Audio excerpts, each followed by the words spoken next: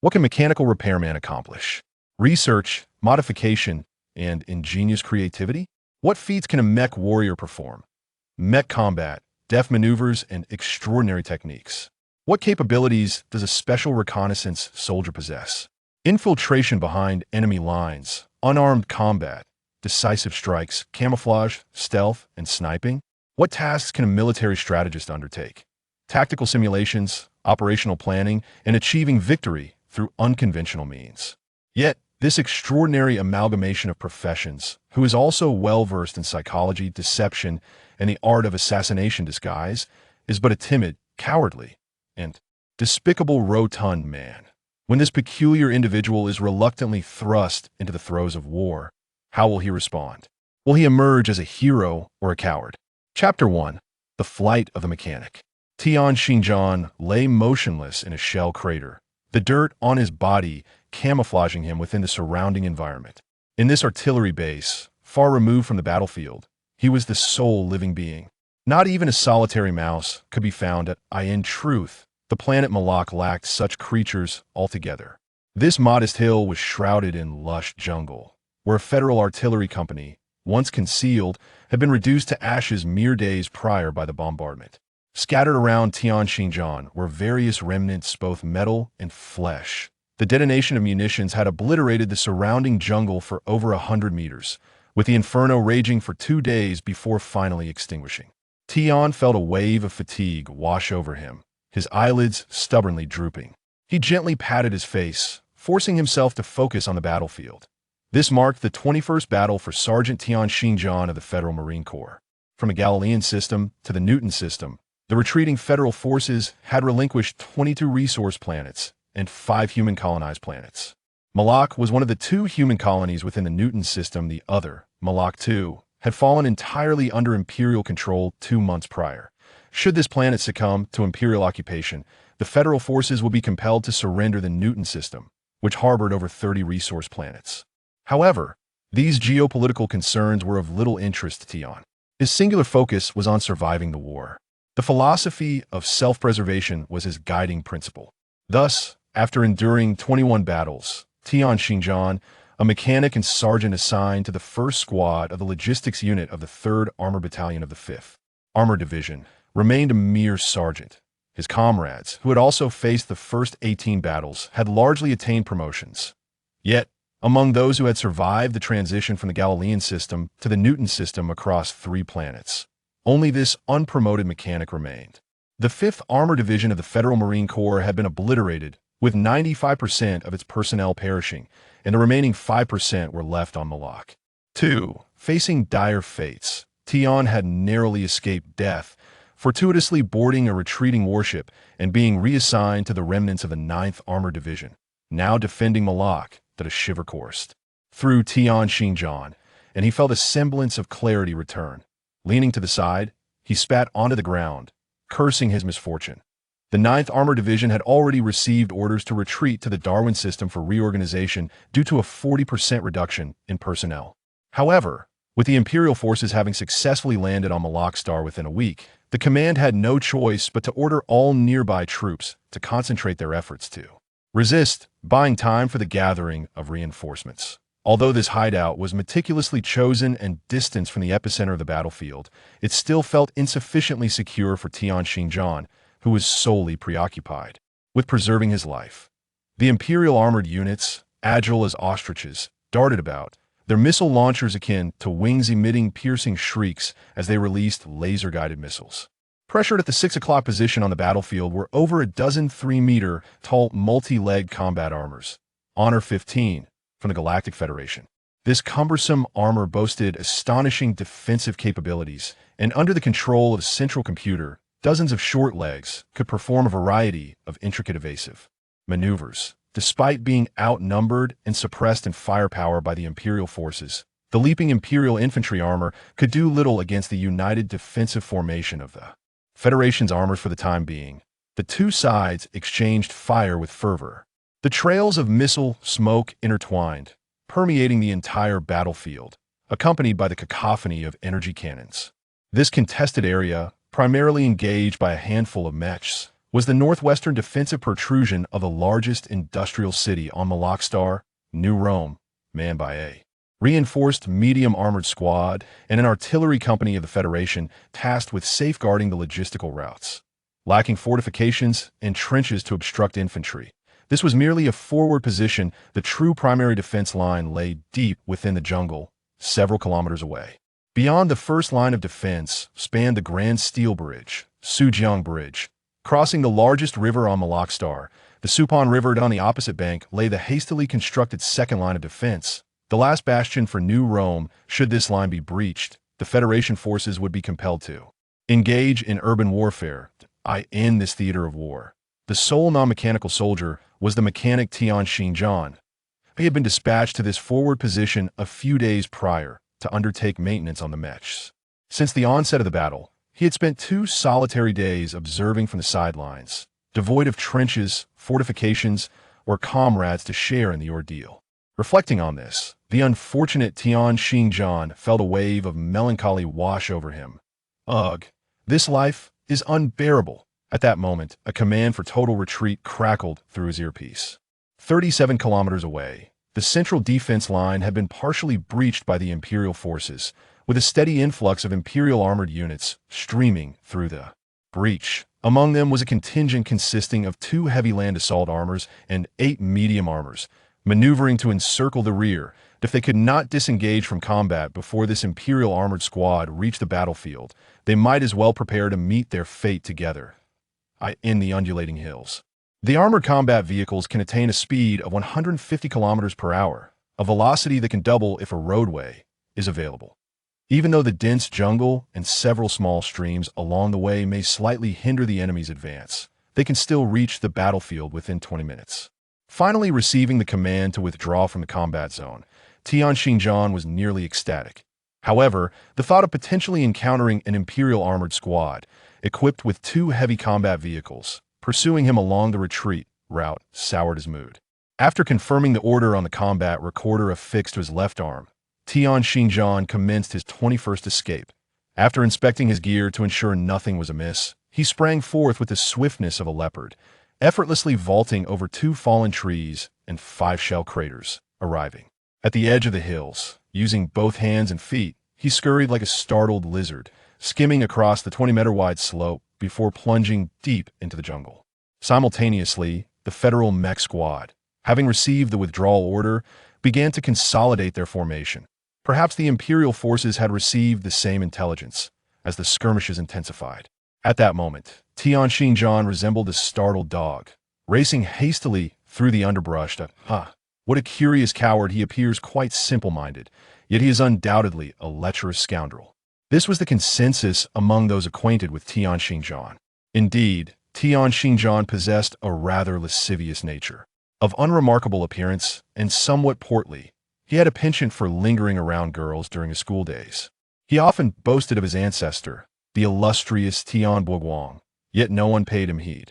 Nonetheless, he remained undeterred in his pursuits. This individual exhibited remarkable patience in his endeavors, often approaching problems from unconventional angles. The very reason Tian Xinjiang enlisted in the military illustrates a mindset that transcends ordinary comprehension. His singular motive for joining the army was, astonishingly, to lose weight. For Tian Xinjiang, there were indeed multiple reasons. Firstly, he acknowledged his profound laziness, having sunk to an unacceptable level of idleness.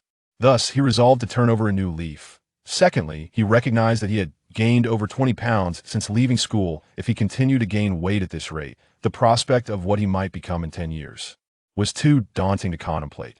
Thirdly, he was not one to possess the perseverance required to endure hardship without supervision. He doubted he could maintain a weight loss regimen for even a single day. Consequently, witnessing a time of peace, Tian Xinjiang resolutely enlisted.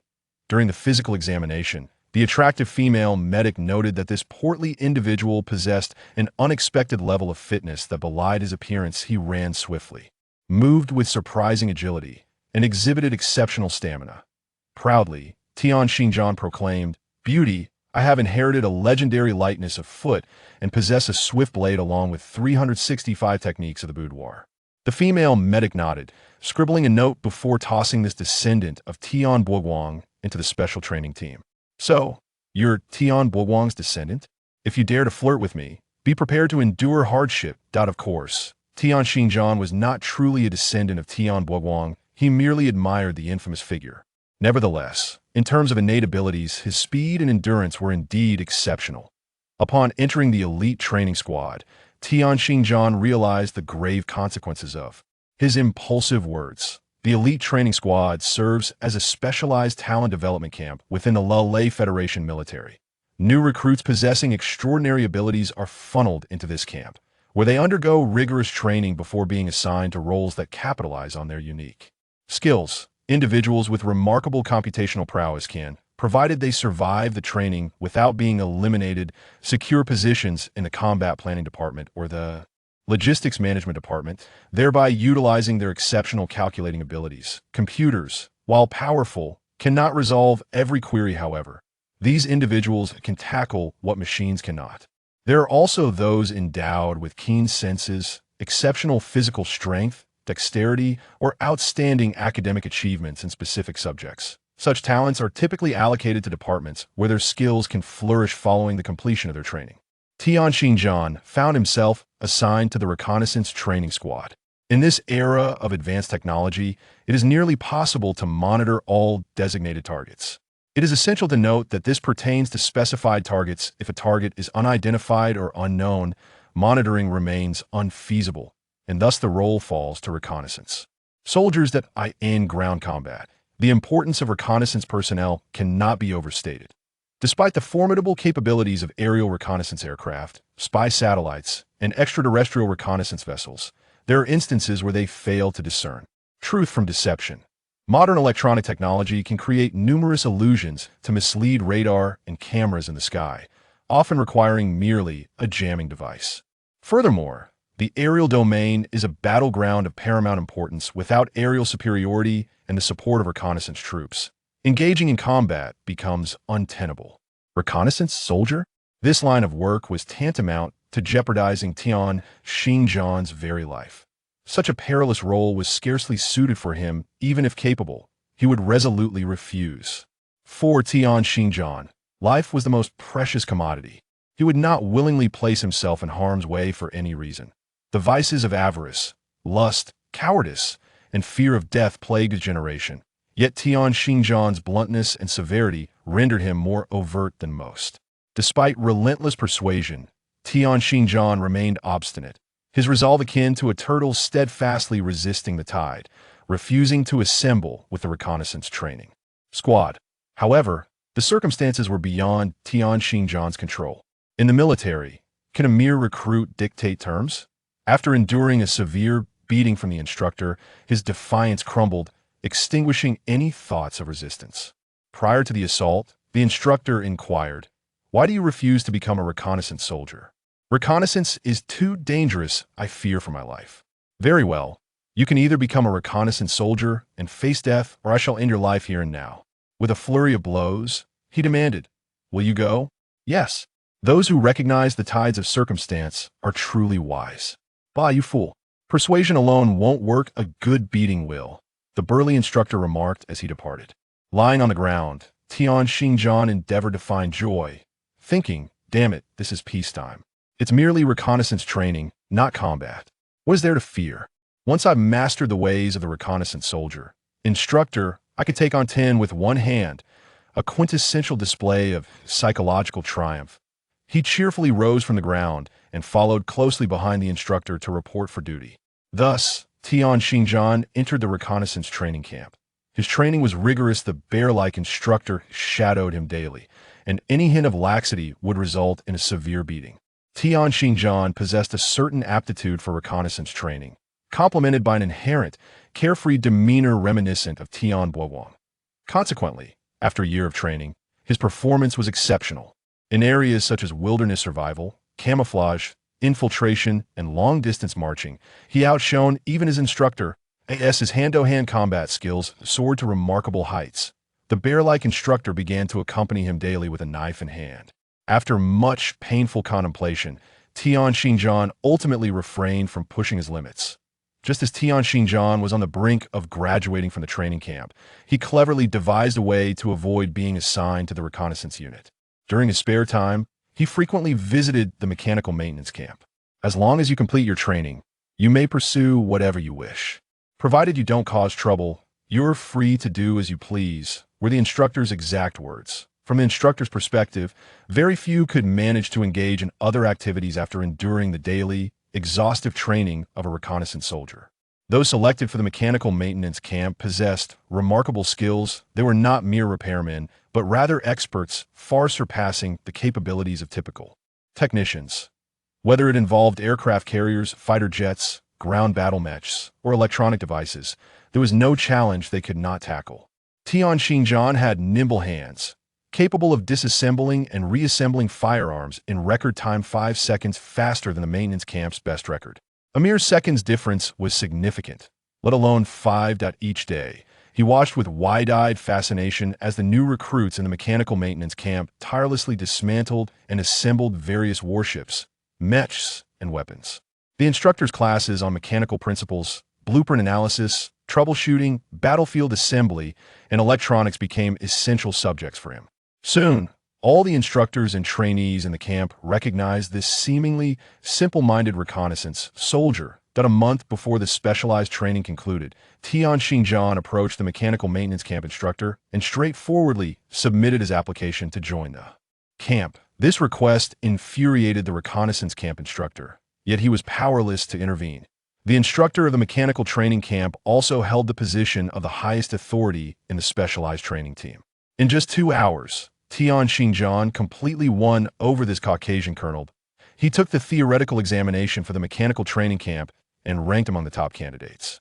The subsequent practical assessments left the colonel ecstatic. Tian Xinjiang's dexterous hands convinced him that he was a mechanical prodigy.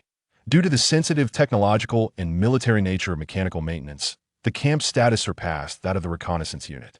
Many mech designers for the Federation hailed from the mechanical maintenance camp. Realizing that a genius was at risk of being squandered in the reconnaissance unit, a place deemed suitable only for simpletons, the colonel unhesitatingly exercised his privilege to transfer Tian Xinjiang to the mechanical maintenance camp. Tian Xinjiang rejoiced at his fortunate escape. However, the subsequent reality left him filled with regret. Chapter 2. Advancing. Honor 15. After the rigorous assessment, the current special training recruits were assigned to the Baimustar Region Military District. Tian Xinjiang remained in the special training team for an additional 6 months, during which he systematically mastered mechanical maintenance knowledge. He was then preferentially recommended by a colonel to his old friend, the chief of logistics at the Atlantis Star Region Military District. Consequently, Tian Xinjiang found himself in the first squad of the logistics detachment of the 3rd Armored Battalion of the 5th Armored Division in the Galileo star system. Serving as a private, initially, Tian Xinjiang felt a sense of pride.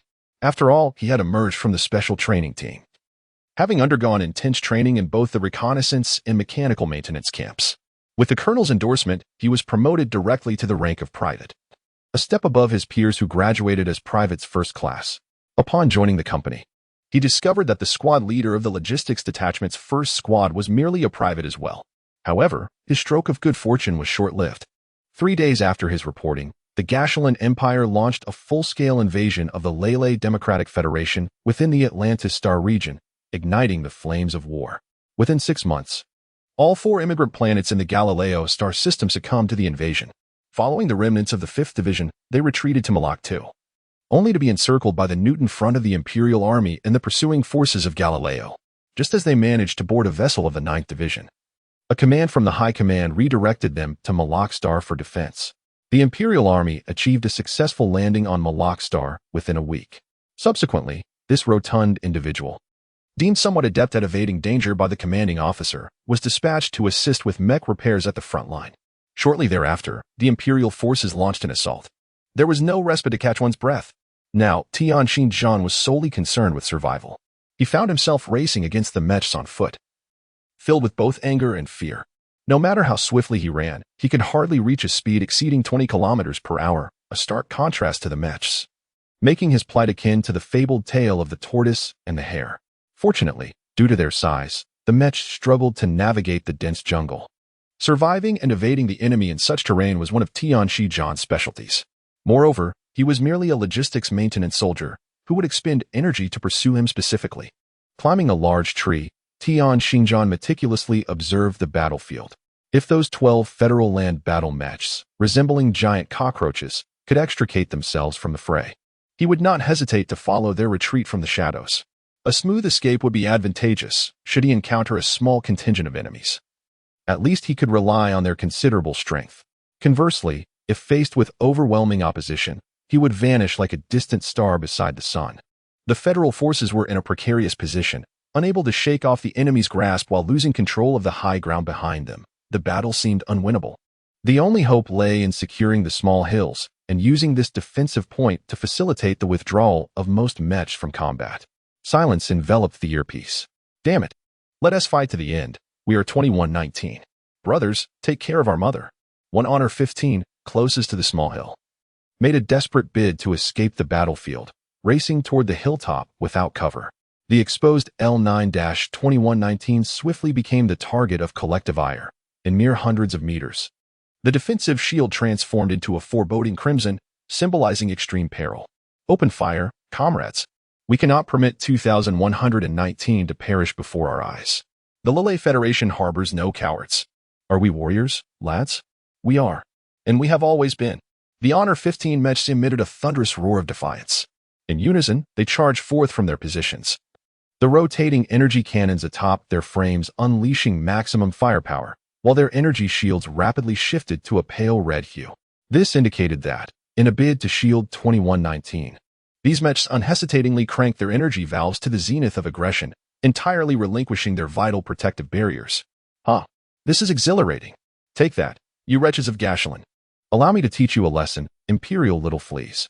This missile sends regards to your mother, and this one to your father. The imperial forces were momentarily stunned by the sudden surge of firepower from the Federation. 12 red mechs, akin to vengeful spirits emerging from the abyss, radiated an eerie glow while wielding deadly scythes, raining down missiles like a relentless downpour. L9-2108, engage the enemy at 10 and amp. Oppos, clock. L9-2117, advance. L9-2121, move forward. L9-2119, press on. Comrades, we are nearing our goal. L9-2110, advance. L9-2111, to hell with 2119, that position is mine. L9-2106, charge ahead, dawn and amp. Oppos, T-lag behind those scoundrels. L9-2133, forward. L9-2129, brothers, let us go. L9-2101, advance. Tian Xinjian, perched upon a tree, trembled uncontrollably, his skin prickling with goosebumps. Whether this reaction stemmed from excitement or fear, he could not discern. He knew he would never forget the scene before him. An Honor 15, its shield diminished to crimson, recklessly charging towards the hill, while two other mechs, having forsaken their defensive energy, desperately attempted to intercept the oncoming Imperial mechs. 9 additional mechs, similarly devoid of protective energy, unleashed a torrent of overexerted firepower while converging towards the hill, drawing enemy fire. Forward. Honor 15. The 12 Honor 15 assault mechs played a resounding charge, their roaring artillery and spilt blood composing a battle hymn that soared to the heavens. The unexpected counterattack from the Honor 15 caught the Imperial forces off guard. Although they held numerical superiority, they were merely single-pilot mechs, lacking any advantage against medium mechs aside from agility. A single direct hit from a missile or 2 energy blasts could easily obliterate a Saint Armor 22. As Saint Armor 22s exploded into fiery orbs under the relentless barrage from the Federation, the Imperial forces began to lose the firepower advantage they had previously relied upon. The current ratio of mechs on both sides has reached a staggering 5-1. In other words, only a mere 60 or so attack-capable Imperial mechs remain. And after enduring prolonged combat, the 5 lightweight missiles that the Saint Armor 22 could carry have nearly been depleted. The battlefield and Oppos' reserve firepower has dwindled to a perilous level. Without missiles, relying solely on 2 mounted machine guns provides little more than a mere annoyance to the Federation and Oppos' Honor 15.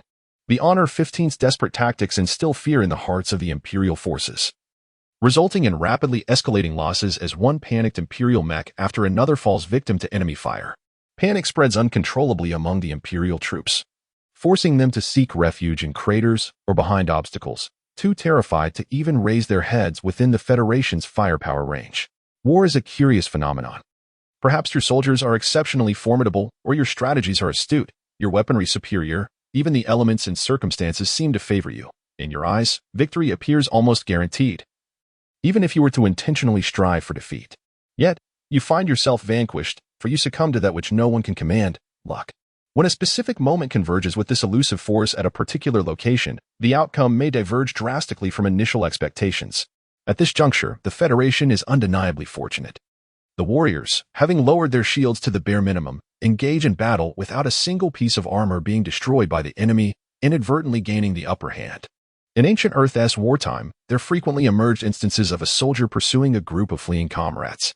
Morale and luck are intertwined, without the desperate resolve of burning bridges.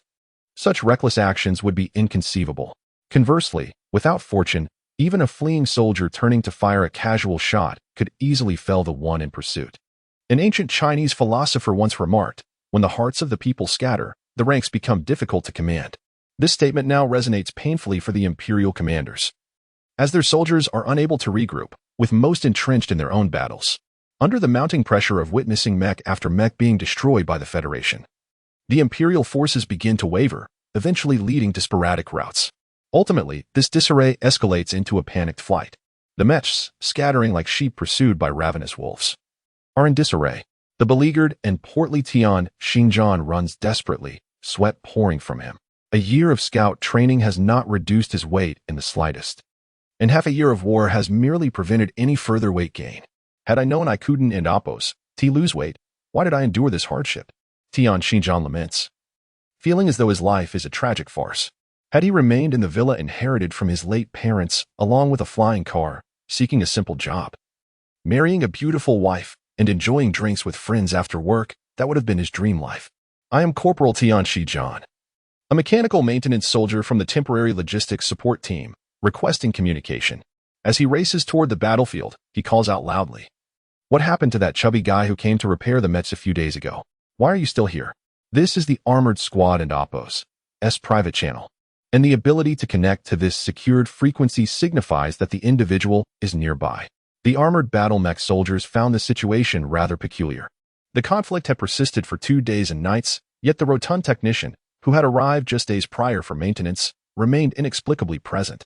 Tian Xinjiang, caught in a blend of laughter and despair, mused to himself, "I would certainly like to flee, but can the battlefield recorder on my arm permit such an escape?" Unbeknownst to the technician, the battlefield recorder typically does not restrict logistical units from vacating the battlefield. Its primary function is to document achievements and regulate combat personnel and Oppo's departure from the operational radius. However, for soldiers exhibiting anomalous data, the recorder would amend directives. Having disengaged from combat over 20 times without firing a shot, failing to eliminate any adversaries, and remaining entirely concealed from the fray, no enemy had even noticed him. What else could be deemed anomalous? Tian Xinjiang's combat data had already entered the red alert list of the Federal Combat Command Center's computer system. "Fatty, you might as well escape," he thought. Yet L9-2101 mech responded, "How can I flee?" Tian Xinjiang lamented with a voice filled with sorrow. Apart from a small thicket, the surrounding terrain lay entirely flat. The Empire's heavy mechs had also advanced. It would be akin to child's play for such machines to locate and eliminate a logistics soldier, clad in a vest and armed with a modified, decrepit firearm, attempting to flee at a speed of 20 kilometers per hour. Time was of the essence. The others should follow the lead of the frontline mech and pursue, first heading north, then west, and finally south along the Supong River. The central defense line to the east had already been breached, and they found themselves blocked from retreat. Gasping for breath, Tian Xinjiang felt his lungs begin to swell from the exertion of sprinting. Each inhalation burned, and it took him 5 gulps of saliva to articulate his thoughts. "Fatty, is this for real?" the mech soldiers questioned, half in disbelief. "Damn, I am a reconnaissance soldier from the Special Training Unit." The mech soldiers fell silent and promptly commenced executing Tian Xinjiang's plan. On the battlefield, reconnaissance soldiers are the combatants whom others most readily trust. Even operational plans require verification by the reconnaissance personnel before implementation. In the rapidly shifting dynamics of combat, they often become the cornerstone of reliance for other soldiers. Understanding how to analyze situations and select the appropriate route for withdrawal is a reconnaissance soldier and oppos' essential curriculum. Thus, with no time to debate, the mech soldiers unreservedly placed their trust in Tianxi-Zhan and accelerated northward. By the time the technician reached the edge of the thicket and beheld the federal mechs racing by at a speed of 150 kilometers per hour, despair washed over him. "It's over." Tianxi-Zhan hurled his weapon to the ground in frustration, exclaiming, "For heaven's sake, take me with you." Chapter 3. The crumbling soldier. The chubby soldier felt an overwhelming sense of grievance, tears mingling with the rain. Life had become unbearable. When the fighting erupted, they were not allowed to leave. When they were permitted to depart, escape became impossible. Just when he was offered a glimmer of hope, he found himself abandoned in this forsaken place. Despite his sorrow, Tianxi-Zhan was no fool. He swiftly picked up his weapon and dashed into the depths of the jungle, his movements resembling those of a plump rabbit. He needed to find a hiding spot. For if the heavy mechs reached the battlefield and chose not to pursue north but instead to regroup the scattered infantry mechs, this very forest would unwittingly become their encampment. The image of himself being captured and flayed like a lamb, hanging from a tree while someone mercilessly whipped his flesh, filled him with despair. He managed to orient himself and fled with reckless abandon. To enhance his chances of survival, he had to acquire some tools. The original camp of the Federation and oppos' armored forces lay not far from the woods. He reached the encampment in no time, rummaging through supplies until he unearthed several infantry grenades, a sizable block of compressed energy, and a decommissioned energy cannon.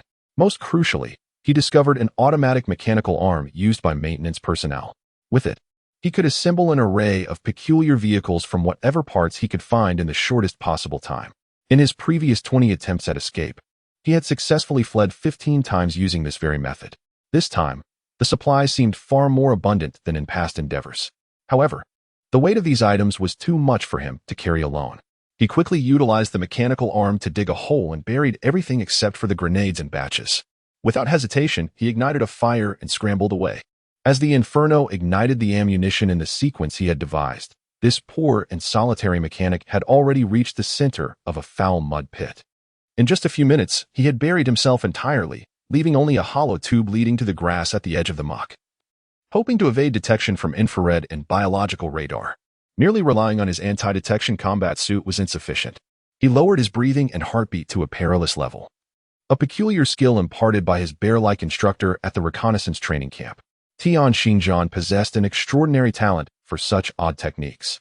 He believed that if he could remain hidden until the war concluded, he wouldn't mind burying himself even deeper. Outside the forest, the Imperial mech squad, as Tian had anticipated, did not continue their pursuit. Instead, they contacted the scattered infantry mechs and began to regroup their forces. According to their operational plan, this location would serve as a forward base for their assault on New Roman City. This meant that if he wished to wait for them to depart before emerging from the mud pit, it would be more prudent to carve his own gravestone. Poor Tianxi-Zhan remained oblivious to this grim reality. The moment he relaxed, fatigue washed over him like a tide, and he quickly fell asleep in the mud pit. Meanwhile, the command center of the Lille Federation was in disarray. The sound of ringing telephones echoed incessantly as the central computer processed thousands of frontline messages. The faces of the operational staff were ashen, diligently inputting each fragment of war information into a virtual command board. Hovering above the hall, the planet Malak was already riddled with wounds.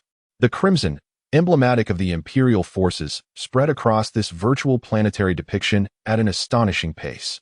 Over 40 out of 60 immigrant cities had already been encircled, with 16 having succumbed to capture and one city reduced entirely to a shade of gray-black, a harbinger of complete annihilation. Meanwhile, the federal ground defense forces found themselves isolated, grappling in disarray as their aerial capabilities dwindled. Large segments of virtual icons representing federal military strength were swiftly divided and eradicated by the advancing Imperial forces. Within the command office, General Mihailovich, tasked with directing operations, was reporting the situation to the president, who was present at the command center. Thus far, the Federation had entirely lost control of 5 immigrant planets, and the 11th and 12th space fleets, stationed in the Galileo star system, had suffered near total obliteration. Only a lone Orion-class battleship, a few light cruisers, and a Titan-class carrier, spared by a rotation of duty, managed to escape. The Malak local fleet, stationed in the Newton star system, had been compelled to withdraw from the Atlantis star domain after sustaining 50% losses given the overwhelming disparity in enemy forces. General Mihailovich's voice was gravelly, reflecting on the half-year since the unprovoked war declared by the Gashulan Empire. Due to the Federation and Oppos's long-standing inadequacies in war preparations, it had yet to organize a sufficient defensive force, let alone mount a counteroffensive. The Lule Federation, encompassing 3-star domains and 8-star systems, faced its gravest trial to date. Confronted with the militarily prepared Gashulan Empire, the Lule Federation's military strength remained in a state of disadvantage, exacerbated by the complacency of the dovish factions that dominated the government and parliament towards the historically aggressive Gashulan monarchy. Proposals to increase the military budget had repeatedly been rejected. The Federation grappled with financial shortages, aging vessels, and insufficient training. Even more disheartening for Mihailovich was the prevalence of academic commanders within the ranks, many of whom had never experienced the crucible of combat. The Lule Federation had enjoyed an extended period of peace. In this heroic nation, born 3 centuries ago, the illustrious figures from the War of Independence had become mere names in history textbooks and statues adorning the lawns of military academies. What the Lule Federation desperately needed now was time. A nationwide mobilization order had been issued. Factories and docks were operating at full capacity to hasten the production of new mechs and warships. Fresh recruits were continuously entering training camps. But would time ultimately herald the dawn of victory for Lule? The first mixed army group, composed of the 4th, 6th, and 7th space fleets, had gathered in the central star domain of Lule. As the spatial jump points had been sealed by the Gashulan Empire's fleet, forced jumps to reinforce the Newton star system were rendered impossible. Consequently, the command center had ordered the blockade of the jump points between Lule and the Atlantis star domain, issuing the directive for the first mixed army group to prepare for local defense. The regional fleets have commenced a comprehensive reorganization in following the replenishment of vessels and personnel. It is anticipated that 5 to 6 mixed fleets can be expanded. President Hamilton finally set aside his teacup and gestured, saying, "Share your difficulties. What is it that you require from me? I shall unconditionally support all that the military needs." After a brief pause, the president continued, "The domestic situation is highly unstable. With 5 immigrant planets, nearly 300 cities, and hundreds of millions of inhabitants, we risk losing everything. The public is fervently calling for a counteroffensive. The opposition party is also fanning the flames. If we were to lose Malak Star, we would be left entirely vulnerable, and our strategic counteroffensive would lack a forward base." As Mihailovich opened his mouth to speak, the president raised a hand to silence him and stood up, pacing to the window, turning his back to the general. "I know what you wish to say, but we have no retreat. If we cannot secure Malak Star, I shall become the first president in the history of the Federation to resign in disgrace, and you will be the first general to be dismissed. Without sacrifice, there can be no victory. Even if it is a gamble, we must risk everything for survival and fight with all we have." Turning back, the president signaled to his secretary to hand a document to Mihailovich, continuing, "This represents the entirety of the Federation and Oppos's mobilization efforts over the past 3 months. I believe that if we can endure this period, we shall reach a strategic equilibrium, leveraging our nearly double resources and production capacity compared to the Gashulan Empire, enabling us to launch a comprehensive counteroffensive within a year. Without sacrifice, there can be no victory." Mihailovich pondered these words deeply. "Even if it is but a single city or a single armed force, we must resist to the very end. Malak Star cannot fall completely into Gashulan's grasp. The public demands victory. We must provide them with it. The narrative requires heroes. We shall deliver heroes." The president's gaze was far more composed than his tone. "Seize the jump points. Swiftly bolster our forces at Malak. Unify the ground resistance. Cultivate heroes for the Federation. And strive for localized victories. Do you comprehend my intentions?" Mihailovich nodded heavily, suddenly realizing that he was no longer merely a soldier. He was considering political necessities more than military ones. "I hope that the choices we are making are indeed correct," he thought silently as he observed the president and Oppos's departing figure. Tian Shijian quietly emerged from the mire, having endured an arduous half-day and night submerged in the foul sludge. While hiding in the mud, he was acutely aware that he had made a grave error. Just by instinct, he could deduce that the federal army had retreated to the second line of defense, and perhaps the Sujong Bridge had already been detonated by them. Despite being in the mire, he possessed the ability to discern, solely by sound, the nature and scale of the Imperial forces stationed nearby. This was his only source of amusement while concealed in the mud. Throughout that day and night, the Imperial forces suffered 2 aerial assaults from the Federal Air Force, but it seemed they had concealed themselves effectively, sustaining minimal losses in both materials and personnel. However, as the Imperial Air Force gradually intensified its aerial assaults, the jungle ceased to present any joyous occurrences for Tian Xinjiang. Disguised as a large clump of mud within the underbrush, the rotund man's mind whirred incessantly. Goodness gracious, if this continues, I shall either be discovered and killed or perish from hunger. Were it not for the patriotic education instilled in him since childhood, the dread of severe torture, and the reluctance to abandon the villa in the capital, he might have contemplated surrendering to the imperial forces. He was resolute in his determination to escape this predicament. He thought grimly, if this situation persists, I will likely be shattered into pieces before I even manage to flee this forest. After much contemplation, he found himself at an impasse. It seemed that fortune would not favor him with an effortless escape. As a reconnaissance soldier, one might typically resort to methods such as assassinating enemy commanders, sabotage, camouflage, coordinating airstrikes, or poisoning water sources to create chaos and seek survival. Yet these options appeared far too perilous for him to even entertain. Assassinating a commander? If the commander dies, so shall I sabotage? If the explosive detonates, my life will be forfeit. Disguising as an enemy soldier? Am I in a film? Though he could muster a few phrases in Imperial, having overheard some commands. What if he couldn't find suitable attire? He usually had to shop at specialty stores for larger sizes. Coordinating air support? Are those decrepit aircraft of the Federation still operational? Fine. Even if piloted by an ace, breaching the Imperial Air Force's blockade would be no easy feat. Poisoning the water supply? He was merely a mechanical maintenance soldier, not a well-equipped special operative. The thought of it all made his mind feel as though it might explode. Caught between a rock and a hard place. Damn it, I'll risk it. Once pushed to the brink, his solitary nature emerged. Tian Xinjiang was uncertain whether he was fortunate or unfortunate, just as he resolved to bolster his courage. A tall and robust Imperial soldier escorted 2 federal captives into the jungle, passing right beside him. An opportunity of a lifetime.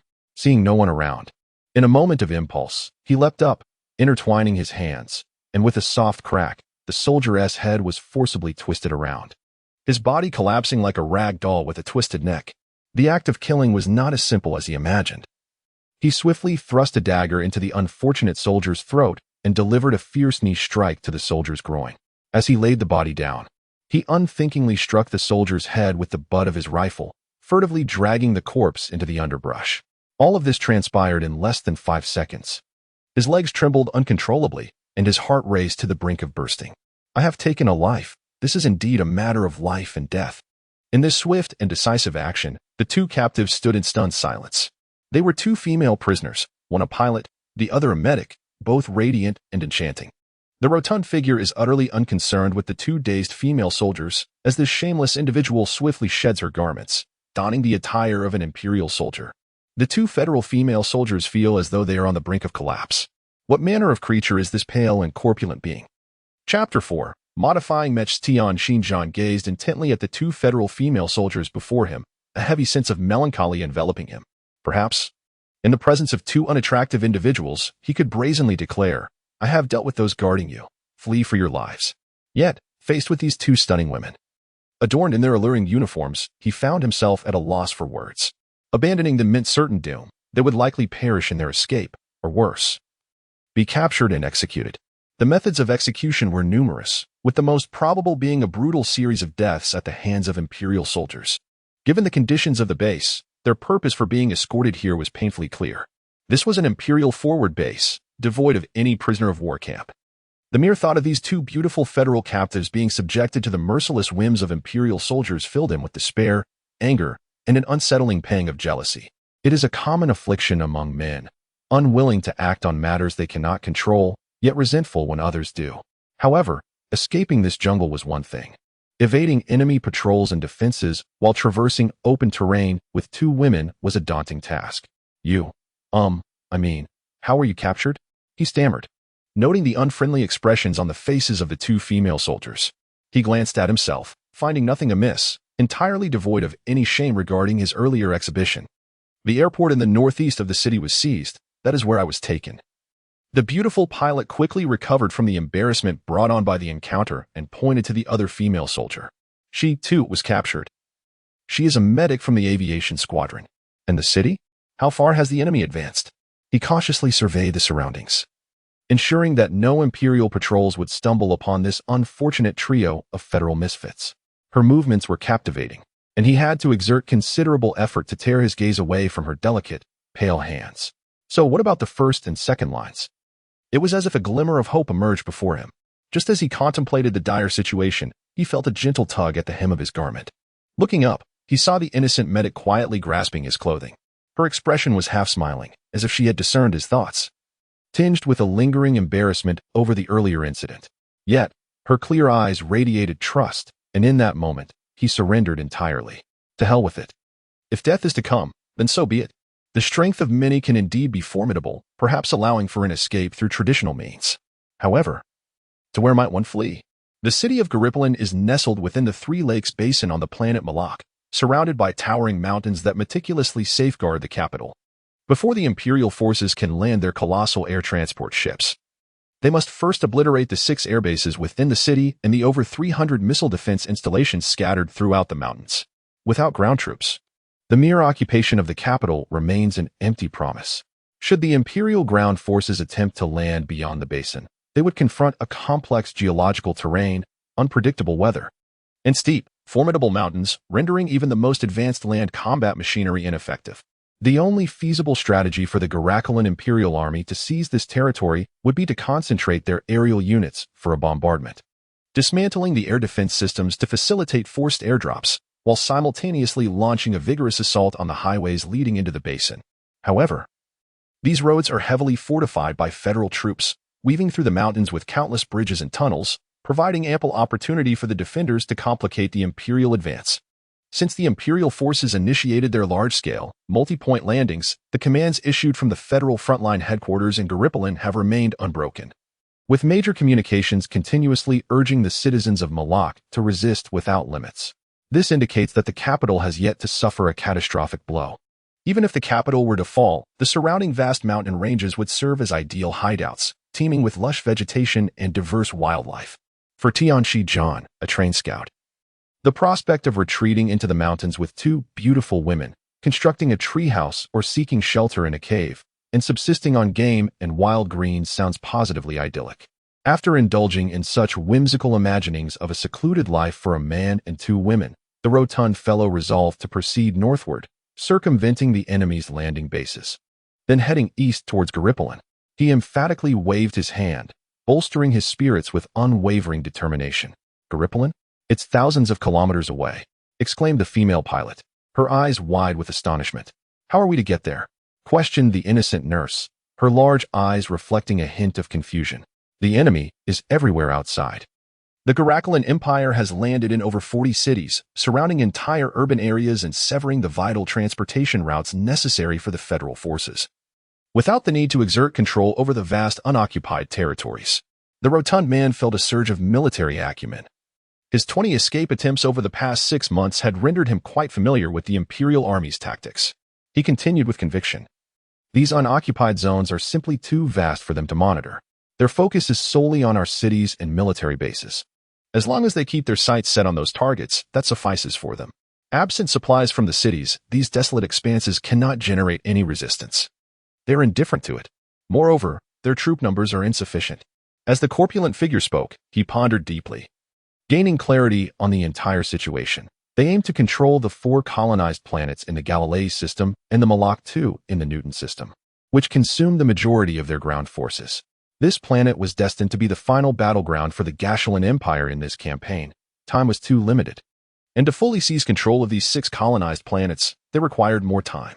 Previously, they had forcefully landed in the most significant cities of the planets, tearing apart the defenses between urban areas into disjointed fragments before launching a comprehensive assault, encircling the immigrant cities with superior numbers. However, this time, their extensive landings only targeted 40 out of 60 cities, indicating a lack of sufficient troops or that reinforcements were still en route. Unable to strike all cities during the aerial drop, the corpulent man affirmed his reasoning and arrived at a chilling conclusion. He refrained from elaborating further, as this deduction sent shivers down his spine. Such a landing could only be optimally executed under precise strikes against ground forces and defensive bases, accurate destruction of ground defenses, followed by minimal forces encircling and occupying cities. Numerous bases were concealed beneath the surface or within the mountains, Yet all had been annihilated without exception. And the two fleets responsible for defending the Galilei system fell swiftly, almost collapsing upon contact. It seemed there was a traitor within the Federation's upper echelons.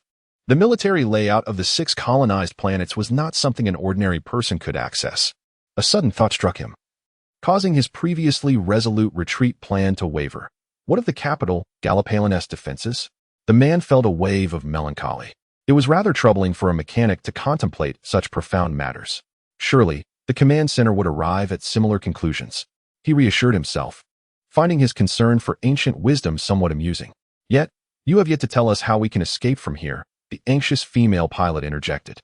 Tianxin gestured towards the wrecked and abandoned mech scattered across the battlefield, stating, with the parts from these machines, I believe I can assemble a means of transportation. This place has now become an enemy forward base, thus, the nearby giant transport ship's landing base will gradually fall into disuse as materials and troops shift to various forward bases like this one. He pointed towards several faintly visible mountains to the north, noting, the further north we go, the more sparse their defenses become. If we can find an opportunity to cross the plains north of the jungle and slip into the forest at the foot of those mountains, we can escape the Empire's control. What shall we do now? Inquired the innocent female medic softly. We shall wait for nightfall. Once we are well rested, we will dig together. He chuckled, adding, I cannot do this alone. With a lewd grin, he then provocatively asked, who will sleep with me? It will be quite warm. The 2 female soldiers effortlessly dismissed the advances of the portly man. Together, they sought refuge in a thicket on the far side of the jungle, distanced from the Imperial forward base, where they excavated a subterranean hideout to rest and await the cover of darkness. Outside, Tianxin devoted considerable effort to crafting several traps, camouflaging them with branches to perfection. As the 3 huddled together in anticipation of nightfall, the portly individual, despite his brash demeanor, found himself flustered by the intimate proximity to the women, prompting him to press against the earthen wall and feign slumber, closing his eyes. Conversely, the 2 female soldiers harbored no such reservations. Prior to being rescued by the portly man, they had scarcely dared to contemplate the dire fate that awaited them upon arrival at the base, fully aware that they would be subjected to brutal treatment, followed by execution. The very thought of such an end rendered them breathless with fear. They were uncertain whether they possessed the courage to take their own lives, at least before their rescue. They had not even been afforded the opportunity to contemplate such an act. In that fleeting moment, when Tianxin emerged from the underbrush, he transformed in their minds into an unexpected bastion of hope, an individual both endearing and audacious. The disappearance of the escorting soldiers incited a widespread search throughout the Imperial base as night approached. However, this search was swiftly curtailed. The circumstances under which a male soldier could vanish while escorting 2 defenseless female soldiers did not escape the notice of the Imperial troops, who exchanged knowing glances regarding the incident. The 2 women were of no concern to them. They were merely the commanders and oppos, quarry, and some soldiers even harbored a sense of schadenfreude. With a sigh of relief, the portly man relaxed his tensed body, only to suddenly become aware of the 2 soft forms nestled closely against him. The contact between his exposed forearm and the skin of the female soldiers was tantalizingly ephemeral, inducing a sensation beyond words that left the inexperienced man enraptured in a daze. Hey, we still don't know your name, the female medic spoke softly, her voice almost a whisper. I'm Tianxin, a private in the 1st Squad of the logistics team from the 3rd Armored Battalion of the 5th Division. He stammered, his voice trembling slightly, a result of the tingling sensation in his arm. I'm Meiduo, the medic continued gently, and this is Nia. The pilot, Nia, seemed on the verge of slumber, responding with a faint murmur at the mention of her name. As night enveloped the surroundings, the last vestiges of the singular star known as the Sun in the Newtonian system vanished below the horizon, leaving a pitch-black world devoid of lunar companionship. The portly man felt his way to the edge of a mech wreck, swiftly disassembling the necessary components with practiced ease, honed through rigorous training in mechanical repair. His dismantling efforts were as fluid and efficient as a master chef carving a fine cut of meat. Meanwhile, the 2 female soldiers were tasked with further excavating their hideout beneath the surface. They needed to dig a chamber 3 meters deep, 5 meters long, and 5 meters wide. This would become the portly man's underground workshop for assembling and concealing their means of transport. The industrious efforts of 2 female mice yielded remarkable results. They meticulously excavated the underground burrow, expertly disposing of the displaced earth. Even the rotund observer acknowledged their innate talent for tunneling. Employing the dismantled soundproofing tiles from the armored structure, he initiated the construction of a sound-dampening apparatus for the subterranean chamber, subsequently immersing himself in the creation of his vehicle. He began by assembling a capsule capable of accommodating 3 individuals from an emptied Imperial battle mech pod, replacing the Imperial miniature energy engine with 3 robust Federal Honor 15 energy engines. One of these engines would supply the necessary power for the energy shield. It is noteworthy that the energy engines of this era differ significantly from the various fuel engines humanity utilized prior to venturing into space. The advent of high-compression solid energy, high-capacity batteries, and ultralight alloy microkinetic chambers has revolutionized engine design. A heavy-duty engine crafted from ultralight alloy can be lifted by a single individual. The weight of the mech predominantly resides in its armor. No one would frivolously use the costly superalloy for the surface armor of a land battle mech. Aside from the substantial energy demands and the insurmountable bulk and weight of anti-gravity devices due to the current technological limitations, conventional power systems have been thoroughly miniaturized. Yet their output is exponentially greater than that of their predecessors. The missile launchers, resembling wings on either side of the mech, were ingeniously repurposed into jet-assisted propulsion mechanisms, an alteration that filled Tian Xinjiang with pride. Since missiles were unavailable, the external appearance remained unchanged, albeit the inability to automatically reload missiles during combat was a drawback. The energy shield presented a considerable challenge. Without it, this mech, which sacrificed all offensive capabilities and most external armor, would be utterly vulnerable. However, the specialized requirements for the energy shield S installation proved to be a mental endeavor for him. Ultimately, he managed to discreetly affix a small transmission probe at the rear of the mech, resembling a rabbit and Oppos S-tail. Not content with just that, he also installed a backup probe between the 2 mechanical legs, all while humorously eyeing the 2 female soldiers, Naya and Mido, who were both exasperated and amused, contemplating whether to cleave the lecherous man's head to uncover the secrets within. Soon, the exterior of the Gashulan Empire Saint Armor 22 single-soldier mech was completed. Its appearance scarcely altered. Naya and Mido were utterly astonished by the dazzling display of ingenuity and rational modifications, the speed at which he worked, and his profound familiarity with the mech's structural components. They could hardly believe that this portly figure was merely a mechanical repairman. He had truly earned the title of a mech expert. Under his deft hands, retrofitting a mech was as effortless as a child assembling building blocks. And the seamless integration of components and instruments from the Empire and the Federation, which were founded on entirely divergent philosophies, demanded an impressive breadth of knowledge. This seemingly unremarkable portly fellow is, in fact, a genius among geniuses. While he is undoubtedly brilliant, he does not quite reach the pinnacle of genius, however. A genius who has assembled countless peculiar contraptions during over 20 narrow escapes can indeed ascend to the ranks of the extraordinary. The portly man refrains from divulging these embarrassing escapades to the 2 female soldiers, as he relishes the sensation of being regarded with astonishment and admiration. This experience greatly satisfies his vanity. The remaining concerns are energy and the means to find an opportunity for escape. With a cart fashioned from bearings to serve as wheels, he meticulously evades the patrolling Imperial troops, taking a long detour. His method of progressing by concealing himself every 3 steps consumes nearly half the night. Yet he ultimately arrives at a small slope in the southwestern corner of the Imperial base, setting up the energy cannon. He carefully aims it at a row of makeshift barracks.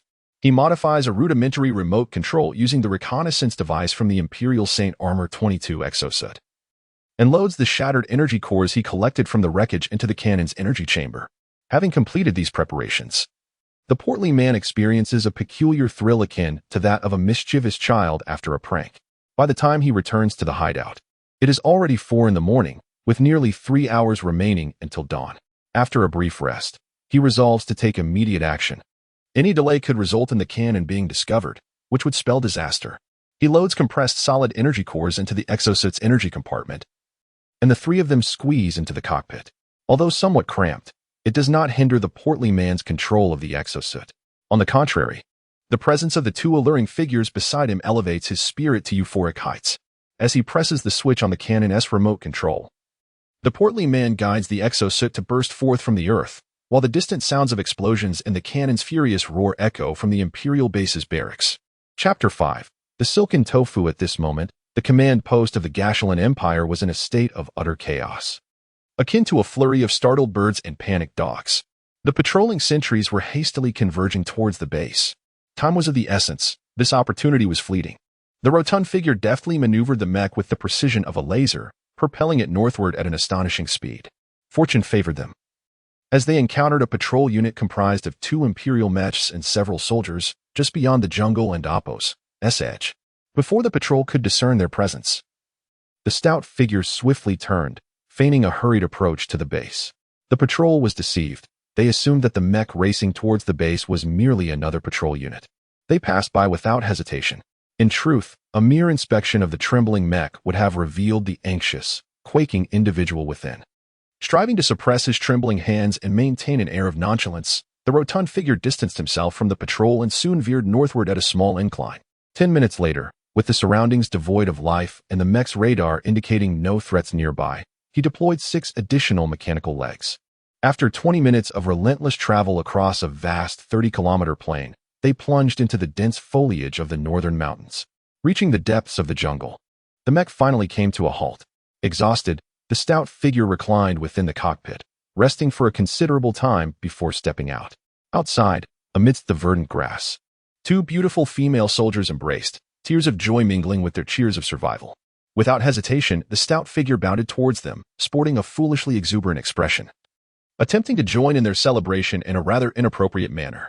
2 fierce glares halted his advance. Unfazed, he turned away, continuing to leap and cheer, as if such behavior had been his intention all along. The 2 women, still glistening with unshed tears, couldn't and Oppo's help but laugh. "You foolish man," they teased.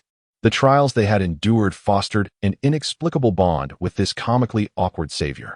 Their shared experience of peril revealed the stout figure and Oppo's remarkable prowess, coupled with an endearing, albeit annoying charm. His whimsical thoughts elicited both irritation and amusement. As dawn approached, the first rays of sunlight painted the horizon in vibrant hues of red, reminiscent of fire and blood.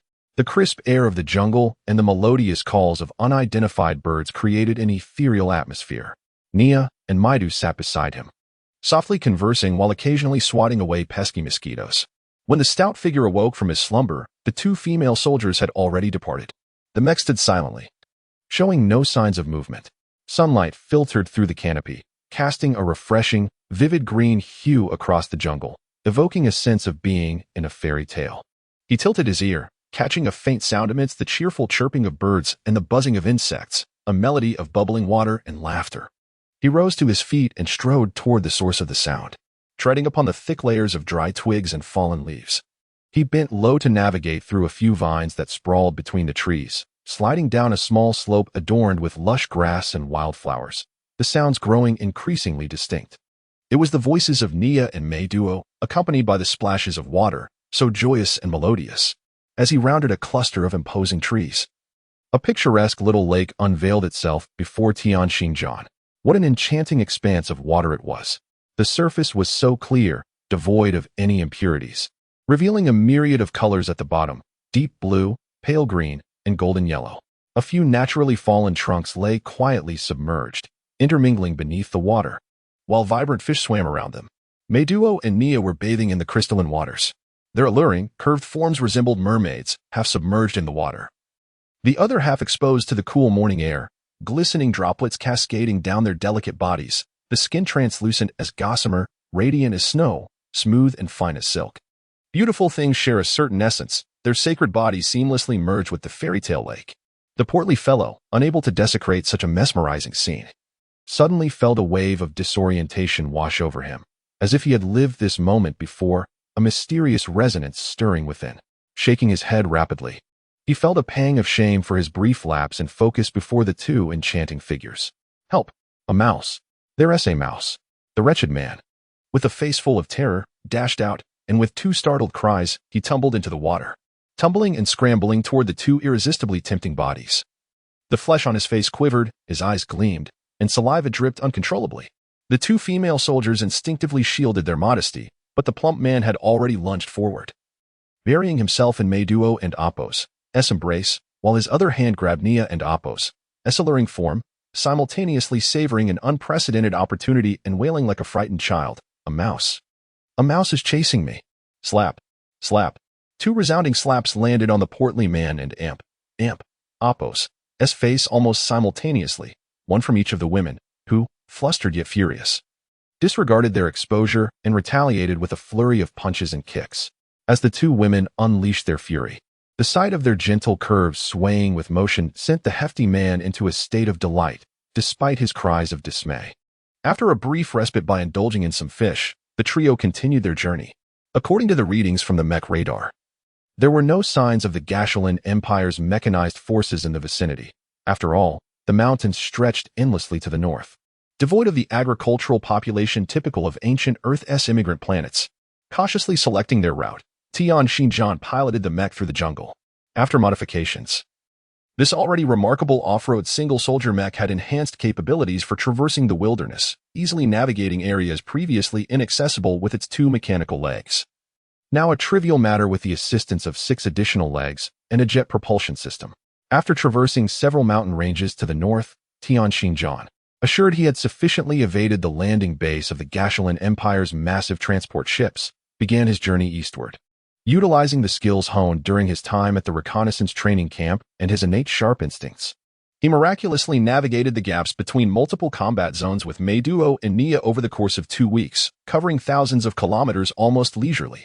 By the time the substantial reserves of compressed solid energy blocks stored within the mechs had been entirely depleted, the trio had reached the outskirts of the capital city of Malak, Garipalan, situated in the Sanhu Plain. Due to insufficient troop strength, the Gashulan Empire refrained from launching an assault on the heavily fortified Garipalan, instead stationing a garrison force several hundred kilometers outside the Sanhu Basin. Ahead lay the territory of the Federation. In order to avoid being shot by Federation soldiers, the corpulent man, clad in imperial military attire, once again began to disrobe without a word of warning, this time leaving on a pair of underpants. The 2 female soldiers had completely lost faith in this shameless fellow. Despite their efforts to appear indifferent, the man lewdly concealed himself, displaying a countenance as though exposing his flesh was a grievous loss. This left Mei Duo and Nia feeling utterly exasperated, with thoughts of violence swirling in their minds. A patrol team from the 109th Armored Division of the Lille Federation Army quickly spotted this peculiar trio led by a rotund man clad only in underpants. Although he had shed most of his clothing, the underpants he wore bore the standardized insignia of the Gashulan Empire, prominently featuring the emblem of a black furious bear. As the Federation patrol approached with caution, the man, oblivious to the 2 female soldiers who had grown weary of his shamelessness, found himself under the scrutiny of armed soldiers. To avoid misunderstanding, he raised his hands high, while Nia, equipped with her modified firearm, assumed a posture indicating surrender. Trembling in the presence of the vigilant soldiers, the man dared not breathe, fearing that any movement might lead to a tragic mistake. Just as he lowered his hands to explain, an automatic energy rifle was pressed against his back, prompting him to hastily raise his hands once more. Halfway through their journey, he realized the truth. It is better to offend a small man than to provoke a woman. This was the reckoning he had brought upon himself. Upon arrival at the military camp, the battlefield recording device ultimately validated the man's identity, leading to his dispatch alongside the 2 female soldiers to the frontline command center in the Garipalan city area.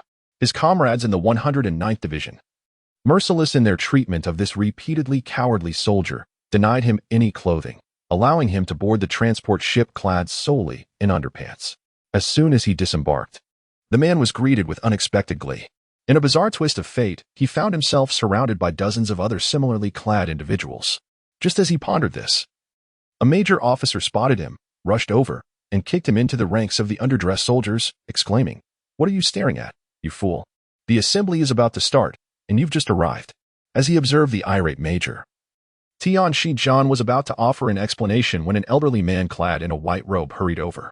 He grasped the mechanical arm attached to the rotund man in Oppo's hand and addressed the major, saying, "You are mistaken, entirely mistaken. He is not one of the candidates." With that, he tugged the stout man along and departed. Upon the arrival of his escort, the stout man fell silent, glancing back to see that Mei Duo and Nia had already been taken away by several female soldiers in medical attire. He sighed and followed the old man toward a towering building. Unbeknownst to him, at the entrance of the transport ship he had just exited, a perplexed medic emerged, gazing at the other waiting medics, and remarked, "There and Opos. No one here. I have searched everywhere. Wasn't Opos. There's supposed to be a portly fellow?" Chapter 6. The prisoners in the laboratory, the old man led Tian Xinjian directly into an unremarkable gray two-story building. As they approached the entrance, they encountered a soldier clad only in shorts, his hands encased in a standard federal mechanical maintenance apparatus. The old man chuckled softly to himself. Heh. Have these fellows finally come to their senses today? They actually sent 2 people knowing I lacked manpower. He called out to the soldier. Hey, you there. What are you staring at? I'm talking to you. Follow me. In reality, aside from the specialized combat maintenance teams assigned to combat units, other mechanical maintenance personnel did not belong to the combat sequence. Similar to field hospitals, they were categorized under logistics. During unfavorable battle conditions, they were expected to evacuate first, and unless under exceptional circumstances, they would not be dispatched to the front lines. Furthermore, without a combat order issued, fleeing when one's own combat troops were overwhelmed could not be considered as cowardice. The records of the corpulent man's flight had long been known to others. He merely appeared to be a mechanical maintenance soldier who could run quite swiftly, lacking any sense of self-sacrifice for the nation. This perception led to a certain disdain for his apparent fear of death. However, this would only marginally affect the man's future prospects in the military, and the stigma of cowardice did not directly apply to him. As he pondered this, a sense of unease began to settle within him. But what choice did he have now that he had arrived? He thought to himself that it would have been better to have taken a few more days on the road, or perhaps even to have sought refuge in the mountains. The old man guided them through several twists and turns in the hallway, passing through multiple heavy iron doors before entering an elevator. After a series of manipulations at the control panel, a section of the panel sprang open. The old man placed his hand on it, and a green light scanned his palm from top to bottom, followed by a scan of his iris to confirm his identity before the elevator began its descent. Approximately 5 or 6 minutes later, the elevator finally came to a halt. Based on the perceived speed of descent, the corpulent man calculated that they were at least 500 to 600 meters underground. Where on earth are we? Surely, as a mere mechanic, I shouldn't be subjected to such stringent confinement. He lamented inwardly. When the elevator doors opened, a corridor appeared before the 3 of them. After advancing several dozen meters down the passage, they encountered a transparent disinfection chamber. The old man shoved both individuals inside, exclaiming, quickly, get in. After disinfection, there are antibacterial suits to the side. Grab one and put it on. Relieved to learn it was not a gas chamber, the corpulent man hastily entered the room, cleansing himself under the spray before donning a large antibacterial suit. Noticing the swiftness of the corpulent man's actions, the old man nodded in approval. You move quite swiftly. After a minute, observing that the other maintenance soldier was still sluggishly dressing, the old man bellowed, You, the one who should be executed, hurry up and get dressed. Don't waste my time. At last, when the mechanic emerged in his attire, the old man led the 2 into the final door, an automatic alloy door. Upon entering, a vast hall unfolded before Tian Xinjian's eyes. The chamber was filled with mechanical components, mechas, weaponry, and various equipment. At the center of the hall loomed a massive central computer, flickering with tens of thousands of electronic signal tubes. A group of individuals clad in white dustproof work attire busily moved about. Surrounding the hall were several passageways and doors. The stout man felt a twinge of confusion. This place bore little resemblance to a prison, resembling instead a vast laboratory. The elderly man pointed towards a corner where a heap of indistinguishable items, neither entirely mechanized nor merely parts, lay strewn about. He instructed Tian Xinjian and the soldier, hurry and repair this. The blueprints are on the computer, if you're unsure. Look it up yourself. All necessary tools and components are available here, and sustenance is delivered at regular intervals. Just help yourselves. I have but 2 demands, speed and quality. In these times of war, our experiments must be executed with utmost urgency. Should you fail to keep pace with my schedule, it will be a death sentence. If you damage any of this equipment, it will also result in execution. And if you cannot repair it, then you are certainly doomed. Upon hearing this, the stout man and Appo's face turned ashen. The elderly man cast a curious glance at the pallid, perspiring stout man before continuing, If you understand, then get to work. With a dismissive wave of his hand, he strode into an inner room, muttering to himself, How much time have you wasted for me? All should be executed. All should be executed. It appeared that, despite the absence of a military tribunal, he had already condemned himself. This was his sole opportunity to redeem himself and save his life.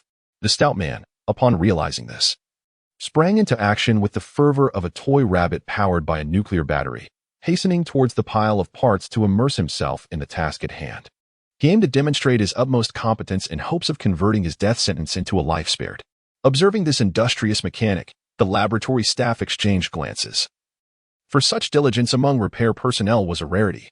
Typically, those dispatched to assist here were soldiers who had erred outside and were sent to face punishment.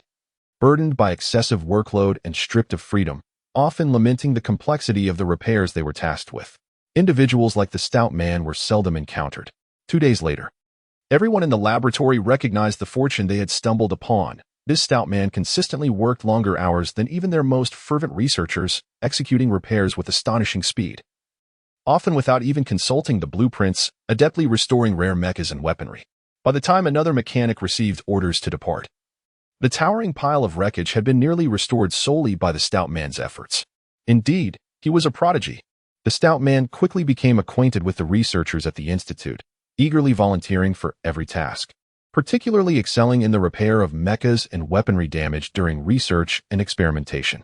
His amiable demeanor and placid temperament endeared him to everyone in the laboratory. Since the inception of this military laboratory, there had only been one mechanic who remained steadfast without being reassigned, and fortuitously. He was a source of great ease for all involved. This fact left everyone feeling fortunate.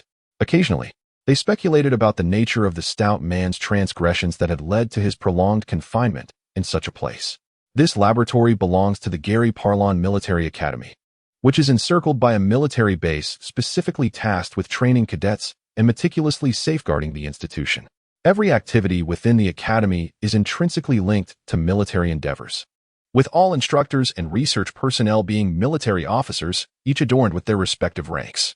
The most formidable figure within the academy is not the director, who holds the rank of general, but rather the head of the 7th laboratory, the eccentric old man Boswell, who brought the overweight individual into the fold.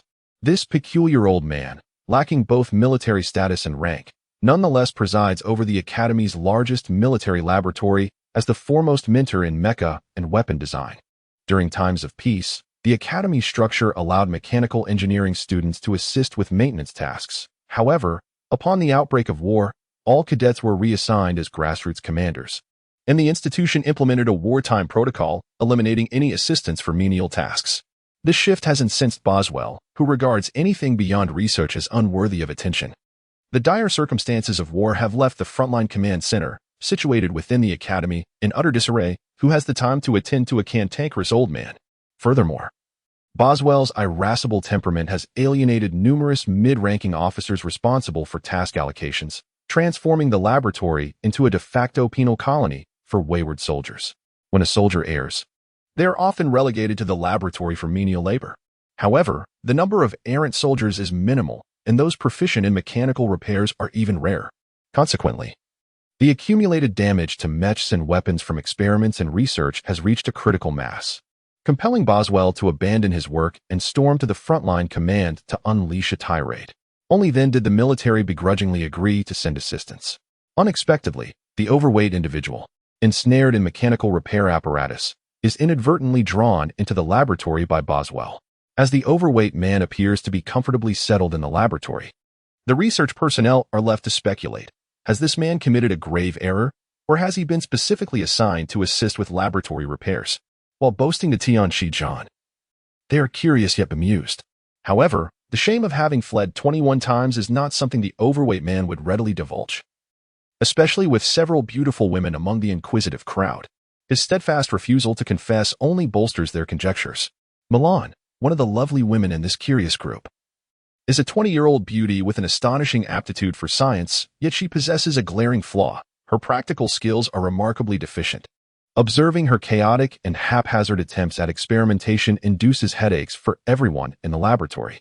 Following several avoidable mishaps, the laboratory has assigned 2 operators to assist her, tasked with validating her theoretical discoveries through experimentation and materializing her designs. Now, even 2 assistants are proving insufficient for Milan, who quickly sets her sights on the overweight individual, aimlessly wandering after completing repairs. "Overweight man, come here," Milan calls from the hall. Through his charming banter and flattery, the overweight man has become quite familiar with her. The portly man immediately set aside his work and rushed over with remarkable speed, fully aware that in this prison, aside from Boswell, the one person he could not offend was this woman. With her innocent and delicate visage, this enchanting beauty was the youngest researcher in the laboratory, lavished with almost unconditional affection from the eccentric tech enthusiasts. Whenever she donned a pitiful expression, even the most daunting request would be readily accepted. This exceptionally talented technological femme fatale was the cherished darling of all the quirky old men and middle-aged fellows. "Here she comes. What can I do for you?" he inquired with a goofy smile adorning his face. "I'm swamped. Come lend a hand." Milan responded without a hint of hesitation, pulling him into her exclusive research chamber. Upon entering the laboratory, the portly man was utterly taken aback.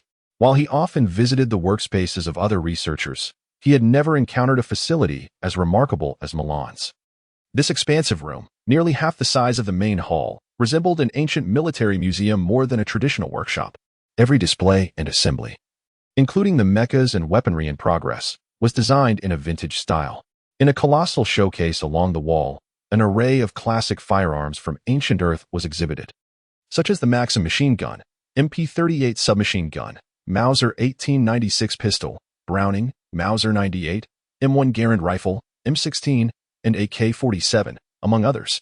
In the center of the room lay a dozen battle mechas, most embodying features reminiscent of ancient armored vehicles, with one particularly squat mecha's top energy cannon resembling the turret of an M1A1 tank. At the far end of the room, a stunning humanoid mecha left the portly man speechless. This was no mere machine, it was a masterpiece. Crafted from an unknown alloy, the external armor concealed the material's nature. The entire mecha emanated a soft blue luminescence, its streamlined form coupled with fierce design elements rendered it irresistibly captivating. The mecha's retracted wings at the back raised questions. Was this a ground battle mecha, an aerial mecha, or perhaps a space mecha? "This is a transformable mecha," Milan explained as she observed the portly man circling around it. "A transformable mecha?" he replied, somewhat disheartened. Such mechas, prevalent before the dawn of the new millennium in the space age, had become synonymous with obsolescence. Contemporary high-end private and combat mechas had completely abandoned the design philosophies of that era. Nowadays, mechas were characterized by strong specialization, aside from localized transformations during movement. Full-body transformations were deemed unnecessary. The fundamental flaw of a fully transformable mecha lay in its lack of practicality. For instance, a heavy ground battle mecha, requiring thick armor and weighing several dozen tons or even hundreds of tons, would prove to be a mere plaything if it transformed into a ground-based aerial combat vehicle. Extraneous components, excessive weight, wasteful high-horsepower engines, and peculiar fuselage designs that defied aerodynamic principles would present insurmountable challenges. Since the ground combat mechas are ill-suited for the demands of atmospheric aerial warfare, what of the aerial mechas? Space combat mechas, stationed aboard space aircraft carriers, require no transformation. In the absence of gravitational constraints in the vacuum of space, what purpose does transformation serve? Unlike space fighters, which aim to obliterate their targets, the mission of space combat mechas is to land and capture enemy warships, typically deployed towards the conclusion of a conflict. They either engage when the outcome of the battle is nearly certain or when fighter losses necessitate the reinforcement of mechas as combat assets. Designed primarily in humanoid form, space combat mechas are equally adept at terrestrial combat, their adaptability rooted in their inherent design, rendering transformation unnecessary. Likewise, space mechas are ill-equipped for aerial combat within planetary atmospheres. They are often heavier than ground combat mechas, and, while permissible in the weightlessness of space, they become mere targets in an atmosphere. The portly individual secretly grimaced, an action that did not escape Milan's notice. She seized his ear and exclaimed angrily, "This is our laboratory's most advanced mecha, you foolish glutton. How dare you look down upon it when you know nothing of the world?" Over the past few weeks, the one who had bullied him the most was this seemingly gentle and innocent beauty. Her grip was precise and unyielding. Tian Xinjian winced in pain, his expression eliciting pity from onlookers, who could hardly bear to watch without a tinge of moisture in their eyes. Milan had long seen through his antics and, after giving his ear another sharp twist, released him, indignantly commanding, "Come here. Let me show you what a true transforming mecha looks like." With a press of her automatic remote control, the cockpit of the mecha sprang open, ascending the mechanical legs into the cockpit. She shot a glare at the portly fellow just before the hatch closed, saying, "Country bumpkin, pay attention." As Milan operated the controls, the portly individual was truly astonished. The mecha's external armor disassembled like a magic trick into small, thin plates, which rapidly compressed and vanished into a square aperture on its back. The transformation commenced. First, The color shifted, an ethereal glow enveloping the mecha as it turned entirely black. Subsequently, its limbs and head swiftly folded into the body, morphing seamlessly, akin to melting cheese. Moments later, this mass solidified into a black, realistically textured meteorite. "This is unbearable," he gasped, awash with disbelief. "Liquid metal." Then came Milan and Oppos' voice through the mecha's electronic amplifier. The portly individual felt a wave of despair wash over him. Good heavens! Memory attribute liquid metal. What madness is this? The mecha then simulated the forms of ground-based combat aircraft, space fighters, small transport vessels, and an all-terrain universal ground combat mecha. Milan leapt down from the mecha, her face alight with pride as she inquired, "Well, what do you think? Care to scoff again?" Tianshi stood speechless, his mouth agape. After a prolonged silence, the impertinent individual finally managed to ask, with a foolish grin, "This toy must be quite valuable, right? How much could it sell for?" Milan was nearly driven to exasperation as he retorted fiercely, "A toy? Why don't you try it yourself and see if it's merely a toy?" From the perspective of the rotund individual, well-versed in mecha design, metallurgy, and physics, this object indeed resembled nothing more than a plaything. While the concept of liquid metal sounds enticing, in reality, such metals capable of altering their shapes possess a significant flaw. They are excessively pliable. This malleable metal was discovered millennia ago, and although it can be manipulated via computer-controlled resonant frequencies to transform between liquid and solid states within a brief time frame, its hardness has remained an insurmountable challenge. Attempting to create an alloy to enhance its hardness would only compromise its liquefaction, extending the transformation duration. A liquid metal alloy achieving the hardness of steel would likely require a week for its phase transition. Thus, aside from specific specialized applications, this rare metal finds little use in military contexts. A soft and yielding material, no matter how versatile, holds little value in combat. In the eyes of the rotund man, this mecha was scarcely superior to his cherished collection of high-fidelity rubber dolls from ancient Earth. The hardness of these metals simply could not meet the demands of warfare. Moreover, such metals are typically quite heavy. For instance, pure gold is a relatively soft metal, and liquid metal not only outweighs gold but is also softer and more expensive. However, it soon became evident to the rotund individual that the object before him was far from a mere toy. It was a formidable weapon, an invention heralded as the greatest advancement in mecha history in a century.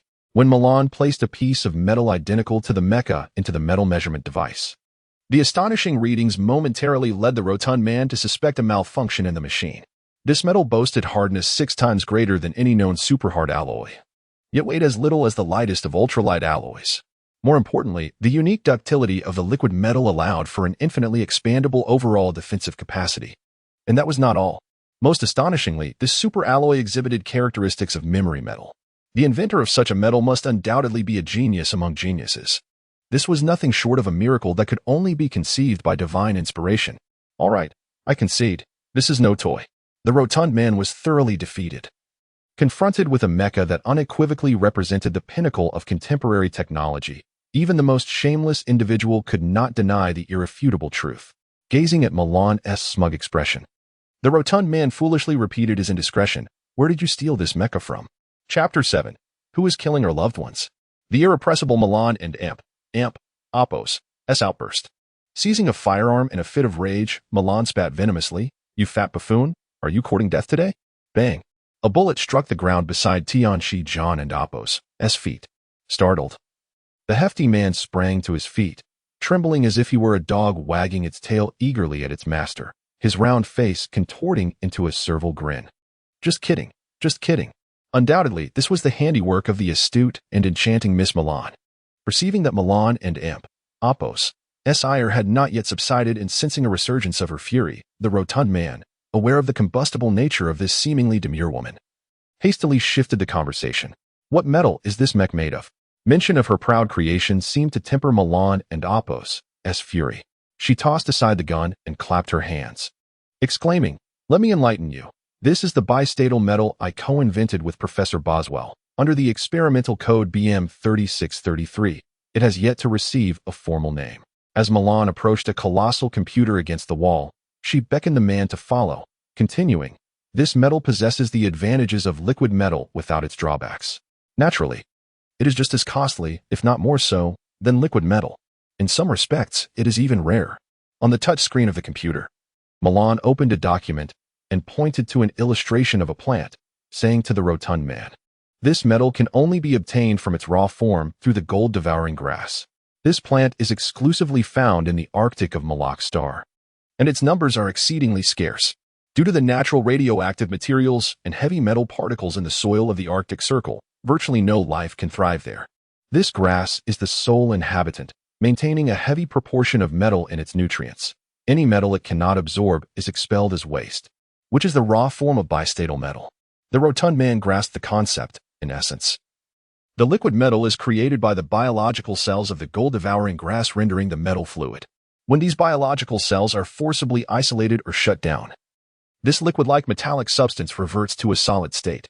While the gold-devouring grass can alter the metal's form, this metal is originally its waste, thus circumventing the phenomenon of biological cells consuming the metal. By mixing in memory alloys to expedite this transformation process, they create this superalloy. Is that correct? The elder, somewhat astonished, patted the rotund man's head and remarked, "Your comprehension is commendable. You managed to infer the experimental approach from Milan's words. It seems restricting you to mere mechanical repairs is a gross underutilization of your talents." He then turned to Milan and instructed, "Show him the manufacturing theories and data for this mech." Addressing the rotund man, he added, "Be sure to scrutinize the final statement. Should you have any questions, Milan will provide clarification." Dumbfounded, the rotund man quickly perused the document, yet the final statement left him trembling and at a loss. At the conclusion of this record, which detailed various data, manufacturing theories, and experimental results pertaining to the mech, it boldly stated, "This document is classified as S-level confidential by the Lille Federation." A mechanical repairman, striving to convert his death sentence to life imprisonment, could scarcely fathom the fate that awaited him upon encountering such an S-class top-secret document. 2 years. A voice echoed ominously in his ear, reminiscent of a demon. It was Boswell, who had ensnared him by exploiting his curiosity. The old man, with a stern countenance, declared, "You will remain here for at least 2 years, until this document is decrypted or its confidentiality level is downgraded to B. For these 2 years, you are to remain here without concern." The repairman felt a sense of bewilderment, pondering, "Am I not under a death sentence? What does he mean by 2 years?" The brutal war raged on. The Gashulan Empire intensified its ground offensive against Malak Star. The Lille Federation, having nearly obliterated its aerial forces, found the primary connections between cities severed by the Imperial Army, leaving the garrison troops isolated in their struggles. Despite their desperate defenses, 5 cities inevitably fell into the hands of the invaders. War is merely a continuation of politics, and politics serves to safeguard the developmental needs of its citizens. Although nuclear technology could have easily annihilated a planet thousands of years ago, the constraints of the Cosmic Warfare Treaty and the practical necessities prevented both warring factions from employing weapons that would inflict unbearable consequences upon their own populace. It is precisely for this reason that the ground resistance on Malak Star could persist. However, how much longer could this futile resistance endure? The Federation's soldiers were engulfed in confusion. Without aerial superiority, the ground troops would be systematically eradicated, with blood and sacrifice yielding nothing but senseless casualties. The Federation's radio broadcasted daily calls for resistance, which had never ceased. Among the 5 fallen cities, 3 lay in complete ruins, with millions perishing in the flames of war. Yet, amidst this devastation, underground resistance groups began to emerge, spontaneously formed by scattered Federation soldiers. They swiftly united under the Code of Conduct for soldiers behind enemy lines, employing nearly dilapidated weaponry to incessantly harass the enemy with tenacity and stubbornness. Wormholes represent humanity's sole means of conquering the cosmos, transcending the distances of space and time. Utilizing the natural wormholes between star domains, humans constructed spatial jump channels, compressing distances of thousands of light years into a mere blink of an eye. During spatial jumps, interstellar warships are unable to deploy energy shields. Unprotected, these vessels could be utterly obliterated by a simultaneous barrage from 3 enemy warships. The boundary between Atlantis and Lille comprises 2 vast spatial regions separated by tens of thousands of light years, serving as the entrances to the wormholes. The Imperial forces currently guard the entrance to the Atlantis star domain, with the Gashulan Empire's fleet stationed there, several fleets patrolling different sections of this immense space. They can swiftly detect any non-Imperial craft appearing within this region and either encircle or destroy it. Even so, for the Lille Federation, This was a battle destined to commence with sacrifice. So, who would be the first to act? To become the target of enemy assaults? To staunch the exit of the passage with one's own blood? And to bear the sacrifice for the fleet that follows? This piercing question elicited a sardonic laugh from the warriors of the local fleet stationed in the Newton star system, who scoffed at the one who posed it. Their eyes were bloodshot, and none dared to contend with them. 2 months prior, after suffering losses exceeding 50% of their warships, this fleet, which was responsible for guarding the Newton star system and was almost entirely composed of local soldiers from the Moloch twin stars, had retreated in disgrace to the central realm of Lele. They were in torment. Their homeland and loved ones were ravaged by the flames of war. And yet they felt utterly powerless. Each day spent in the central realm of Lele was a torment, an agony so profound that it drove them to madness. They trained relentlessly, sleeping only 3 hours a day, if that. They were frequently awakened by nightmares or by the sound of their own silent sobs. Unable to return to sleep. In March of the year 2060, the Lele Federation amassed a fleet that constituted over half of the nation's military strength, launching a fierce assault on the jump points. The local fleet of the Newton star system, having replenished its ranks and warships, vanished resolutely into a realm of distorted light and shadow. President Hamilton delivered the third nationwide televised address since the outbreak of war. The segment was crafted entirely in black and white, save for one hue, the color of blood. Throughout the feature, every drop of blood retained its true color, tragic yet vivid. More tragedies unfolded as the reporters departed.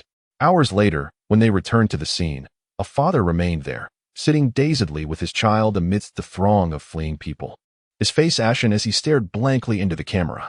As the photographer moved, his gaze followed, as if the lens were pulling at his vacant expression. Eventually, the photographer stepped backward, the frame widening, and as the father diminished in size within the shot, his gaze remained fixed on the camera, exuding a profound emptiness of despair. A bleeding soldier smiled at the photographer, declaring, "We are not afraid. We resist. If only I could see. Mother, I love you." 3 minutes later, he succumbed to unbearable pain. Such scenes were plentiful. All who witnessed this feature wept. They would forever remember these images. The president stated, "We must remember these images, for such scenes continue to unfold on Moloch, and we have no right to abandon them." In conclusion, the president proclaimed, "Blood debts. Blood repayment." Chapter 8. The dog paddle in the sea of learning, will they succeed? Watching the images of the Newton local fleet vanishing into the spatial jump portal on television, tears flowed incessantly from Milan's eyes as she sobbed and questioned. Behind her, the stout man remained silent, wholly devoted to kneeling on the ground in prayer, murmuring incantations. Milan quietly approached him, listening intently for a prolonged period. The more she listened, the more peculiar her expression became, until she could no longer restrain herself and delivered a swift kick to the stout man, exclaiming, "Foolish coward, get up and examine the blueprints." Examining the blueprints was a task assigned to the stout man by Professor Boswell. With little repair work to be done, the old man deemed it a waste for him to simply idle away. Moreover, many of the newer, more complex weapons and mech components were beyond the stout man's previous experience. To enable this capable individual, who possessed commendable manual dexterity and comprehension skills, to contribute more significantly, Boswell specifically granted him access to review all technical documents and blueprints. Such permission would typically be as challenging to obtain as ascending to the heavens. Yet time was of the essence, and no one could predict when Garipalin might fall into enemy hands. To expedite the completion of the ongoing experiment, it was imperative to cultivate an assistant who could rapidly grasp intentions, become familiar with technical specifications and blueprints, and demonstrate robust operational capabilities. However, the stout man, favored by the old man, had fallen into Milan's clutches. The initial excitement of engaging with confidential blueprints and technical documents had devolved into a nightmare. Milan remarked, "A strict teacher produces outstanding students." She further asserted, "Stout man, I am responsible for you." Thus, under the command of this woman wielding a feather as her authority, examining blueprints and documents became a form of torment. For anyone, being tasked with reviewing hundreds of blueprints and dozens of pages of documents daily, coupled with daily examinations, with the threat of sleeplessness and starvation for any minor misstep or calculation error, would likely drive one to madness. The stout man, having endured several nights of poor sleep, seized the opportunity to lie on the ground, his face contorted in agony as if Milan's kick had inflicted a grievous internal injury. Accustomed to the stout man's antics, Milan remained unfazed and elegantly drew her energy gun. Upon sighting the weapon, the stout man was rendered utterly helpless. He scrambled to his feet like a startled rabbit and rushed to the central computer, desperately feigning seriousness while poring over the blueprints. Perhaps the stout man's prayers bore fruit. For a week later, the federal government announced that a mixed fleet composed of the 4th, 6th, and 7th Space Fleets had successfully breached the blockade of the Gashulan Empire on the jump portal. Although the Newton local fleet, serving as the vanguard, suffered tremendous losses, it paved the way for the subsequent forces. The strategic achievements became evident. The Second Army, formed by the 1st, 2nd, and 8th Fleets, had also assembled and was gradually passing through the jump points to reinforce the Newton star system. Moreover, the 3rd and 9th Space Fleets astonishingly appeared in the Galileo star system, effectively restraining the Imperial Space Fleet there. The recent developments signify a shift in the balance of power within the Newton galaxy, as the Gashulan Empire's previously unchallenged aerial dominance has been wholly eradicated. The ground resistance on Malak is now bolstered by the support of the Federal Space Fleet, with continuous material and troop reinforcements streaming in from the central star systems, in addition to aerial assaults and suppression. Furthermore, the mobility between cities has seen a restoration of sorts. For the portly fellow, this news not only reassured Garipal's safety, but also afforded him several nights of restful slumber. During his work breaks, Milan, captivated by the television news, found herself fervently cheering for the Federal Space Fleet and enchanted by the young, dashing commanders and pilots showcased on screen. Consequently, she scarcely had time to tend to the poor portly man. Moreover, Tian Xinjiang, possessing a modicum of mechanical aptitude and a commendable memory, quickly mastered the theoretical aspects within a week. The data and blueprints flowed from his lips effortlessly. Any mecha or weapon constructed on the same theoretical foundation posed little challenge to him. It seemed as though the portly fellow had found himself unburdened once more. Yet having previously endured the trials of excessive labor, he was determined to avoid any new troubles concocted by Boswell and Milan. On the surface, he appeared to be deeply engrossed in the central computer's database, his brow furrowed and countenance grim, appearing more harried than before. In truth, he was quite at ease, indulging in a psychology tutorial on his computer. As the top sniper of the reconnaissance special training team, he had always held a profound interest in psychology, which is fundamentally rooted in perception. Mastering a person's senses allows one to influence their judgment and psyche. He had garnered initial insights into this during his training in sniping and camouflage. The central computer in the laboratory housed an extensive repository of knowledge spanning the entirety of human technological advancement, particularly in psychology. Now that the opportunity presented itself, the portly fellow, enamored with deception and trap setting, found it irresistible. Milan began to notice peculiar changes in her emotions and reactions, developing an interest in matters she typically overlooked. Her emotional fluctuations intensified, swinging between laughter and tears, and at times feeling melancholic upon entering the laboratory in the morning, only to be uplifted by the afternoon. During their conversations, she perplexedly inquired whether the portly man experienced similar issues. He retorted that as a man, such concerns were foreign to him, while women face such episodes monthly. With her face flushed crimson, Milan resolved to ignore the insufferable portly fellow henceforth. Success. She refrained from drawing her weapon. The portly man silently rejoiced. Ultimately, he even attempted to hypnotize Milan directly. Unfortunately, their experiment was abruptly interrupted by Professor Boswell, who sought Milan and Oppos' counsel on various matters. The deeper he delved into his studies, the more convinced he became that he was destined to become a master of psychology. The concepts of psychology seemed tailor-made for him. Employing a blend of language, behavior, temperature, color, objects, tactile sensations, taste, and sound to evoke specific feelings and thereby influence psychological processes. When the reaction of Milan mirrored exactly what the chubby man had anticipated, he felt an overwhelming sense of divinity. He chuckled to himself, contemplating the invention of a method that would ensnare women in an inescapable love for him. What a fortune that would be. Thus, in the ensuing days, every individual in the laboratory became a subject of his experiments. He could discern their psychological states through subtle cues and even evoke their subconscious, creating illusions in the process. The laboratory was in a state of chaos, with everyone flustered and disordered. However, when Boswell sensed something amiss, the laboratory returned to its former state of normalcy. For the chubby man and Oppos' interest had shifted. He had discovered a tome titled The Art of Assassin and Oppos' Invisibility. This was no mere fantasy. It was a comprehensive work encompassing the principles of illusion, optics, magic, environmental science, and psychology. The book captivated him entirely. Consequently, the individuals in the lab began consuming medication to prevent or treat heart ailments.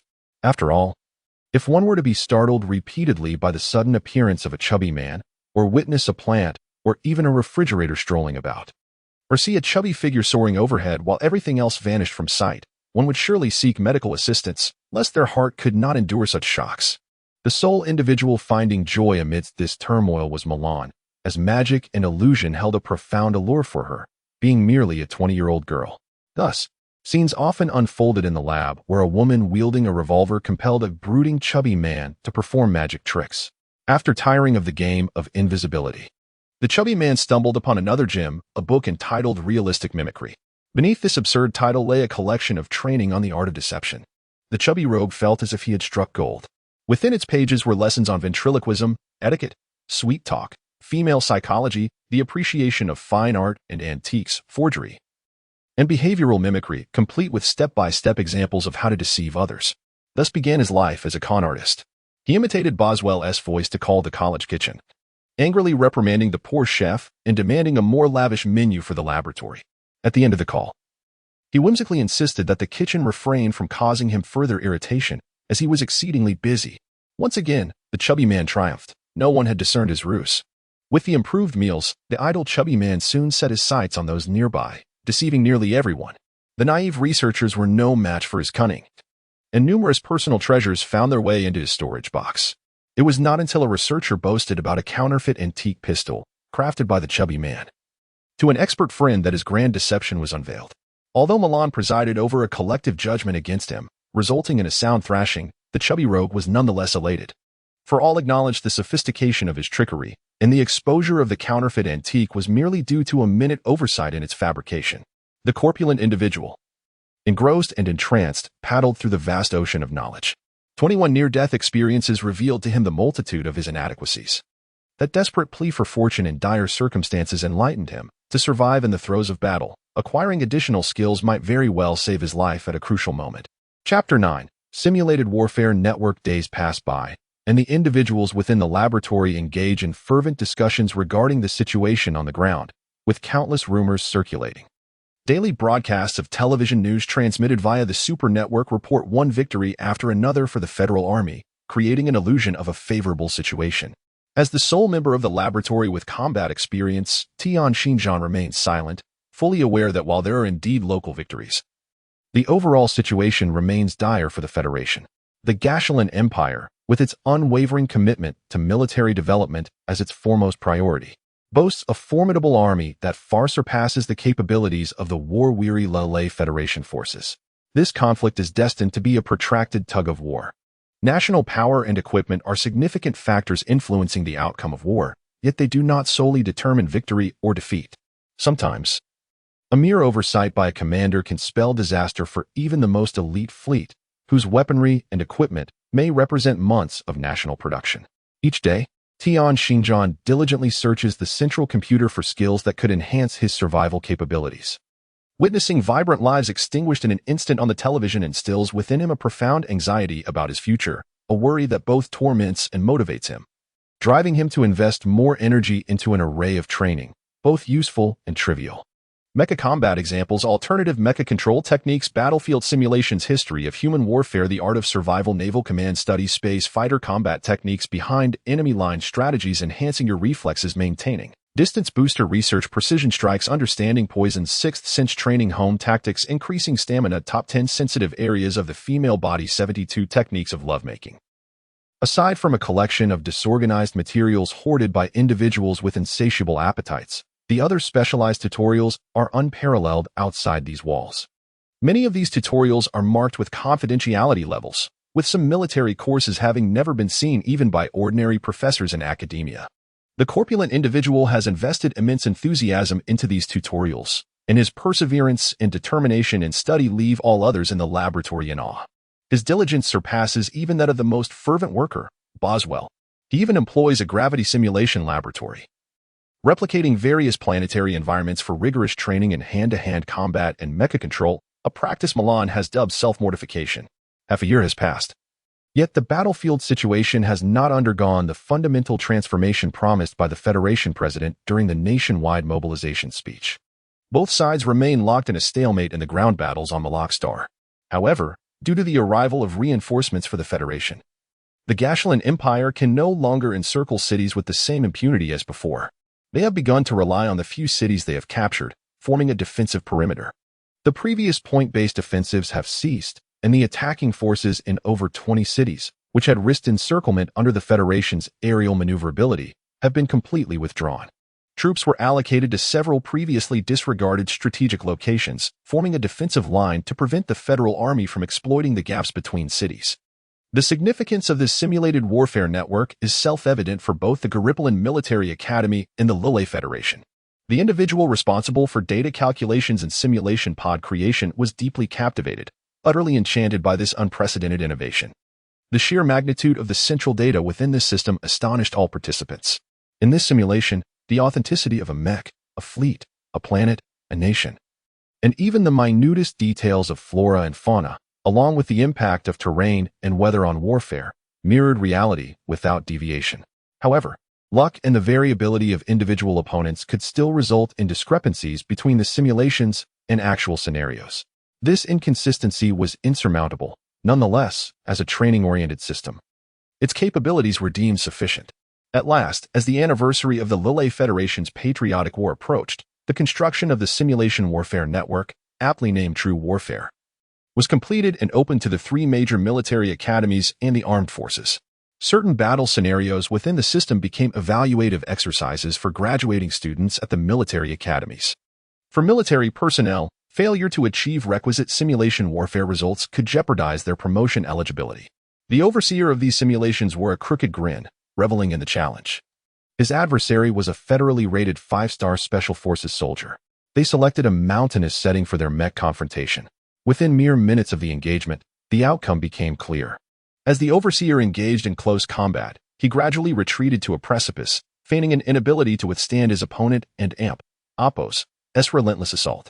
Suddenly, he activated the mech and Oppo's booster, propelling himself skyward with tremendous force, catching his adversary off guard.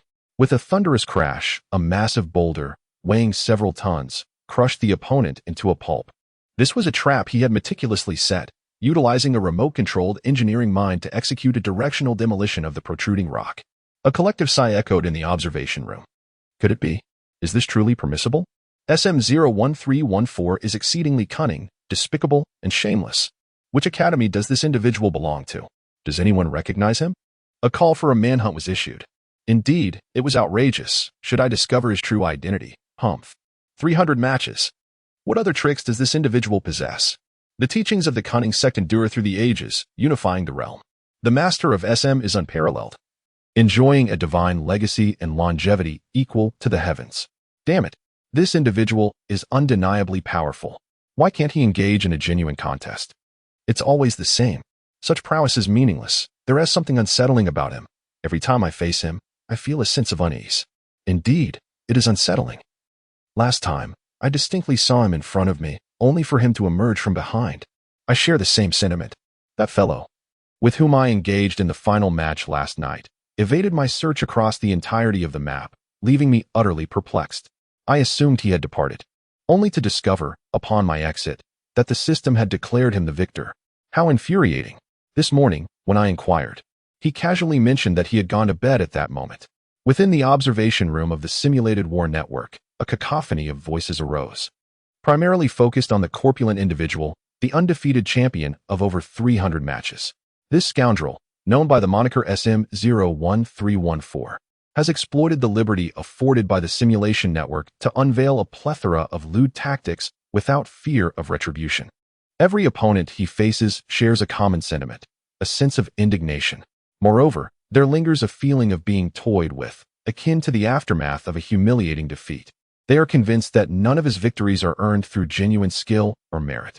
As this collective resentment reached a critical mass, the corpulent individual became the pariah of the simulated war network, a target for all. Since the 200th battle, the community has fervently hoped for someone to vanquish this brazen rogue, yet to this day, no one has succeeded. The simulation network has proven to be a divine boon for him. as it not only spares him from concerns of casualties but also aligns perfectly with his specialized training in areas such as psychology and stealth techniques. With a myriad of diverse adversaries at his disposal, he no longer needs to regard Milan or the laboratory staff as training opponents. Ah, the rotund fool. So this is where you have hidden. Just as Tian Xinjiang emerged from the simulation pod, he encountered the fierce gaze of a beautiful pilot fixed upon him. Chapter 10, Hero? Nia? The chubby boy exclaimed in astonishment. Nonsense. Who else could it be but me? Nia lunged forward, her delicate, fair hand swiftly twisting the chubby boy's ear as she scolded. You lazy bum. Mido and I have searched high and low for you, and you're hiding here. Ouch. Ouch. Take it easy, he protested, while secretly reveling in the thought. Two lovely ladies are looking for me? Could it be that they have fallen for me? The thrill of it all. Smack. Nia delivered a swift kick, sending the daydreaming boy sprawling several meters away, her voice sharp. We're looking for you for this. You shameless, lecherous fool. The boy picked himself up and dusted off his clothes, only to find Milan glaring at him with her hands on her hips. With an innocent expression, he exclaimed, What a grave injustice. I have no idea how I offended this woman. Without hesitation, Milan expertly drew her pistol, a cold smirk on her lips as she said, You can pretend all you want, but Nia is my best friend. Whom do you think I should believe? Amidst the boy's lamentations, chaos erupted in the laboratory. Before he could escape Milan's clutches, Nia arrived with a squad of military police at the lab entrance, leaving the boy utterly stunned. As the officers approached, he clutched Milan and Amp, Oppo's leg, crying out, Help! I don't want to die. I've shed blood for the Federation. I've been wounded in the Galileo system. I am not a deserter. Believing he was about to face execution, the chubby boy wept bitterly. His cries so heart-wrenching that they could elicit sympathy from anyone who heard them. Milan, both amused and exasperated, kicked the comical figure of the boy aside and turned to Nia, asking, You mean to tell me that this guy single-handedly took down the entire command of the 3rd Mech Division of the Gashulan Marine Corps, including a Major General and a Brigadier General? Nia nodded awkwardly, her expression a mix of laughter and disbelief. Hero? The chubby boy glanced around, incredulously pointing at himself. Me? A hero? A captain of the military police approached him, inquiring, Are you Private Tian Xinjiang of the 3rd Armored Battalion, Logistics Team, 5th Armored Division of the Federation's Aerospace Marine Corps? The boy nodded dumbly. The captain gestured for him to follow, stating, Please come with us, Private Tian Xinjiang. Thus, 2 innocent female soldiers remained at the academy, searching for the chubby boy day after day. Their battlefield recording devices had been seized by the Imperial forces upon their capture. And the 2 soldiers, lacking experience in ground combat and survival, not only evaded the enemy's strict surveillance, but miraculously traversed thousands of kilometers of combat zones to reach Gallipalan from New Rome. This was hard to believe, particularly as the key figure, Tian Xinjiang, had vanished inexplicably. It was already a miracle that the frontline command did not consider the 2 women as Imperial spies. Their only hope rested in finding the chubby boy, for only the battlefield recording device on his arm could elucidate these mysteries. A month later, Milan managed to carve out some time to reunite with Nia, and they spent an entire day together, engaging in a broader range of conversations. Eventually, Nia recounted her experiences to Milan. Upon hearing Nia's description, Milan instantly recognized that the portly individual in the laboratory was indeed the person Nia had been searching for, as the names aligned perfectly. However, the construction of the simulation network had reached a critical juncture, and the portly individual played a pivotal role in its development. Not only was he responsible for creating the primary simulation pod, but he also handled a portion of the data simulation calculations. His unparalleled familiarity with both the Federation and the Gashulan Empire's mechs and weaponry rendered him indispensable. Many simulation data sets required his scrutiny, as he was the sole individual in the laboratory with actual combat experience. Given the significance of such a person, it was evident that not only the frontline command would desire his expertise, but even someone from Professor Boswell's office would be incapable of dismissing his value. As a close friend, Milan unhesitatingly shared the situation with Nia, and the unexpected news filled her with exuberance. She promptly enlisted the help of Mido. The 3 of them deliberated and decided to approach Professor Boswell to discuss the matter, even if they could not persuade the portly individual to come forth. They aimed to obtain his battlefield recorder. The proceedings unfolded smoothly, as a preoccupied Professor Boswell readily acquiesced to their request, albeit with the stipulation that it would occur after the completion of the simulation network's construction. Acquiring a mere battlefield recorder from the portly individual was a trivial task for the long-privileged Milan. Soon, the frontline command's computer accessed the portly individual's battlefield recorder. Due to the Federation's prolonged retreat over half a year, no department had undertaken the task of extracting wartime soldier recorder information. Once this process commenced successfully, the portly individual became a temporary extraneous personnel due to the annihilation of his unit. Therefore, when the data appeared on the computer screen, the staggering 21 instances of retreat caused a wave of incredulity among the officers. This was the most absurd soldier information they had ever encountered. Simultaneously, the implications of the retreat records astonished the frontline command officials. This individual had astutely navigated an intricate encirclement, finding escape routes that were as varied as they were ingenious.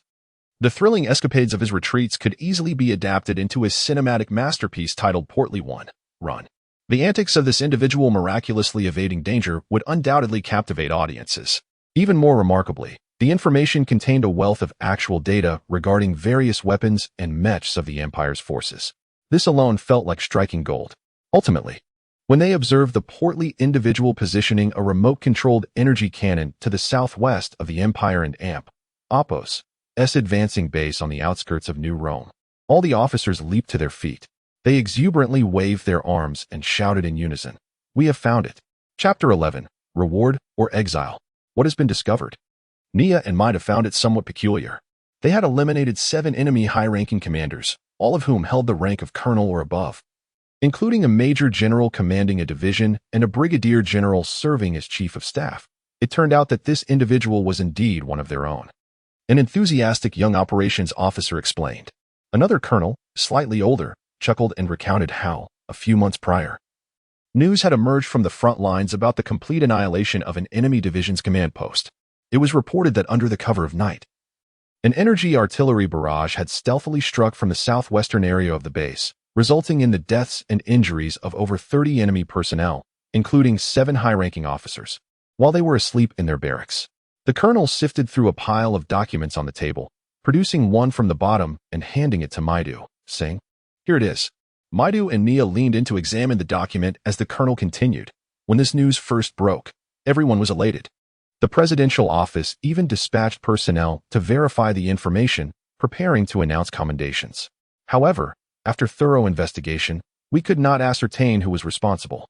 On that fateful night, no troops from New Rome were present in that area, nor did the Air Force conduct any similar assaults. The Federal Ministry of Propaganda has repeatedly urged the frontline command to identify this federal hero, asserting that it is crucial for bolstering the morale of the military and civilian populace. Yet, despite our exhaustive inquiries, no one has claimed this achievement, which poses a dilemma. We cannot simply fabricate a hero, for if such a scandal were to surface, it would be catastrophic.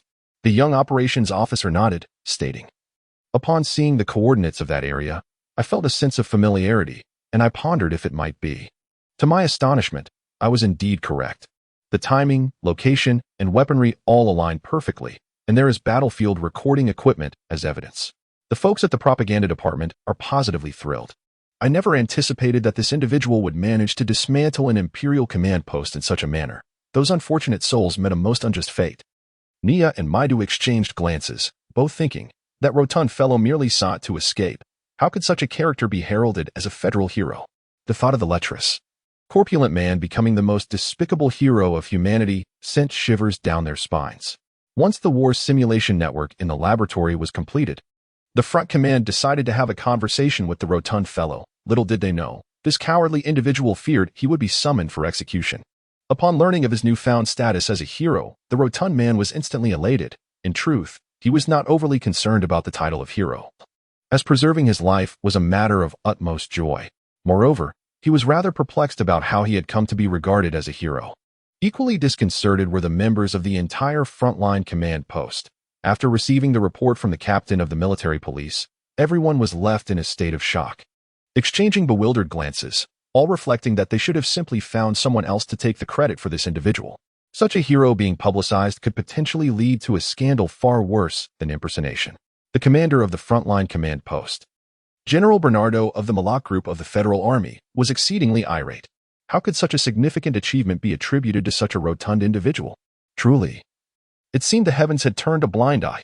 The imbecile proved utterly disappointing.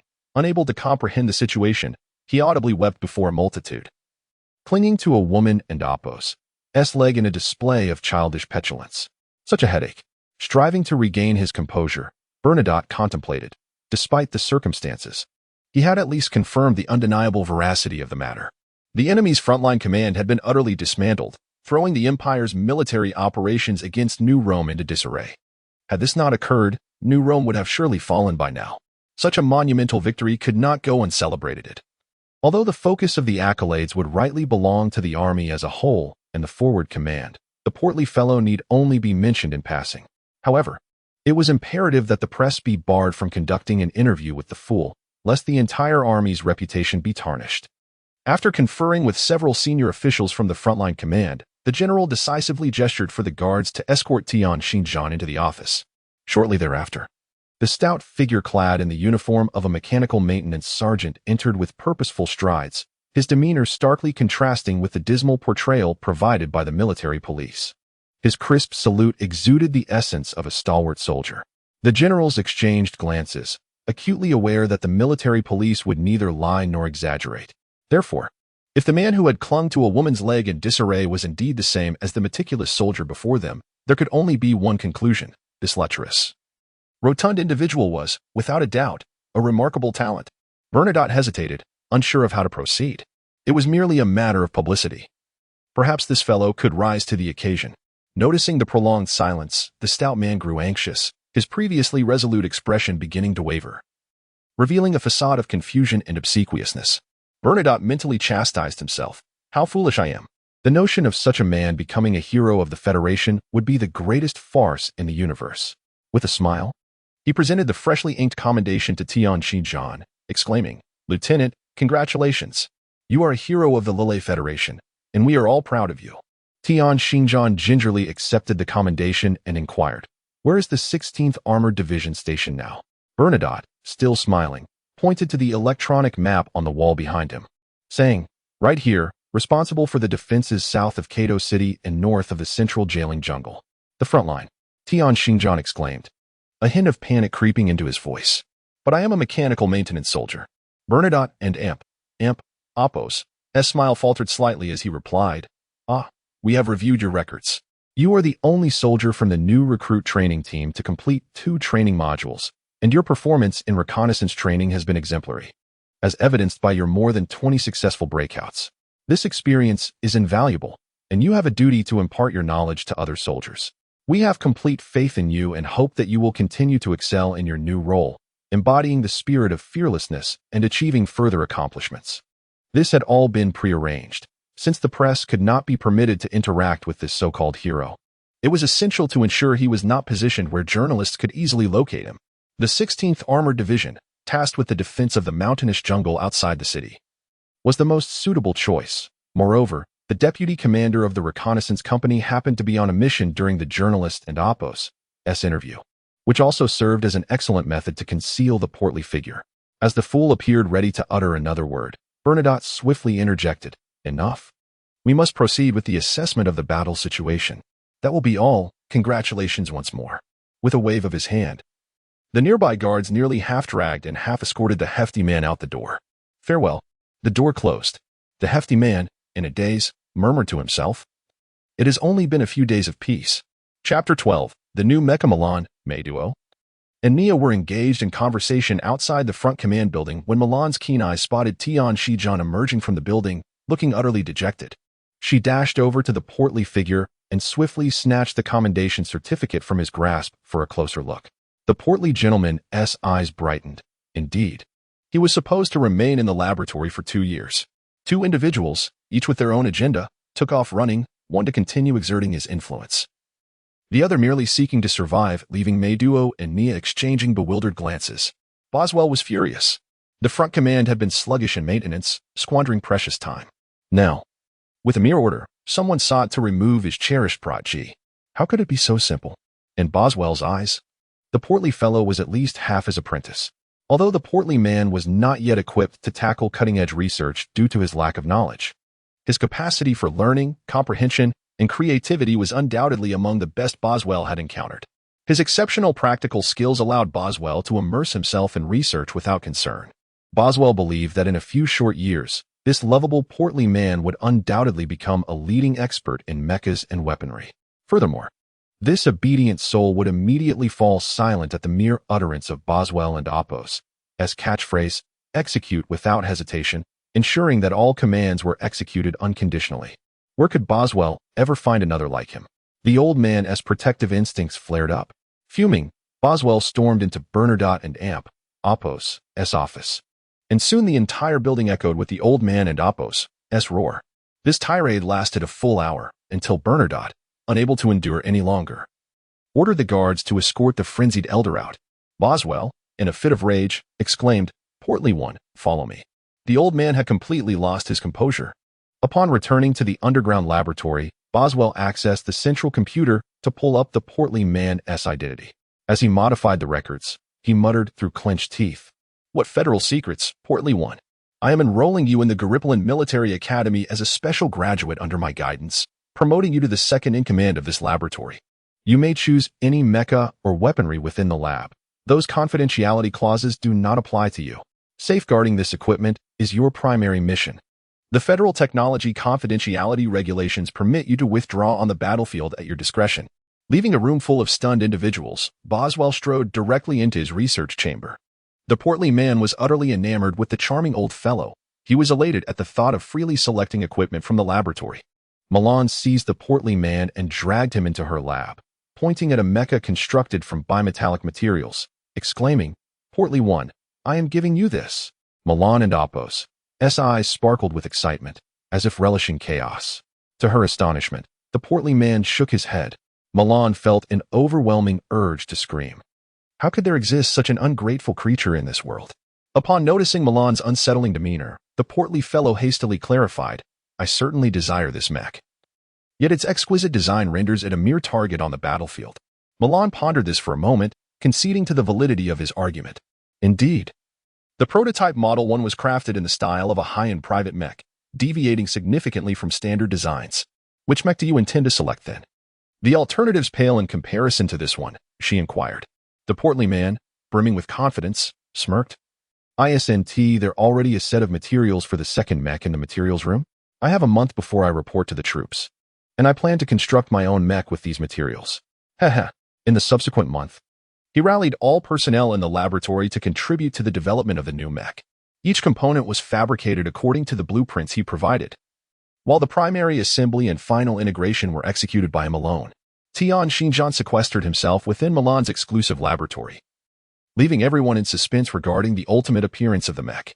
However, the sounds of heated arguments between him and Milan frequently echoed through the lab, culminating in Milan storming out, her face ashen, exclaiming, "That imbecile is wasting materials." The creation of the mech transformed into a collective guessing game for the entire laboratory, with everyone eagerly anticipating the day it would take shape, given that the specifications and components of Model 1 were exceptionally refined. The new mech could not possibly perform worse on paper. The primary uncertainty lay in its initial form. At last, the portly man proclaimed the successful completion of the mech's development, signaling that the moment of revelation had arrived. As he beamed with excitement, the anticipation of the crowd was palpable. However, this anticipation swiftly morphed into disappointment as the curtain unveiling the mech fell. The mech before them was the Lele Federation and Oppos' second-generation standard mech, the Beast 3 model, standing 6 meters tall, a bipedal combat mech. Manufactured in the year 2030 of the new era, with a service life of 20 years. In actuality, this model had been gradually phased out after a decade of military service, and the few remaining Beast mechs were now primarily tasked with heavy lifting. Over the past 30 years, standard mechs had progressed to the 7th generation, a disparity akin to that between an antique automobile and a flying car, utterly incomparable. To their astonishment, this mech's original form had been reduced to the Beast 3 model, appearing even more dilapidated than those operational for over 30 years, daily handling various mineral resources. Observing this precarious contraption that seemed on the verge of collapse, the crowd pondered, had the portly man lost his senses? Was it possible that such cutting-edge technological advancements culminated in such a monstrosity? All eyes turned to Tian Xinjiang, as if awaiting a plausible explanation from him. Faced with the piercing glares of the crowd and Milan's simmering rage, the portly man realized that if he failed to clarify this debacle, He might not even make it to the front lines, but instead face a brutal thrashing. With a disarming smile, he endeavored to placate the assembly, asserting, "I understand that the rationale of avoiding being an obvious target on the battlefield may seem insufficient, especially considering that the most commonplace models are the current 6th and 7th generation standard mechs. However, as a 2nd generation mech, it continues to serve a purpose even today, concealing a secret within Warcraft 3. It stands as the most logically structured humanoid mech in the history of mech design." The statement from the chubby individual sparked an uproar. Despite the prowess of the 2nd generation mechs, they remained merely 2nd generation. Technological advancements are ever progressing. How could the structure of a 2nd generation mech surpass that of a 7th generation one? The chubby individual provided an answer. Due to advancements in mech materials and the clear demarcation of specialized mechs, the all-purpose and transforming mechs have fallen into obsolescence. Whether in need of speed, defense, or attack power, various types of mechs have evolved within their respective domains. The fastest racing car is not necessarily the most burdensome vehicle. This principle is, in fact, quite straightforward. Indeed, Boswell had arrived at Milan's laboratory at some point, affirming Tian Shijan's assertion. And continued, the Warcraft 3 mech was designed under the supervision of my mentor, Dr. Hill. The philosophy at that time was entirely different from the present. Yet in terms of humanoid mech structure, Warcraft can undeniably be regarded as the pinnacle. As Dr. Hill's assistant, I am well acquainted with the data of Warcraft. This structure integrates defense, speed, and strength, making it the optimal choice for creating humanoid mechs from bistable metals. The old man patted Tian Shijan on the shoulder and smiled, saying, "The work is commendable." Observing the chubby individual's smug demeanor, Milan, standing beside him, gave him a sharp kick. Boswell remained oblivious to the playful antics between the two disciples and addressed the chubby individual, saying, "Come with me to the laboratory. I have prepared what you requested." Having spent decades in this laboratory, Boswell was undoubtedly the most knowledgeable regarding its treasures, and the items prepared for the chubby individual were selected from a substantial catalog. Among the provisions were military boots to enhance running speed, a protective suit capable of simulating the surrounding environment and countering biological radar, more sensitive listening devices, a light sword for mech usage, a silent sniper rifle styled after the vintage M1 Garand, a mechanical maintenance auto arm with enhanced functionality, and a dagger made of alloy, aptly named Bloodstained. These were the armaments designated for the chubby individual, while the majority of the laboratory and Oppos's research outcomes were integrated into his new mech, including the latest radar, state-of-the-art composite armor, advanced control systems, the finest super-energy engine, fire control systems, and improved top-tier energy cannons, alongside some peculiar devices that were the chubby individual's own dubious inventions. Work diligently. Remember, you are my student. If anyone dares to bully you, strike back. Boswell gazed at the chubby individual, who was nearly armed to the teeth, feeling somewhat uneasy. He then produced a new type of energy compressor and handed it over, saying, "Install this in your mech as well. Remember, do not bring shame to the laboratory." The old man's admonition, however, posed a significant challenge for this individual, who was both fearful and particularly unashamed. In his mind, he pondered, what exactly constitutes shame? As the portly figure was about to exit Boswell's exclusive laboratory, the old man imparted his final counsel. In warfare, possessing the most impeccable equipment does not grant one the omnipotence of a deity. With merely 2 days remaining until the month's end, the portly man was compelled to report to his unit by the designated deadline. Just before boarding the transport vessel, Milan entrusted her shotgun to him, her solitary presence bidding him farewell. Mido and Nia had already departed ahead of him to the 101st Ground-Based Air Force Squadron, still stationed in New Rome, their original combat unit, which had been reactivated following their clearance. As the transport ship ascended, nestled amidst a plethora of supplies, the portly man was engulfed in a whirlwind of complex emotions regarding his future, longing for a tranquil existence.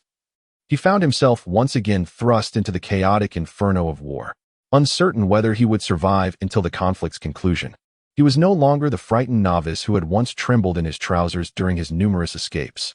In the face of the impending battles, alongside some inherent reluctance, he felt an unexpected flicker of anticipation and excitement. These contrasting emotions left him in a state of bewilderment. On the planet Malak, a standoff had emerged between the warring factions, with both sides engaged in a fierce struggle for air supremacy, their fleets clashing violently across the vastness of space. The aerial combat among the ground-based air forces raged with equal fervor.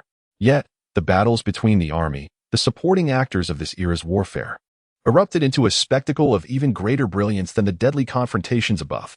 In modern warfare, characterized by resource depletion and national strength, if both parties appear evenly matched, the conflict inevitably veers towards another extreme, relentless carnage. Such a war would undoubtedly give rise to what is termed a meat grinder battlefield. Unbeknownst to him, the portly man had been distanced from the war for 6 months. As the transport ship gently descended, he had steeled himself to embrace the uncertainties of the future. Death may hang in the balance, but life endures for millennia. The essence of a lone wolf surged forth from the portly man, brimming with audacity. Chapter 13. Special Reconnaissance Battalion. The transport ship descended upon the military airport in Kato City, its hatch swinging open as Tian Xinjiang leapt onto the tarmac. The sole passenger aboard. This vessel, tasked with logistical resupply, bore an array of mech components and munitions, alongside Tian and Appo's own mech and personal belongings. Above the airport, myriad aircraft hovered, predominantly transport vessels, with a few fighter jets engaged in aerial surveillance. In the distance loomed a space vessel repair dock, featuring 4 berths adorned with an intricate lattice of steel beams, where 4 colossal warships floated silently, undergoing repairs. Thousands of workers, resembling ants, diligently labored to restore these gleaming black metal vessels. The air was punctuated by the blaring of whistles, as hundreds of signalmen clad in white uniforms waved red and green triangular flags, orchestrating the ascent and descent of vessels, as well as the passage of transport vehicles. The grandeur of this scene left Tian Xinjiang in awe. When a nation encompassing 3-star systems mobilizes fully, the force it unleashes is formidable. Such power, dormant in times of peace, erupts uncontrollably like a volcanic eruption when confronted with threats. Even if faced with mightier forces, the inevitable outcome would be mutual destruction. This power emanates from each citizen of the Federation, while an individual may seem like a mere speck of dust in the vast cosmos. When countless souls unite for a common purpose, their collective strength becomes immeasurable. Time, in its inexorable flow, accumulates the fervor of these fleeting lives, contributing to the tapestry of human civilization that has conquered the boundless universe. And amidst this existence, one finds themselves, a transient wave in the ocean of human achievement, destined to be forgotten, yet never truly lost. When death approaches, is fear of any consequence? Tian Xinjiang pondered how many, faced with the specter of war and the struggle for survival, might share similar thoughts, what choices they would make. Yet, reality unveiled itself to him. These individuals were fighting, wholeheartedly engaged in a patriotic war where life could be forfeited at any moment. Each person, in their own right, is a hero, perhaps like him. They too harbored fears of becoming mere particles in the cosmic void, of being dust scattered by the winds upon the earth. Yet they steadfastly held their ground, resolute in their commitment. As for him, retreat was no longer an option. The Federation, the land that nurtured him, surely had values worthy of his defense. He had fled enough, enduring 21 desperate escapes over 6 months. The taste of despair was one he no longer wished to savor. Let the choice between life and death be forgotten. It is an unsolvable dilemma, and fate will ultimately reveal the answer. Until then, he must truly immerse himself in this grand epic. 3 hours later, the portly figure piloted his dilapidated mech, aptly named Logic, to the headquarters of the 16th Marine Corps Division. This military base, located southwest of Kato City, is surrounded by an array of anti-detection jammers, rendering any satellite imagery of the area a mere expanse of darkness. Tian Xinjiang presented his electronic soldier identity badge to the guard stationed at the entrance, and after a brief minute, he was granted entry into the base. As he traversed the rows of barracks filled with various standard-issue mechas, one particular mech, seemingly on the verge of disintegration, captured the attention of all passers-by. Many female soldiers stifled their laughter, covering their mouths in astonishment at the sight. The rotund individual, unfazed, deliberately maneuvered the mech with exaggerated difficulty, and upon spotting a beautiful female soldier, he dismounted and pretended to ask for directions with a lecherous grin. Approaching within a mere 100 meters of the reconnaissance battalion, he suddenly noticed a statuesque and alluring female soldier by the roadside. With a playful demeanor, he approached her, continuing his feigned inquiry. However, unlike the amiable encounters prior, this beauty bore an icy demeanor, appearing indifferent and aloof. The rotund man mused to himself, "Very well. If you choose to ignore me, I shall persist." Inherently a rogue, he epitomized the essence of lewdness and shamelessness. His favorite pastime was to stir up trouble, possessing a thick skin and an unyielding persistence. Apart from the likes of Milan, a fierce woman, he believed no woman could escape his advances without yielding. Furthermore, he harbored a deep disdain for those who exuded an air of superiority, vowing to bring down anyone who dared to act pretentious. As the indifferent soldier found herself ensnared by his relentless pursuit, she ultimately succumbed to his persistence. Gritting her teeth as she detailed a map and provided directions for an extended period. When she finally glanced up, expecting relief, she was met with the sight of this obnoxious man feigning confusion, inquiring yet again, "I still don't understand. Is this even a map?" Nearby soldiers erupted in laughter, mocking the rotund man for his lack of decorum. Witnessing the soldier's rising fury, he leisurely doused her anger with nonchalance, stating, "Lieutenant, remember to salute when you see an officer. Consider this a lesson, and I shall let it slide this time." With that, he bounded back onto the dilapidated mech, departing with a plume of black smoke reminiscent of an antiquated diesel engine, swirling thickly in the air. The female soldier, named Alice, had been raised in privilege, accustomed to being treated with deference. Little had she encountered someone so shamelessly audacious, and as someone of a lower rank, she could neither retaliate nor rebuke him. A sense of indignation welled within her, nearly bringing her to tears, as she fumed inwardly, "That insufferable fat man, I will not let this go unchallenged." Before he even reached his own unit, news of the rotund man's provocation of the battalion's most haughty beauty, Alice, spread rapidly throughout the camp. Soldiers speculated about the identity of this audacious individual, while those who had been ridiculed by Alice or held grievances against her reveled in schadenfreude. Conversely, Alice's admirers were filled with righteous indignation, vowing to make the rotund man pay for his affront to their goddess. Upon arriving at the reconnaissance battalion headquarters, the portly figure disembarked from the mech and was informed by the guards that Commander Nadal was convening a wartime intelligence briefing. After a brief wait, the meeting concluded, and the tall, gaunt Nadal emerged, furrowing his brow as he prepared to assess the character of the lieutenant transferred from the front command. Lieutenant Tianchi John, the deputy commander of Company A in the 16th Armored Division of the Federal Airland Marine Corps, had been ordered to report for duty. "Awaiting your instructions, sir." The rotund man saluted with standard precision. Damn it, a fat man as a scout, and a cowardly one at that. Nadal struggled to suppress his disdain for the portly figure before him, having already gleaned some insights from friends at the front command. "At ease, Lieutenant. Please follow me." Nadal turned and led the rotund officer into his office. "Have a seat, Lieutenant. There are chairs over there," he gestured. "Thank you, sir." The portly officer maintained a standard military posture, sitting upright with his hands resting on his knees and his gaze fixed ahead. Nadal circled around the desk and took his seat, extracting a cigarette from the box atop the table. He lit it and inhaled deeply, pondering aloud. "I hear you were a mechanic?" "Yes, sir." The lieutenant felt a twinge of unease, sensing a hint of hostility in his superior and Oppos, tone. "I and Oppos, VE also heard you attended a special training unit, the first specialization being reconnaissance?" Nadal scrutinized the portly figure through the curling smoke with a discerning gaze. "Yes, sir." The lieutenant inwardly cursed, thinking, "Damn it, my records state this clearly. Why does he insist on asking in such a condescending manner?" Nadal smiled slightly, maintaining his unhurried demeanor as he continued. "Given your specialized training and seemingly commendable performance, how is it that you reverted to being a mechanic? Surely, I cannot confess that I fear for my life and wish to avoid the reconnaissance unit." The lieutenant lamented internally, yet he replied without hesitation. "It is purely a matter of personal interest, sir." "Interest?"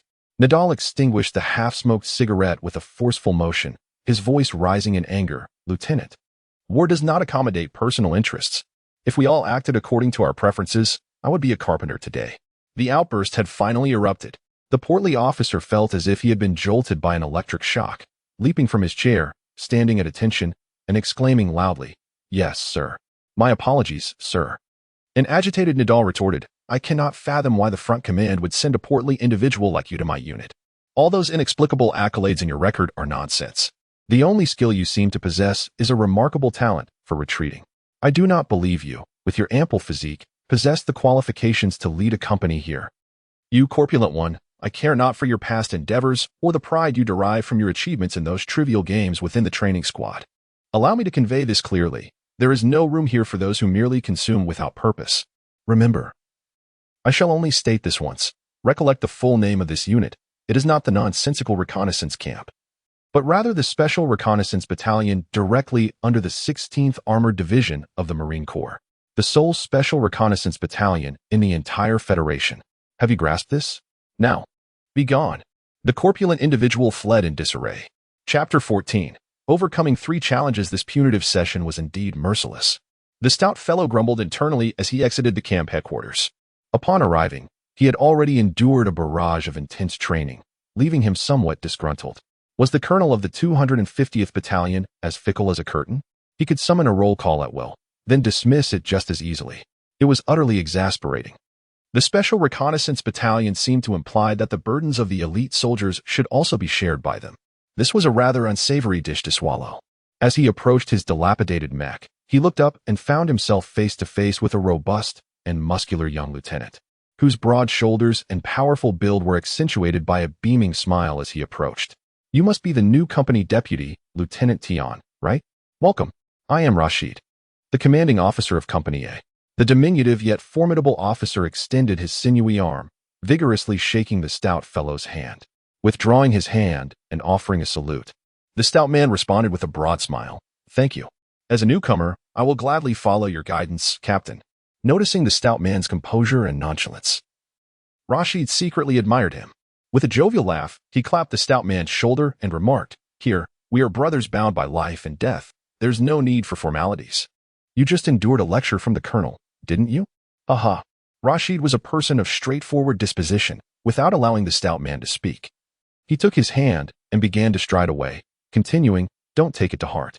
The colonel is an uncomplicated man. His method of instilling discipline is merely a form of intimidation. Everyone who enters this camp must endure his reprimands. Come, I shall show you around the company headquarters to help you familiarize yourself.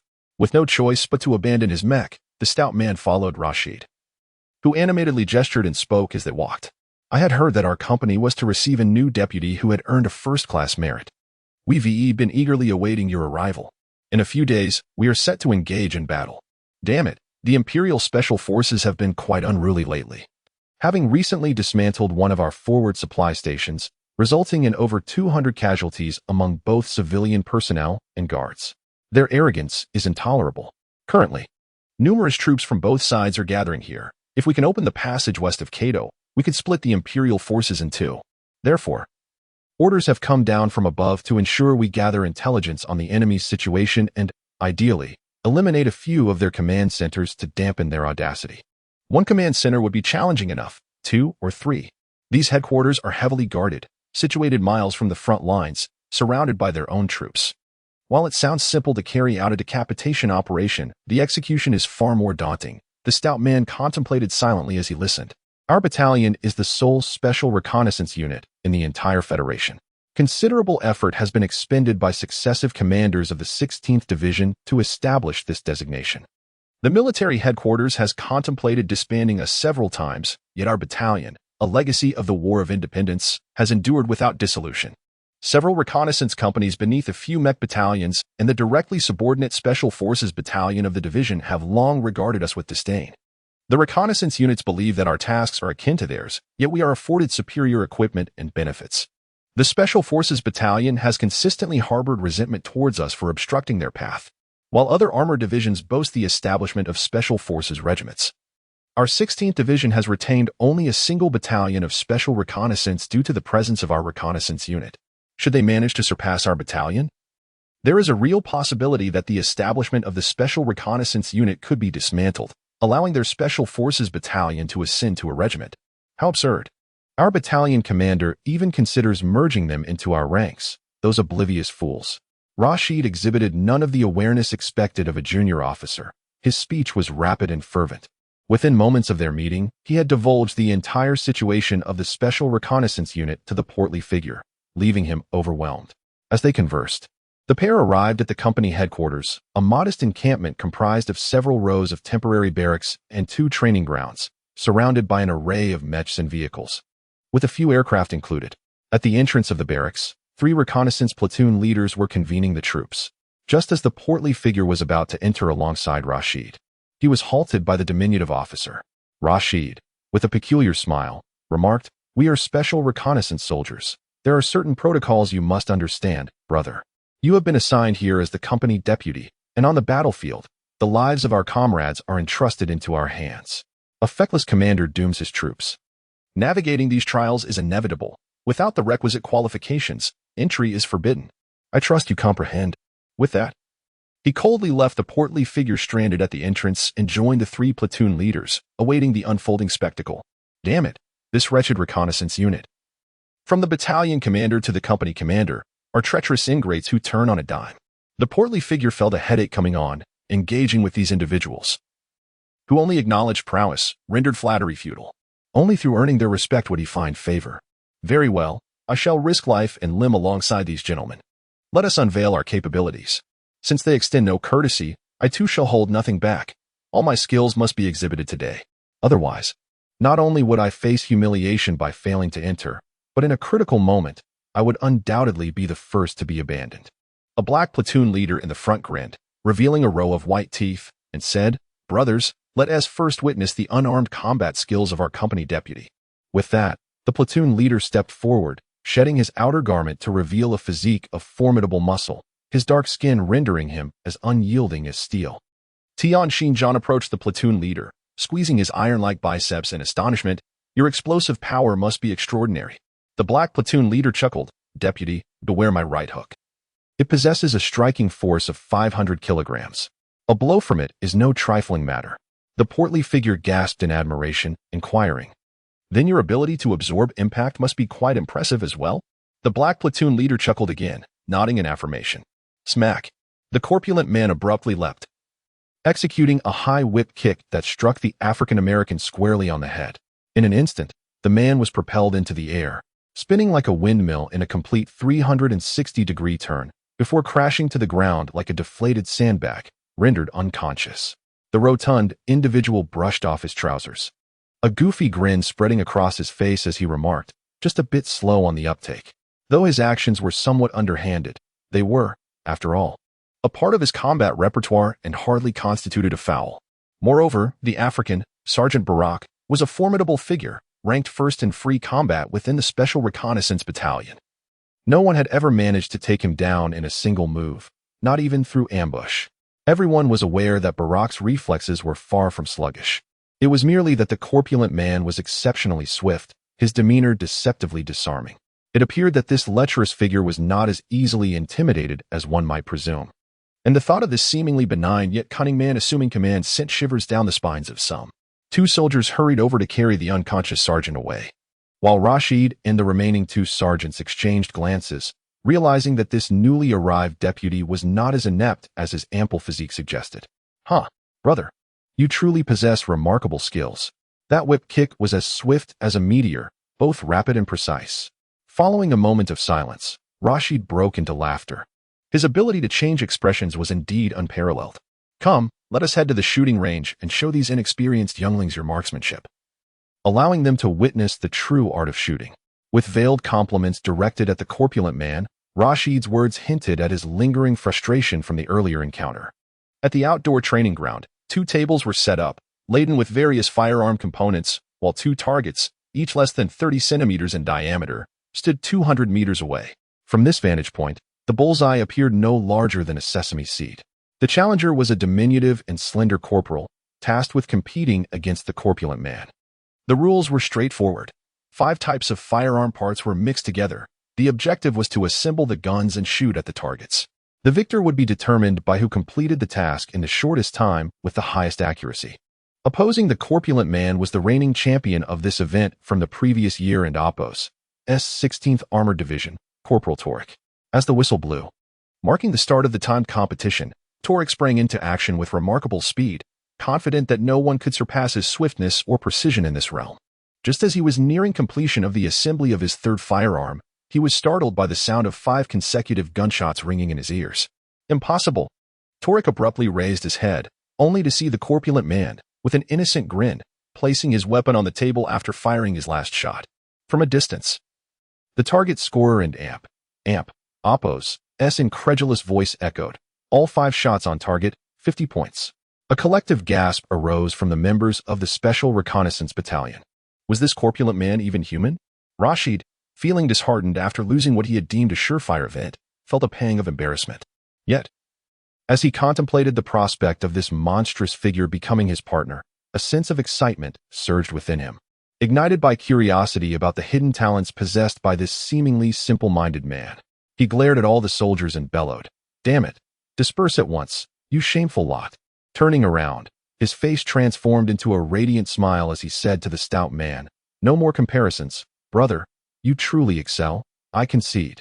Suddenly, a voice echoed from behind. "You need not flaunt your meager skills. Allow our special forces to assist with the final mecha duel."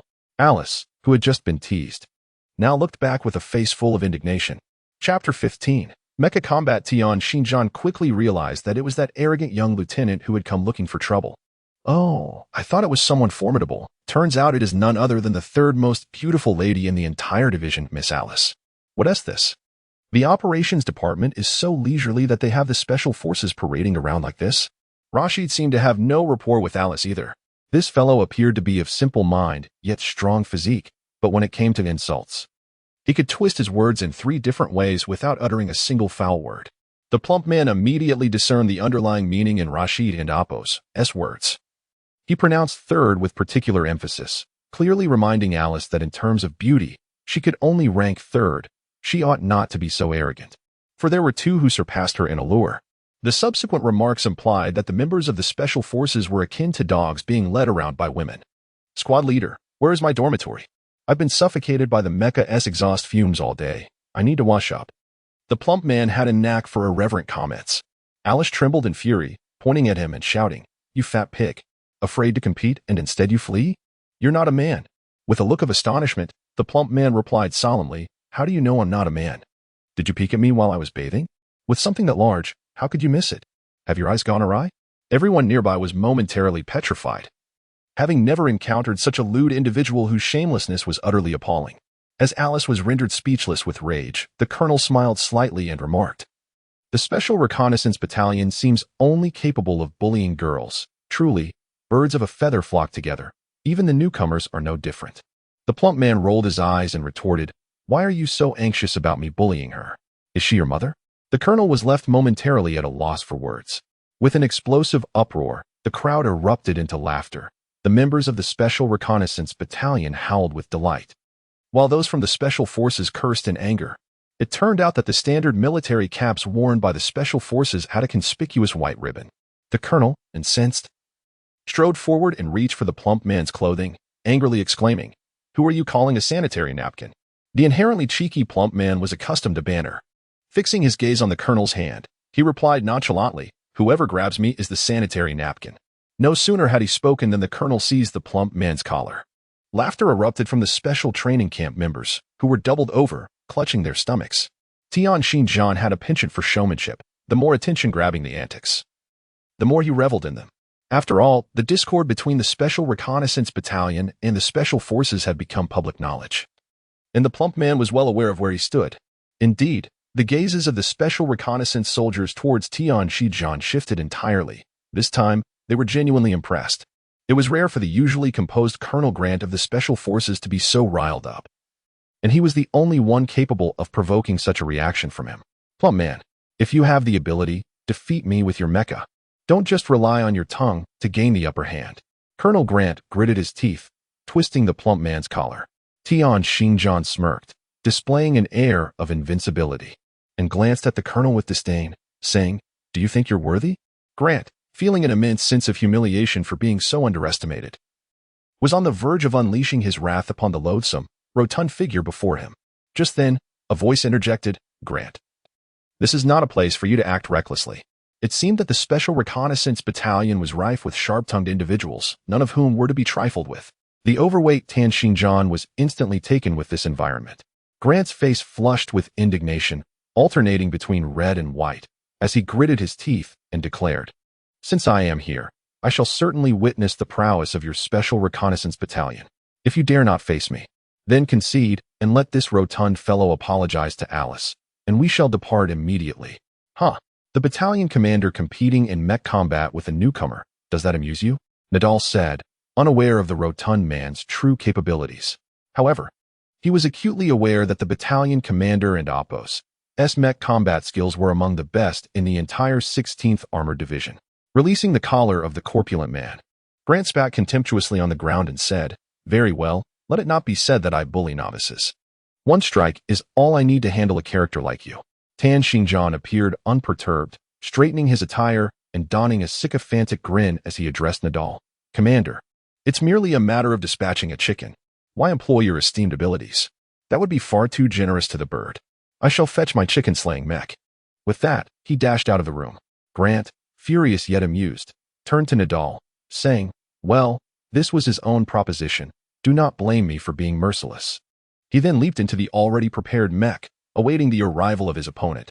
Nadal and Hillard exchanged dry smiles, acknowledging that despite Tan Xinjiang and Imp. Oppos's previous experience as a mechanical technician, his initial foray into this competition would not be overly humiliating even if he were to lose. However, the mere thought of the shabby mech he possessed filled them both with trepidation. Moments later, a clattering figure stumbled through the door, a Model 3 beast mech. Upon entering, it toppled over, emitting black smoke from its rear. The mech struggled to rise, creaking and groaning as if it were rusted through and through. After a few faltering steps, it collapsed once again, sending a cloud of dust into the air. Was this truly the rotund man's designated chicken-slaying mech?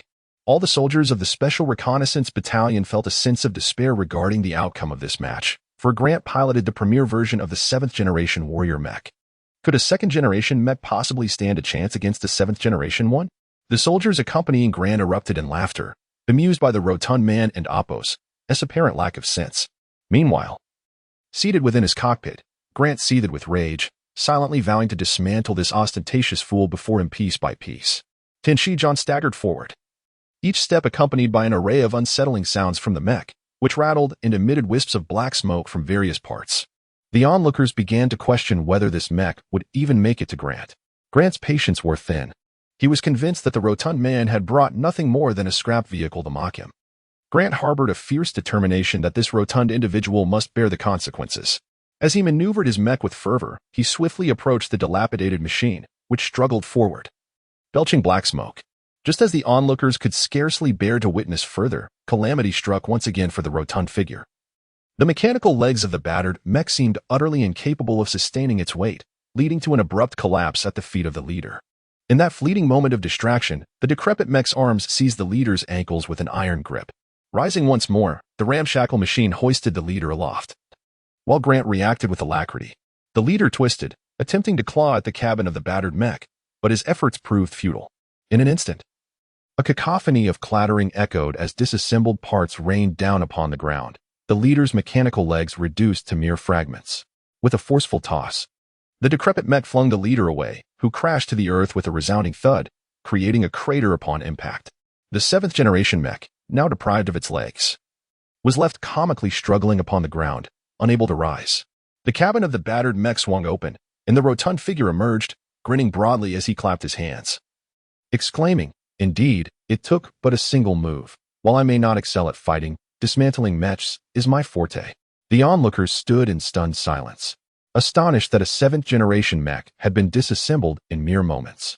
If this rotund fellow claimed to be inept at combat, one could only wonder what true prowess entailed. Moreover, his actions were undeniably duplicitous. The way the battered mech had so readily regained its vigor to dismantle the leader suggested that those earlier tumbles were far from accidental. The rotund figure cast a derisive grin at the leader, still sprawled on the ground.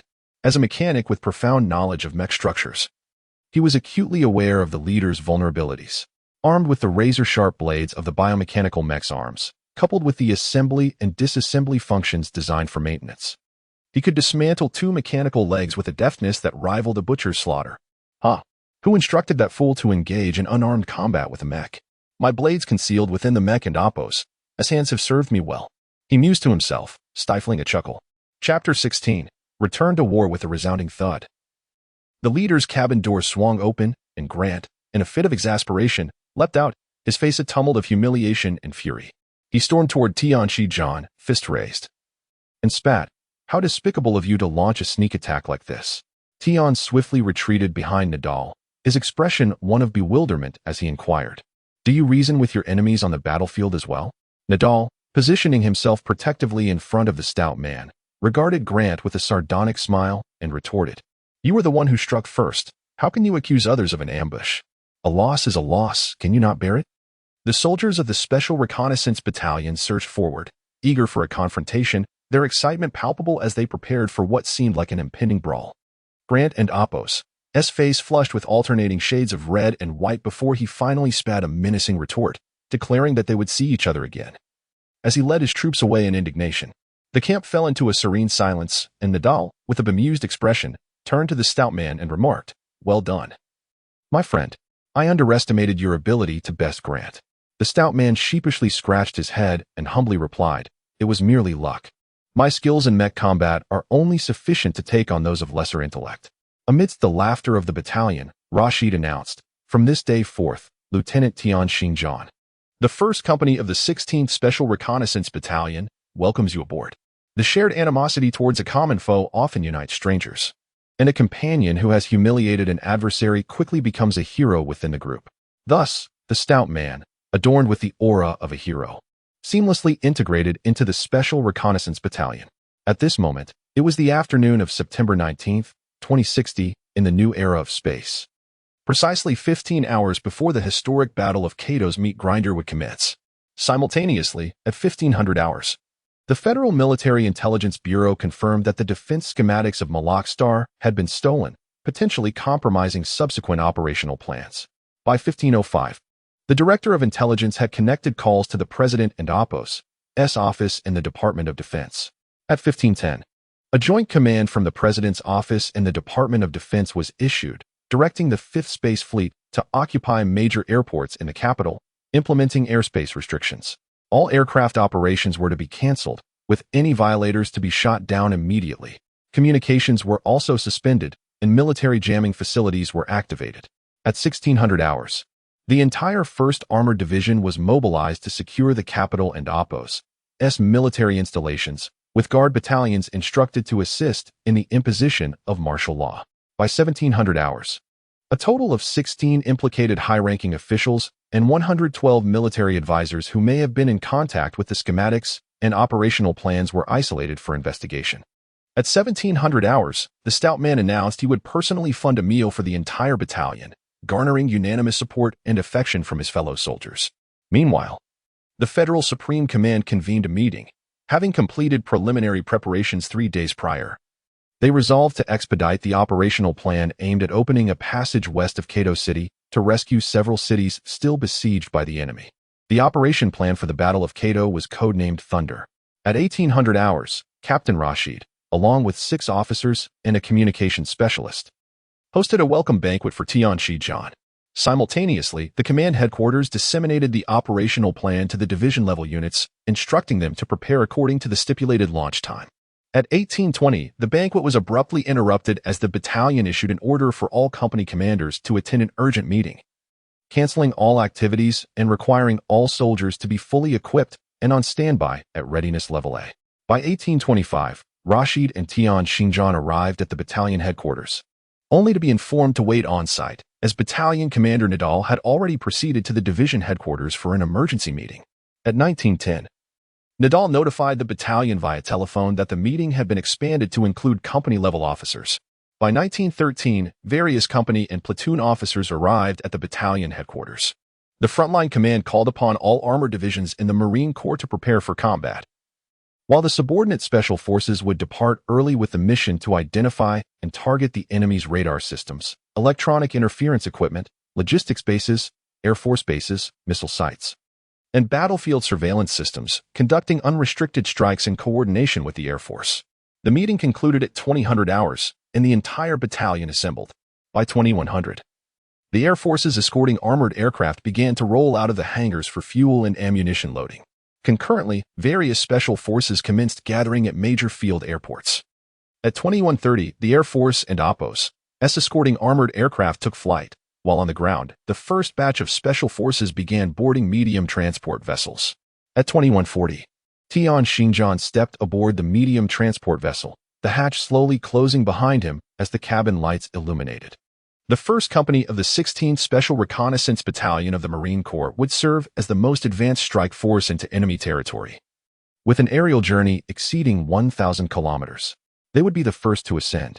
At 2200, The first batch of 16 medium transport vessels began to separate into formations, and 3 minutes later, the fleets completed their divisions, each heading to their respective destinations.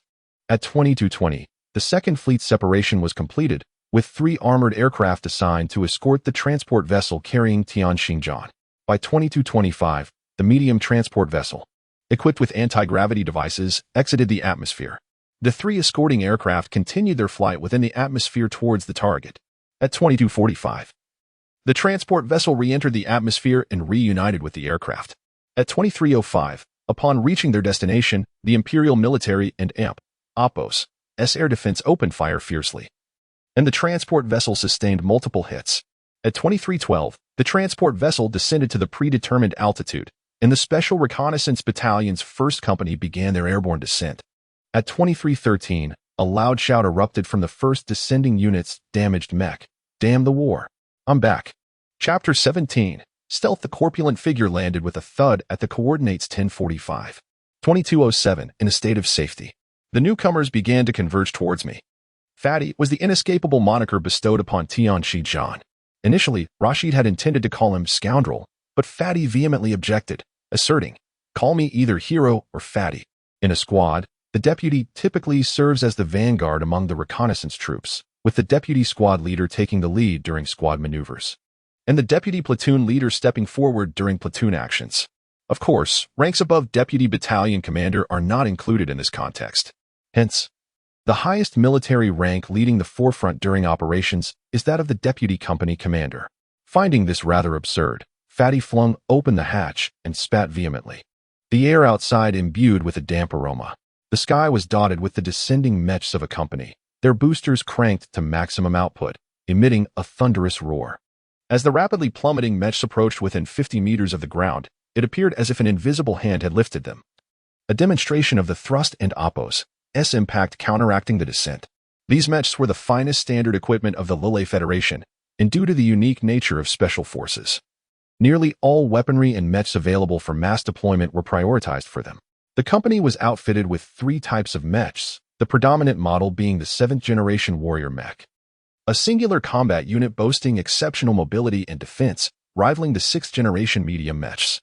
The ordinary soldiers piloted the standard warrior pioneer model, while Hillard operated a leader mech identical to that of the Special Operations Battalion commander, Grant.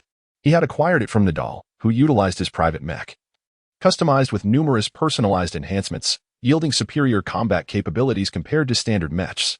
The final model was the Fury-class heavy fire support mech, of which the company possessed 4. Fury, also a 7th-generation mech, represented a compact version of the 6th-generation heavy mech. The reduction in size corresponded to an increase in potency.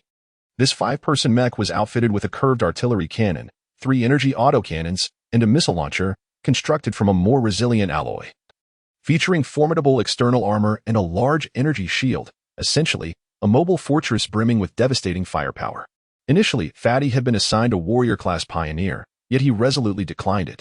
Thus, the only private mech within the company was Fatty's Logic. The soldiers of the company harbored great admiration for the newly appointed deputy, who dared to gamble with his life by piloting such a dilapidated mech into battle. Fatty intently monitored the scanners and radar of Logic, noting the absence of enemy mechs in the vicinity.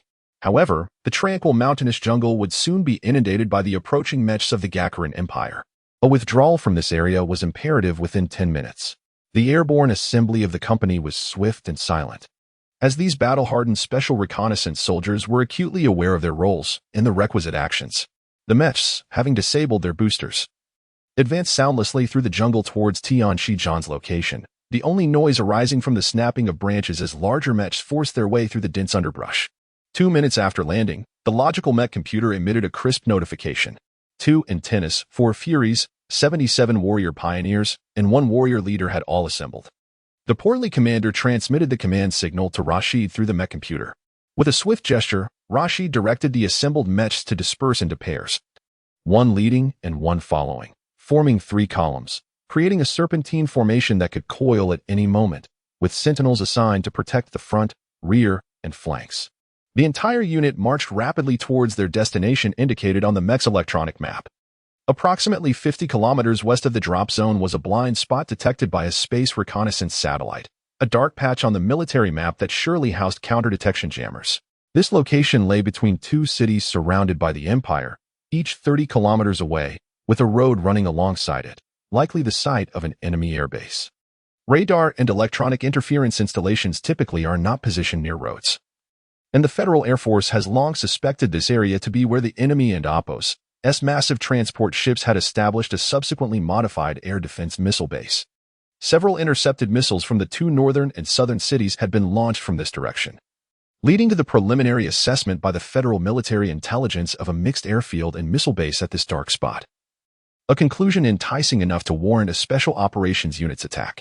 However, the portly commander found the location peculiar, if it were indeed an air or missile base. The airborne operation would not have proceeded so smoothly. Yet, if it was neither of those, what could it possibly be? Before long, they were less than 10 kilometers from their target. Squad leader Jason led his squad to remain behind to serve as reinforcements. They swiftly formed a circular defensive formation at the instant of Rashid's command. The sentinels responsible for perimeter observation moved to a vigilant position 500 meters away. Since the beginning, Tian Xinjiang had been observing these subordinates he had only known for a few hours. Their performance convinced him that he was part of a well-trained unit. The soldiers, tempered by the fires of combat, exhibited a silent resolve, making swift, decisive judgments and executing tactical maneuvers that were both precise and adaptable. One antenna and one Fury automatically separated to assist in defense, while the others continued their advance almost without pause. As they entered the range of the jammers, they could encounter patrolling enemies at any moment. Tian Xinjiang, along with 3 warrior pioneers, took the lead to ensure the safety of their advance. The portly commander chose a small hill to the southeast of the base, from which he could observe the entire facility from a higher vantage point. The 2 squads of special reconnaissance soldiers placed their complete trust in the portly commander and Oppo's choice. They switched their mechs to stealth mode, following the battered mech as it weaved left and right. Everyone found it peculiar that this mech, which had been belching black smoke and clattering during the day, now moved silently like a feline predator stalking its prey in the jungle, its movement soft and stealthy. If not for their close proximity, they might have lost track of it entirely, as the battered mech seemed to have melded seamlessly into the nocturnal wilderness. This phenomenon renders the stout individuals increasingly enigmatic in the eyes of their companions.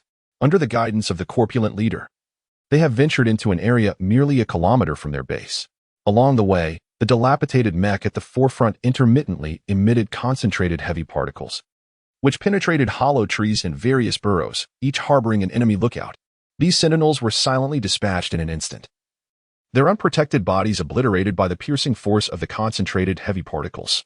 Yet, none could have anticipated that a concentrated heavy particle machine gun would be wielded by a mech.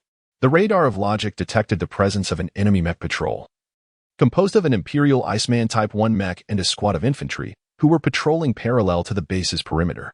In 10 minutes, this leisurely patrol would arrive at the location of the stout individuals.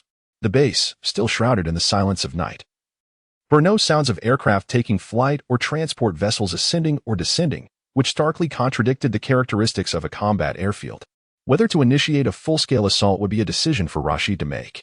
The corpulent leader came to a halt, raising the mechanical arm of logic high, forming a fist. Once all had concealed themselves, the signal was returned to Rashid. A minute later, the leader mech issued the command for a full-scale assault. Chapter 18. Over and over again the antenna activated its electromagnetic interference, casting a sprawling attack zone with a radius of 5 kilometers. Within a mere half hour, unless it faced immediate destruction, the antenna would reign supreme here, ensnaring any signal within its confines. Even if the Imperial forces possessed more formidable electronic countermeasures, extricating themselves from such a disadvantage would take at least half an hour. 1 Fury and 6 Vanguard warriors remained to guard the antenna, while the remaining individual mechs advanced towards the assault line. Once the electromagnetic interference was initiated, it surged forth like a stampede of wild horses. As the mechs launched a collective offensive, the missiles struck the gates and surrounding walls with precision and with the sound of explosions. The gates and the makeshift steel barriers were violently upheaved, sending dust swirling into the air. The entire wall was blasted apart, creating a breach nearly 100 meters wide, leading directly to the mech parking area of the Alert Battalion, where Imperial soldiers in their undergarments scrambled desperately to board their mechs. The rotund figure could not allow them to activate their mechs.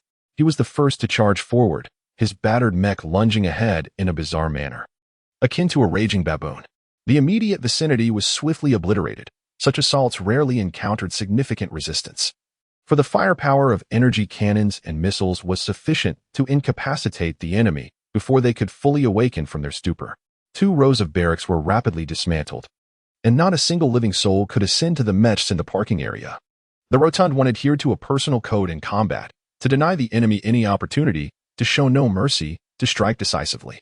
However, his cowardice had always led him to merely contemplate such thoughts. Prior to joining the military, he had never engaged in a fight. Each time conflict arose, he would grit his teeth and mentally prepare himself, but ultimately he would deflate, seeking to avoid confrontation. I am inherently a pacifist, too compassionate. I cannot bear to witness bloodshed. Otherwise, I would surely. That would be an exceedingly gruesome and brutal scene, he boasted to his friends. Yet this time was not a mere brawl. It was a genuine struggle for survival on the battlefield. Perhaps he had already taken lives during his flight, having crossed a psychological threshold. Perhaps, in the throes of war, the human psyche undergoes varying degrees of mutation. Regardless, the Rotund One no longer perceived the adversaries before him as living beings. As the logical cannon swept over the Imperial soldiers clad only in their undergarments, reducing them to a spray of blood and flesh, he felt neither disgust nor fear. Rather, a surge of exhilaration ignited within him. As he piloted his dilapidated mech deeper into the base, the barrage intensified, missiles and artillery extending into the base. Some Imperial mechs, stationed at a distance, finally emerged. Some were patrolling nearby, while others were survivors of the Federals' advancing artillery. The Federals' firepower began to wane, just as the Federal mechs methodically breached the base gates. Splitting into 2 formations to advance deeper, the Rotund One collided head-on with the oncoming Imperial mechs. 20-1. The Rotund One swiftly assessed the situation. A missile soared towards him, striking the chest of his battered mech, which immediately crumpled to the ground. A colossal explosion blasted a gaping hole through the chest of the mech, exposing its damaged circuitry to the air, which crackled and sparked while emitting plumes of black smoke. The Imperial soldiers found it exceedingly strange. What was this dilapidated contraption that dared to charge headfirst into battle? When had the Federation become so impoverished? However, the ambushing Federation troops had already infiltrated the base, and the guard unit responsible for the entrance defense could hardly muster any resistance amidst such concentrated artillery fire. Thus, with no time for contemplation, the Imperial mechs surged forward, traversing over the wreckage of the destroyed Federation mech. One mech, still doubtful, casually fired its energy cannon at the heap of scrap on the ground, only to receive no response. It nearly rendered another Imperial mech, which was carelessly stomping over the debris towards the entrance, inoperable. This spectacle left the soldiers of the Special Reconnaissance Unit in shock. Could it be? The deputy who had arrived just this afternoon was already slain? The Rotund One. How could he be so cunning and yet go mad once the fighting commenced? The mech was undoubtedly beyond salvage. They pondered whether the pilot still lived. With such a gaping hole in its chest, survival seemed impossible. Vengeance. The communications channel of the Special Reconnaissance Unit erupted in chaos. No one had anticipated that this newcomer would fall to the enemy so swiftly. Had the Rotund One taken some sort of stimulant? He charged in alone. Just as they believed Tian Xinjiang had perished, from behind the more than 20 Imperial mechs, the battered Beast 3 miraculously rose again. The soldiers of the reconnaissance unit were moved to tears. This was a heroic scene. The battered beast resembled a warrior risen anew from the depths of hell, as 2 missiles struck the Imperial mechs that rushed past it. Subsequently, its mechanical arm seized another Imperial infantry mech and crushed its cockpit with a single blow. What a tragic tableau it was. Behind the resurrected Beast 3 loomed at least 40 or 50 Imperial mechs. 40-1? Several energy shells struck the battered Beast 3, which once again fell valiantly amidst the flames. The Rotund One. Strike. Hit them hard. Charge forth. Aroused by righteous fury, the Federal soldiers commenced their assault. 2 mechs responsible for fire support, Fury, emitted a furious roar as 6 energy cannons unleashed hundreds of shells, weaving through the night like a ribbon and reducing all in their path to ash. 2 missile launchers fired high-explosive missiles almost without pause, their thunderous detonations echoing skyward. 2 infantry mechs darted swiftly, slicing through the incoming Imperial mechs. Without communication and command, and with radar and weapon locking systems rendered inoperative, the Imperial mechs, relying solely on manual operation, stood no chance against the well-trained and proactive Federal Special Reconnaissance soldiers.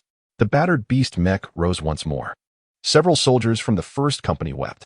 Was this not a death wish? They thought, the deputy is too valiant, too fearless. Amidst the throng of imperial mechs, the monstrous beasts fell. The soldiers of the Special Reconnaissance Battalion began to sense an eerie phenomenon. The beasts rose once more. They fell again, and again, time and again, as the imperial mech charged forward amidst the relentless bombardment.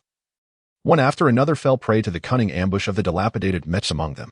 The corpulent figure, reveling in his success, became increasingly adept at feigning death in battle. "You bloody fool!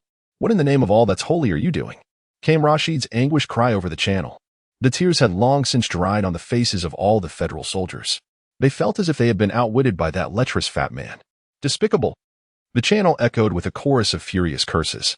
Chapter 19. The imperative action. The radar and weapon locking systems of the mechs were disrupted, and the communication lines were entirely severed. The once cohesive base garrison, now reduced to a fragmented state, found themselves unable to coordinate and were compelled to fight individually. Under the predatory assault of the Federal Special Reconnaissance Unit, they ultimately succumbed and were swiftly annihilated. This skirmish was later hailed by the Reconnaissance Unit as a quintessential example of insidious tactics. Subsequently, the soldiers of the unit began to retrofit their mechs, and the simulated armor invented by Tian Xinjiang became immensely popular.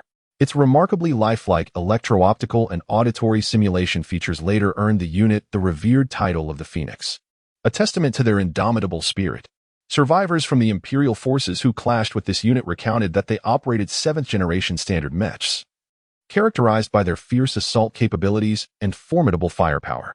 Their signature strategy involved extensive maneuvering to encircle and overwhelm the enemy, employing superior numbers to eliminate foes one by one. Most disheartening for the adversaries was the uncanny resilience of the mechs, even those that appeared utterly destroyed, emitting sparks and billowing smoke, seemed to rise again when the Imperial troops least expected it. This relentless spirit of mutual destruction instilled a deep-seated dread in many soldiers who faced them. After cleansing the outer perimeter of the base of Imperial mechs, the reconnaissance unit encountered no further effective resistance. The defenses of the base had been utterly obliterated. Upon swiftly securing the interior by splitting into 2 spearheads, they finally comprehended the true nature of this facility. It was neither an airbase for the Gashulan Empire nor a missile deployment site, but rather a nightmarish prison camp. Inside the electrified enclosure, the camp was divided into several open areas by barbed wire and wooden stakes. Hundreds of emaciated, ragged federal prisoners were herded together like livestock. And mere feet away lay a grotesque mound of executed bodies, the ground stained a deep crimson black from the congealed blood, emanating a foul stench. Upon exiting his mech, Tian Xinjiang was so horrified by the sight that he retched. The mangled corpses were strewn haphazardly, lifeless and pale. Among them lay the body of a federal female soldier. Slumped against the pile, her chest grotesquely punctured, eyes wide open, staring vacantly at the heavens. The surviving prisoners were swiftly rescued, yet there was no jubilation or exultation. They emerged silently, numbly obeying the commands of the reconnaissance unit soldiers. Many remained transfixed within the confines of the enclosure, gazing vacantly outward, as if believing that within those barriers lay their only sanctuary. Some obediently exited, reminiscent of children, while others stubbornly clung to the barbed wire, refusing to budge. And still others curled into themselves, trembling in terror as they shook their heads and cried out, unwilling to step into the unknown. In the enemy and Oppos, rear, the loss of mobility for a soldier equated to the loss of life. Several dozen kilometers to the north and south lay the enemy's main forces besieging the federal city. Behind them, enemy troops, drawn by the trajectory of the transport ships, were likely closing in. In mere minutes, this location could be enveloped by the enemy. It is impossible to move forward with these prisoners of war, regardless of the circumstances. The only course of action is to contact the Air Force. Yet this must be done without provoking the enemy and Oppos' defenses, and fleeing from them over long distances leaves no safe landing zone for the transport ships. What shall we do? Are we to abandon these individuals here? Tian Xinjiang and Hillard exchanged glances. Fatty. 2 petite figures rushed forward and threw themselves into Tian Xinjiang's embrace, sobbing. It's really you. Fatty, flustered, lifted the tear-streaked faces buried against his chest. Meduo? Nia? What are you doing here? He was on the verge of despair. Had these 2 women become addicted to being captured? Their cries erupted like a torrential flood, drowning the world in their anguish. Meduo and Nia wept uncontrollably. unable to utter a single word. Eventually, the emotional strain proved too much for Mei Duo, and she fainted. Nia's mental state was equally dire. Both women appeared significantly thinner and utterly worn. In this hellish concentration camp, the mere fact that they could still recognize Fatty felt miraculous to him. Without their words, just the sight of the prison camp was enough for him to imagine the psychological torment they endured day after day, confronted with the ever-looming threat of execution. Witnessing comrades shot down, their lifeless bodies piled in proximity, the mental strain was beyond imagination for anyone not present. Fatty carefully laid Mei Duo down, pinched her philtrum, and finally, she began to awaken slowly. Her tear-filled eyes gazed intently at him as she pleaded, "Please, take me away." Her voice was laced with sorrow and exhaustion. Nearby, a federal soldier could not help but turn away, tears welling in his eyes. The previously dazed and numb prisoners seemed to have their emotional dam burst open. Low sobs gradually rising to heart-wrenching wails that echoed in the air. Fatty held Mei Duo tightly, and after a long moment, he reassured her, "Do not fear. No one can harm you again." As Mei Duo and Nia began to calm, Rashid pulled Tian Xinjian aside and asked, "What shall we do? We cannot move forward with them." Tian Xinjian, glancing at Mei Duo, who was still watching him from a distance, replied, "You all continue as planned. I will stay behind and strive to help them escape." Rashid exclaimed in disbelief, "Are you mad? Do you realize where we are? How could you possibly escape with them alone?" Tian Xinjian smiled gently. "Have you forgotten? I am an expert at escaping. Even if I cannot succeed, I will not allow myself to abandon them. Not just Mei Duo, but everyone here. They are our comrades. Heroes resisting invasion. In this world." He took a deep breath. There are certain things a man must do. Chapter 20. The Escape of Magic. Rashid lit a cigarette, inhaling deeply as the ember flared brightly in the darkness before dimming, burning away into wisps of smoke. After a prolonged silence, he inquired, "What are your plans?" Tian Xinjian produced an electronic map, inputting a coordinate point and gesturing towards the softly glowing green screen in the night. He addressed Rashid, "If we head southeast for 20 kilometers, we will reach the mountainous region, surrounded by dense forests. If luck is on our side, we might enter the mountains before the enemy locates us. The mechs will struggle to search in the mountains. We should find a way to evade them.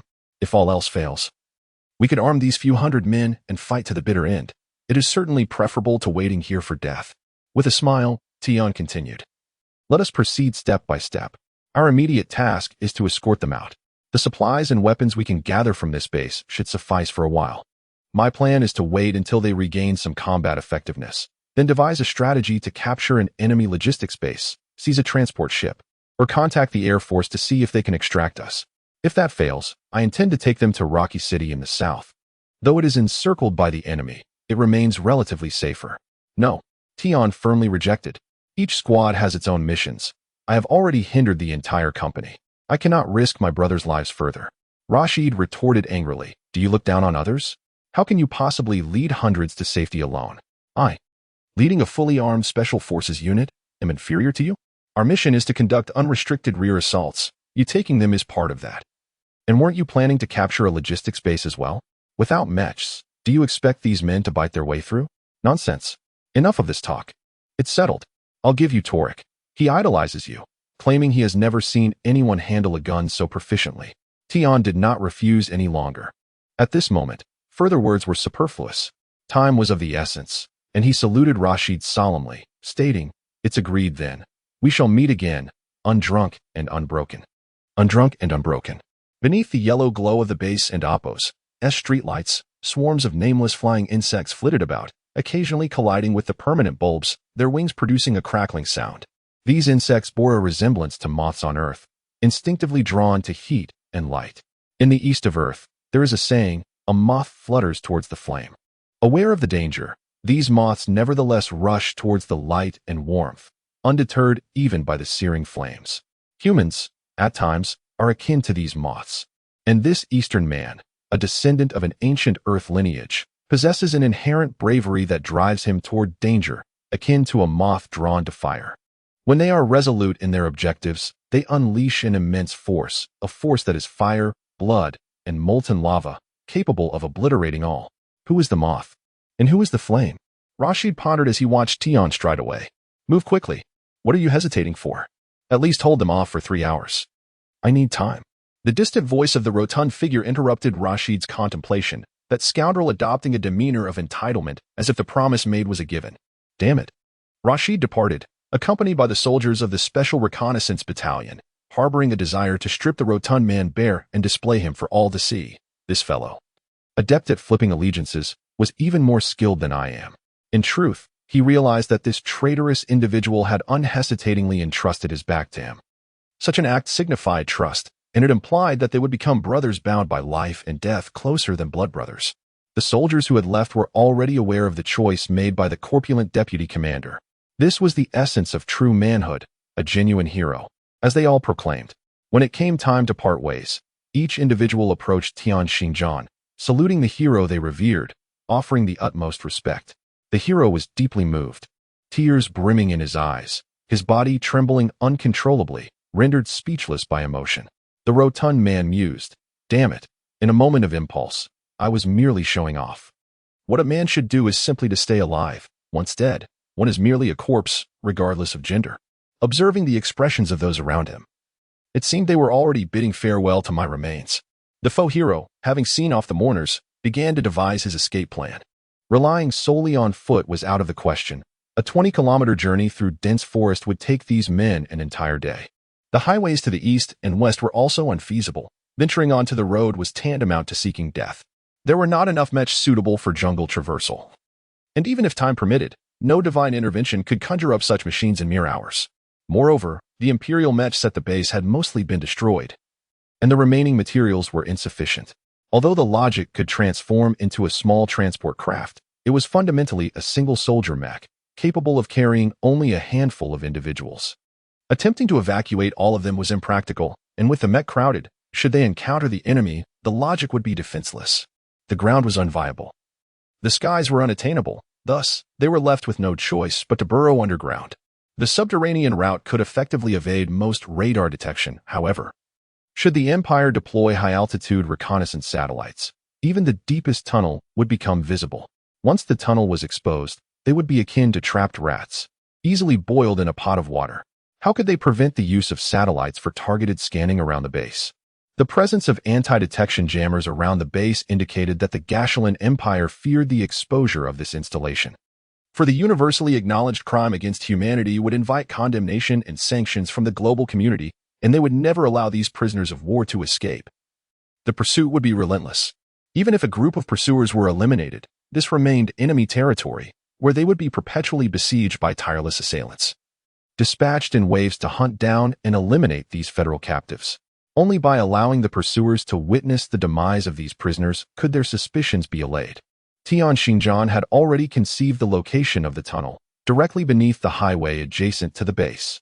Walking along the highway, the high-grade roadbed effectively shields radar scans, and the robust surface shows no signs of the underground voids.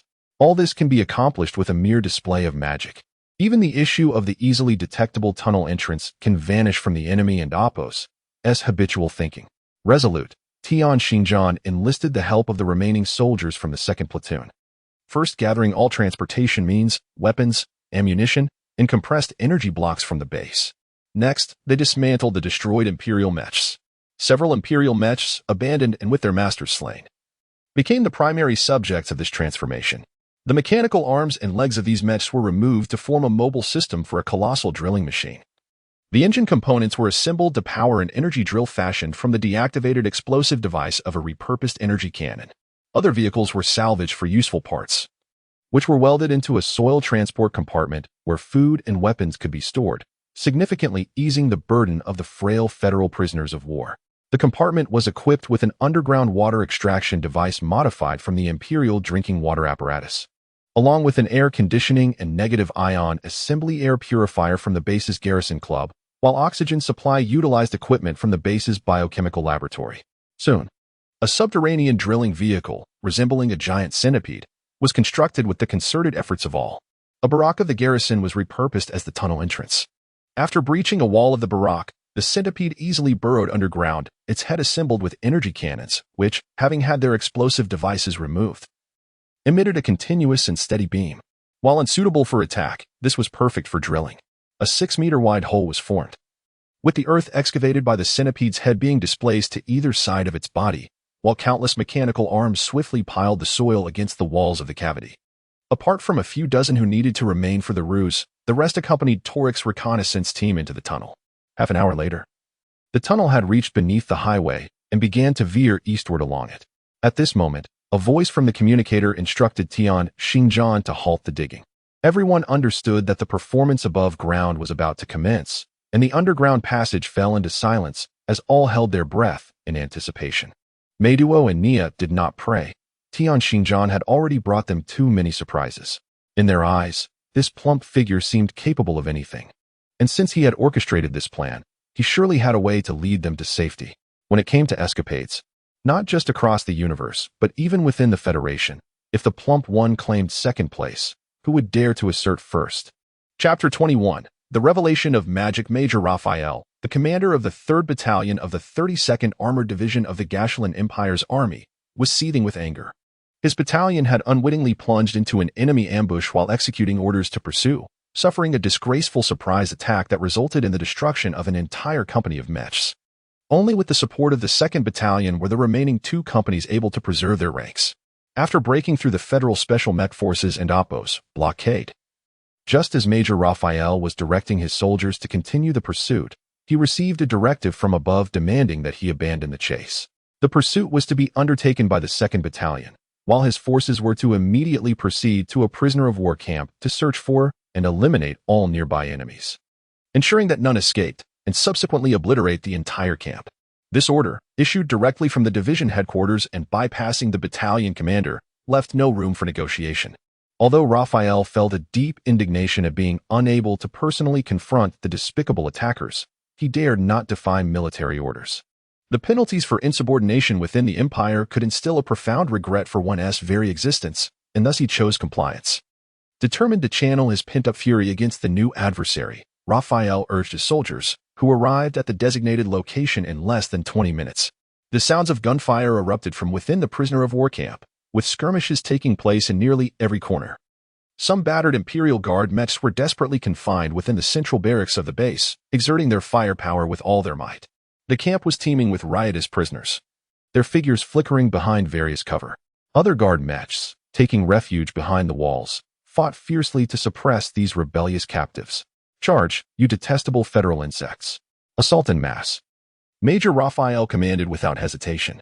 He was convinced that once his 2 companies of mechs charged into the camp, resistance would be futile, and the rebellious prisoners would be reduced to mere pulp.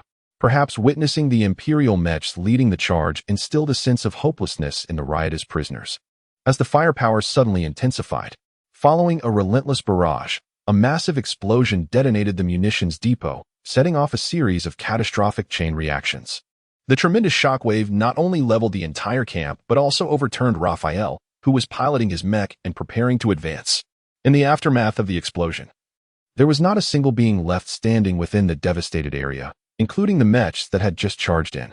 A fierce inferno blazed, and the uncertainty of further detonations deterred all Imperial soldiers, who stood transfixed, gazing at the hellish scene of mechanical debris and human carnage. Raphael leaped from his toppled mech, his face illuminated crimson by the flames, flickering ominously. The billowing smoke soared skyward, and as another explosion erupted, he instinctively shielded his eyes with his arm. A sudden flash of blinding light illuminated the surrounding jungle, causing a sharp pain in his eyes. Damn these cowardly federal scoundrels. When did they gain the audacity to fight back? Raphael gazed at the still-burning prisoner of war camp, suddenly gripped by a foreboding sense that perhaps the war on the planet Malak would no longer be as easily won as before. An hour later, the flames finally began to subside. Raphael led a squad of mechs into the charred remains of the battlefield, where the bodies of federal prisoners lay strewn about the prisoner of war camp. Many of the corpses were positioned as if engaged in combat with the Imperial Guards. All the buildings had completely collapsed. At the center of the site, a small mound of federal prisoners' bodies lay piled together. Upon seeing this grim sight, Raphael immediately understood the desperate resolve of the federal captives. Perhaps to them, facing certain death, it was better to fight valiantly for their lives. The stakes of this gamble were the lives of all those prisoners, and they had failed. Burn all these bodies, Raphael commanded, feeling a sudden sense of relief. Perhaps it was best if this news bypassed the regiment commander and went directly to the division headquarters, he thought, as he happily departed from that abhorrent place. 10 hours later, once it was confirmed that all Imperial soldiers had vacated the area, a wave of suppressed cheers erupted within the underground passage. The prisoners of war shed tears of joy, embracing the soldiers of the Special Reconnaissance Unit, with some female soldiers even expressing their gratitude with fervent kisses for these valiant warriors. The plump man's scheme had achieved unprecedented success. He had successfully erased the memories of hundreds of prisoners from the minds of the Imperial forces, leading them to vanish into the boundless wilderness. Mido clung tightly to the plump man's neck, unaware of when it began, but his ordinary, rotund face held an irresistible allure that captivated her. She wept freely in his embrace until his clothes were soaked through. "Plump man, you must not abandon us." A warm body pressed closely against his back, delicate arms wrapping around his neck. "Nia?" The plump man felt his blood pressure spike. When did he begin to attract such attention? Startled, he quickly extricated himself from the embrace of the two women, retreating to the side, telling himself that this was not a favorable situation. Not only was he unsure how to navigate the dynamics between these two women, but the thought of Nia's friend, the slave owner Milan. Discovering this predicament made him fear for his life. He was convinced that Milan would not hesitate to eliminate him. The plump man was filled with a thieving heart but lacked the courage. He dreaded that if he ever found both the heart and the gall, Milan would ensure he met his end. With the thief gone, what would remain? Resolute in his decision, he decided that until he could unravel this tangled web of relationships, he would maintain a demeanor of detached piety in the presence of these two alluring beauties. He feigned a solemn monk-like appearance, as if devoted to the Buddha, striving for purity and detachment from worldly desires, which only made him appear increasingly ridiculous. Seeing the plump man, even in his pious facade, looking comically awkward, Mido and Nia could not help but laugh. This fellow was a natural source of amusement. It was a mystery what thoughts occupied his mind. When they found him insufferable, he shamelessly took advantage, and when they found him endearing, he acted as though he were startled, as if everyone was out to take advantage of him. "Plump man, what exactly did you do up there?" Nia's soft lips brushed against his ear, causing him to sway as if ensnared by a sprite, his entire being igniting with a tingling sensation. He longed to sway his hips and lasciviously whispered to Nia, "Just like this, in and out." Yet, valuing life dearly, he refrained from uttering those words. "Hurry up." As Nia's threatening teeth grazed his ear, Tian Xinjiang quickly exclaimed, "Don't bite, don't bite. It's actually quite simple." Struggling to dislodge Nia, who was entangled around him, he cast a nervous glance at the beaming Mei duo and said, "This plan actually originates from a magic trick involving a grand illusion." Nia's eyes sparkled as she pressed closer to the portly man, eagerly inquiring, "You know magic?" Mei duo chuckled, replying to Nia, "If he claims he is not adept at such deceptive tricks, would you believe him?" Nia nodded. Yet her hand twisted the fleshy part of the portly man's ear, exclaiming, "This guy just loves to deceive." The portly man, somewhat proud of his creation, boasted, "The secret of this trick lies in visual deception and ingrained cognitive biases. Those Imperial soldiers will surely think that since this barrack is still occupied by the Empire's guards, the captured Federal soldiers can only be outside, with no place to hide. When the explosion occurs, they'll be doomed. If they see the corpses strewn across the ground and still fall for it, they must be smarter than me. You truly are a deceiver. You've tricked them to their demise." Mei duo, entwining her arm with his, pressed her face against his cheek and sweetly scolded him, her reproach laced with an undeniable charm, her face aglow with joy. Far removed from the notion of being deceived to death. "Indeed, I'll strangle you, you deceitful rogue," Nia chimed in, playfully pinching the soft flesh at his waist with a mischievous grin. Chapter 22. Nia's confession since the moment he rescued her once more. Nia seemed to have developed a penchant for cruelty. In a desperate attempt to divert her attention from the agony radiating from his nearly shattered waist, the hefty man strained his mind, ultimately resorting to grasping Nia's hand, clumsily caressing it while inquiring, "Now, you must tell me how you ended up here." To his surprise, Nia allowed him to hold her hand without protest, lacking any spirit of resistance. For a moment, he found himself in a daze, as if he were clutching a scalding hot potato, unsure whether to let go or to hold on tighter. Nia seemed to recall the torment she had endured in the prisoner camp, suddenly falling silent. After a lengthy pause, she softly spoke, "Each day, someone is taken away for experiments in the camp. Some of these experiments are conducted right before our eyes. The deceased are carelessly discarded to the side. None of us knows who the next victim will be or when our turn will come. Initially, we discussed ways to escape, but after several failed attempts, which resulted in many deaths, the guards tightened their watch. Eventually, we resigned ourselves to our fate, living day by day, wondering if we would see the sun rise again. I cherish this feeling. The sensation in my fingertips reminds me that I am alive. Before I die, I want to etch every experience into my memory. I fear that once dead, I will no longer see, hear, or touch anything. Nia and Imp, Oppos, silent tears transformed into deep sobs, and alongside the already weeping Maidu. The two sorrowful women buried their heads in the hefty man and Oppos' chest. I do not wish to die. I am terrified of becoming an unsightly corpse piled together. While insects flutter about my body, the mere thought of it makes me wish to vanish into thin air, so that no one would witness my unlovely form. The hefty man felt a wave of despair wash over him. Faced with this woman, who valued beauty as if it were life itself, he found it difficult to comprehend her thoughts. Perhaps a woman and Oppos' charm stems from these irrational and obsessive facets of her nature.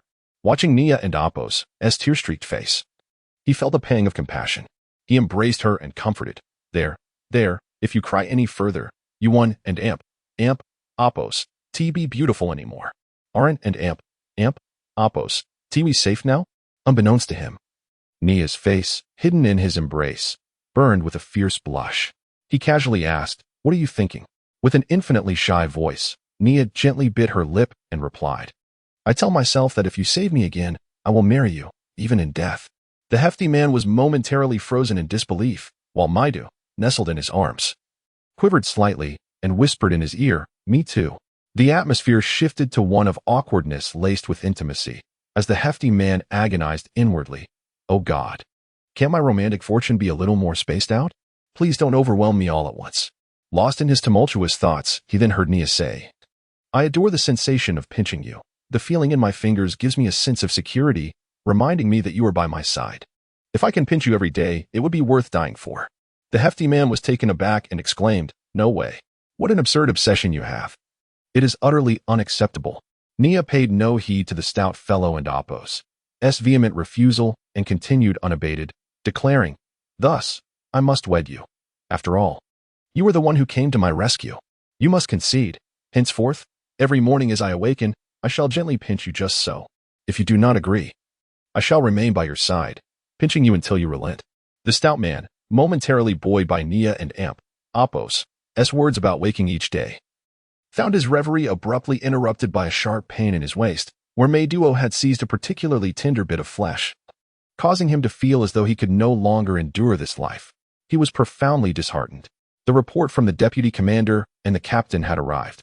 Antenna, Mecha Commander Miller saluted Tian Xinjian and reported. Oh, Tian Xinjian found it rather astonishing. He had never requested Antenna to establish contact with the outside world, fearing that communications might be intercepted and thus reveal their position. Upon receiving the electronic document, he inquired casually, "How did you manage to contact them?" Miller, aware of the deputy commander and Oppos' concerns, explained, "Antenna is equipped with an Albert encryption signal device, allowing us to communicate using Albert and Oppos' code." Albert? The stout man was taken aback. This point-to-point encrypted communication device had been developed by a military laboratory named after the renowned scientist Einstein and had only been in operation for a year. Such technology was exclusively utilized by warships. How could something nearly the size of a wardrobe be fitted into Antenna? When had the manufacturing capabilities matured to such an extent? Neglecting to examine the report in his hand, he resolved to personally witness the Albert encryption communication system affixed to Antenna. A small box was held in his hand, scrutinized from every angle for quite some time, until the stout man finally confirmed that this was indeed the original encryption device that had once occupied the space of a wardrobe. Goodness, how rapidly things evolve. He felt as though the knowledge he had acquired in the laboratory had become obsolete within mere days, clearly underestimating the Federation and Oppos' research and manufacturing prowess. Though this encrypted communication device was limited to two-point directional communication, its signals could not be intercepted, and the encryption was so complex that brute force attempts would be futile. Thus, it held significant practical value. Its ability to be condensed to such a size rendered it the ideal companion for solitary operatives behind enemy lines. Upon examining the electronic document more closely, the communication report indicated that Rashid, with aerial strike support, had successfully led his team away from enemy pursuit while also managing to capture an enemy logistics base.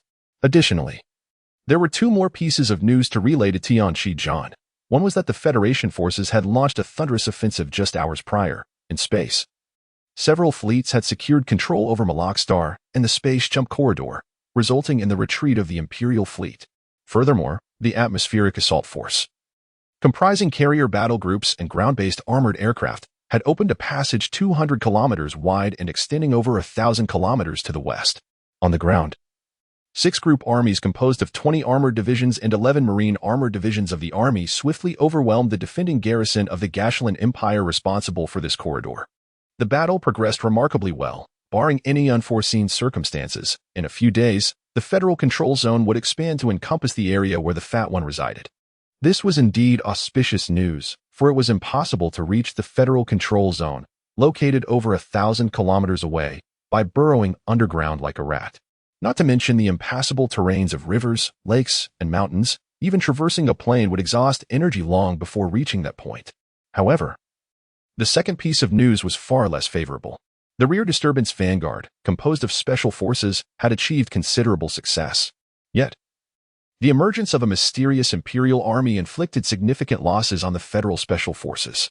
Reports indicated that this Imperial army, which participated in the encirclement of the Federal rear disturbance vanguard, was the infamous and renowned mythical Legion of the Gashulan Empire.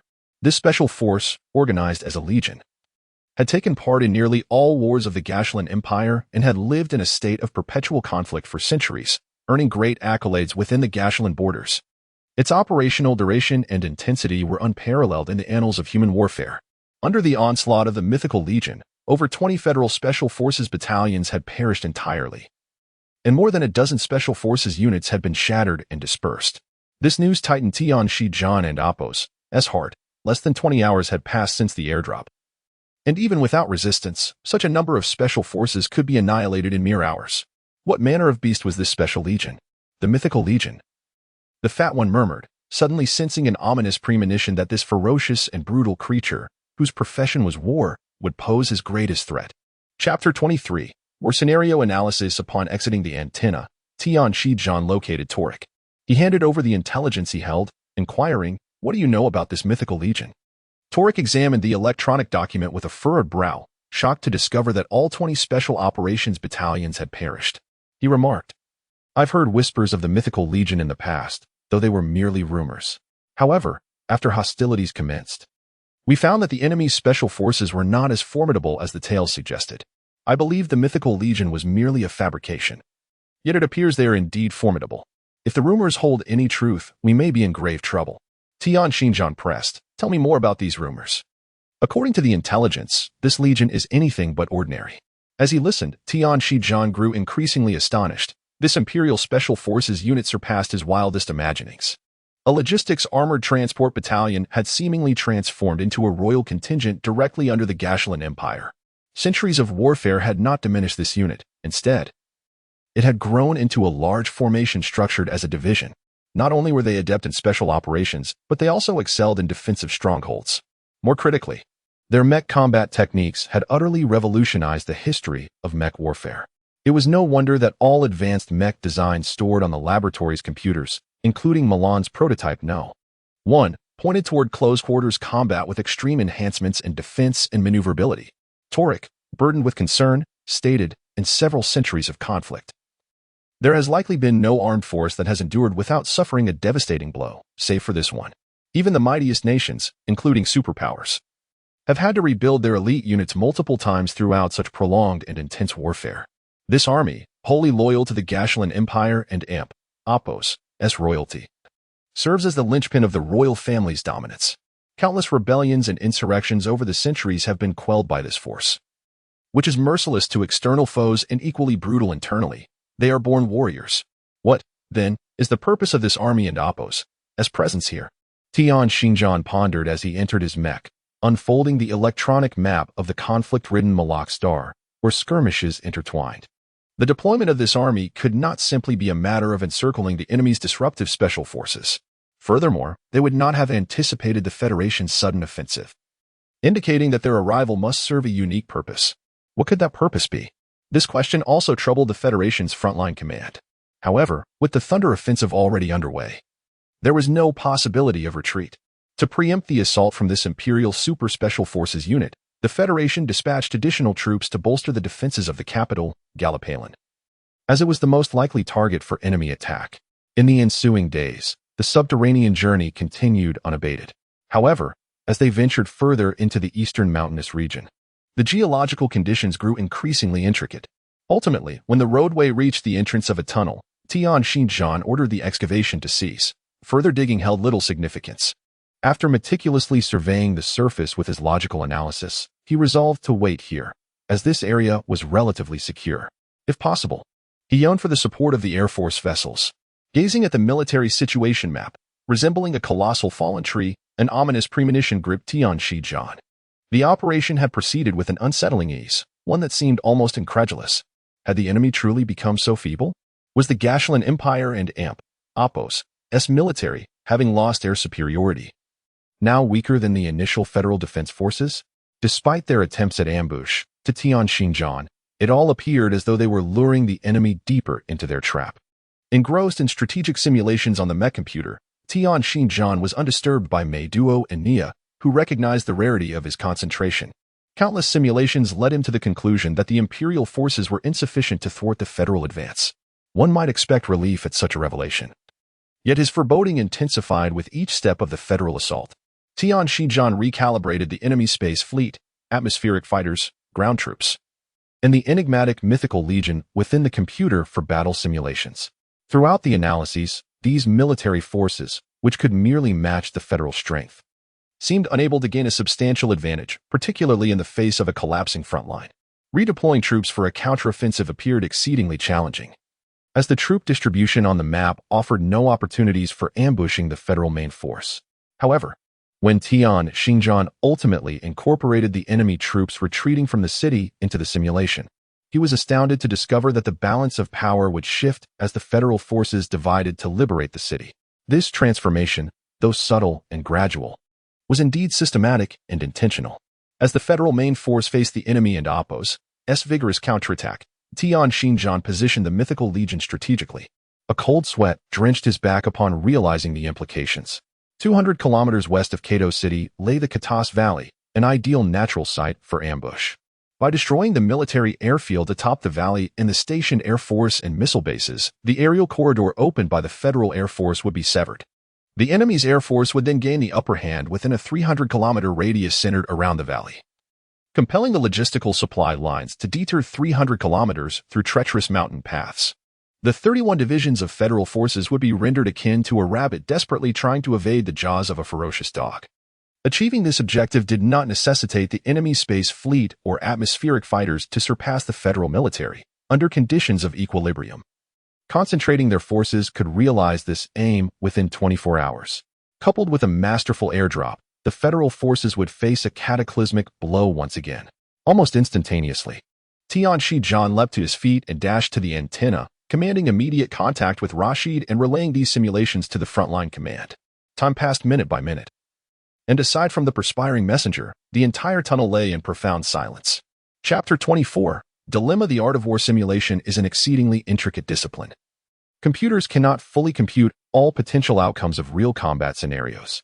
It is conceivable that even minor, fortuitous events could alter the course of an entire conflict. Identical troop deployments, similar conditions, comparable terrain maps, and uniform simulation systems can yield entirely disparate results depending on the proficiency of the technicians involved. In an effort to resolve this nearly insurmountable challenge, countless simulation experts have devised various strategies to mitigate the impact of chance on the battlefield. Some schools of thought fervently advocate for the meticulous detailing of operational directives, striving to eliminate the occurrence of unforeseen events. Every variable, environment, weaponry, and timing is meticulously documented. Undoubtedly, such simulations can achieve remarkable precision, complete with comprehensive contingency plans for unexpected events. However, the extensive calculations and the complexity of orders render this approach viable only for localized skirmishes involving battalions or smaller units. Conversely, other simulation methodologies focus on calculating the probabilities of unforeseen events and their potential impacts on the battlefield. If the likelihood and influence are deemed minimal, they are disregarded. If significant, operational strategies are adjusted accordingly. There are also schools that adopt a more laissez-faire attitude towards chance. advocating for overwhelming superiority and maintaining a substantial reserve force to address sudden developments on the battlefield, thereby compensating for the shortcomings of simulation. Of course, no operational plan is flawless, nor can one expect to maintain an unassailable advantage indefinitely. If simulations are poorly executed, military strategies will falter. Akin to a game of chess where one is perpetually manipulated by the opponent, a sentiment often echoed by military strategists. Within military academies, the study and assessment of simulation occupy a substantial portion of the curriculum. Students with a natural aptitude for simulation are frequently recommended for internships at advanced military command centers, subsequently assigned to prestigious positions upon graduation, emerging as commanders or strategic advisors of considerable renown. No school of thought or simulation prodigy can confidently assert their predictions are infallibly accurate. The ignorant are often undaunted. In a bunker, a rotund individual boasts certainty. This individual, who has only studied a peculiar method of simulation from ancient Earth's east for a mere 6 months, remains blissfully unaware of the complexities of simulation. He is aware, however, that in the thousands of simulated exercises conducted based on intelligence and methodology, the accuracy of predicting enemy movements reached an astonishing 99.75%. While calculations concerning enemy combat capabilities, maneuverability, offensive and defensive strengths, and operational ranges achieved an accuracy of 90%. This ancient Eastern school of simulation theory, aside from the time-worn texts like The Art of War, even incorporates the I Ching. Its computational methods are particularly unconventional. Consequently, apart from the rotund individual, few exhibit interest in this system. In a modern era dominated by technology, these seemingly inscrutable methodologies for calculating fortune, applied to simulation, appear utterly ludicrous. Initially skeptical, the rotund individual, upon grasping this complex simulation system, felt that to refrain from conducting simulations would be a disservice to his diligent efforts. The results of thousands of strategic simulations indicate that this methodology of prediction undoubtedly surpasses many contemporary schools of thought. Thus, this system, which embodies the profound principles of the I Ching, encapsulated in the enigmatic yet vibrant concept of the Great Transformation, has utterly captivated the hefty individual. This predictive art possesses unique solutions for unpredictable events that elude mastery, and its peculiar methodology has left the hefty individual utterly astonished. In its military theory, unforeseen occurrences are not treated as isolated incidents. Rather, they are integrated into the grand strategic framework through the utilization of small units. It advocates for the execution of advantageous maneuvers at judicious times and locations, thereby mitigating the adverse consequences wrought by such unpredictable events on the overarching strategy. The contingency plans employed are also remarkably comprehensive. The core tenet of this predictive system can be distilled into 8 words. Seize the critical, flow with the current.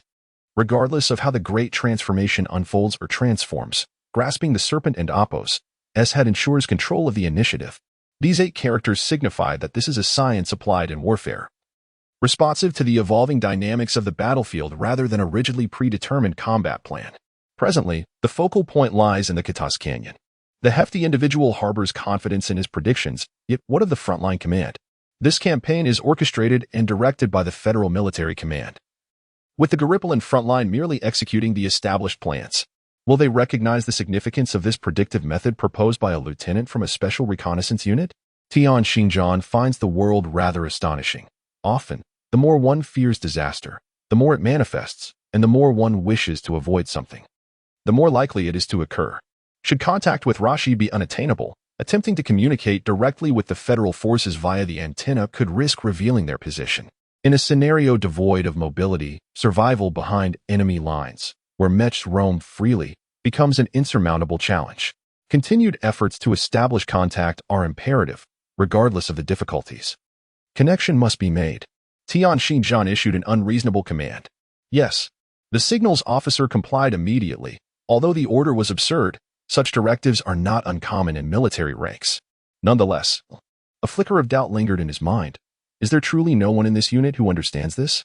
To risk life and limb transporting a simulation generated by a mech's rudimentary computer to the command center, as if failing to deliver it would spell the end of the world. How credible is that? Are the commanders and operational strategists truly so naive? Such thoughts naturally manifested on his face, and as he dutifully executed the command, he suddenly pursed his lips at the others aboard the same mech before taking his position at the encrypted communication device. Tian Xinjiang observed this gesture and could only manage a wry smile. If this unverified predictive model were to jeopardize the lives of everyone present, it is unlikely that any would acquiesce. Should the prediction prove accurate, all would be well. However, should it falter, he would bear the burden of having condemned hundreds to death. Moreover, deep down, Tian Xinjiang valued his life above all, preferring to avoid unnecessary peril. However, if the deduction holds true, then by the time the federal forces arrive here to rescue everyone, the enemy will undoubtedly have executed their battle plans, rendering any notion of escape mere fantasy. When faced with the choice between one's own life and a potentially accurate judgment, it is instinctual for humanity to anticipate the outcome. Fortunately, from the perspective of the military situation map, it is still premature for the Imperial Army to initiate their plans, as the federal forces are still positioned along the main route of advance, akin to the trunk of a great tree, with only a few branches extending outwards, thus preventing the dispersal of the troops concentrated on the trunk. There remains ample time. Communication will eventually be established, Tian Xinjiang reassured himself silently. A day passed without any contact. Observing the solemn demeanor of the special reconnaissance soldiers, it became evident to all that something had gone awry, and the atmosphere grew increasingly tense. There is still time, Tian Xinjiang repeatedly reminded himself. One must hold on until the very end. Another day slipped by. According to the deductions, the federal forces on the main battlefield had dispersed to a perilous degree. Unbeknownst to them, the seemingly retreating Imperial troops had systematically begun to regroup directly in front of them. Tian Xinjiang could no longer remain still. He could not bear to witness the unfolding events passively. He yearned to rush out and establish direct communication with the frontline command using the antenna. Yet, a voice within questioned him. What if your deductions are erroneous? An error would imply that he led hundreds to their demise based on a baseless conjecture. If he ventured out with the antenna, without it, an entire squad of mecha soldiers would similarly face ruin. Was he mistaken? Tian Xinjiang found himself in a dilemma. Lieutenant, may I ask a question? A voice resonated beside him. Chapter 25, The Route of Progress, of course. Please take a seat, Colonel. Tian Xinjiang smiled and said, Thank you. I hope you can forgive my boldness, the colonel replied, fully aware of his position. He did not presume to exert authority simply because of his rank. Since being rescued from the prisoner of war camp by the Special Reconnaissance Battalion, he had diligently cooperated in managing the captured federal soldiers with remarkable proficiency. Tian Xinjiang was always eager to engage with such individuals, especially given the current tumultuous atmosphere that required soothing the collective sentiments of the group. Thus, collaboration with Colonel Peter was essential. You see, after all, you are the commander of this temporary force. I merely wish to inquire about the troubles we are facing. As I believe I might be of some assistance, Peter inquired as he took a seat. Tian Xinjiang did not shy away from revealing the complete situation, sharing the results of his simulations and the calculations with Peter. Initially, Peter was somewhat taken aback. It struck him as perplexing that a deputy commander of a special reconnaissance unit could conduct extensive battlefield simulations relying on mechanized computers within such a confined space. However, after examining the simulations and performing his own calculations, he fell into a prolonged silence. Eventually, he raised his gaze and said, Lieutenant, I must concede that although I do not fully comprehend how you arrived at this conclusion, the data suggests a significant likelihood of this occurrence. You are the most extraordinary soldier I have ever encountered. Perhaps it was a mistake for the federal military not to assign you to the operations command. You are more than capable of fulfilling the role of operations staff. Tian Xinjiang offered a wry smile. I am honored to receive your praise. But what is paramount at this moment is how to relay this simulation to the frontline command. I do not wish for the predicted events to come to pass. Otherwise, the Federation will suffer unbearable losses, and we may well find ourselves trapped here for eternity. Moreover, Tian Xinjiang continued with a grimace. Could we dispense with the formalities of you, sir? Peter chuckled heartily. Very well, Lieutenant. If you prefer to call me Peter rather than sir, I shall gladly forego the formal address. He rose and added, in addition to myself, we have two exceptionally capable military advisors among us. I believe they should also review this simulation. After all, whatever decisions we make, the responsibility should not rest solely upon your shoulders. This statement resonated deeply with Tian Xinjiang, who felt fortunate to have such an understanding commander within this band of fugitives. Though the colonel and Oppos's demeanor was perhaps excessively genteel and gentlemanly, overall, he was a trustworthy individual. The opinions of the two military advisors were sharply divided. One staunchly supported the simulation's results, while the other held an entirely opposing view. The dissenting opinion, voiced by Major Pierce, was resolute in his disbelief that a single airdrop could secure the Army base at the base of Katas Valley and the Air Force base on the left summit of the canyon. Moreover, this location lies well within the patrol radius of several military airfields in Kato City, ensuring that the advantages of the space fleet will not be easily relinquished. The carrier battle groups hovering above Kato can provide immediate reinforcements, rendering it implausible for a singular special forces unit to seize such a well-fortified dual base. Impossible, Pierce remarked with a smile, asserting that even an entire division of special troops would be insufficient. Another combat strategist named Caleb concurred with Tianshi John and Appos' analysis, systematically countering each of Pierce's points, leading to a heated exchange between the two. This debate attracted the attention of all present, with individuals, regardless of their understanding of the strategic discourse, voicing their opinions, resulting in a lively atmosphere that surpassed even that of the operations command. Despite the fervor of the debate, a consensus emerged. With the proactive withdrawal of the Imperial forces from various cities, the enemy's troop losses were minimal, allowing them to potentially regroup at any moment. The question of whether to advance or remain lingered amidst the discussions. Regardless of the accuracy of the simulations, this dilemma was now laid bare before all. Transmitting intelligence to the forward command, in any manner, would inevitably expose the team's location. Sending someone to relay the information would trigger an Imperial search in the area of that individual's appearance. And failing to locate the team would prompt military satellites to conduct targeted reconnaissance, thus laying the hideout bare. Utilizing antennas posed a similar risk. Signal transmission would reveal one's position, and if the enemy intercepted the simulations, they might very well take preemptive action. A lieutenant from an Army armored division exclaimed, "Excessive chatter yields nothing. We should send the simulations to the forward command. Whether they believe it or not is their concern. We must find our own way out. We are all survivors here, and I fear nothing should we face this again." The previously boisterous hideout fell silent, as the gravity of life and death decisions rendered the expressions of all present serious. Peter turned to the taciturn Tianshi John and inquired, "Lieutenant, everyone's lives have been saved by you. Now, we entrust our fates to you once more. If we attempt to escape on our own, do you believe we have any chance?" Tianshi John shook his head, replying, "None. We are 400 kilometers away from the Federated Territories. This distance is insurmountable unless we are all equipped with mechs." A collective sigh filled the room. However, Tianshi John finally resolved to disclose his long-held intentions. Although this plan would be challenging for a fugitive with no prior command experience and a group of escapees armed only with light weaponry, when all other paths seem impassable, one must persevere down the remaining road, no matter how arduous it may be. We can first launch an assault here to acquire the equipment we need. Tianshi John activated an electronic map, indicating a specific coordinate for all to see. "Isn't this the logistics base that Captain Rashid attacked a few days ago?" One soldier from the Special Reconnaissance Unit recognized the coordinates, speaking with a hint of confusion. Tianshi John nodded and remarked, "Precisely, this location is crucial as a logistics base. The supply lines of the Imperial Army will flow through here, and it is highly likely that this base will be reconstructed, even if it is not rebuilt. A substantial amount of resources can be intercepted here. Should our conjecture prove accurate, these resources will undoubtedly include mechs for the replenishment of military equipment and personnel. Even in the absence of complete mechs, the availability of parts would suffice. Concurrently, while we relay intelligence to the forward command, we must also request them to maneuver towards this location, thereby minimizing the distance between us. Moreover, this position allows for the receipt of air support. Although transport vessels cannot land, high-speed armored aircraft can coordinate with our operations." As soon as Tianshi John finished speaking, a heated debate ensued. Finally, Peter raised his hand to silence the discussion and inquired of Tianshi John, "I trust your analysis. Please tell us, what are the odds of success?" Tianshi John replied, 30%. That is sufficient."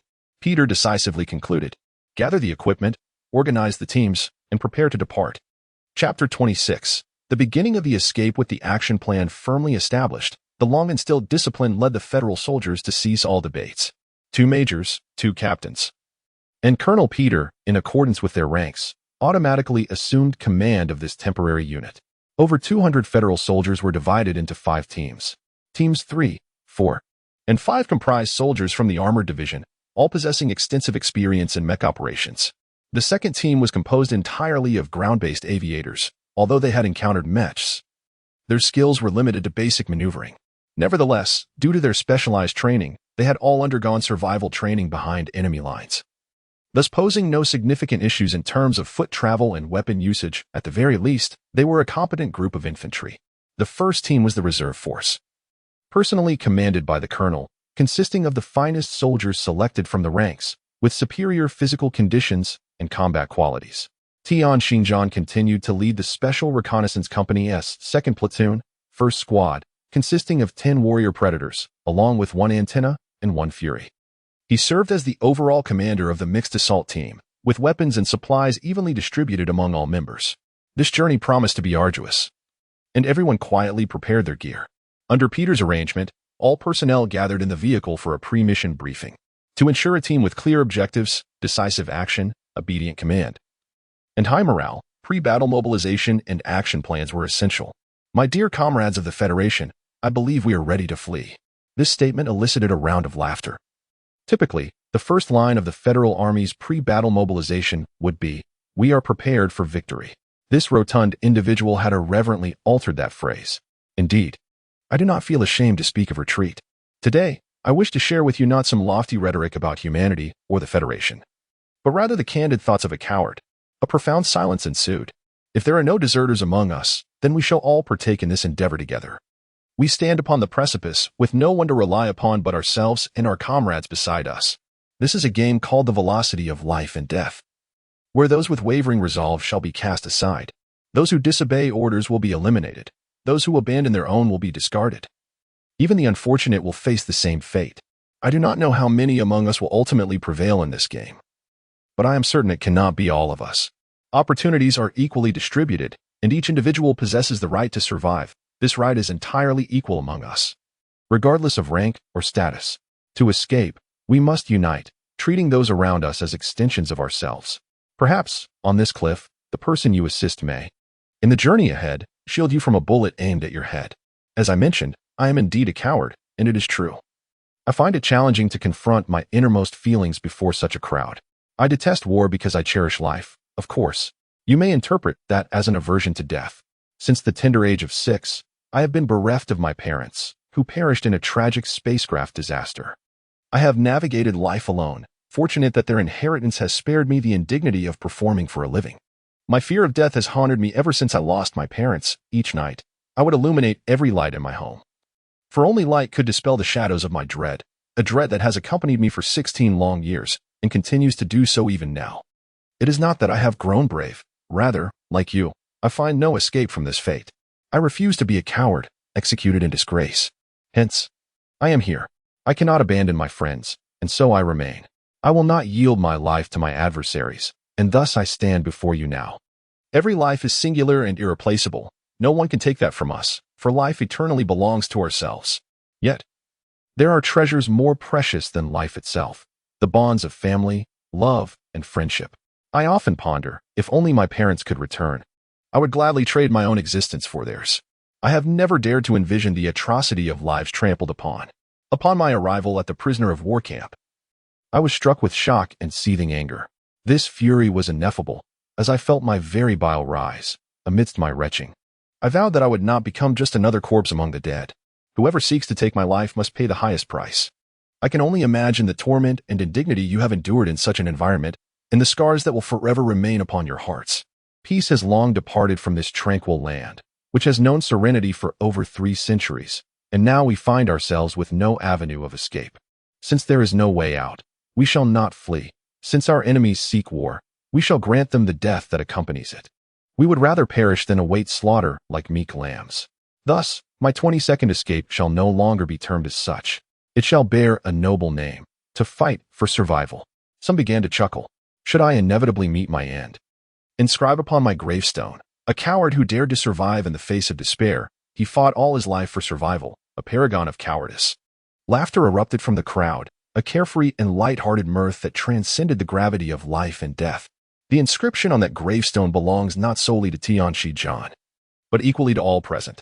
The centipede once again sprang to life, a creature obscured by the dirt of the tunnel, ascending at an angle. After shattering the hardened earth beneath, it entered the road tunnel, which would be detonated post-haste to obstruct the advancing enemy from the west. The unit moved with precision and swiftness, and soon this hastily assembled, multi-branch assault team was prepared to embark. All awaited in silent anticipation. The antenna activated, and 3 minutes later, communication with the Federal Forward Command was established. Upon completion of the document transfer, with a commanding voice, Tian Xingjian signaled the team to commence their irrevocable journey amidst the thunderous explosion of the tunnel. This was a unit awakened from a nightmare. Each member feeling lighthearted as they proclaimed, "Let us go, comrades, we hail from hell, and we shall march towards paradise." Soon, they veered off the highway and delved into the dense woodlands of the mountainous region. The initial progress was far from smooth. The primordial jungles of Malakstar were damp and oppressive, with an impenetrable density. The ground was carpeted with fallen leaves from various plants, and a serrated leaf tweed posed considerable trouble for everyone. A moment's carelessness could result in this ubiquitous weed slicing open a wound on their legs. Tian Xingjian commanded the mech known as Rage to lead the way. This formidable machine possessed 4 robust mechanical legs and 2 auxiliary ones, complemented by 4 mechanical arms. Resembling a great crab, Rage executed the path-clearing orders effectively. Wherever this crab traversed, small trees and plants were cleared, creating a temporary passage for the infantry. The 2 mechanical arms tirelessly cleared the weeds along the way, significantly enhancing the speed of their advance. Torek, accompanied by a squad of valiant pioneers, flanked the sides of the formation, tasked with safeguarding the entire group, including the mech known as Antenna at the center. Antenna and Opos' holographic scanner diligently scanned the skies, as the Imperial forces could not afford to overlook the communication signals in their own territory. Soon, unmanned reconnaissance drones and fighter jets would soar through the sky. Antenna had to issue a warning before the enemy detected their presence, buying precious time for concealment. Otherwise, a few incendiary missiles could obliterate half of their numbers. As for the battlefield simulation submitted by Tian Xingjian, the Forward Command's operations staff merely signed a receipt without providing any specific evaluation or response. This news left the entire fleeing group disheartened. Regardless of their differing opinions on the simulation, each individual had risked their life to convey this message, hoping to aid the Federation. Half an hour passed, and they had traversed a mere 6 or 7 kilometers from the tunnel, the maximum speed achievable in mountainous terrain. Finally, Antenna raised its mechanical arm, signaling the emergence of the enemy. Conceal. Almost simultaneously with Tian Xingjian and Opos' command, the line of soldiers, arranged like a long serpent, dispersed into the dense jungle. Meanwhile, the mechs, centered around Antenna, sought refuge behind the thick branches of towering trees, employing Antenna's anti-metal scanning system for camouflage. Moments later, the roar of fighter jets echoed from the sky. Chapter 27. Pursuers as an Imperial, Iron Hawk, armored aircraft roared past overhead. Tian Xingjian exhaled in relief. The reconnaissance systems of such aircraft could not penetrate the disguise of the antenna, and only medium-sized vessels could be equipped with biological radar capable of distinguishing between humans and animals. Moreover, the high-speed aircraft faced numerous restrictions while navigating the complex mountainous terrain, making ultra-low-altitude flight exceedingly difficult. As long as the aircraft did not land atop the treetops, it would be unable to detect the concealed troop hidden within the mountainous thicket. In utter silence, this contingent of foot soldiers advanced stealthily behind the Fury. The mountain paths were treacherous and arduous, despite the mechanized units paving the way. The steep cliffs, protruding rocks, and slippery moss and mud presented frequent challenges. Furthermore, human endurance was ultimately finite. Those with weaker constitutions could not endure the strain and were lifted by the mechs, only to resume walking after a brief recovery, willingly yielding resting opportunities to others. Though the journey ahead was fraught with uncertainty and countless unknown dangers awaited them, each individual gritted their teeth and persevered, step by step toward their objective. As dusk settled in, Tian Xingjian had already led the team deep into the mountains, skirting the base of the hills. If they could surmount the mountain range to the northeast, they would reach the location of the Imperial Logistics Base. The Federation's aerial forces could approximately provide support in that vicinity. While this area seemed relatively secure, the Rotund member felt no sense of ease. Instead, an unsettling sensation grew stronger with the passage of time, his sixth sense signaling impending peril. The antenna came to a halt, its head-mounted detection radar whirling incessantly, emitting beeping warnings. In the sky, a small Imperial transport ship, adorned with peculiar insignia, soared westward toward the hillside recently traversed by their group. Everyone held their breath, gazing at the Imperial vessel, bewildered by its presence. Had the Imperial forces already discovered them? A chill coursed through Tian Xingjian's heart. The pursuers had indeed arrived. The hillside of that small mountain served as the sole passage leading toward the Federation-controlled zone, centered around a tunnel. Although the towering mountains appeared gentle, geological issues rendered the deployment of mechs impossible. This conclusion was derived from the geological analysis conducted by Logic. Consequently, the transport ship had flown directly to the most critical position, indicating that it brought forth genuine predators with keen instincts. The ominous celestial emblem was unmistakably that of the mythical legion. Leading these 200-foot soldiers against the mythical legion, which had annihilated 20 special battalions and shattered over a dozen special regiments, was indeed a peculiar existence. Tian Shijian could not help but bitterly smile. The small transport vessel hovered momentarily at low altitude before swiftly departing. The antenna reported 10 small dots appearing on its radar, which quickly vanished, likely the enemies disembarking from the transport ship, piloting mechs equipped with anti-detection stealth capabilities. Tian Shijian fixed his gaze upon the holographic radar of Logic. These stealth mechas could evade detection by antenna, yet they were insufficient against the advanced holographic radar of Logic. Swiftly, Logic pinpointed the location of these mechas and calculated their dimensions and mobility based on the radar scans. Such arrogance from the mythical legion. Tian Shijian was certain that they had not detected the movements of this squad in advance. They merely relied on their underground intelligence to estimate its composition.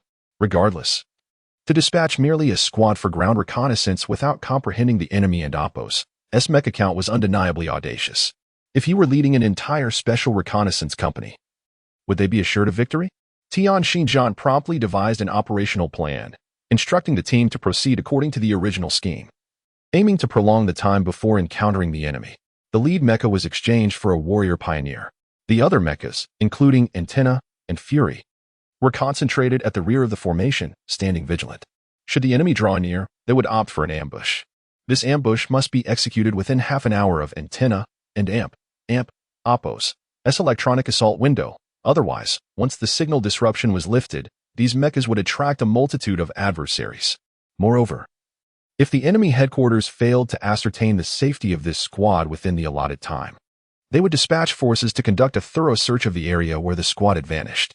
It was critical to annihilate the enemy unawares and then utilize the enemy's mecha communication devices to send out secure signals, thereby misleading the enemy while also acquiring their mobilization plans, which was vital for a successful escape. However, could a squad consisting of a warrior pioneer, along with one Fury and one Antenna, accomplish this task against the legendary mythical legion, renowned for its combat prowess? If it were a typical mecha squad from the Gashulan Empire, Tian Shijian was confident he could conclude the battle and annihilate the enemy within 5 minutes. Yet, faced with this mythical legion that had scarcely set foot on the battlefield for centuries, even if the enemy was known while he remained concealed, and despite the presence of Antenna and Fury, Tian Shijian felt no certainty in his heart. The scanning by Logic continued, gradually assembling a picture of the enemy's mecha types. They were beast-like mechas, classified as individual combat units, exhibiting remarkable speed and agility. The radar indicated that these foes were advancing in the direction of the squad, conducting their search in a dispersed formation, their coordination strikingly harmonious. The distance between the mechas was maintained with almost precise centimeters, should one be attacked. The farthest mecha could reach it within 5 seconds, forming a semicircular defensive formation. This battle would not be easily won, based on the enemy's trajectory and velocity. They would catch up with the Federation squad in approximately an hour, and as they became more familiar with the terrain, the speed of these mythical mechas would only increase. Commanding the squad to accelerate their pace, Tian Shijian retained the 3rd detachment led by Caleb, who would march at the rear alongside the mechas, establishing a frontal confrontation battlefield during the ambush. The only 3 anti-armor individual energy cannons within the squad were allocated to them. All individuals were commanded to utilize their lightweight weaponry to target the sole vulnerable point of the enemy mechs. A number of individual grenades were gathered together to create a collective explosive device, which would be resorted to only in dire circumstances for a mutual destruction.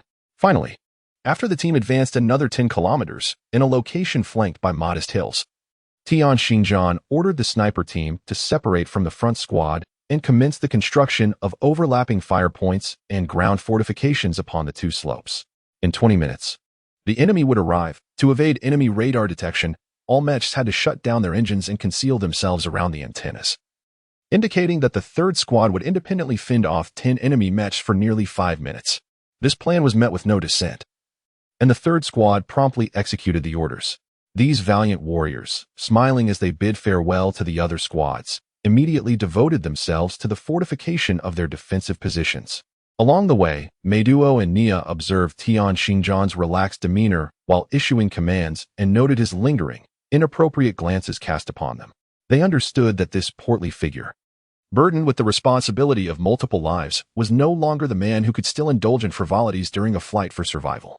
Within the depths of his gaze lay an unwavering resolve and a calmness that disregarded the specter of life and death. What had transformed him into this? Was it the brutal war, the inescapable plight, or the two women who had, in their shared adversity, fallen for him? It was all of these, and yet none. This seemingly lecherous man, much like the finest of men in the world, would neither abandon women nor forsake his principles. Within his heart resided an unwavering standard, one that dictated they would rather perish than allow such principles to be trampled upon. What is the standard of this man? He fears for his life. Thus he vows to defend it at all costs. He is vain, therefore he safeguards his dignity. He is lustful, which compels him to protect women, whether they are those he loves or those who love him.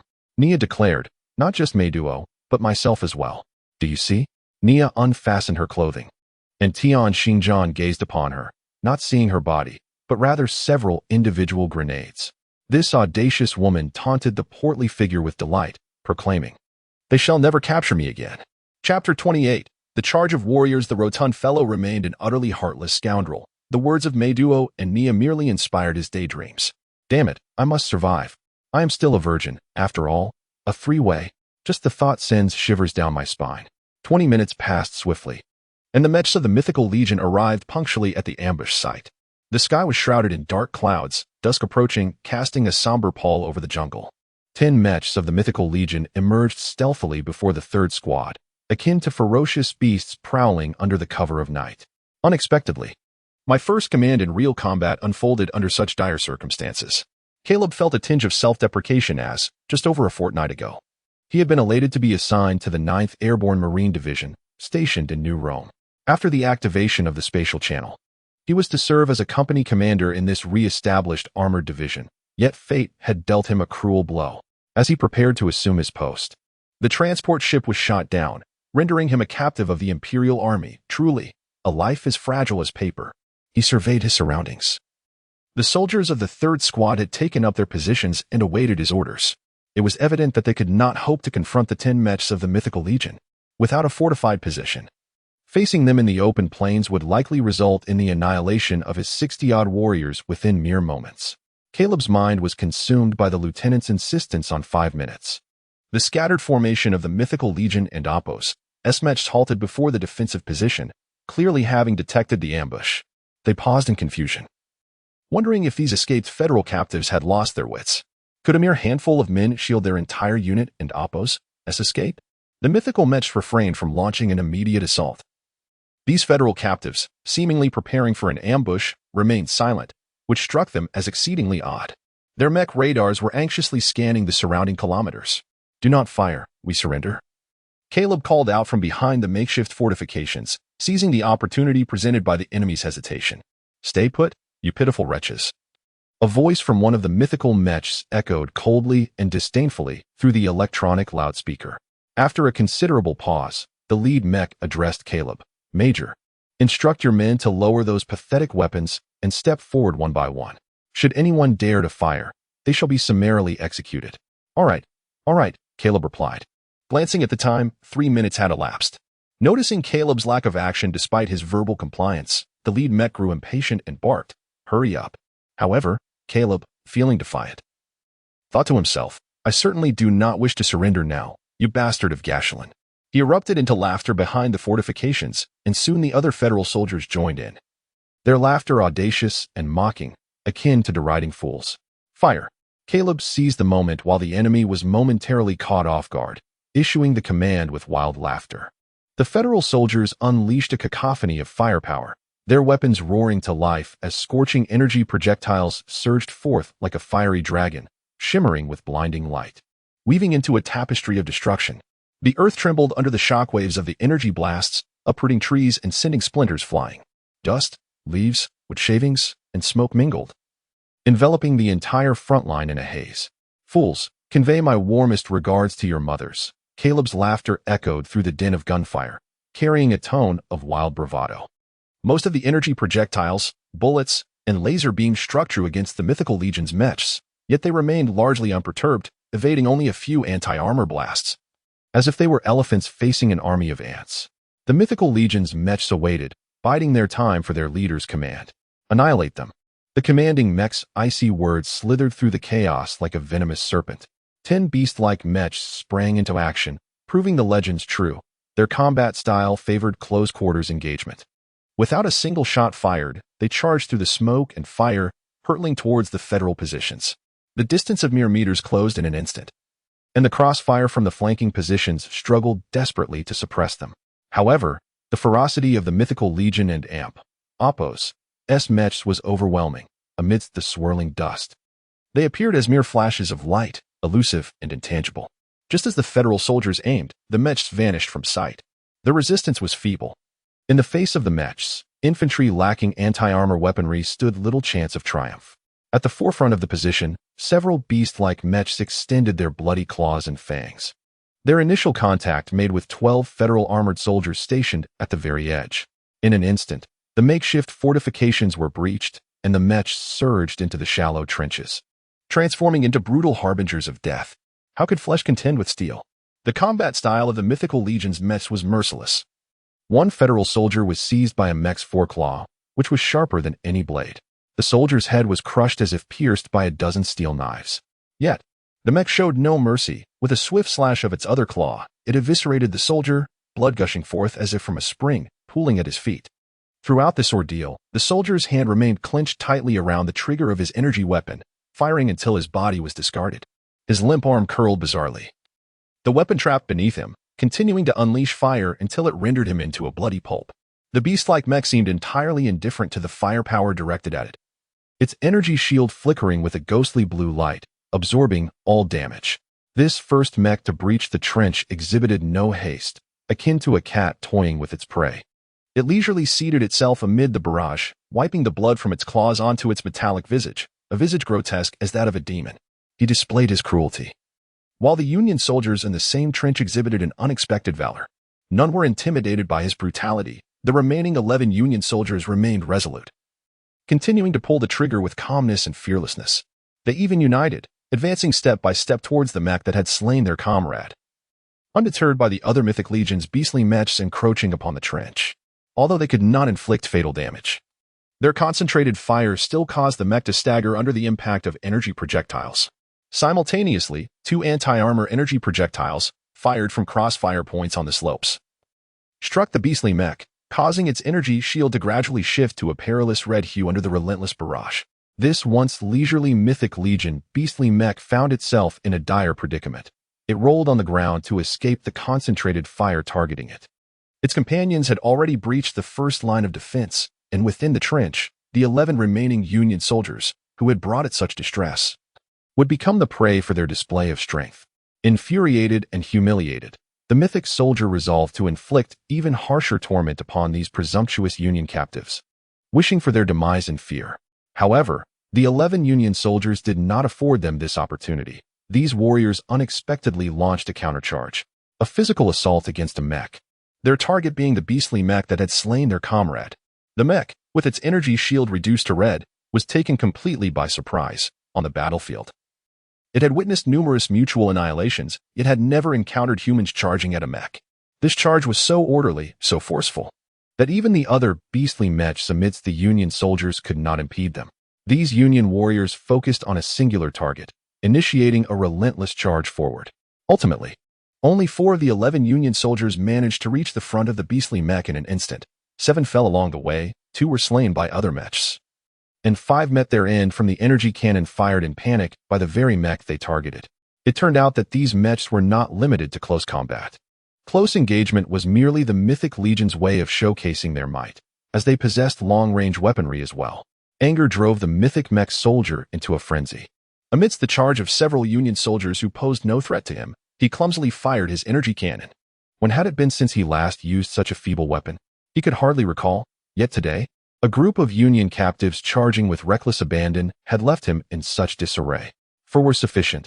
The charging Union soldiers laughed, their mirth tinged with mockery, as if they were the cats, and this mech merely a mouse. 3 Union soldiers embraced the beastly mech, whose energy shield was now red.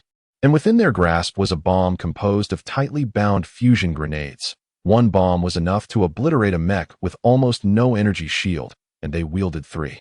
Another Union soldier, unarmed, stood confidently before the beastly mech tightly held by the 3, laughing heartily. He gazed at the bewildered mech with a jovial smile, declaring, "I shall keep you company." Of course, he did not intend to accompany the enemy. Rather, he sought the companionship of his comrades. His words flowed with such ease, as if he were merely attending a convivial gathering. Yet amidst the cacophony of artillery fire on the battlefield, his nonchalance transformed into a fierce audacity. He offered his life merely to jest with the despondent mech. A thunderous explosion erupted, and the shockwave swept across the entire front line. The Federal soldiers, fearing the bombs might lack potency, hastily bound together all their grenades.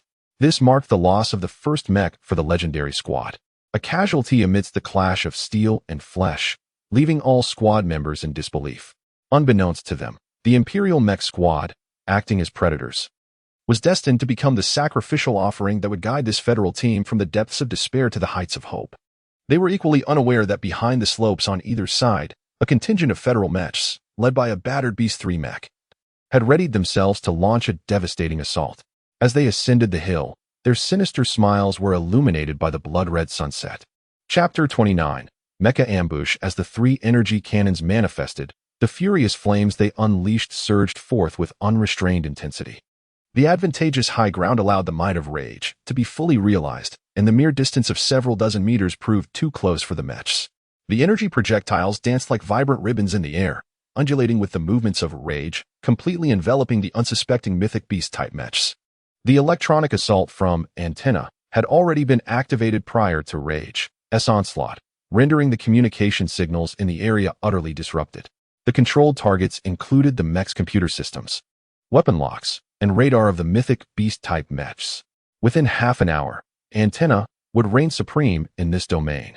9 valiant pioneers formed a crossfire formation, flanking left and right, as the relentless energy blasts from Rage forced the Imperial mechs into evasive maneuvers. The firepower of the pioneers effectively sealed off the areas on either side of the beast-type mechs. Such a sudden onslaught resulted in 3 Imperial mechs being obliterated in an instant. Although the mechs of the Mythic Legion were seasoned warriors, accustomed to the rigors of battle, they were still mechs. They might disregard the energy rifles wielded by the Federation soldiers, but they could not dismiss the threat of anti-armor energy cannons. The loss of merely 3 mechs was the best outcome achievable under such an abrupt assault, had it not been for their ingrained instinctive evasive actions honed from prolonged warfare. The number of destroyed mechs would have undoubtedly doubled. Instead of evading to the flanks sealed off by the pioneers, the remaining 6 beast-type mechs opted to charge directly forward. Deprived of coordinated communication, they collectively surged towards Rage, perceiving the Federation's heavy firepower as an imminent threat that must be neutralized swiftly, or at the very least, compelled to withdraw from battle. As for the other pioneers, they were not particularly concerned. They had claimed many kills against such mechs. And compared to the dedicated beast-type mech, Demon Tiger, of the Mythic Legion, the standard Federation pioneers were hardly formidable.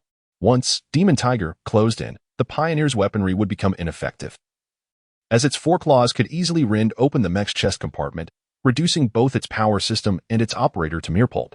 The soldiers of the 3rd Squad began their retreat. In the brutal theater of mech warfare, infantry were forever the expendable. Their presence was no longer needed in this battle. They had fulfilled their mission, and now their objective was to preserve their own lives as best as they could. Caleb hunched low, scrambling backward with hands and feet, keeping his head down to avoid the energy projectiles whizzing above. As the last to withdraw, he had one final task: to detonate the fusion grenades buried in the shallow earth when the beast-type mech reached the slope and Oppos' midpoint. His gaze swept across a thicket behind the hillside, and an extraordinary sight left him momentarily speechless. The dilapidated Mech 3, which all the Federal soldiers found utterly astonishing, was performing an action entirely incongruous with its tragic appearance. It was transforming. As a cascade of luminous energy glided over its surface, the entire mech appeared to melt away. Moments later, it had morphed into a machine indistinguishable from the beast-like mechs of the Myth Legion. had Caleb not witnessed it with his own eyes. He would never have believed that this beastly mech was the dilapidated contraption belonging to the corpulent Lieutenant Tian Xinjiang. How disgraceful, Caleb mused, feeling a bead of sweat trickle down his brow. He had long been perplexed as to why a mere deputy would pilot a mech inferior to that of an ordinary soldier. Now, clarity dawned upon him. This individual was nothing but a cunning expert in all things devious, perpetually scheming. The voice of the reconnaissance squad leader, Torek, pierced through his thoughts. Bomb. Hurry. Awakened from his reverie, Caleb hastily activated the remote control in his grasp. A thunderous explosion erupted, sending dirt soaring into the air, creating a crater on the mountainside. An Imperial Beast mech sustained damage to its mechanical leg and fell, incapacitated, while the other Beast mechs suffered no casualties, albeit their aggressive momentum was momentarily disrupted. Caleb himself was thrown into a somersault by the shockwave.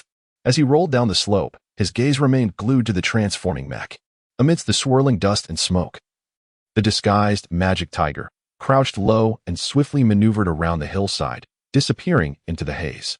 Though it was out of sight, Caleb could envision the chaos that would ensue among the disoriented Imperial mechs when a perfectly camouflaged mech infiltrated their ranks. A twinge of nausea gripped Caleb's stomach. This sly and corpulent figure was despicably treacherous. As the Magic Tiger stealthily advanced, it resembled not a killer, but rather a fox. Covered in feathers and poised to pilfer chickens, its furtive demeanor eliciting a howl of frustration.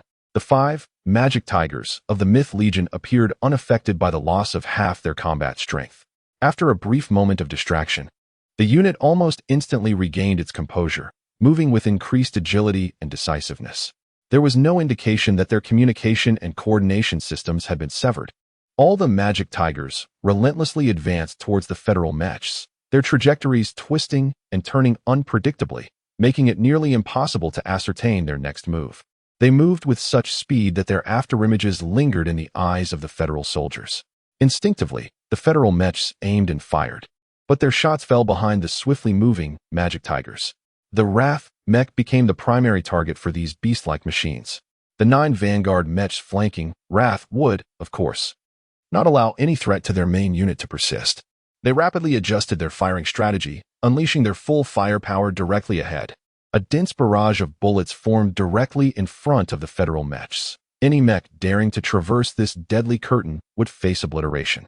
However, the 5 Magic Tigers did not pause. The first one leaped forth with an astonishing ferocity. The Federal Pioneer mechs, almost instinctively, aimed their weapons at the soaring machine, only to commit a grave error. Although the airborne Magic Tiger suffered damage to its mobility system, the subsequent 4 Magic Tigers seized the fleeting opportunity amidst the barrage, darting in with a speed that was nothing short of breathtaking. Their synchronized advance was undoubtedly the result of extensive cooperative combat training.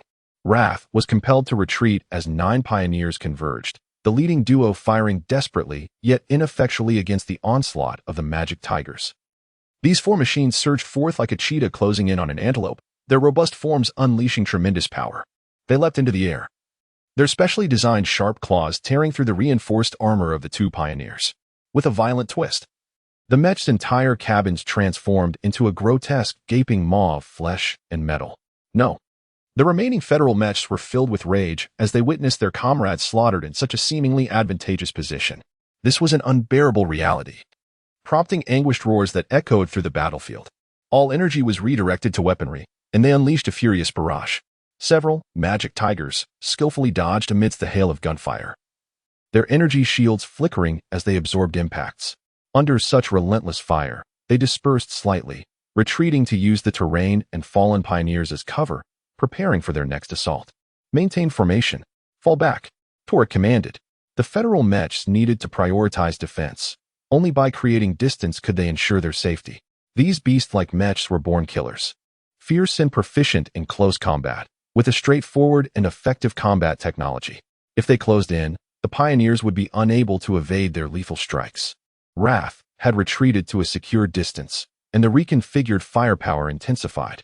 With Wrath and Oppos' suppression, the Federal Pioneers executed Torek and Oppos' orders, forming a semicircular defensive formation in front of Wrath.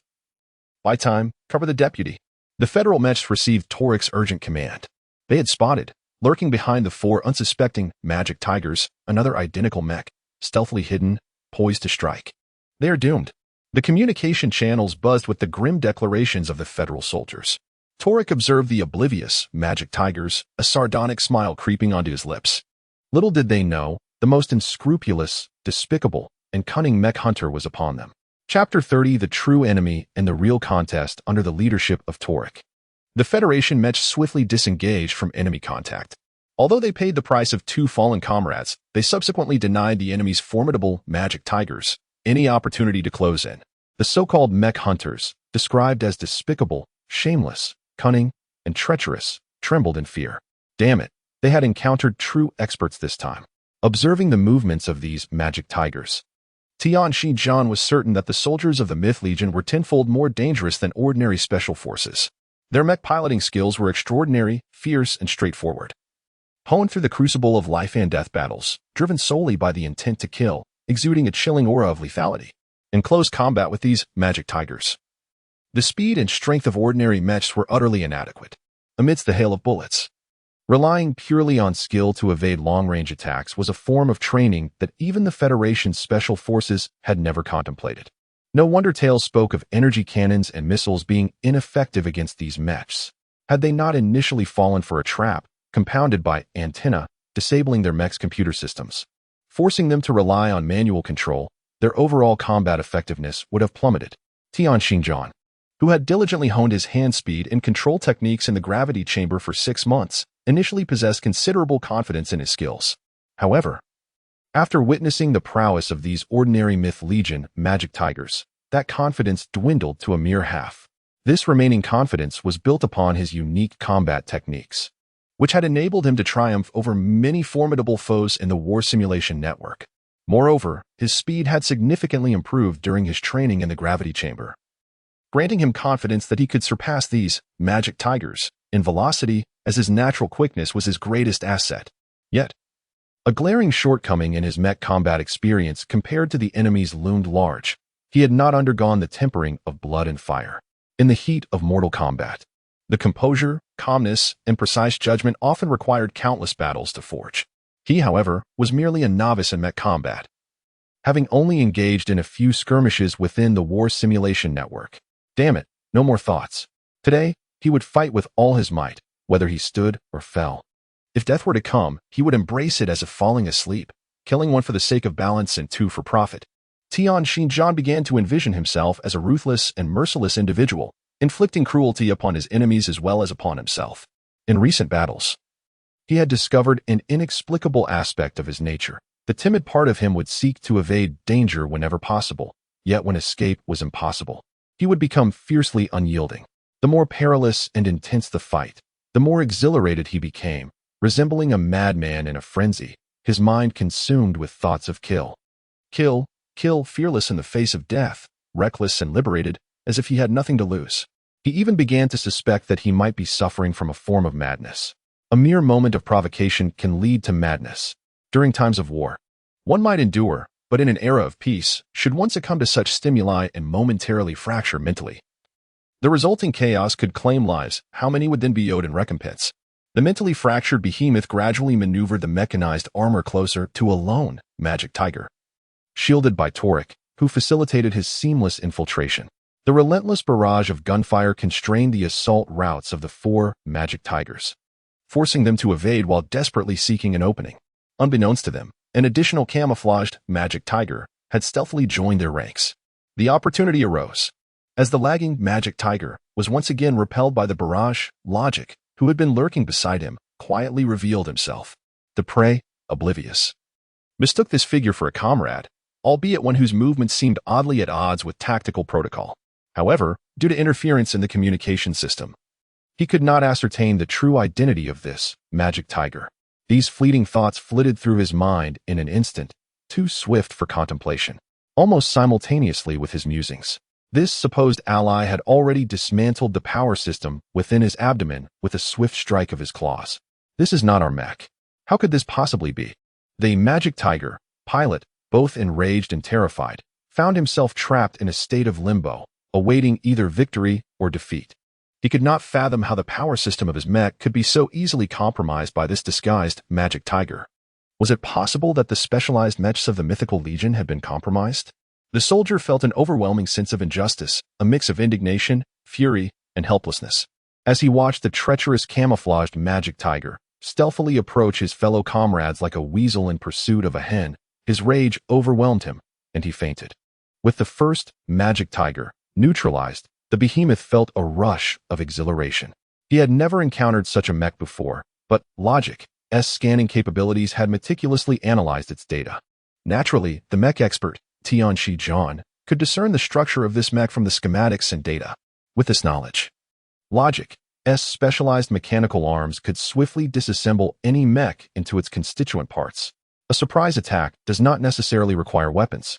Utilizing an energy cannon for a stealth strike might claim one life, but it would also expose the attacker to the sounds of the cannon and the ensuing explosion. Moreover, acquiring a functional mech was a crucial component of their battle strategy. Seizing such a prime opportunity to bolster their strength would invite divine retribution if neglected.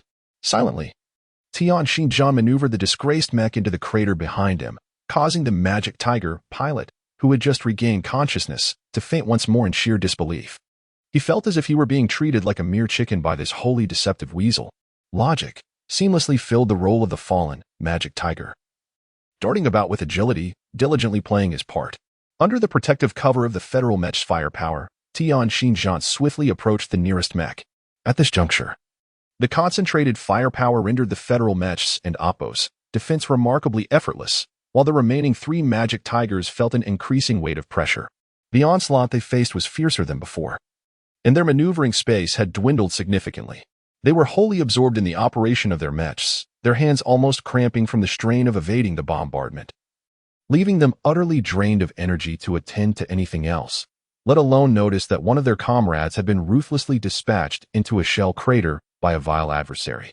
The second mech met a similar fate. After losing its power system, it was unceremoniously pulled into a crater by the cunning thief, Tianxi Zhan.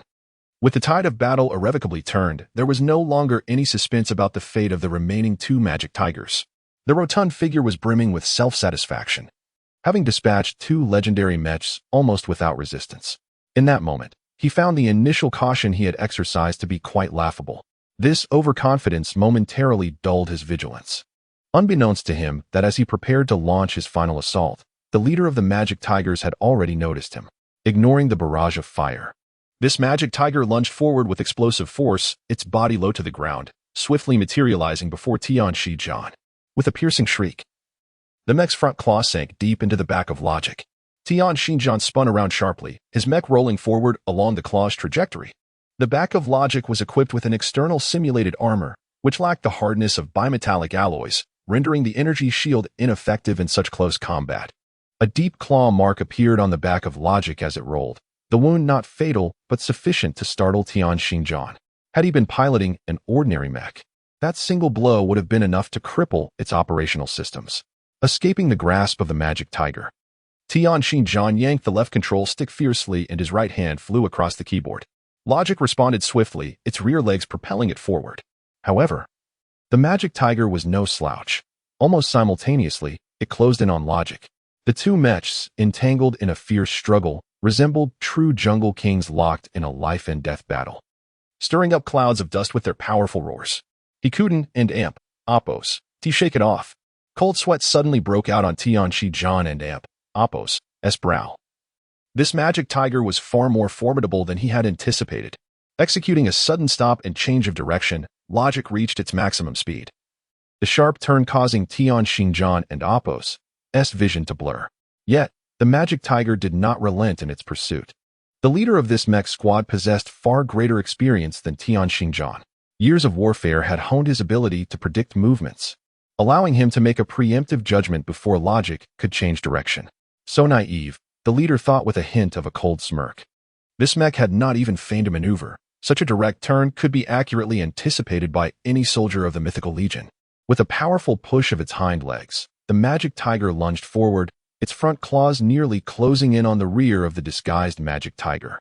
The tail of Logic suddenly lashed against the head of magic tiger, causing its entire body to slide to the right, akin to a drifting race car, narrowly evading the sharp claws of magic tiger. In an instant, the power transmission reached Logic and Oppos' hind legs, propelling the mech sideways in an unusual tail-whipping motion. At that moment, the booster, which had been idly positioned at the mech and Oppo's rear, abruptly activated, unleashing a tremendous thrust that sent the mech darting to the left front. Magic Tiger could not halt its forward momentum, watching helplessly as this incredibly agile disguised Magic Tiger mech executed an unfathomable maneuver to escape its control range. There were no feints, solely relying on the mech's performance and the pilot's skill, which left him disheartened, akin to a cheetah that, after sprinting 300 meters, finally lost its quarry. The leader of the mythical squad suddenly felt drained of strength, his body weakening as his mech fell to the ground due to inertia. He did not rise again. The sensors on the mech and Oppo's head were shattered by the tough mechanical tail of the disguised Magic Tiger, and the already damaged control system was rendered completely inoperative. They had lost in less than half an hour. A squad of mythical mechs had succumbed to an ambush by an equal number of federal mechs. Although these federal soldiers were deemed unworthy even to tie their shoes in the eyes of the mythical legion in this premeditated ambush, the arrogant Magic Tiger squad had unwittingly stepped into a trap set by their adversaries.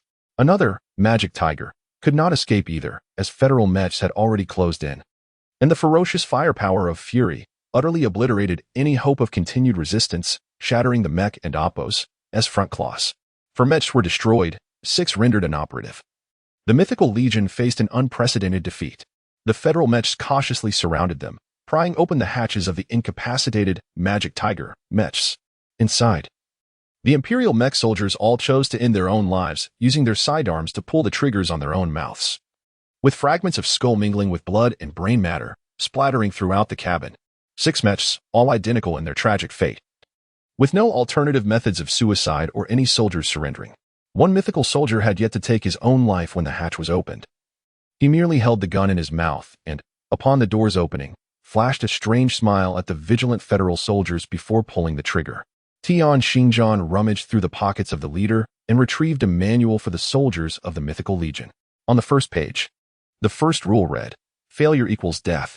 A chill crept up his spine. These mythical soldiers were as ruthless toward themselves as they were toward their enemies. They never compromised, nor would they surrender. A single failure meant the loss of life, and they would resolutely and mercilessly take their own lives. These pursuers merely represented the strength of a single federal squad. But what kind of ferocious beast was this special forces unit, organized by battalions? Tian Xingjian felt it was unfathomable. Such an enemy was the true adversary. How many more foes like this would lie ahead on their future journey? Chapter 31. The uncertain future. Having cleared the corpses from the Magic Tiger, Tian Xingjian promptly boarded the mech piloted by the leader of the mythic mech squad. Soon, on the left side of the control panel, he located the fixed communication signal generator, a specific device designed to integrate with the battlefield Skynet system. Its function was to maintain continuous contact with the Skynet, reporting its location and indicating safety. Generally, mechs activate this system upon departing the base. In the event of danger or disappearance, the Skynet can record their last known coordinates, thereby facilitating search and rescue operations. Beyond confirming safety, the signal generator also directs the Skynet's missiles for laser-guided attacks. Once a mech identifies a target and locks onto it with a laser, the Skynet calculates the target's position and transmits the precise results to the missile's guidance system. Such laser-guided missiles can be launched from thousands of kilometers away, striking with remarkable accuracy unless intercepted or misdirected. During large-scale battles, when signals from all mechs are relayed to the Skynet system, it can assess the enemy's forces, their direction of advance, friendly casualties, and the overall state of the battlefield. The outcomes of these calculations are often strikingly accurate, providing the command center with invaluable intelligence and data for strategic deployment and battlefield simulations. However, as computer systems operate on predetermined programming, they are susceptible to deception. Currently, Tian Xingjian was preparing to mislead the Skynet of the Kakalan Empire, since this mech squad had already caught up with him. Disabling the signal generator would merely lead the Skynet to declare the squad missing within minutes, attracting further pursuers. It is evident how far a foot-traveling team could cover in such a brief span. Thus, Tian Xingjian resolved to restore the signal, thereby deceiving the Skynet while simultaneously reaping certain benefits. At the very least, once the deception succeeded, the location of this squad would be categorized as a searched area. The Skynet would never dispatch troops to search the same zone again. Such orders could only be issued manually, and without further intelligence or reports from the mech squad. Who would give such commands? The dilemma that had long plagued Tian Xinjiang was how to deceive the Skynet, given that signal transmission could be disrupted by geomagnetic interference, mountainous terrain, or mech malfunctions. The Skynet evaluates signals on a squad basis. A squad consisting of 10 mechs must not experience signal interruptions exceeding 1 hour. Otherwise, the Skynet would report to the command center. The command center would then attempt to contact the squad through other communications.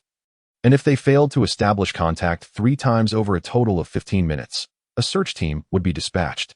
Conversely, a search team would also be mobilized if the squad and Oppo's signal dropped below 60%, which the Skynet would classify as abnormal, altering its data to indicate a state of alert and reporting it to the command center for further investigation. In either of these scenarios, it would spell the end for the Federal escape team. As long as there is a signal generator, Tian Xinjiang is confident that through modifications, he can decompose a single signal or replicate it to create 10 distinct signals to deceive Skynet. Currently, among the 6 surviving mechas, 5 signal generators are still operational. Initially, there were concerns that the signals might be too similar, raising suspicions from the Skynet system. However, it is now simplified. With a minor adjustment, each of the 5 signal generators can be modified to yield 2 signals, slightly altering their characteristics and interchanging them, rendering it nearly impossible for Skynet to detect the ruse. Tian Xinjiang swiftly dismantled several signal generators, consolidating them while sourcing wires and electronic components. After 10 minutes of meticulous work, the subsignals, powered by the 5 original signal generators, successfully began to emit a flashing green light, indicating safety. He installed these signal devices on 5 Magic Tigers. As the electronic interference from the antenna was gradually controlled, it simulated a geomagnetic disturbance effect. The signal generators re-established their connection with Skynet and Oppo's reception system. The ensuing minutes felt like centuries, when another green light, signifying Skynet and Oppo's acknowledgement, illuminated. A wave of jubilation erupted among the federal soldiers. This mechanic, with his remarkable ingenuity, had brought them immense fortune. Without him, the special reconnaissance team would have been unable to achieve their current standing, relying solely on brute force and firepower. With the unfortunate federal prisoners on foot left to face inevitable sacrifice, the federal mechas promptly lifted several Magic Tigers, along with remaining components, and 2 destroyed Pioneers, commencing their pursuit of the advance team.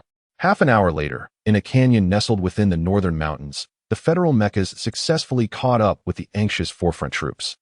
Upon witnessing the arrival of the Magic Tigers, the special reconnaissance soldiers were enveloped by a joyous crowd.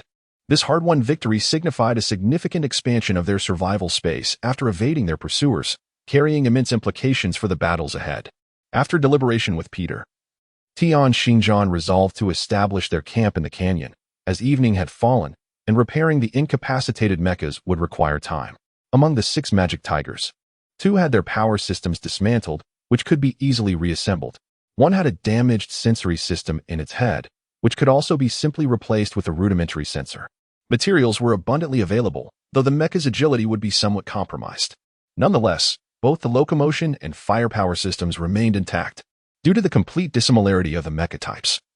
The toolbox of the federal humanoid mechas lacked compatible parts for this category, and both the antenna and Rage are multi-person mechas, significantly larger, further complicating the matching of parts with the Magic Tiger. Ultimately, 3 mechas were reassembled, successfully restoring 2 of them. Tian Xinjiang managed to fabricate 8 functioning claws from the fore and hind limbs. The remaining mech was disassembled. Its main body and the 2 damaged cockpits of the Pioneers were cut and reformed, welded into a spacious cockpit capable of accommodating 6 individuals. The power and control systems were reassembled, with 4 mechanical legs serving as the primary means of movement, while 4 robotic arms were positioned beneath the mech, functioning as auxiliary systems for mobility and climbing. A strangely shaped composite mech emerged, stripped of all weaponry and solely retaining its mobility functions. Designed exclusively for transportation to compensate for the team and Oppo's lack of maneuverability. At 2 in the morning, the mech and Oppo's computer received an intelligence alert from the Gashelan Empire and Oppo's Skynet system, indicating significant activity of federal aircraft east of coordinates 1213, 2230. The report urged the Imperial ground forces to remain vigilant against potential aerial assaults from the Federation. This news invigorated the team once more, as the coordinates were less than 30 kilometers away. if they could successfully capture the Imperial logistics base located 20 kilometers distant. With support from the Air Force, the team had a substantial chance of escaping the enemy and Opos as control zone. There was initially another piece of good news. Communication with Antenna and Rashid had finally been restored. The point-to-point communication system of the Albert encryption device was the only channel through which the team could connect with the Federation. Had it not been for Colonel Nadal personally leading the Special Reconnaissance Battalion for support and the command center deploying an armored squadron along with 2 medium transport ships, they would have suffered catastrophic losses. 2 space fleets, each costing over 1 trillion leru, had been completely annihilated, leading to the loss of 2 star systems and 5 colonized planets, displacing hundreds of millions of people due to the ravages of war. Cities lay in ruins. Dissenters were executed, nearly 80 resource planets were seized, and over 1 million ground resistance troops perished or were captured, all due to the treachery of these despicable traitors. How many more traitors lurked in the shadows? How many lives would be lost because of their betrayal? Now, to conceal the issues surrounding the prisoner of war camps, another enemy hidden within the military emerged, a mere colonel, capable of forging commands through stringent scrutiny processes, leading an entire special reconnaissance team to their demise. During the issuance of this command, how many were complicit in turning a blind eye? How many were negligent in their duties? How many played both sides, seeking favor? Tian Xinjiang felt a pang of fear. Would their route of advancement, their circumstances, and his battle simulations ever reach the hands of genuine federal soldiers? Amidst the layers of reporting, how many of those involved were traitors, and how many remained in their positions, derelict in their responsibilities? The military and government of the Federation, this once glorious nation, were riddled with wounds. Could victory be attained in this war? Chapter 32. New plan time was of the essence. Any further internal mishap within the Federation could lead to dire consequences for those involved. Upon reaching this conclusion, Tian Xinjiang instructed Antenna to immediately contact Rashid, as his assistance was crucial for the subsequent plan. Before long, Rashid relayed detailed information regarding the Imperial logistics base and concurred with Tian Xinjiang's proposed route, offering pointers on certain areas requiring particular vigilance. This was a course of action Rashid would have pursued regardless, especially after the incident involving forged orders, which had rendered the frontline command almost entirely on high alert.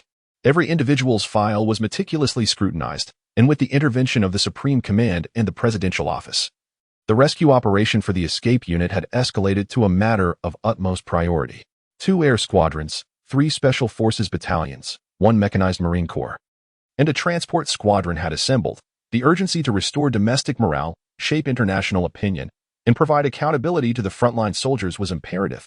The individual under the most pressure was General Bernardo, as all intelligence regarding the escape team had been classified as absolute secrets, and any orders related to the rescue required his personal signature. Anyone obstructing the rescue efforts or neglecting their duties, regardless of rank, would face arrest on charges of treason. This news brought a sigh of relief to Tian Xinjiang, who couldn't help but feel a sense of pride for the significant stir he had caused. He felt a sense of triumph in the attention drawn from the Supreme Command and the Presidential Office, and he relished the urgency with which Bernardo had been compelled to act. At 3 in the morning, the discussions between Tian Xinjiang and Rashid culminated in a definitive action plan, which was personally approved by General Bernardo, who ordered the respective units to execute it immediately. With the full support of the frontline command, Tian Xinjiang abandoned his earlier notion of attacking the logistics base to gain mobility and supplies. In the new plan, while the assault on the logistics base remained unchanged, the objective had shifted. Given the base and Opos, as flat terrain and the presence of an airport suitable for medium transport ships to land, complete evacuation of personnel could be achieved within 6 minutes. Thus, this base remained a target for attack. Failing to assault this location would leave medium transport ships unable to land in the mountainous regions, to rely on elevators for gradual retrieval of personnel, resulting in excessive airborne time that would render them conspicuous targets. No amount of air support could safeguard the transport ships from enemy missiles and aircraft. The challenge of evacuating with powered exosuits behind enemy lines remained a daunting issue for the special forces, let alone the infantry, who could only manage a meager leap of 1 meter off the ground. Furthermore, the anti-gravity mechanisms of medium transport ships, when hovering at low altitudes, could reduce any infantry beneath them to mere pulp. Before 10:00 and Opos clock the following day, 2 squadrons of Federation aircraft would carve out an aerial corridor directly towards coordinates 1201. 2210, targeting the enemy logistics base. Within a 50-kilometer radius of these coordinates, all enemy installations would fall within the strike zone, on both sides of the corridor. Suspicious targets will be obscured and eliminated by missile units. Following the establishment of an aerial passage, 3 battalions of special forces will execute an airborne assault on the base, ensuring a defensive strength capable of withstanding an attack from a mech division for over 30 minutes. Meanwhile, the evading team will set off at dawn, moving eastward to reach their designated location before 10 o'clock in the morning. Tianxinjian will lead 5 Magic Tigers and a mech squad to advance ahead, seeking opportunities to infiltrate the base, sabotage air defense systems, and disrupt counter-detection measures, thereby coordinating with the Special Forces offensive. In the initial phase of the operation, the Federals will once again conduct airstrikes and create the illusion of disturbances behind enemy lines to cover the opening of the aerial passage and eliminate ground threats. The mid-phase will focus on controlling enemy forces within a 50-kilometer radius of the base and securing objectives. In the final phase, all personnel will retreat within 30 minutes. The duration of the mid to late operation will not exceed 2 hours. It is entirely a high-stakes, lightning-fast rescue mission. The opportunity is singular.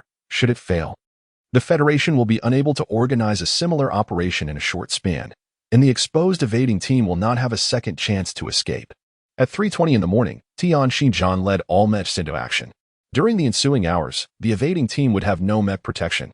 Fortunately, this area had already been categorized as a search zone by the enemy and Oppo's Skynet system, allowing them to remain undetected until the signal deception was compromised. 5 Magic Tigers were assigned to 5 special reconnaissance teams. Operating various types of mechs was part of the Special Forces training. Although they had never encountered the specialized mechs of this mythical legion, the control systems bore little difference from other beast-type mechs. Within half an hour, the movements of these Magic Tigers became fluid and proficient. The remaining 5 pioneers were allocated to the 5 most skilled mech technicians selected from the team, who would also participate in the ambush.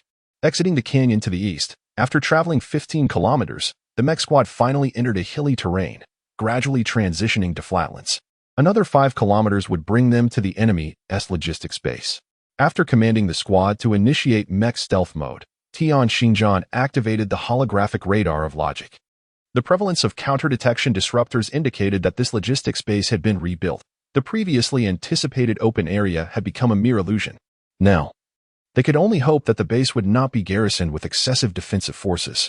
The holographic radar's findings revealed that the base's defenses were not particularly tight, prompting a slight sigh of relief from Tianxinjian. Utilizing concentrated heavy particles, he cleared the concealed sentries surrounding the base, leading the mech squad safely to their destination. This logistics base was nestled amid a mountainous region, serving as a junction for high-grade transport highways that traversed numerous tunnels and bridges. The traffic between 4 medium-sized cities and 1 large city passed through here, 2 of which had already fallen, while 3 remained heavily besieged by Imperial forces. Geographically, it was indeed a natural logistics hub.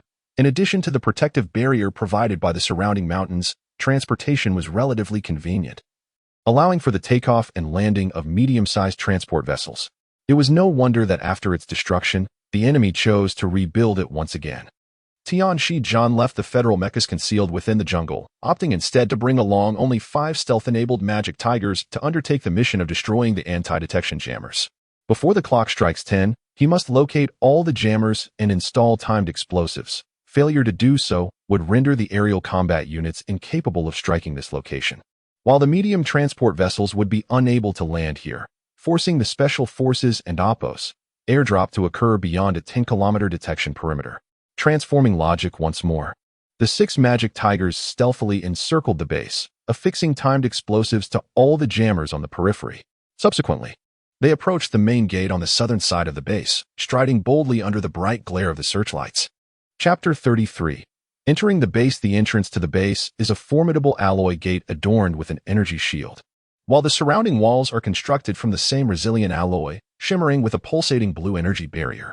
It appears that since the last surprise attack by Rashid, this strategically significant base has significantly fortified its defenses, employing costly alloy walls to thwart potential mech incursions.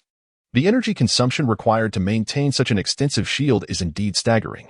Beneath the glaring searchlights flanking the gate, 3 Holy Armor 22 mechs and several sentinels stand vigilant. Additionally, a few Cerberus medium mechs patrol the vicinity, known for their formidable long-range assault capabilities, though their defensive and mobility attributes fall short compared to the Federation's Honor 15. 6. Demon Tigers, materialized silently like phantoms emerging from the shadows, confronting the base's defenders. Adorned with the emblem of the mythical legion. These beast-like mechs symbolize the fiercest aspect of the Imperial Army. Within the ranks of the Empire, none dare show disrespect to the mythical legion. For they represent the royal house of the Gashulan Empire, embodying loyalty, coldness, bravery, cruelty, and immense strength. Tian Xinjiang maneuvered his mech forward, coming to a halt before the guards without uttering a word. Before him stood a second lieutenant, evidently the highest-ranking officer among the sentinels. The 5 special reconnaissance soldiers trailing Tian felt a bead of sweat trickle down their palms. The forces stationed outside the gate were not mere Federation soldiers operating demon tigers. And should a conflict erupt, foes within the base would swarm out within a minute, tearing apart these ill-equipped soldiers. Yet, Tian felt no trepidation. The skills from the tome realistic imitation had been mastered to perfection by this charlatan. Furthermore, during his prior communications with Rashid, he had taken the initiative to familiarize himself with certain aspects of the Gashulan Empire and the Mythical Legion. The Gashulan Empire is a realm characterized by a rigid hierarchical structure, primarily owing to its imperial governance, which serves as the foundation of its rule. Within this multi-ethnic and multiracial nation, the ruling class, comprising the royal family, nobles, affluent individuals, and officials, holds the highest status and authority.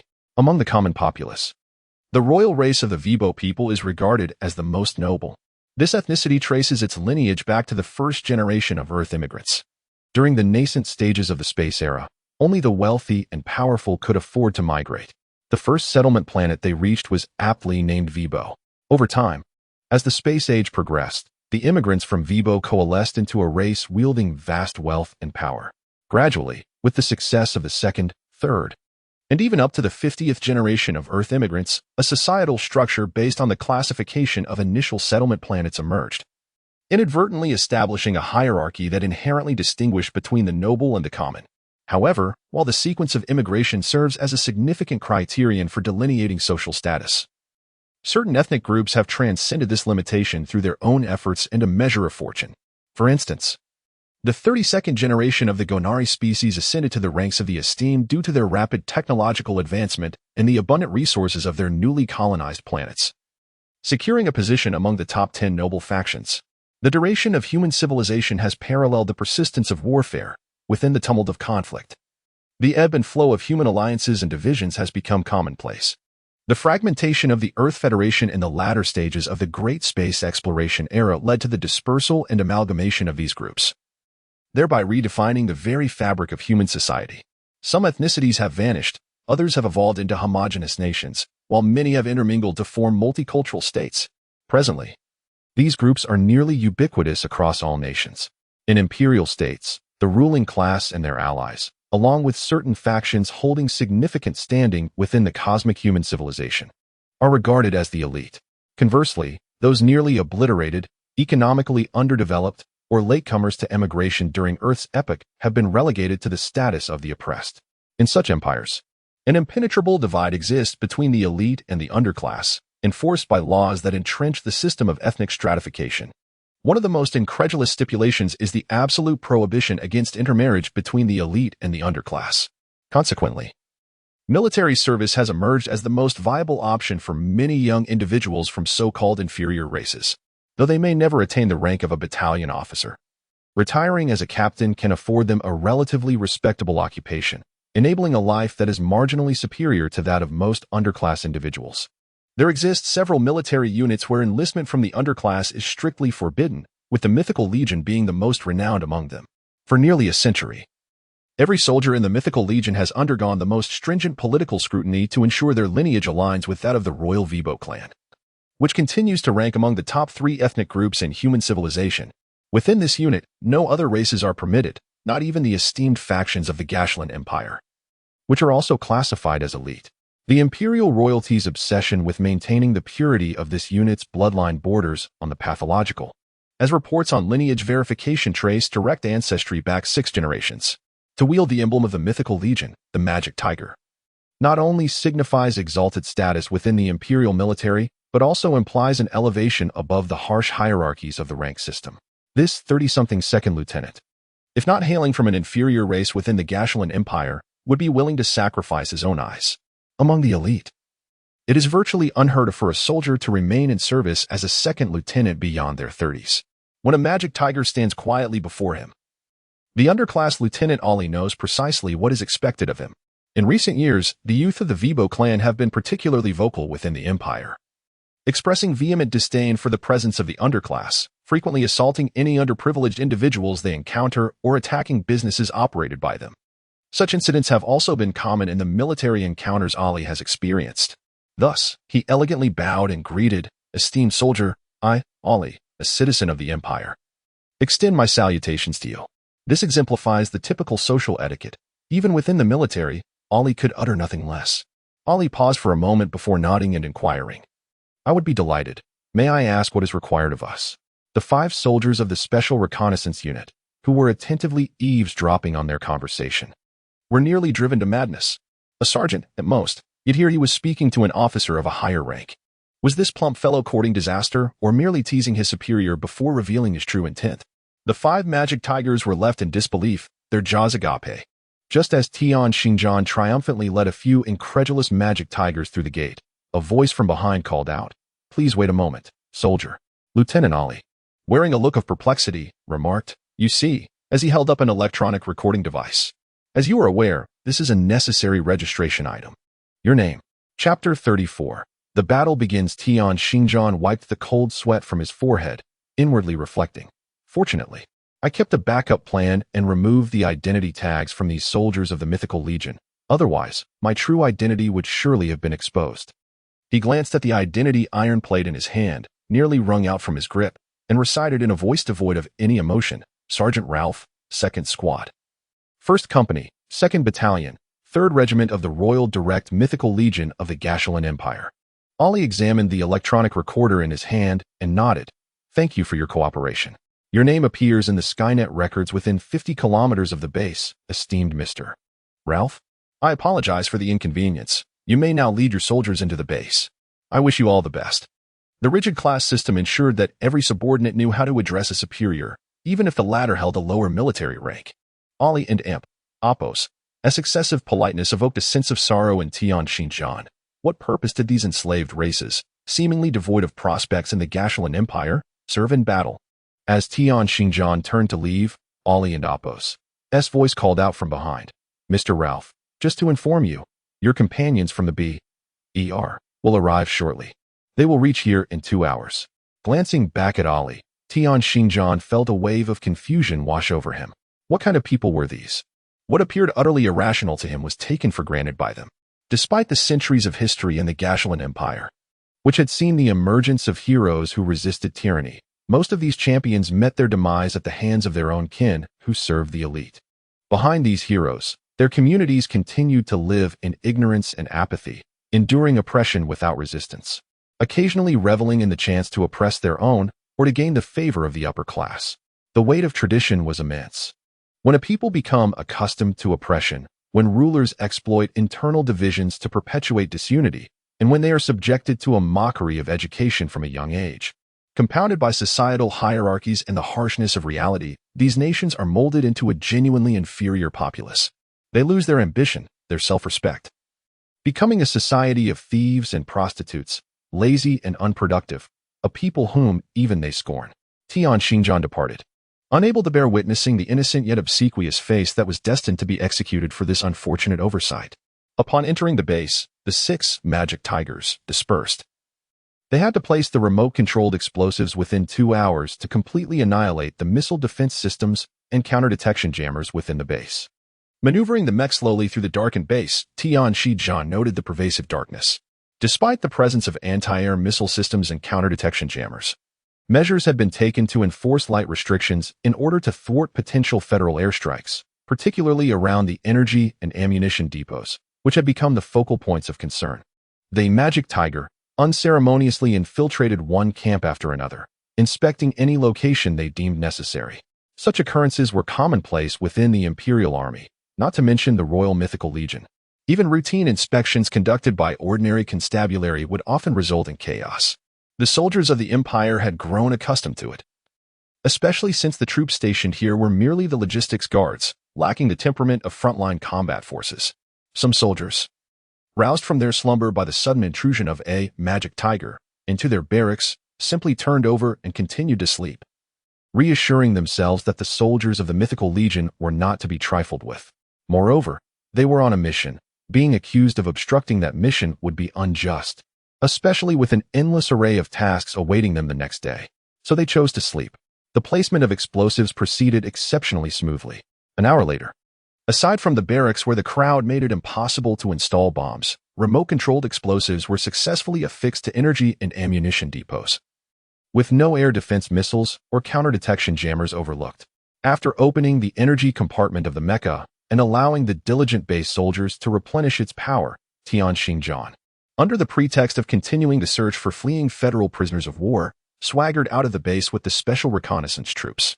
Upon returning to the jungle where the federal mecha was concealed, Antenna reported that the federal air operations had commenced, due to the resolute resistance from the enemy's air force.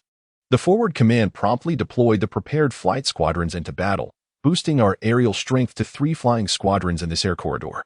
An additional flight squadron was urgently assembled as a reserve.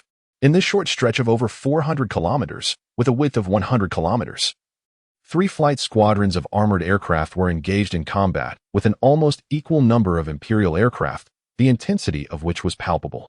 The aerial operation that commenced at 5 in the morning was met with unexpected resistance from the Imperial forces, compelling the Federation to deploy 5 air squadrons in succession. By 8 in the morning, they had finally secured temporary air superiority, and the aircraft began to clear all enemies within a 50-kilometer radius of the base.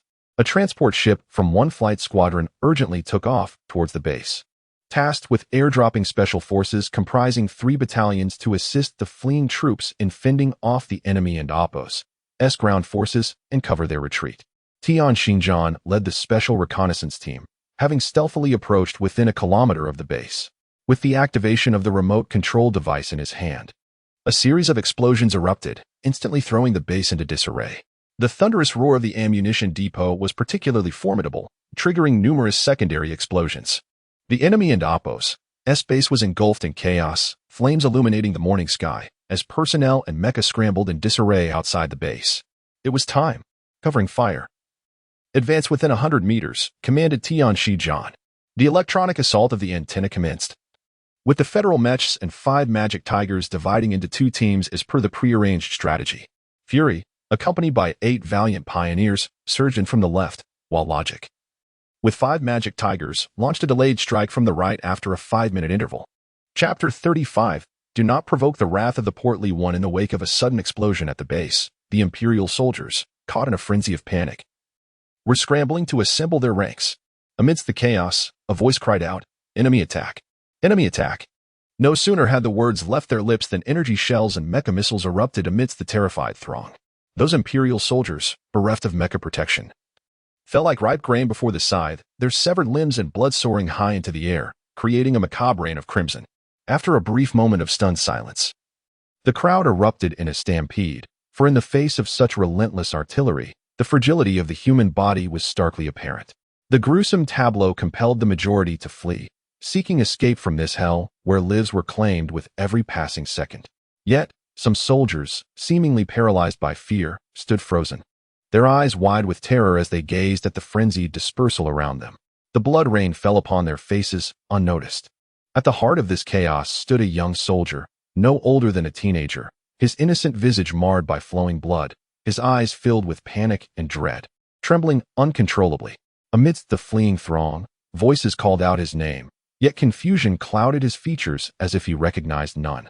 Just as someone reached out to grasp him, a missile fell directly upon him, followed by a deafening explosion, leaving only a shower of flesh and smoke in its wake. A few Imperial mechas in the crowd quickly became the primary targets for the Federation and Oppo's firepower. In less than a minute, 3 Cerberus units and 2 Holy Armor 22 mechas were systematically obliterated by concentrated energy fire. The last remaining Cerberus and 3 Holy Armor 22 units were engulfed in the bombardment, forced to rely on their agility to evade destruction. Though it was merely a matter of time before they too were vanquished, leading a squad of 5 stealthy demon tigers. Tian Xinjiang was on the verge of pausing to observe the carnage when his sixth sense, honed from countless escapes, suddenly alerted him. Peering intently, he beheld two humanoid mechas emerging from the inferno, radiating an ominous aura. These were mechas unlike any he had encountered in his 22 flights from danger. Their stout mechanical legs equipped with treads. Towering at 8 meters, their robust external armor showcased formidable defensive capabilities. The flatheads were flanked by 2 oversized energy cannon barrels. Fierce and prominent, small apertures dotted their broad shoulders, and their exceptionally long mechanical arms, combined with their stout legs, rendered them reminiscent of a great ape. In their grasp, they wielded a 3-meter-long alloy blade, its shimmering blue light indicating its status as a costly ion energy sword. The alloy ion energy sword implied that should one be struck by it in close quarters, unless the mecha's alloy were exceptionally hard and thick. Complemented by a layer of super-durable composite armor, they would be sliced through as effortlessly as tofu. The Titan, a specialized humanoid single-soldier mecha of the mythical legion, possessed dimensions and weight between medium and heavy classifications, crafted from a new super-hard alloy. It boasted remarkable speed, immense strength, and ferocious attack power, rendering it unmatched in hand-to-hand combat against any Federation mecha, while its ranged firepower was equivalent to that of a heavy mecha. The information regarding this mech is rather succinct. However, such brevity has been purchased at the cost of numerous sacrifices, including dozens of valiant pioneers and 2 formidable Fury units. Though not all of these mechs fell to the might of the Titan, it undeniably played a pivotal role in that tumultuous battle. A single unsatisfied Mythic Special Forces unit, equipped with a Titan, decisively overwhelmed the fully staffed Federal Special Forces camp. The Titan is not invulnerable. Its true terror lies in its operator, an elite warrior meticulously selected from the Mythic Legion, possessing unparalleled mech piloting skills and a wealth of combat experience. If a squad operating a Demon Tiger can astound Tian Xinjiang with their dexterous maneuvers, one can only surmise the extraordinary prowess of those legendary warriors piloting the Titan. The Demon Tiger is a beast, while the Titan is a demon. Tian Xinjiang longed to cry out retreat, but relinquishing their current advantage would be disastrous. Once the enemy regrouped and fortified themselves amid the ruins of the base, all hope would be lost. The evacuation team, scheduled to arrive by 10:00 and amp, Oppo's clock, would certainly struggle to board the transport ship. Moreover, even if they fled now, escaping the grasp of these 2 Titans was uncertain.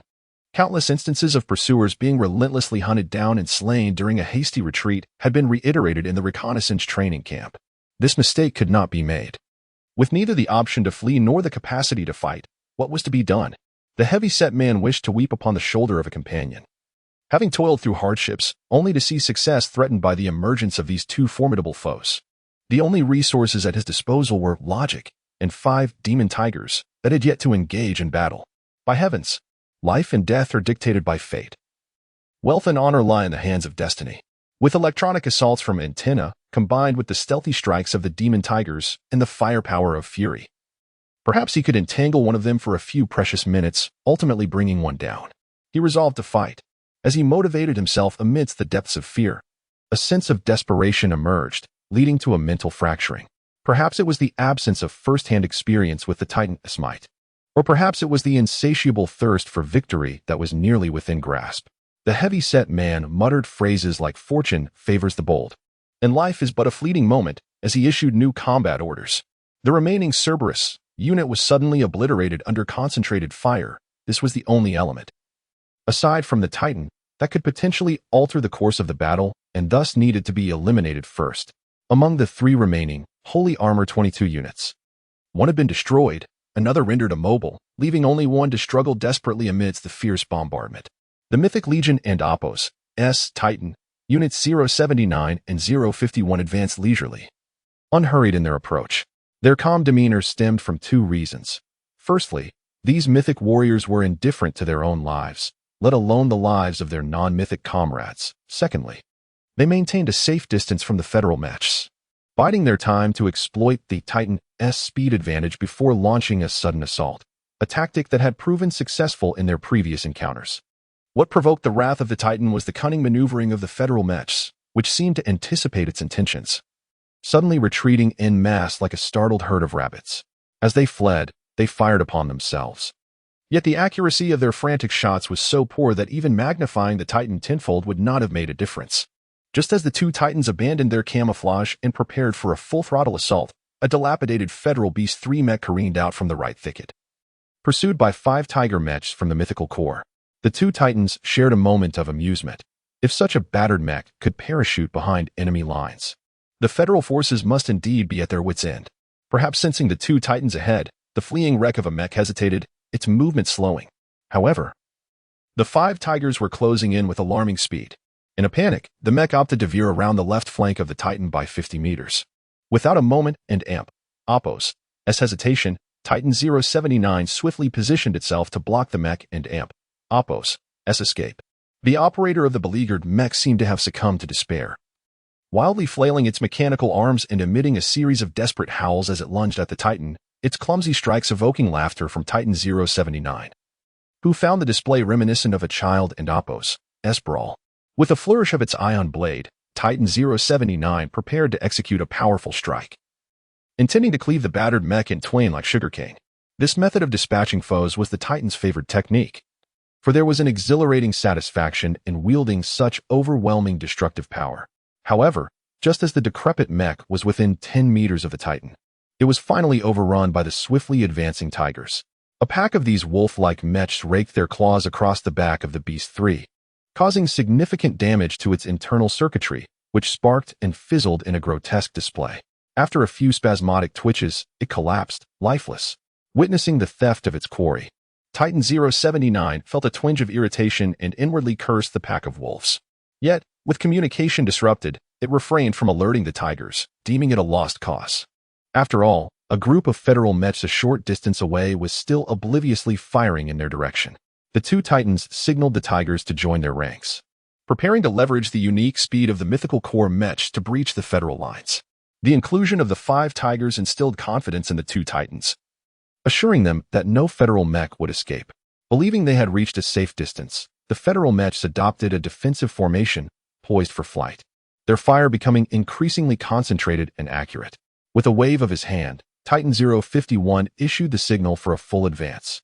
The Titan surged forward, its stout mechanical legs propelling it at a speed astonishingly at odds with its bulk. The dual tracks spun rapidly, a testament to the Empire and Oppos' newly developed hybrid propulsion system that seamlessly combined tracked movement with bipedal mechanics, achieving both stability and swiftness. In but an instant, the Titan No.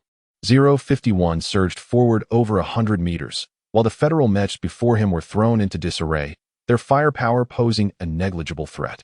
Unbeknownst to number 051, the Federal mechs, having developed a keen understanding of subterfuge, concentrated all their fire on number 079, compelling him to delay his activation for several critical seconds.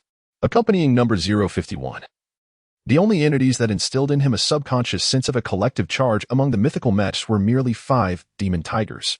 Number 079 was incensed, nearly beside himself with rage, as the Federal forces relentlessly attempted to thwart him with their firepower. No matter how formidable his defenses, they could scarcely withstand such a concentrated assault. Observing the 5 demon Tigers and number 051 charging ahead, he found himself compelled to evade amidst the onslaught of artillery. The master of feigned death, Tian Shijian, stirred. Although the mech scanning was only 85 complete, this was the sole opportunity available. The Federal mech and Oppos' firepower could only be contested for a fleeting moment. Lying on the ground like a lifeless dog, the battered mech, crackling with electric sparks, stealthily lunged towards the Titan from the right rear, its boosters igniting with a powerful thrust, akin to a missile skimming the ground. For a mech, the distance of over 10 meters was virtually negligible. Number 079 felt a jolt as a pair of tattered mechanical hands seized his weapon-bearing arm with a vice-like grip. Startled, number 079 quickly deduced that it was the feigned dead, dilapidated beast launching a surprise attack. The mythical warrior within the cockpit smirked, swiftly maneuvering the mech to flip and soar into the air, unleashing a flurry of powerful kicks aimed directly at the chest of the shabby mech. Damn, such quick reflexes. Tian scolded inwardly, manipulating the controls to evade the 2 mechanical legs with the agility of a monkey swinging from branches, maintaining his grip on the Titan's arm. Unaccustomed to such unscrupulous tactics, number 079 found the shabby mech's persistence infuriating. Realizing time was running out to join the battle on the other side, No. 079 twisted his wrist, directing the ion blade in a peculiar arc towards the elbow of logic. The rotund operator was determined to cling on like a stubborn adhesive. Desperation set in. The overweight figure gasped for breath, his limbs cramping as the control stick jerked chaotically. His fingers flailed on the keyboard. And logic descended from a great height like a monkey slipping down a tree, landing with a thud. The ion blade grazed along logic's back, sparking as it carved a deep gash into the armor, narrowly missing a vital area. The ion blade halted a mere 10 centimeters from the cockpit of the Titan, leaving the mythical soldier aghast at the operator and Oppo's futile hope of self-inflicted harm. Without a moment and Oppo's pause, the Titan and Oppo's wrist twisted again, the blade pivoting to thrust towards the crown of logic. Gazing upon the seated logic, the mythic warrior within the cockpit unleashed a cruel, mocking laugh, taunting. How will you evade this? Let me tell you, this is my 8th generation mech, a super beast specifically designed for loading and unloading tasks. The rotund figure within the cockpit was jumping and shouting, his neck flushed with rage, as logic swung the massive Titan, weighing several tons, down onto the ground. A thunderous crash ensued, dust swirling into the air, as the colossal alloy created a deep pit in the earth beneath its immense force. In terms of strength, my logic far surpasses your pathetic gorilla. The stout man raged on, relentlessly swinging again, causing the ground to tremble as the light blade in Titan and Oppo's hand flew far away. The mythic warrior inside the cockpit was rendered dazed after the first strike, leaving him no chance for resistance. The stout man was undeterred. Today, I shall indulge myself. You dared to bully me, nearly causing me to wet my pants. I shall crush you, you wretched creature. Amidst the swirling dust, a dilapidated mech rampaged, swinging the pitiful Titan like a windmill, smashing it down with the ferocity of a mad tiger, in a state of utter hysteria. At last, after numerous violent blows, the Titan, now unrecognizable and on the brink of collapse, was completely dismantled. Staring blankly at the remnants of the 2 mechanical legs in logic and Oppo's grasp, the stout man took a moment to regain his senses. In the distance, a collective frenzy erupted among the federal mechs that had concluded their battle through ambush and siege. After a long struggle, they managed to take down a single mech. Only those who had fought against such machines knew how formidable they truly were. Despite the overwhelming number of attackers, 2 had already been injured. To their astonishment, the stout man transformed into a veritable monster the moment he lost his composure, as he single-handedly dismantled a Titan. Just what kind of aberration was this deputy? Titan, number 051 met a more tragic end than number 079. When the stout man caught hold of number 079, it had already dashed over 100 meters, the extraordinary speed of the Titan, propelling him faster and faster. He felt like a fierce tiger, while the federal mechs ahead appeared as mere sheep, the adrenaline surging through him igniting a thrill of excitement. Slaughter was the sacred duty of every special soldier in the mythic legion. They existed solely for the art of killing, with thoughts consumed by violence and blood boiling fervently. Just as he felt invigorated, the previously sparse firepower suddenly converged upon him. Though the Titan boasted formidable defenses, the opposition included Fury, specifically designed for long-range support, alongside several other Vanguard mechs that wielded firepower comparable to standard medium mechs. Thus, number 051 opted to alter his trajectory, sneering. For as long as he and his 5 magic tigers drew near, these federal mechs would be nothing but refuse. Close-quarters combat was the mythic legion's forte. Although many nations had begun to equip themselves with close combat mechs, true experts remained the mythic legion, never having stepped off the battlefield for centuries. While others believed the magic tiger to be the exclusive mech of the mythic legion, in truth, it was a product the Empire intended to phase out.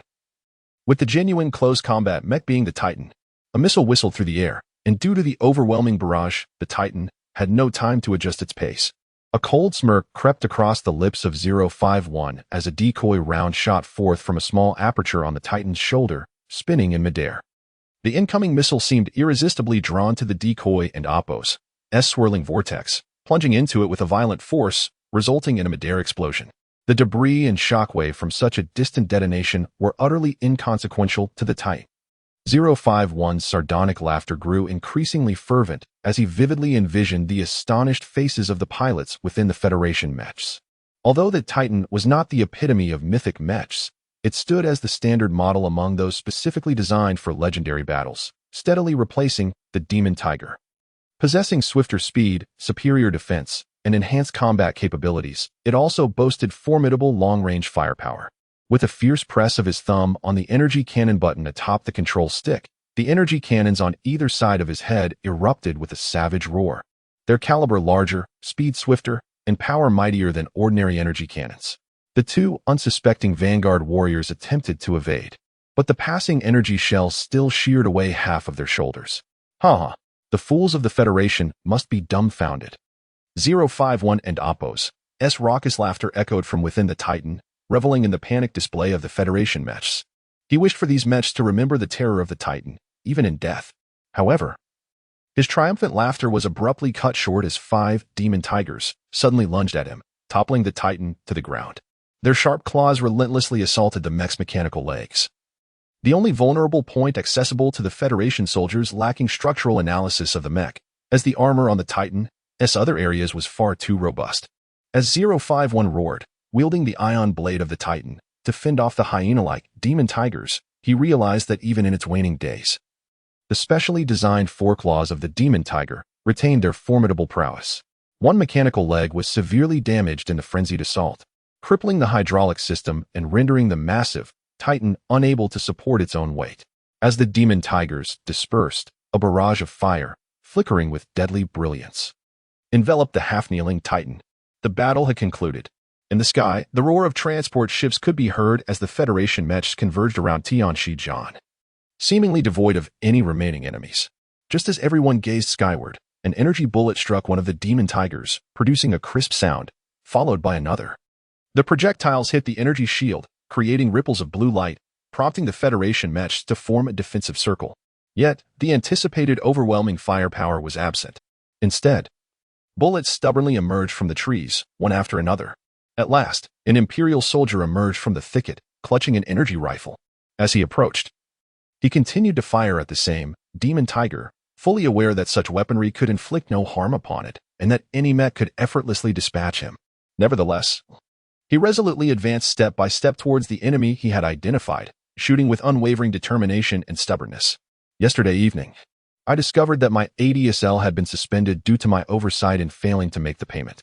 I felt quite disheartened throughout the night. This morning, I went to reactivate it, and now I wish to extend my sincerest apologies to my friends who waited for me last night. Chapter 36. The death of Ali Tianxijian stood in a daze, letting out a heavy sigh as he recognized the individual before him. A few hours earlier, beneath the harsh glow of white spotlights at the base and Oppo's entrance, he had seen that honest yet ingratiating face, Ali, a junior lieutenant from the Gashulan Empire, in his 30s. Now, that visage had transformed into a pallid mask, devoid of rage or sorrow, replaced instead with a profound numbness that penetrated to the very marrow of his bones. Tianxijian understood that Ali had reached an impasse. He was cornered, a fate sealed the moment Tian had allowed him to pass. No matter what transpired, survival was no longer an option for him. This was his final act of defiance, a soldier and Oppo's last strike against the enemy that had brought about his demise. Yield, Lieutenant. You still have the choice to live, a special reconnaissance soldier urged, unable to restrain himself. Yet the gunfire continued unabated, and Ali maintained his previous stance, executing the mechanical movements of a soldier, firing with practiced precision. An energy bullet from a burst-fire machine gun pierced through Ali and Oppo's chest, the sheer force of the impact sending him crashing to the ground. The energy weapon slipped from his grasp, and his pallid face remained expressionless. Even as blood erupted from the corner of his mouth moments later. After a few agonizing seconds, he ceased his struggles and succumbed quietly to death. The shooter was Torek, who lowered his energy machine gun and coldly remarked, "If I were in the Gashulan Empire, I would be just like him, one of the lower class, committing such a blunder. If I were to surrender, my family would be sent to the gallows. In that country, surrender is a privilege reserved for the elite." The valiant pioneer turned slowly, making his way back to the base, declaring, "Thus, I shall not allow this damned nation to rule over us, even in death." Silence enveloped the scene, interrupted only by the sporadic crackling sounds emanating from the distant burning base, where sparks erupted into the air. Ali's lifeless body lay quietly before the federal mechs, starkly pale against the blackened earth. Why had he chosen to attack a demon tiger? Why not target the valiant pioneer? No one could say. Perhaps it stemmed from the deceit of the demon tiger, or perhaps it was the last, feeble expression of fury from a lower-class man against those of a higher status. As if sensing the oppressive atmosphere, the clouds above suddenly parted, allowing the brilliant rays of the morning sun to cascade down upon the earth. Several medium-sized transport ships glimmered in the golden sunlight as they glided past the blazing base, akin to dumplings being dropped, releasing hundreds of mechs from their holds. Countless high-speed aircraft soared through the distant skies, evoking tears of joy from all who beheld the scene. Tian Xinjian, hidden within the cockpit of Logic, wept freely, exclaiming, "By my mother, I have finally survived once more." Among the descending mechs, two valiant leaders surged ahead, Captain Nadal and Lieutenant Rashid, followed by a jubilant throng of special reconnaissance soldiers. The other special forces, landing in succession, swiftly dispersed to occupy advantageous positions. Some formed squads to establish lookout posts, while others utilized portable alloy panels carried by the mechs to construct temporary defensive positions. Leaping down from the mech, the stout man was enveloped in a bear hug from Rashid, nearly causing him to lose his breath, despite Rashid's shorter stature. His strong arms encircled the rotund fellow's waist, yet this embrace was the most genuine of gestures. Nadal approached with a smile, playfully tossing Rashid aside and exclaiming, "Well done, my hefty friend. You're now even more formidable than I am. I thought you were a goner, and here you are." Once again bringing glory to the Special Reconnaissance Regiment, the stout man, wearing a facade of humility, boasted with a smirk, "Oh, it was merely luck. I hardly had to lift a finger, for the enemy was weak." Suddenly, with a shriek, two women, resembling koalas, clung to his arms, pinching the soft flesh at his sides. After a 4-hour escape, the group arrived at their destination, witnessing the stout man in a frenzy, terrifying those around him. However, Meiduo and Nia held a different sentiment. They were elated, believing that their man should embody heroism and invincibility. Observing his commanding presence, they delighted in the thought that, regardless of his fierce demeanor against foes, he remained pliable to their whims, filling them with joy. Such is the nature of a woman's heart. Thus, when the battle concluded, the two quintessential women rushed forward, pinching the stout man, an indulgence more gratifying than anything else. The throng of medics swiftly rescued him, and the soldiers, indifferent to the emotions of the wounded, unceremoniously pulled Meiduo and Nia onto the transport ship, ensuring no federal prisoners were left behind, akin to a large-scale abduction. Half an hour later, several transport vessels roared to life, ascending into the sky. As they gazed out at the dwindling ruins of the base, all the federal prisoners could scarcely contain their exhilaration, erupting into jubilant cheers. This was a genuine escape from despair. In total, over 280 federal soldiers, led by Tian Xinjian, had only lost 12, alongside two fallen special reconnaissance soldiers, achieving a miraculous rescue over a span of more than half a month and hundreds of kilometers, all at a cost of merely 14 lives. Such a wondrous conclusion was once deemed inconceivable. It is essential to note that these captured federal soldiers were not only demoralized, but physically frail, barely able to stand. Observing the stout man's innocuous visage, his earnest demeanor, and his occasional lewd glances towards the bosoms of attractive female soldiers, the prisoners could not help but chuckle, struggling to reconcile this character with the warrior who had just hurled King Kong with such ferocity. A lovely medic bent down to measure the blood pressure of the stout man's nearby comrades, causing the stout man's mouth to water at the sight of her ample bosom. Was this rogue truly the so-called hero who had led them to miraculous triumph? Some of the rescued soldiers, after their cheers subsided, forced themselves to turn away, their bodies racked with laughter and disbelief, realizing that this hero was perhaps the most lascivious of them all. Under the escort of fighter jets, the medium transport vessel swiftly accelerated from the sluggish pace of its anti-gravity system and Oppos's initial activation, embarking upon a rapid ascent. Within a matter of minutes, this convoy would breach the atmosphere and commence its voyage into the vastness of space.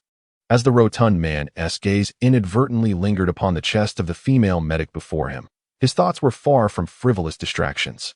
The first encounter with the magic tiger had left an indelible impression. The movements of the 10 mechs, the harrowing struggle against the Titan, replayed in his mind like a cinematic reel. The simplicity and effectiveness of those maneuvers, the lifelike feints, and the precise evasion techniques amidst the indistinguishable chaos of gunfire illuminated the path to broader horizons, leaving the man profoundly enlightened. Despite the life and death struggles, he had relied on unorthodox techniques unfamiliar to him to navigate perilous situations, yet he recognized the substantial element of luck involved. Furthermore, the adversary, caught unawares from the outset, had fought under decidedly unfavorable conditions. Had it not been for the antenna disrupting the enemy and Oppo's mech control systems, and the element of surprise from a concealed ambush, a straightforward confrontation devoid of logic would have undoubtedly culminated in his defeat. The striking female medic, having finished taking the soldier and Oppo's blood pressure beside the rotund man, raised her gaze only to find him in a state of lewd stupor. Following his line of sight, she discovered to her dismay that her collar was gaping open, exposing her delicate treasures to this lascivious observer. A wave of embarrassment and anger surged within her, and with a sharp slap to his face, she stormed off, indignantly pushing the electronic blood pressure monitor away. Chapter 37. The explosive plan. The rotund man was jolted from his reverie by a sharp slap, catching him entirely off guard.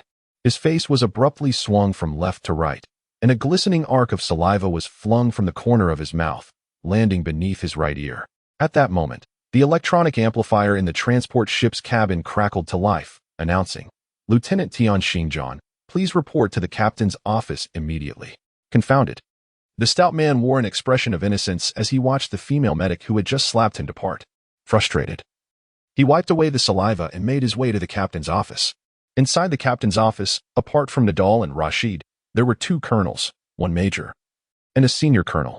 Among them, one colonel clad in an Air Force uniform was evidently the captain of the transport ship, while the other colonel and the major were military advisors from the operations department. Upon Tian Xinjiang's arrival, standing at attention to report, Rashid quickly ushered him inside. Gesturing towards the senior colonel as he introduced, "This is Major General Zhou Jisen, commander of our 16th Armored Division of the Aviation Marine Corps." Zhou Jisen was a quintessential figure of Eastern heritage from the Earth era, likely of Han descent based on his name.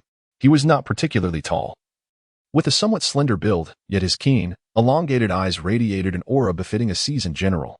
Hearing Rashid's introduction, the stout man immediately straightened up, adopting the stance of a disciplined soldier. He saluted with precision and declared loudly, "Greetings, General. I am Tian Xinjiang, Deputy Commander of the Special Reconnaissance Company, 16th Division. Reporting for duty. Please advise." The senior colonel returned the salute and approached Tian Xinjiang, scrutinizing the man who had led a unit devoid of mobility and armaments, save for a mecha squad, from deep within enemy territory. "Your surname is Tian? A Han?" Zhou Jisen inquired. "Yes, sir," replied Tian Xinjiang, maintaining his facade of a steadfast soldier, meticulous in demeanor. "Very well, at ease. Put away the formalities," Zhou Jisen responded, already informed by Nadal about this stout individual. This time, he had been personally assigned by Bernardo to lead the rescue operation, and he had conducted considerable research on the commander of this rear unit.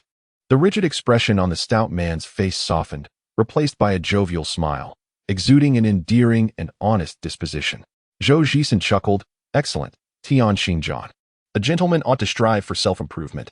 Your name is quite intriguing. It carries the essence of our Eastern cultural heritage from ancient Earth." As he spoke, he leisurely approached the computer control console in the captain's office, gesturing for the stout man to follow.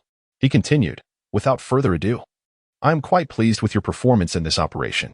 Now, please present to us the strategic simulation you submitted to the forward command." Tian Xinjiang approached the computer display, which was currently showcasing the strategic simulation he had devised. This was a representation that integrated the simulation data and combat plans into a digital map of the operational terrain, where animated soldiers continuously illustrated the combat units engaging in battle according to the simulation. This served as a highly intuitive aid during the explanation of the simulation, akin to a modern transformation of the ancient practice of wargaming. However, everything was articulated by the computer based on the data, autonomously demonstrating the scenario. This collection of ideas resides in Tian Xinjiang's mind with remarkable familiarity. Upon encountering a senior colonel inquiring personally, he readily articulated the entire analytical process without hesitation. Zhou Jisen, after contemplating Tian Xinjiang's report for a considerable time, inquired, "Is this all derived from your simulations on the mecha computer?" Tian Xinjiang, though tempted to confess that it was rather the product of dreams he had while asleep, refrained. He understood the adage that fame can be a double-edged sword, a lesson he had long grasped. However, with so many witnesses in the tunnel and this individual being his superior's superior, the repercussions of deception could be dire. Ultimately, he nodded and responded, "Yes, sir. I believe that the command should promptly implement measures to avert such a situation."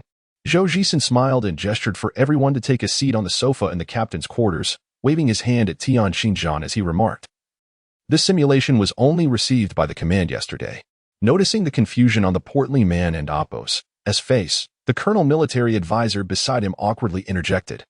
This simulation was concealed by a traitor. The operations department was entirely unaware.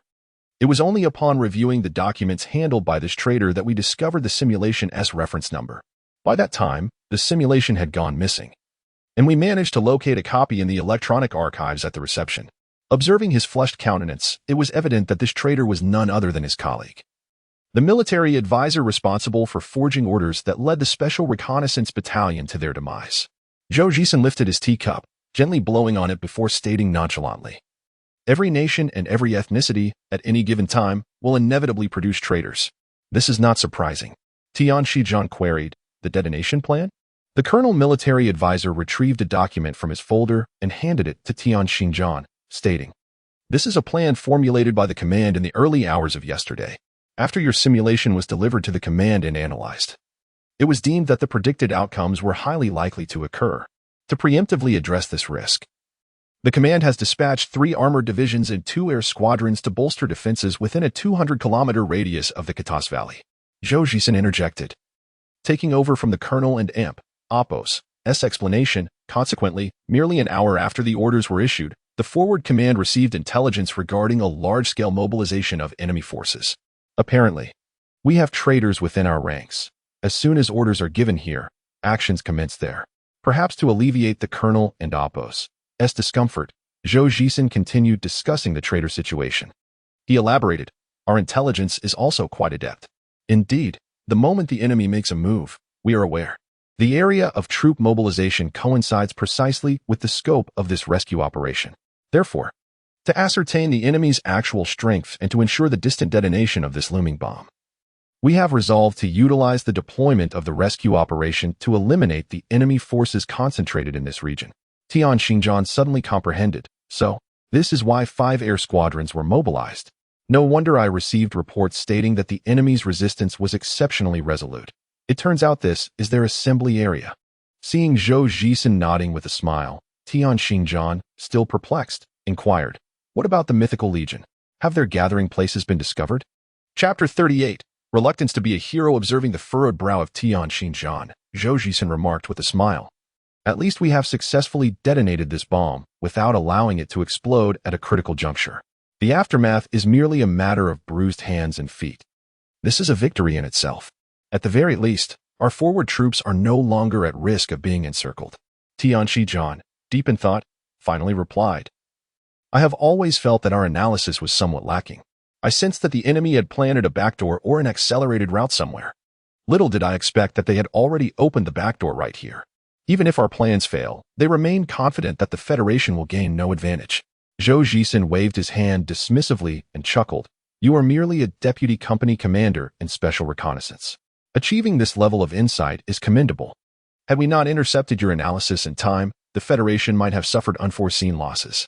Moreover, your adversary possesses experience 1,000-fold greater than yours. Soon, you will be dealing with him directly. In every aspect, you are undoubtedly a hero of the Federation and deserve recognition and protection. You are no longer suited for frontline duty. The command has decided to assign you to the Operations Planning Department as a military advisor. These 2 officers are here specifically to escort you to Galapalin." The colonel seated beside Tian Xinjiang smiled as he retrieved an appointment letter from his briefcase and extended his hand, saying, "Allow me to formally introduce myself. I am Compton, the director of the 2nd Research Division of the Operations Department. Lieutenant Tian, from this moment forth, we shall be colleagues in the Operations Department. Welcome aboard." The portly man scrutinized the appointment letter repeatedly. Having only been assigned to the reconnaissance company for less than a month and already being transferred to the Operations Department as an advisor was indeed rather extraordinary. Upon recognizing the substantial likelihood of this development, the portly figure, who prided himself on his exceptional logical reasoning, resolved to feign ignorance from that day forth. Relinquishing any aspirations of heroism, let others chase after glory, he intended to enjoy a comfortable retirement in the Operations Department. As he departed, the portly man sincerely approached Commander Zhou Jisen with a request. He wished to abstain from any promotional activities and kindly asked that the frontline command consider keeping his name confidential. He expressed that he had no desire to become a hero, nor did he wish to be the object of journalists' pursuit. His actions were merely a fulfillment of his duty as a soldier of the Federation. Zhou Jisen looked at the portly man with a mixture of curiosity and satisfaction regarding his request. If necessary, cooperating with promotional efforts is also part of your duties. However, since you have made this request, I shall communicate it to the command. With a smile, he patted the portly man's shoulder and added, "Well done. It appears you have a good understanding of Eastern culture. Success without seeking recognition is indeed the way to true accomplishment." Uncultured individuals were left bewildered, pondering the meaning of his words. Meanwhile, in the outer space of Malakstar, both fleets were engaged in fierce combat. Thus, the medium transport vessel did not break through the atmosphere, but instead traversed a temporarily established aerial corridor under the protection of fighter jets. Arriving at the military airport in Kato City, the Supreme Command and the Presidential Office, of course, would not let this opportunity for propaganda slip by. They organized a fervent and touching welcome ceremony, drawing nearly all the reporters stationed on Malakstar. The military even provided a dedicated military network to facilitate the signal transmission for the event, which was broadcasted live across the entire Federation. The rotund individual who slipped away from the maintenance door of the transport ship could not witness the welcoming scene. Instead, he was perusing the next day's edition of the Federation's Liberty News, which proclaimed a makeshift information board displayed the profiles of all the rescued soldiers, each of whom received a hero's welcome as they emerged from the hatch. Indeed, they were the heroes of the Federation. These soldiers fought for Malakstar, for the freedom and glory of the Federation. They were undeniably deserving of the title of hero. They expressed to the reporters their pride and honor in living in such a glorious nation and in the Federation's relentless efforts to rescue its captives. They firmly believed that in future battles, the Federation would not abandon any of its cherished children, and all soldiers would fight valiantly against invasion.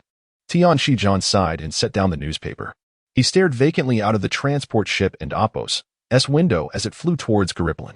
In his reverie, he seemed to see Ali and Oppo's innocent and ingratiating face, which, with the sound of a gunshot, transformed into a pale and numb visage. Chapter 39. The fat man stood up. Tian Xingjian found himself enveloped in a veil of melancholy, pondering for whom he felt this way. Was it for Ali or Torek? He himself was uncertain. As he bid farewell to his comrades in the early morning, the ones who felt the most reluctant to see him go were undoubtedly the soldiers of the first squad of the second platoon, with whom he had shared countless battles, forging a bond of life and death amidst the blood and flames. Particularly, Torek had confided in him deeply, sharing tales that traced back to his ancestors and extending to his own life. Torek belonged to the Mark ethnic group, a community that ranked among the lower echelons, lagging in both technology and culture. Even within the Federation, some referred to them as inferior beings. Torek expressed his disdain, exclaiming, "I loathe them. Whoever dares to call me inferior, I shall not hesitate to confront them with my fists." Nevertheless, such sentiments were rare within the Federation, and he mourned the plight of his kin residing in the Gashulan Empire. The act of personally slaying Ali encapsulated a complex and ineffable emotion. Their people had endured immeasurable suffering. He yearned for an end to it all, yet he remained merely a platoon leader of special reconnaissance troops. These soldiers lived on the precipice of danger, and Torek knew not when his own life might be extinguished. He was reluctant to see Tian Shijian, his comrade in arms, depart, but perhaps Tian and Oppo's transfer to the operations department could help him fulfill a fragment of his wishes. As they parted, Torek and Oppo's eyes glistened with unshed tears. "Lieutenant, throughout this journey, had it not been for you, not only would those prisoners have been abandoned, but my squad would have met the same fate. I recognize your capabilities. Press on. Let us drive that nation, which looks down upon our marginalized communities, from the territory of the Federation." Meanwhile, Meiduo and Nia, who were on the same transport ship, were instructed to remain with the other rescued Federation prisoners. They awaited a special aircraft dispatched from the capital to escort them. The capital had prepared a grander welcoming ceremony for them, and for the upcoming months, their primary role was designated to support propaganda efforts. Under the guidance of Colonel Compton, Tian Xingjian first reported to the Officer Management Office of the Operations Department, where he filled out a series of forms. The military advisor with the rank of lieutenant drew the attention of many. After securing accommodations, and with the specific assignment to a research lab within the Operations Department yet to be determined, Tian was granted a 3-day leave. However, a beautiful female officer from the management office cautioned him that, as per the advance notice from headquarters, General Bernadotte might summon him at any time once he concluded his current engagements, Hence, it was advisable for him to remain close to the academy. With time on his hands, the eager fat man's first destination was, naturally, the laboratory. Moreover, he had conceived numerous innovative ideas regarding mechas during his combat experiences, particularly concerning the antennas. If they could be integrated into the logic systems, it would elevate the mecha's overall capabilities significantly. Additionally, the ion sword of the diamond nearly cost him his life. He had learned a profound lesson. In close combat, the quality of one and oppos's weapon could determine victory or defeat. Not to mention, even a physically frail individual wielding 2 kitchen knives wildly could deter a group of burly men from closing in without a moment's thought. With these considerations in mind, the fat man was unable to contain his impatience. After contacting the laboratory via the internal phone, the portly man awaited his arrival at the elevator doors. Moments later, a graceful figure appeared before him. Milan, this beautiful woman, accustomed to wielding power, immediately seized the man's ear, exclaiming with fury, Well, you've certainly grown bolder, haven't you? I just received a call from Nia, who intends to settle scores with you. How dare you present yourself here? Come with me." She tugged at his ear and led him into the elevator, only releasing her grip at the entrance of the laboratory's cleaning room, as he needed to bathe, leaving one of his ears crimson and throbbing with pain. With a downcast demeanor, he emerged from the wash, pristine yet still subjected to Milan's relentless grip as she ushered him into the laboratory. Upon entering, the hall erupted in raucous laughter, and the utterly unmanly portly man felt a wave of embarrassment wash over him. Although he entertained thoughts of resisting Milan's aggression, he ultimately lacked the courage, slumping his shoulders and trudging forward like a pig caught by the butcher, struggling into Milan's designated laboratory.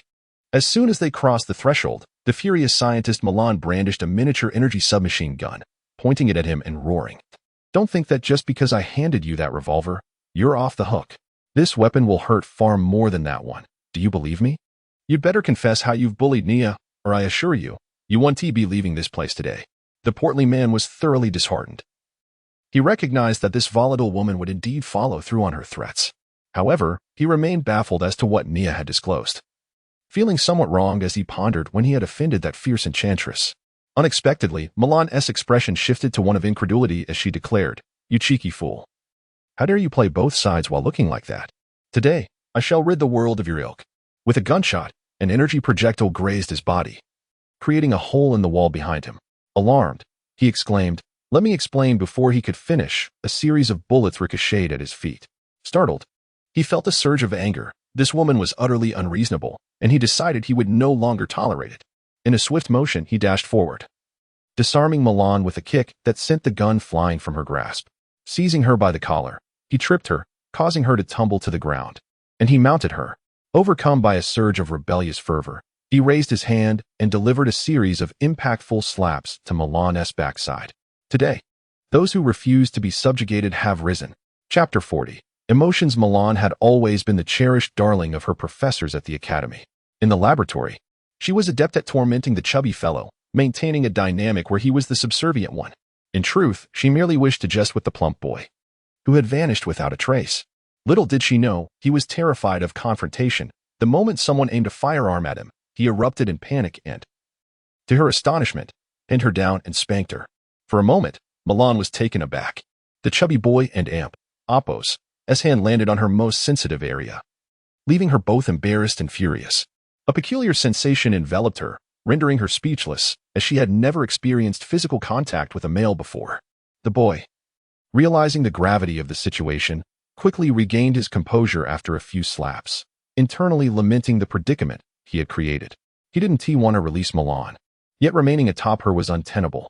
The impulsive act had unpredictable consequences, and he found himself frozen in place, acutely aware of the warmth emanating from her exquisite form. As the intimacy between the two innocents grew palpable, the atmosphere in the room shifted, becoming increasingly charged. Eventually, Milan struggled, her cheeks aflame. Casting a fiery glance at Tian Xinjiang, she exclaimed, "You foolish boy, is that enough? Get off me."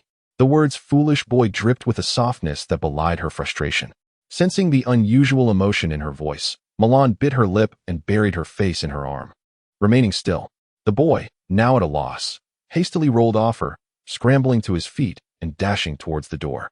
Just as he reached for the doorknob, he heard Milan call out behind him, "You coward, go ahead and run." With a long sigh, he stopped, trembling, wishing for nothing more than to vanish from existence. Milan stood up, her face flushed as she straightened her disheveled clothing. She poked the boy's forehead with her finger, casting him a reproachful glance. Pathetic. Bullying a girl. Just wait until I deal with you. We're going to see the professor. Grasping his hand, she led him out, heading towards Boswell's laboratory. Unbeknownst to Milan, her face was ablaze, the tips of her ears adorned with a vivid blush. As she held the chubby boy and Oppo's hand, it trembled slightly. Initially, she feigned calmness amidst the prying eyes, but as they proceeded, her pace quickened to a near sprint through the laboratory hall, bursting into Boswell's private lab. The eccentric scientist, engrossed in his experiments, looked up at the sound of the door and observed his two oddly behaving students for a moment before inquiring. What mischief have you two been up to? Why are your faces so red? Tian Xinjiang was beside himself. The old man had a knack for stirring the pot. Milan, mortified, stomped her foot and shot a fierce glare at the boy before turning and fleeing. The old man, noticing Milan's hasty exit, turned to the boy with a puzzled expression. Did Milan bully you? Assuming his guess was correct, he chuckled and continued. That girl has a good heart. Since you've been gone, she has mentioned you 100 times. You left without a word, and she even went to the front command post to inquire about you. When she discovered the special forces were engaged in behind-the-lines operations, she was in a daze for several days. Wouldn't you say she has a kind heart? To be bullied by you is, in fact, a stroke of fortune. Were it someone else, she might not have shown such leniency. Generally, you ought to indulge her a bit. After all, your resilience is commendable. This elder, utterly naive to the ways of the world, offers advice in such a manner? The portly gentleman silently scoffed, pondering that even if one possesses thick skin and robust flesh, it is still flesh. Should that woman fire a gun, one ought to see for themselves. The elder paused his experiments and addressed the portly fellow. Very well, let us discuss the situation regarding the mech. Are there any flaws? For the laboratory, the most critical issue lies in the disparity between field trials and actual combat scenarios. Certain weapons may yield impeccable data during extensive testing. Yet once they reach the battlefield, their deficiencies become glaringly apparent. Thus, for the portly gentleman, the first to employ the bistable metallic mech in actual combat, the elder harbored great expectations. After all, the portly fellow had spent 6 months in the laboratory, personally crafted the mech, and amassed considerable combat experience. His insights were nearly definitive. As the portly gentleman inserted the data card extracted from the logic mech's computer into the reader, he remarked, the simulated external armor proves significantly beneficial, yet its strength falls short. For true masters, this armor exhibits flaws. In terms of speed, I have discovered that 2 types of Imperial mechs match the speed of logic. This aspect requires further enhancement. Speed remains the paramount criterion in close combat. The computer screen began to display various data regarding the mech. The portly fellow pointed to the defense data, stating, these figures represent the data from logic under attack. The energy shield and external armor, complemented by bistable metallic alloy with 6-fold the hardness of superhard alloys, render it nearly impervious to ordinary ranged assaults. However, the data indicates that should a projectile with double the power of a standard energy cannon strike the mech directly, it could withstand at most 5 hits before the defense system collapses. Although the energy cannon currently mounted on the mech does not possess such firepower, we cannot dismiss the possibility for the future. I have already noted that the Imperial Titan mechs are equipped with an unusually powerful energy cannon. Furthermore, the enemy's close-quarters combat weapons are formidable, particularly the ion light sword of the Titan. I estimate that if the bistable metallic alloy is struck at the same location, it could withstand only 2 blows at most. Boswell's peculiar temperament began to surface as he spoke with a stoic expression. I had thought you would say much. But aside from your deceptive external armor, my bistable metallic mech is utterly worthless. It appears it could only assist you in dispatching a single enemy and Oppo's high-tier mech. The portly gentleman, aware of the elder and Oppo's fragile pride, quickly offered a conciliatory smile. How could you say such a thing? Your research on bistable metallic alloy is truly unrivaled across the cosmos. This is entirely a reflection of my own inadequacy. To speak of it, the strength of the mech is unparalleled in the world. I have often wondered how such a mech, having been obsolete for decades, can still be employed for heavy lifting. It seems your early structural research, alongside your master, has placed you decades ahead of the rest of the world. Not to mention, even centuries from now, this structure will remain the finest among humanoid mechs. Boswell, momentarily lightened by the flattery of the corpulent man, waved him away, and said, "You should head to Milan. There are several research projects related to what you just mentioned. Go take a look while I delve deeper into this data." Upon hearing about the trip to Milan, Tianxi-John felt somewhat awkward. As he approached the door, he heard Boswell say, "I've heard you've been transferred to the operations department as an advisor. Since you and Oppos, here, do make an effort to visit the laboratory more often when you have time. I will provide guidance." The rotund man eagerly agreed, his background as a mechanical repairman still sparking his interest in such matters. Everything else, however, was merely knowledge acquired out of necessity for survival. He quickly shook his head vehemently, refusing to accept the notion, exclaiming, "Look at my physique. You know me well enough to understand how I could never be a hero." He bore a countenance of disbelief, countering with, "What have you heard?" Chapter 41. The researcher paused, captivated, and exclaimed, "Incredible." However, the company commander has repeatedly emphasized the importance of confidentiality regarding names. Everyone across the Federation is speculating, yet they remain utterly clueless. The plump man, filled with self-satisfaction, thought to himself, "Of course, it was me. Who else possesses such capability?" Yet, he feigned disdain and remarked, "That fellow is a fool. If it were truly my doing, why wouldn't Oppos, I take credit? Just imagine the wealth and allure of women that would follow, the attention of the masses. What a delightful sensation that would be." As he spoke, he inwardly lamented his misfortune, berating himself for his own foolishness. The first pig to gain weight is often the first to meet the butcher's knife. The plump man was determined not to become the target of scorn. Safety was his foremost principle. "I don't even know who those people are.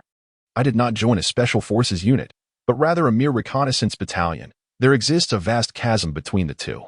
An idea struck him as he pointed slyly towards Boswell's laboratory door, whispering conspiratorially to the researcher, "My transition to the operations department was solely thanks to my mentor and AMP, Oppos' assistance in pulling some strings." Given Boswell and AMP, Oppos' temperament, no one dared inquire about matters unrelated to research. Thus, he felt quite at ease shifting the blame for this treachery onto his mentor. The researcher, disheartened, replied, "It truly isn't and Oppos, you, is it?" Upon seeing Tianxi-John nod affirmatively, the researcher finally relinquished hope, muttering to himself as he shook his head and departed. Turning around, Tianxi-John noticed that Milan and AMP, Oppos' door had opened at some point, and she gazed at him with even greater satisfaction, her fair hand covering her mouth as she chuckled, aware of the severe consequences should the truth be revealed. Tianxi-John shamelessly approached her, disregarding her scornful glances, circling around her while pleading for discretion. Milan twisted her body, refusing to meet his gaze, bustling about the laboratory in a theatrical manner, occasionally breaking into laughter, which only served to infuriate the plump man further. In a moment of desperation, Tianxi-John sighed. "Dear Sister Milan, what do you wish of me? Should I perform or offer myself?" Milan's face flushed with anger as she glared at him, retorting, "Get lost. Who an imp, Oppos, your dear? Who would want you to offer, whatever that is? You lecherous scoundrel, straddling two boats." She pushed the hapless plump man aside, exclaiming, "Step aside. Do not obstruct my experiments." With the mention of experiments, the plump man quickly leaned in again, stating, "Sister, the teacher asked me to come and take a look, mentioning that some research pertains to my mecha." The impertinent man sought to close the distance between them, deliberately infusing a sense of intimacy into the term sister. Milan, amused by his antics, burst into laughter, hands on her hips, inquiring, "Do you still regard the teacher? When did I become like you, sold out by my own brother?" The plump man, a quintessential opportunist, approached Milan, declaring, "Just now, I was left with no choice. Besides, with our relationship, would I truly sell you out? I would rather be the one sold by you." Milan retorted, "What relationship do we share? And what is there that you would not sell? Not to mention the teacher you falsely accused, but just earlier, you were willing to strike me." Perhaps recalling the earlier incident was indeed too distasteful. Or perhaps the notion of affection was too much to bear. Milan's fair face flushed with a deeper hue. Even the most beautiful and rational woman experiences the stirrings of affection. Amidst the monotony of laboratory experiments, the playful banter with a peer, who has been a constant presence for 6 months, inevitably gives rise to a subtle warmth. How could the self-proclaimed master of psychology, the rotund figure, be oblivious to this? Is it truly for the farcical excuse of weight loss that he dons the mantle of a soldier? Deep down, it is likely for her sake. Should this sentiment be disclosed, it would undoubtedly be the greatest jest of the universe. He would be labeled the purest of innocence, displayed in a museum for all to observe. Tian Xinjiang gazed blankly at Milan, whose cheeks were flushed with embarrassment, as if finally unable to meet her gaze. He lowered his head. Observing Tian and Apos' despondent demeanor and silence, Milan felt an inexplicable twinge of sympathy, prompting her to extract several documents from the central computer. With a playful huff, she said, "You lucky fool, take a look for yourself." Having said that, she turned and exited the laboratory, gently closing the door behind her. Once the door clicked shut, the rotund figure broke into a smile. He had merely been performing. Those expressions had been rehearsed before the mirror for an eternity. Carefree. He hummed a tune as he settled down and opened the research materials left by Milan. He was immediately captivated by a project regarding the instantaneous transformation of bistable metals, aimed at altering the physical defenses of mechs in an instant. Imagine, when an enemy's blade strikes the mech, the thickness of the armor could suddenly increase by several centimeters. Even if wounded, rapid bistable transitions would allow for effective repairs. What a concept that would be in close combat. The second document equally filled Tian with exhilaration. However, the greatest flaw of this system was its substantial energy consumption over a short period, and the materials merely represented a hypothesis still under validation. This revelation slightly dampened his spirits. There were also several projects addressing intricate modifications to the logic system. While their impact was not as significant as the first two, they were meticulously considered. If fully implemented, the combat capabilities of the logic system would see a notable enhancement. Upon reviewing the researchers overseeing these projects, he noted that Milan's name was consistently listed as the lead. Tian was momentarily taken aback. He was well aware of the laboratory's research protocols. The individual proposing a plan, upon approval, assumes the role of director and is responsible for substantial work, while others merely assist. This meant that during his absence of over 20 days, Milan had independently devised a year's worth of plans for the logic system. It was evident that her thoughts had been consumed solely by this endeavor. It seemed he owed a significant debt to this junior whom he had shared half a year with. Tian resolved that he must find a way to repay Milan. In the face of a beautiful woman experiencing the awakening of her emotions, perhaps even a gesture of affection could be construed as a form of gratitude. Such ungrateful fantasies danced within his mind. Chapter 42. The Smai Grand Hotel. Upon exiting the laboratory, Tian Xinjiang beheld the enchanting visage of Milan, who, with a perplexed expression, sat at an empty desk in the hall, resting her chin upon her hand, seemingly lost in thought. At that moment, she appeared both serene and captivating. Tian Xinjiang chuckled. "Then allow me the pleasure of treating you to a meal." Milan hesitated momentarily before rising, letting out a playful huff. "Well, since I can't pass up a free meal, I shall take you to the Smai Grand Hotel." Tian Xinjiang, amused, readily acquiesced. "Very well, my dear junior sister." Milan, now seemingly more susceptible to shyness, flushed at his words, casting a swift glance at him with her clear eyes, and declared, "You wait for me outside. I need to change." With that, she dashed away. Tian Xinjiang found himself idly waiting at the entrance for an hour before Milan emerged. She donned a charming short dress adorned with tiny floral patterns, complemented by a white lace-trimmed blouse, and topped with a light beige, crocheted vest. Her long, fair legs were accentuated by a pair of crystal high-heeled sandals, radiating a refreshing and delightful aura. It appeared she had just bathed. As her slightly damp hair cascaded casually over her shoulders, and her face was adorned with subtle makeup that enhanced the allure of her eyes. In his military lieutenant uniform, Tian Xinjiang felt rather pedestrian standing beside Milan. As they stepped outside, she waved at him, a set of flying car keys held playfully in her hand. With an adorable grimace, she grinned. "I borrowed a car from the teacher." Upon reaching the parking lot, Tian Xinjiang was taken aback by the sight of Boswell's vehicle, a rather antiquated Chi-Chi brand sedan, produced around 2030, equally as old as the mech suits. The realization struck him. Would this car even take flight? It was a pragmatic concern. With no alternative means of transport readily available, they exchanged glances and, steeling themselves, boarded the flying car. After accessing the onboard computer to select their destination, the vehicle trembled slightly before rising into the air, propelled by what seemed to be prayers. As it glided down the flying car lane, merging into the flow of traffic on the road. Minutes later, the flying car veered onto a side road, ascending a tree-lined path that wound up the mountainside. A few moments later, Tian Xinjiang's eyes brightened as they reached the summit, revealing a magnificent hotel that stood resplendent amidst a sprawling lawn, with a parking lot brimming with luxurious flying cars.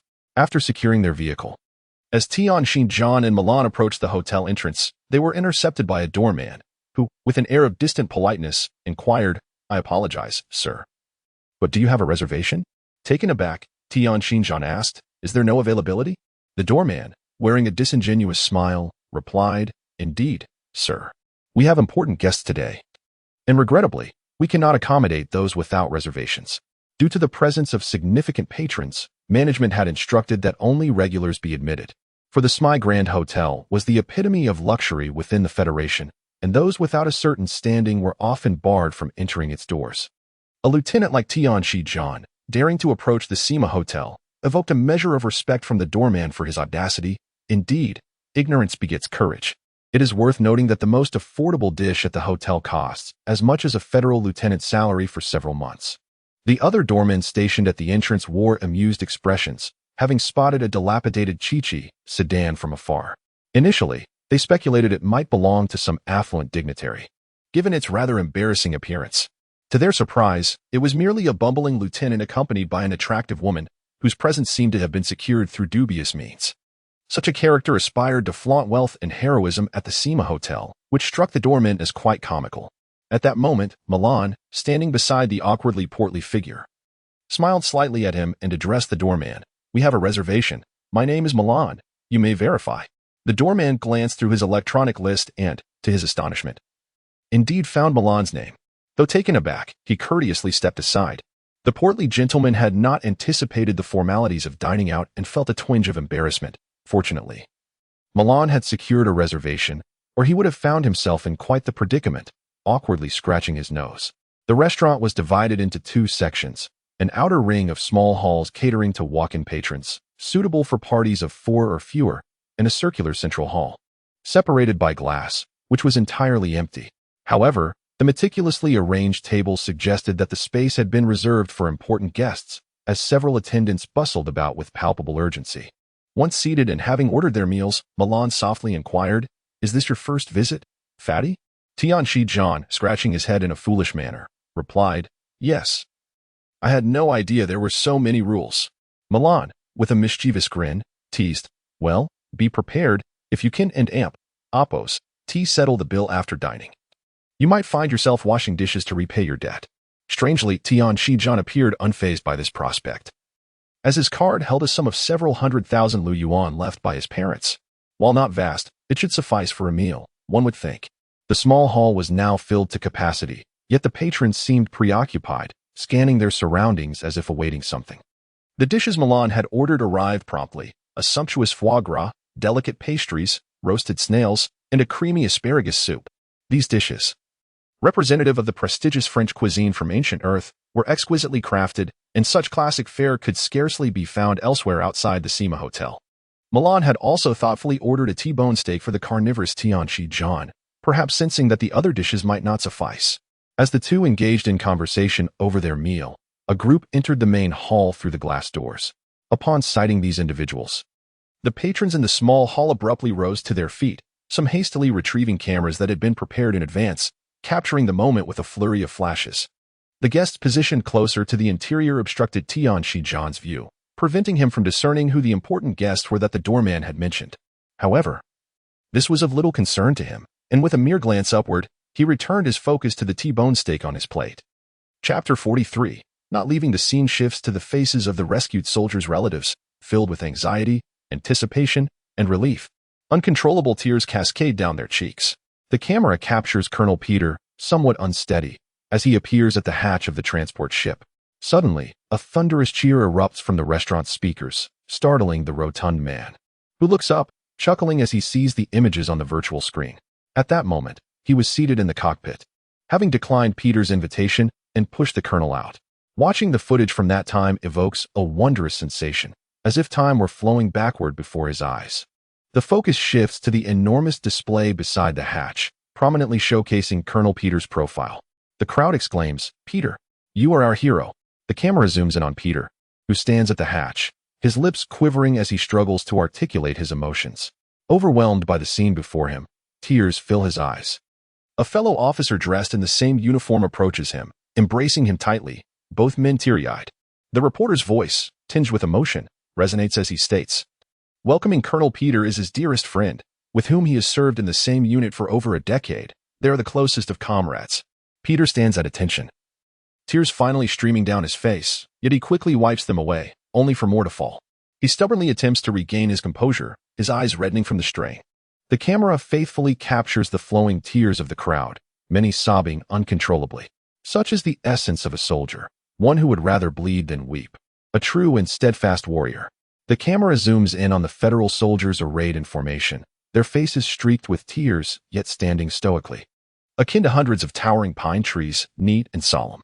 At the forefront, General Bernadotte stands tall, chest out and head high, commanding all soldiers. Salute. The synchronized military salute from the ranks resonates with might and grandeur, a powerful roar of national strength that stirs the soul. Tian Xinjiang silently observes the screen, witnessing Peter's solemn salute, reflecting on the immense contribution this soldier made to the entire fleeing contingent. He listens as Peter, with a trembling voice, utters 2 words, "Thank you." The reporter's voice echoes through the restaurant's speakers. The heroic comrades pay tribute to Colonel Peter. Seeing these soldiers, we firmly believe that the war will end, culminating in the resounding victory of the Lille Federation. With such loyal guardians, no one can defeat us. With fearless warriors like Colonel Peter, the Federation shall ultimately triumph. One by one, soldiers appear on the screen as the virtual welcome ceremony continues. Milan glances at Tian Xinjiang and softly inquires, "Where were you at that time?" Tian Xinjiang understands that Nia's good friend cannot possibly be unaware of his actions. He looks up at the virtual screen, smiling as he replies, "Do you see? I was right there." The camera focuses on a female soldier emerging from the hatch, rushing towards her family. She embraces her parents, tears streaming down her face like rain-soaked blossoms, eliciting tears from many patrons in the nearby lounge. However, Milan, following the direction indicated by the rotund figure, cannot help but chuckle at the sight of a sneaky figure darting away from the transport ship. As they share a knowing smile, a voice interrupts, "Get up. Why are you sitting here?"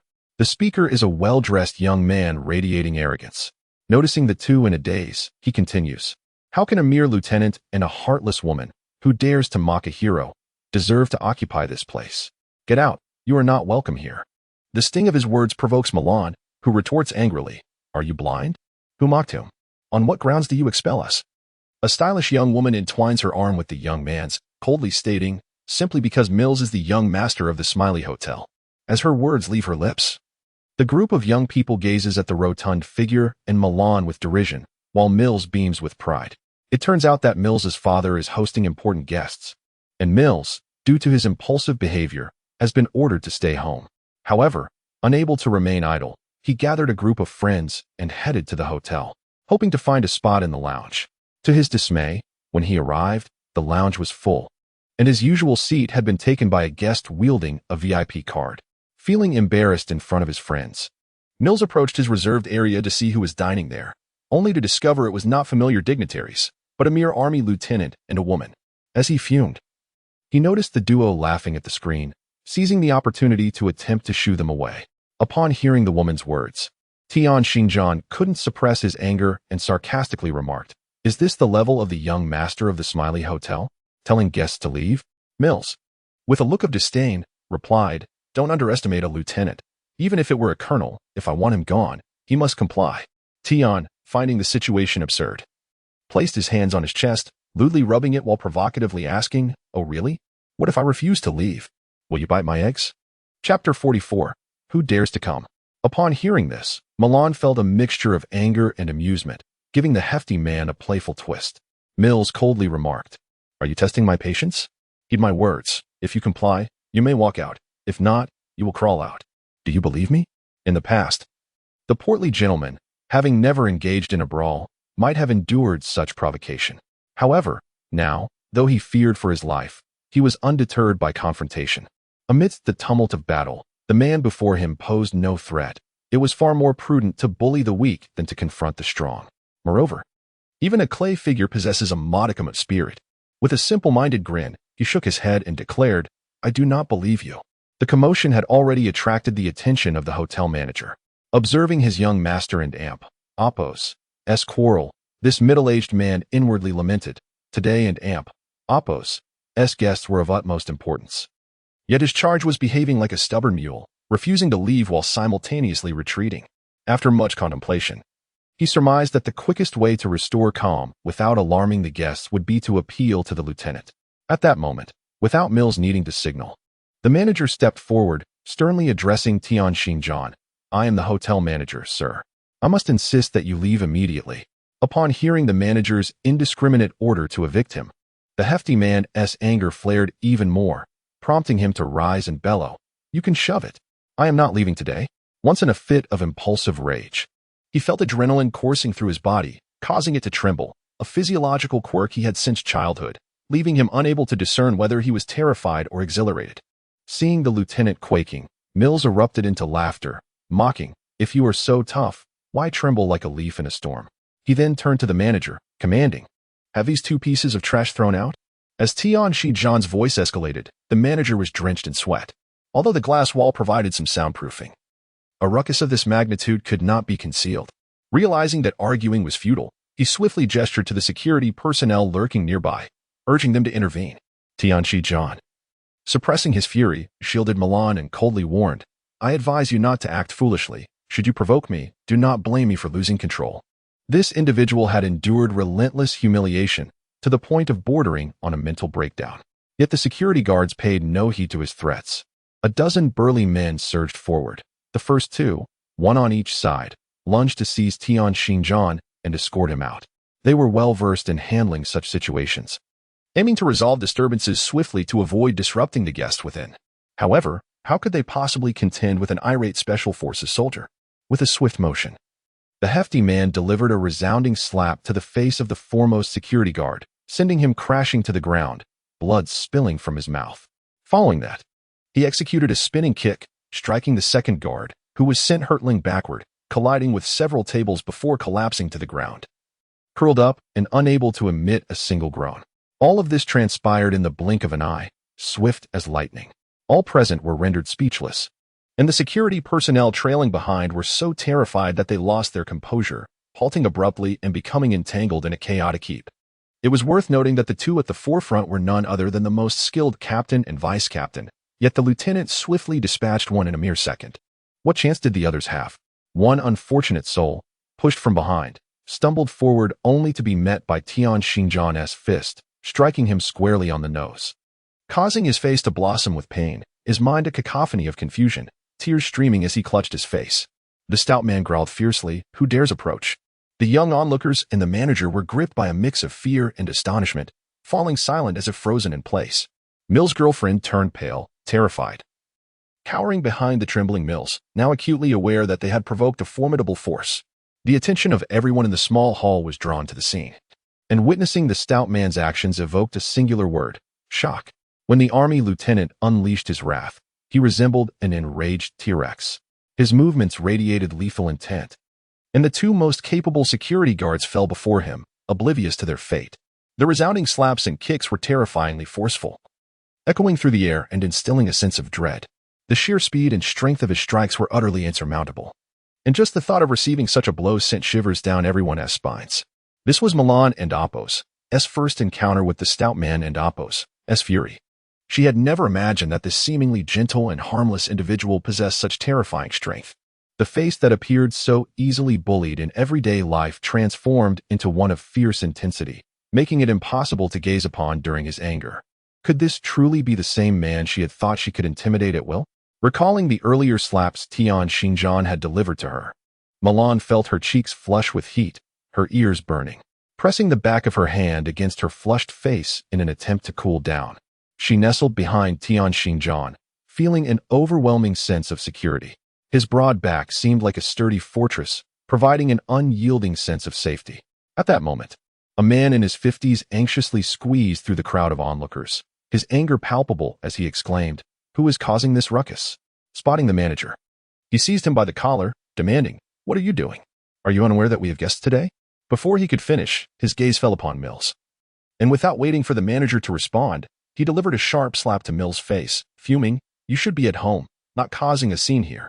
Without a doubt, this man was Joseph, the owner of the Smile Grand Hotel and Mills' father. Although Mills had just been struck, he seemed to have found a savior, indignantly embellishing the tale of recent events, painting Tianxin John and Milan as malicious villains while portraying himself as a champion of justice. The manager dared not contradict him. After all, it appeared that the circumstances indeed aligned with Mill's narrative. He nodded vigorously, affirming, "Yes, Mr. Joseph." Joseph then turned his icy gaze upon Tian Xinjiang, stating coldly, "Will you leave on your own, or shall I summon someone to throw you out?" "To hell with you, just like that damned son of yours," Tian Xinjiang said, his anger transforming into a sardonic smile as he shrugged his shoulders. "I don and amp, oppos, T particularly wish to walk. Perhaps you should have someone carry me." Joseph had never encountered such audacious behavior from a mere lieutenant. Typically, he interacted with generals, and even those esteemed figures had never been so disrespectful in his presence. Casting a knowing glance at his two bodyguards, he resolved to teach this insufferable lieutenant a lesson. His bodyguards were seasoned veterans of special forces, far superior to ordinary security personnel. This detestable fool must face the consequences of his arrogance. Chapter 45. We bear the burden together. The price paid was by 2 retired Special Forces bodyguards. It is noteworthy that even Barack, the champion of the Special Reconnaissance Battalion in hand-to-hand combat, was knocked unconscious by a hefty individual who had trained in the gravity chamber for several months. In terms of speed, Tian Xinjiang possessed an innate swiftness. Regarding strength, his rigorous training in the gravity chamber had endowed him with formidable power, transforming his hands and feet into 4 massive hammers of iron, ferocious beyond compare. As the 2 bodyguards approached, Tian Xinjiang surged forward like a lightning bolt, akin to a tiger pouncing on its prey. In the blink of an eye, the oncoming bodyguards could only perceive a fleeting shadow. In a desperate attempt to defend himself, one bodyguard raised his arm to shield his face, but with a resounding crack, Tian Xinjiang and Appos' side kick struck his arm, sending him staggering back several steps. He struggled to regain his balance, his face drained of color as he clutched his arm. His forearm had been brutally shattered by Tian Xinjiang and Appos' powerful kick. With remarkable agility, Tian Xinjiang evaded a vicious side kick aimed at his groin by the second bodyguard. Seizing the opportunity, he grasped the bodyguard's ankle and yanked it sharply, while simultaneously delivering a devastating elbow strike to his abdomen. The bodyguard crumpled to the ground, writhing in pain and drenched in sweat. Tian Xinjiang dusted off his hands and turned to Joseph with a slight smile, remarking, "If you wish to expel me, I fear you will need to enlist a few more individuals." Joseph's face turned ashen. He had not anticipated that his 2 bodyguards would be so utterly outmatched before this portly adversary. In a whirlwind of urgency and anger, he suddenly noticed a federal major general striding into the room. With a wry smile, Joseph addressed the general, "General Me, I sincerely apologize." But you see, the general raised a hand to halt Joseph's words and approached Tian Xinjiang, delivering a disdainful snort. "What a fine lieutenant you are. You truly bring honor to the federal military." Upon encountering a general, Tian Xinjiang was momentarily taken aback. While he was unafraid of others, the presence of a general rendered him powerless. Regardless of his capabilities, he was at the mercy of this formidable adversary, caught off guard by the unexpected resistance. Tian Xinjiang lamented internally, just as he was about to offer an explanation. Without a glance in his direction, the Major General gestured for the guards to take Tian Xinjiang away, stating, "Lock him up for now. He will be delivered to the Military Police Inspection Office for severe punishment." At that moment, 2 female soldiers stepped through the crowd, positioning themselves before Tian Xinjiang and declaring in unison, "Who dares?" Tian Xinjiang was taken aback. The audacity of the female soldiers confronting a major general was none other than Meiduo and Nia. Soon after, more figures emerged from the crowd, marching up to Tian Xinjiang to salute him, forming a protective barrier. These were federal soldiers rescued from the prisoner of war camp. Now hailed as heroes in the latest news, 270 soldiers, every one of them present.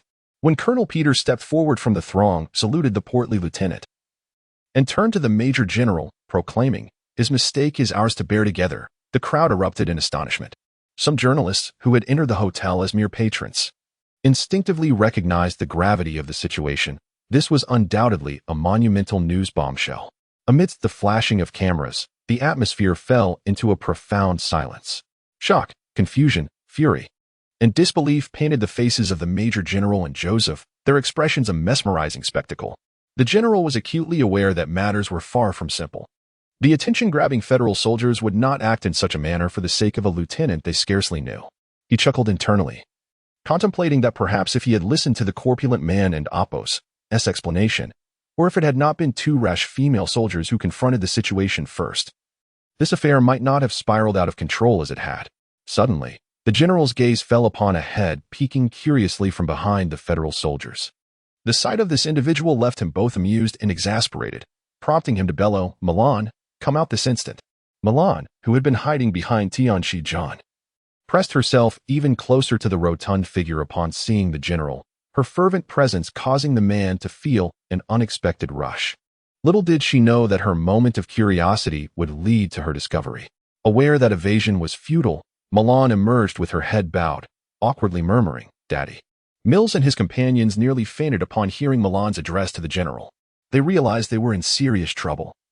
A mere lieutenant had managed to incite all the federal heroes to accept punishment together, and the beautiful woman whom Mills had disparaged was, in fact, the general and Oppo's daughter. General Mitch pointed at Tianshi-John and Colonel Peter, commanding, "Come with me. You owe me an explanation." He then led Milan towards a secluded corner of the dining hall. Tianshi-John cast a grateful glance at Peter and all his comrades, whispering, "Thank you, everyone."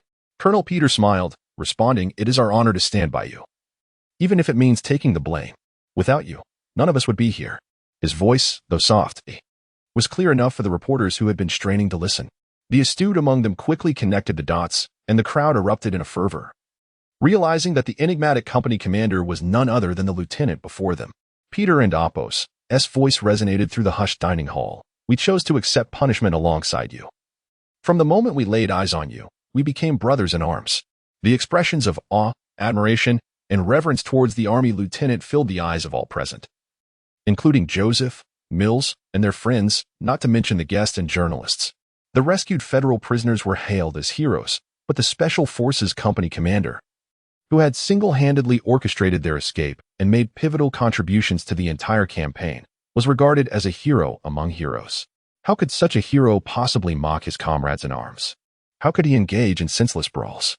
As Tianshi-John and Peter approached the general, the crowd buzzed with animated discussions. Joseph, growing increasingly furious, struck Mills across the face, trembling as he spat, "You little wretch. Look at the mess you and Oppo's caused. I'll make you pay." Before Joseph could swing again, Mills slapped himself across the face, murmuring, "Daddy, it was my fault. I and Oppo's am sorry."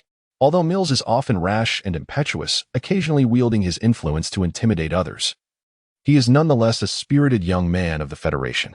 At this age, one is prone to idolize heroes. His presence here today is fueled by a desire to engage closely with those valiant Federation heroes who have fought fiercely on the battlefield and managed to escape perilous situations. Little did he know that the greatest hero stood right before him, yet his own petty thoughts led to an offense.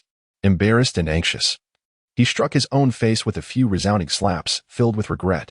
Chapter 46. The divide between lieutenant and general. Upon witnessing his son's bruised and swollen visage, Joseph, though aware of his son and Oppo's fundamentally good nature and lifelong admiration for heroes, suspected that the lesson learned would weigh heavier on his heart than on his own.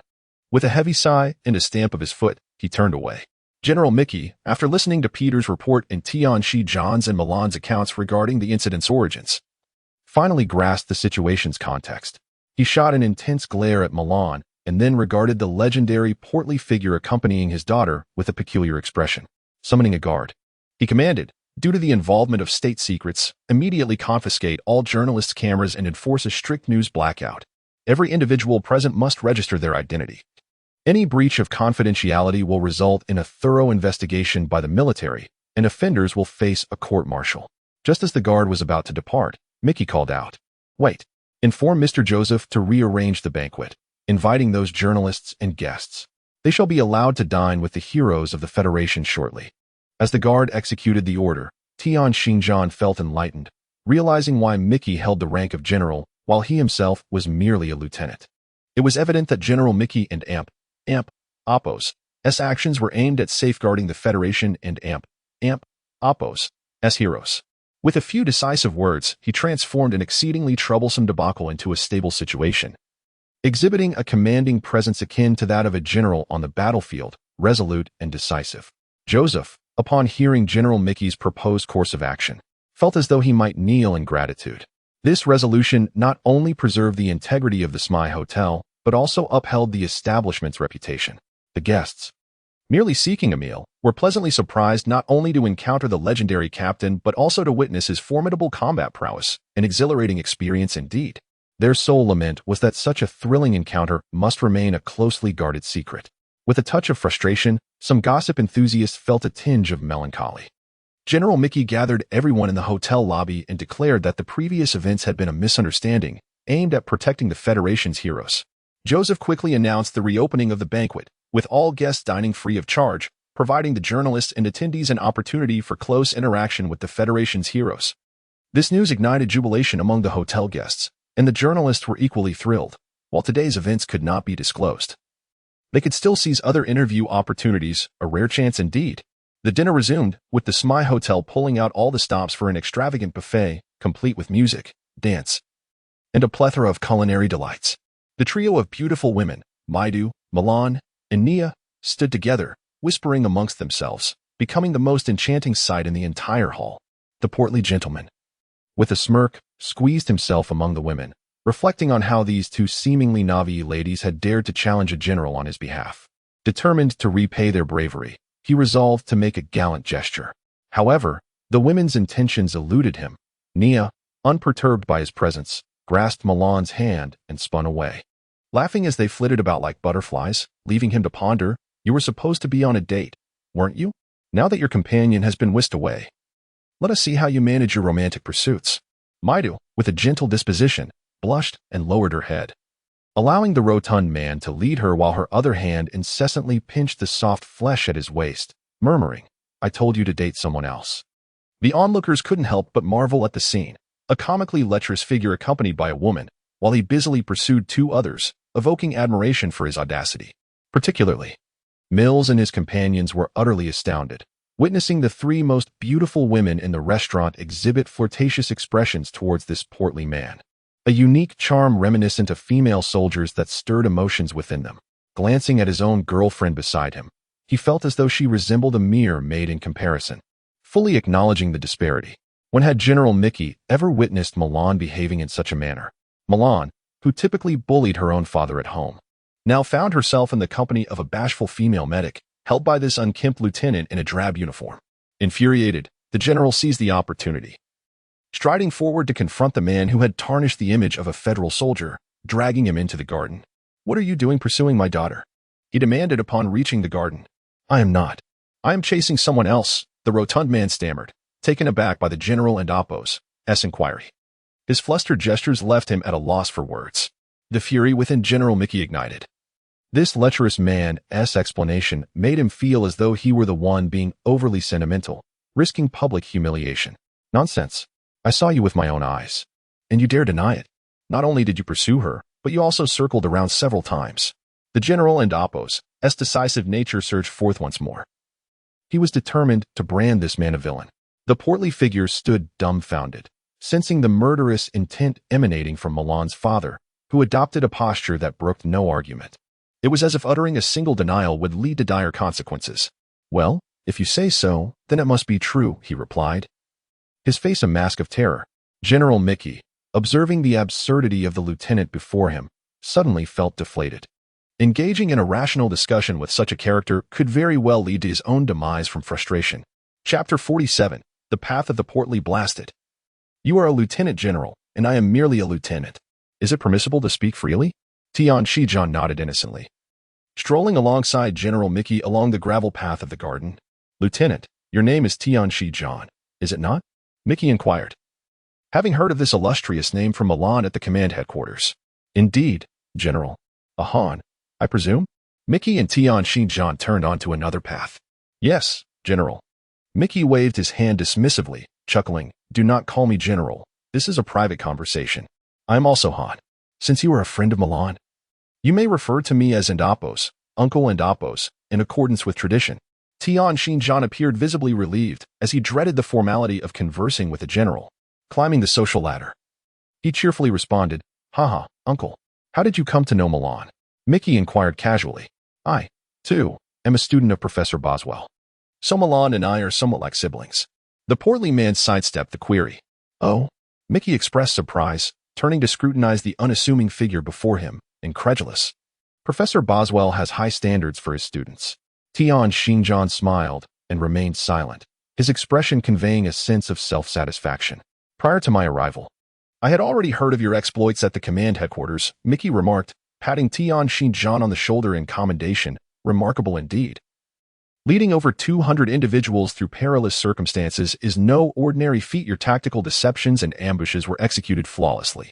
The Capital Military Academy is even considering incorporating these case studies into their curriculum. Tian Xinjiang, slightly taken aback, scratched his head and replied, I am truly honored. To be honest, I was just fumbling around. Mickey shook his head. Do not belittle your accomplishments. The command headquarters has analyzed the battlefield records of your special reconnaissance unit. Your tactical deception and signal misdirection techniques are quite sophisticated. Your timing and choice of ambush locations were precise, and your operational plans were bold and innovative, making full use of available resources. As a company commander of special reconnaissance, while individual camouflage and stealth may be manageable, applying these strategies to a unit of over 200 is no small feat. Whereas others might bask in the glow of praise, Tian Xinjiang felt increasingly apprehensive.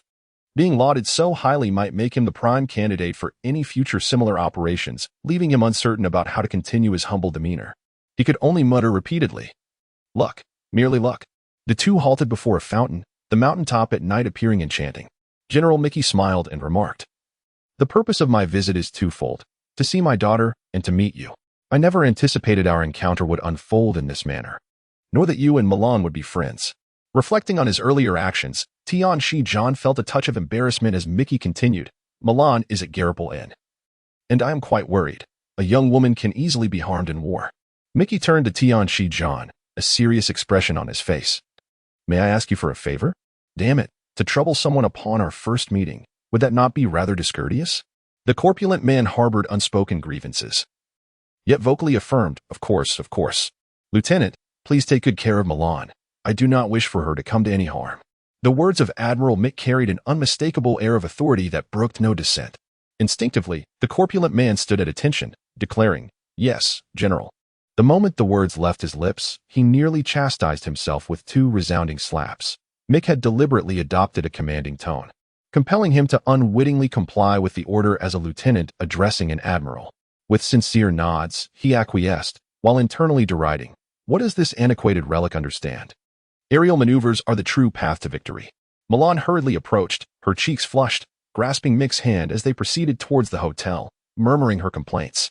Meanwhile, Meiduo and Nia, having already made their intentions clear to Tian Xinjiang, flanked him on either side, pinching his flesh while interrogating him about what the rival's father had confided to the corpulent man. The audacity of the corpulent man to make such a request of an admiral was nothing short of outrageous. Both Meiduo and Nia felt their faces burn with embarrassment, fiercely twisting Tian Xinjiang's arm and exclaiming, Bah, dream on. If you wish to play, do so alone. With that, they dashed away, leaving the corpulent man in the garden, mired in gloom. How could playing alone compare to the joy of three? Over the next 2 days, Tian Xinjiang diligently collaborated with Milan in the laboratory to explore several projects. Although Milan had calmed considerably, her frustration still manifested in her habitual tugging at the corpulent man's ear, though her demeanor resembled that of a doting wife rather than a tyrannical mistress.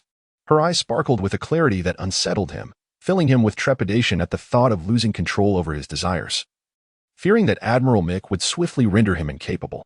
Thus, the two conducted their research amidst a uniquely intimate atmosphere. On the 3rd day of leave, General Bernadotte finally dispatched someone to escort the corpulent man to the frontline command office. The office appeared unchanged, with several generals observing Tian Xinjiang with the fascination one might reserve for a peculiar spectacle. After the customary salutes, General Bernadotte approached with a beaming smile, grasping Tian Xinjiang and Apo's hand and proclaiming, Lieutenant Tian, you have imparted a valuable lesson to me. Indeed, one must not judge by appearances. Heroes are heroes, no matter their station. Chapter 48. The Highest Honor. Bernadotte, a renowned academic military commander of the Lille Federation, stands out among the long-absent generals of the Federation. Particularly notable was his composed and meticulous command during the ground resistance campaign on Malak Star.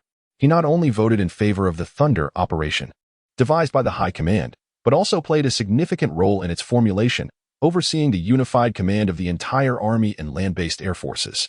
While the operational plan was fundamentally sound, its effectiveness was compromised by a leak, preventing the element of surprise and stealth.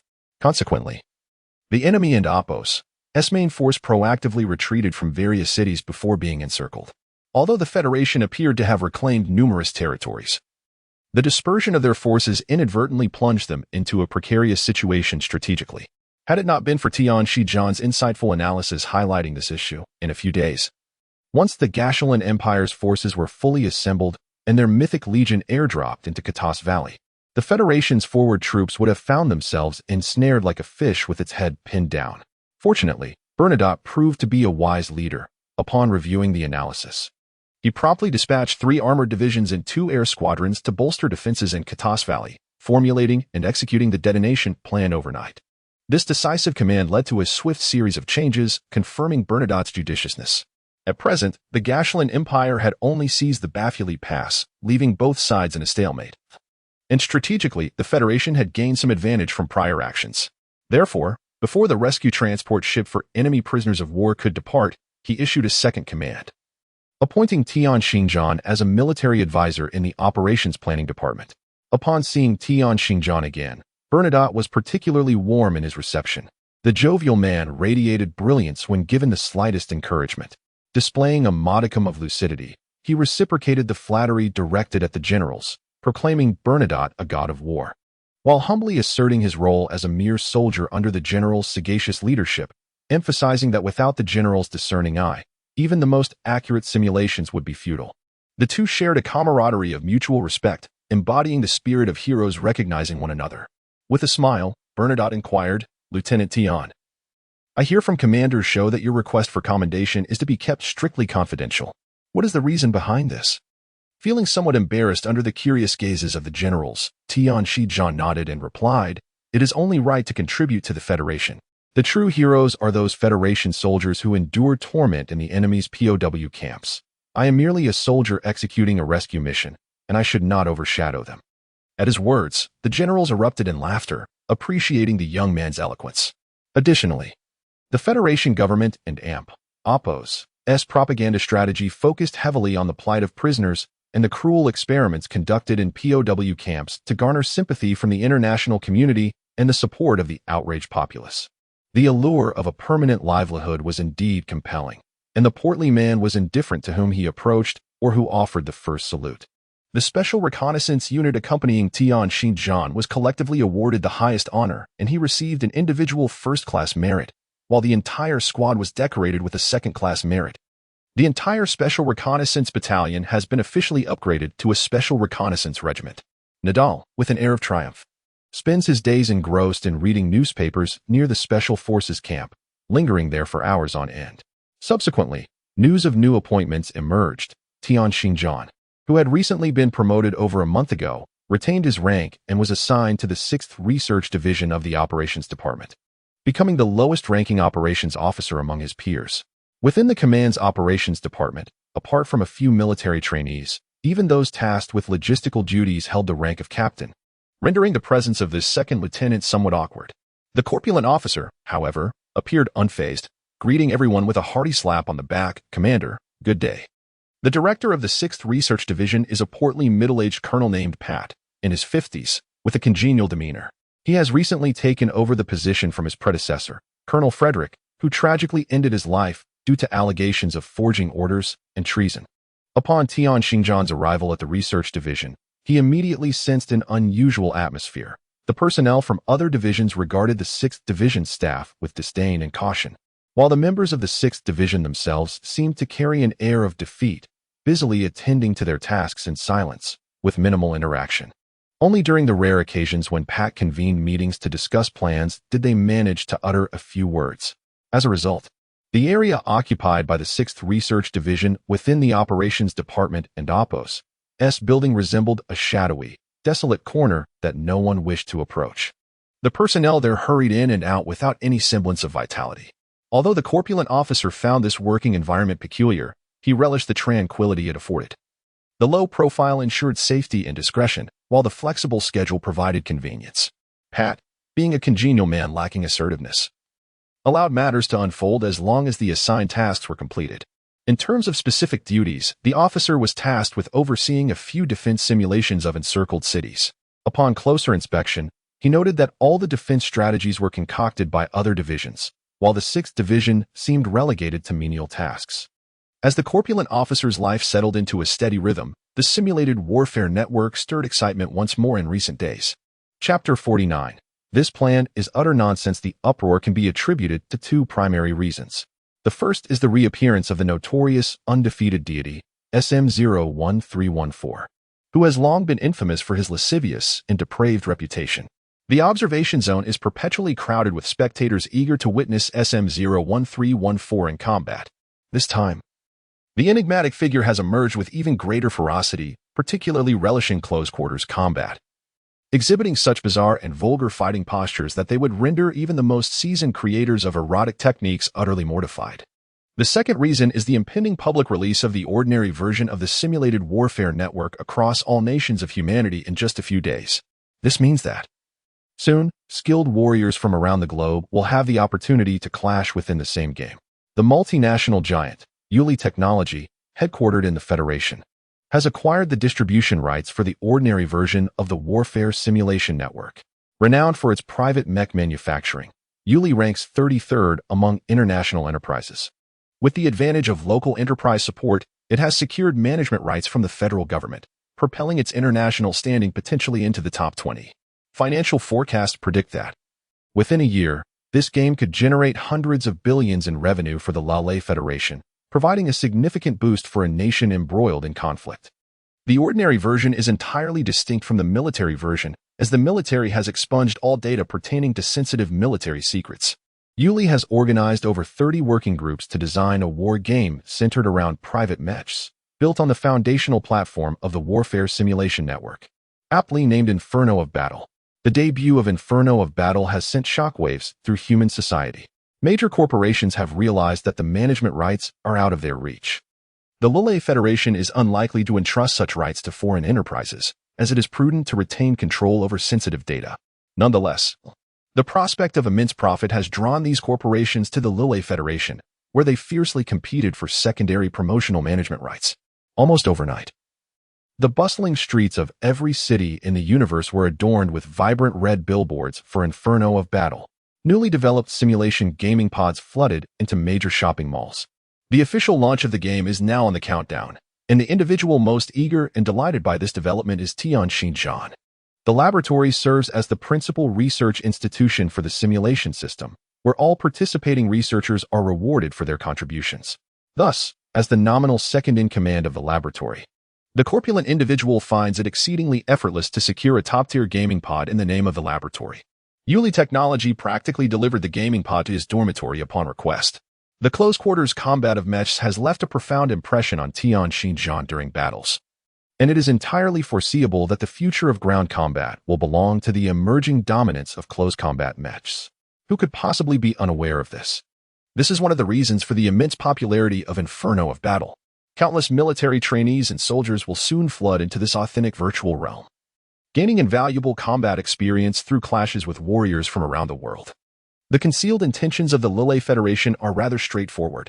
Is the Gashelan Federation not a nation perpetually embroiled in conflict? Does it not possess a mythical legion that has remained unscathed on the battlefield for centuries? Your wealth of wartime experience is undeniable. However, we shall enhance it further. Though our capabilities may be modest, our rate of experiential growth is swifter. As we all accumulate combat experience, your advantage may diminish in significance. Tianxin Zhan eagerly anticipated the commencement of the fiery skies of war. Once hope takes root in the heart, time seems to stretch interminably. Bored in his office, Tianxin Zhan stared vacantly at the ever-refreshing data on his computer screen when, abruptly, the door was kicked open. A lieutenant colonel flung a document onto the desk beside Tian, seething with rage, and exclaimed, "What do you call this?" Tian, taken aback, picked up the file to discover it was the new Roman defense plan submitted by the 2nd Research Division. Among the 3 proposed plans, only one was deemed practical after simulations and calculations. Yet, the colonel had brought him one of the inferior options. After poring over the document for quite some time, he failed to identify any errors on his part. Frustrated by the arrogance of his colleagues, he scratched his head and replied to the colonel, "This is my calculation, and it is correct. I remember this garbage. Who authored it? The lieutenant colonel, with a countenance of righteous indignation, was incensed by Tion and Appos' assertion that the plan was worthless. The atmosphere grew tense. A major stepped forward, pointing an accusing finger at Tion, declaring, "Who do you think you are to call Colonel Karen and Appos as plan garbage?" The 6th Research Division had never witnessed such uproar. Personnel from other divisions on the same floor flocked to Tion's office, creating a crowded scene. The stout fellow maintained his innocent demeanor, stammering, "The shoddy plan is indeed garbage. I merely stated a fact." Colonel Karen, fuming with rage, was taken aback by the audacity of this seemingly foolish man, who not only refused to acknowledge his mistake but also reiterated his claim in front of a crowd. Enraged, Karen seized Tion and Appos' collar and bellowed, "Dare to say that again." With a pitiful expression, Tion nodded and earnestly replied, "All right, this plan is indeed garbage. I am not speaking out of turn." Some onlookers could not suppress their laughter, finding the chubby man delightfully absurd. In a fit of fury, Karen swung a punch, only to be met with an unexpected defense from the seemingly bumbling lieutenant, who deftly blocked the blow, trapping Karen's fist painfully within his grasp. The stout man's demeanor shifted, and with a cold smile, he taunted, "What's the matter? Can you tolerate excrement, but not the truth? You resort to violence simply because I called your plan garbage?" With a twist of his hand, he applied pressure to Karen's arm, forcing him down onto the desk, the sharp pain rendering Karen helpless. Chapter 50. Bowing and admitting fault. These advisors were predominantly individuals of considerable intellect, yet lacking in physical prowess. How could they possibly be a match for a special forces soldier? Witnessing the previously affable and seemingly docile rotund man swiftly change demeanor, Colin found himself forcefully subdued, rendered utterly incapable of resistance. The collective astonishment was palpable. It appeared that this portly fellow was adept at manipulating others. Moistening his finger, he flipped through several pages and pointed to a particular datum, exclaiming, "Do you presume that land-based air forces are omnipotent? Do they not require sustenance or rest? To assert that a flying squadron could achieve a sortie rate of 1,200 within the span of an hour is sheer folly. Relocating armored forces to the west, even if the Air Force could deploy, would not suffice to thwart the enemy's army in a full-scale assault from point E to point H." Releasing Colin, the man thrust the documents towards him with a scornful sneer, stating, "You must comprehend the current front line. It is not a straightforward parallel, but a convoluted and interlaced one. The enemy exists within our ranks, and we within theirs. Even if it were a parallel front, your depth has been entirely compromised, lacking 2 armored regiments in reserve. How could one withstand 3 hours of the enemy and Appos' multifaceted intrusion? Are you lost in dreams? Just how old are you this year?" Colin retorted with indignation, "You speak nonsense. Without deploying forces in Region R, we cannot possibly repel a frontal assault. There is also a fully mechanized infantry reinforcement regiment on the flank, stationed on elevated ground. How could the enemy's forces possibly penetrate in a single surge?" The major standing behind him, now awakened to the absurdity, scoffed. "A lieutenant tasked with mere computer simulations dares to admonish a distinguished graduate of the Capital Military Academy? Truly, the world is upside down." Upon uttering these words, the atmosphere shifted dramatically. Although the 6th Room had endured their share of grievances due to the former director and Appos' influence within the operations department, they had never faced such overt conflict among colleagues before. The room erupted in agitation as the staff of the 6th Room, long subjected to indignities, could no longer tolerate being cornered and insulted. Though Pat had been transferred from elsewhere, he now oversaw the 6th Room. Being publicly demeaned was infuriating, and he coldly inquired, "Then pray tell, how shall we resolve this matter?" The major, realizing his blunder, was accustomed to looking down on the 6th Room personnel. However, softening now seemed too much like a retreat. Steeling himself, he insisted, "Let that rotund man bow and admit his fault. The 6th Room must issue a public apology." A chorus of disbelief ensued. Pat, with a sardonic smile, countered, "What if it is indeed your plan that has faltered?" The major hesitated, casting a glance at Colin. As a distinguished graduate of the Capital Military Academy, Colin was typically self-assured and would not entertain the notion of accepting blame from a mere lieutenant, asserting vehemently, "Impossible." The major, clearly swayed by Colin's confidence, immediately retorted, "If our plan has indeed failed, we shall bow and apologize to you. From henceforth, the 2nd Room shall avoid the 6th Room at all costs."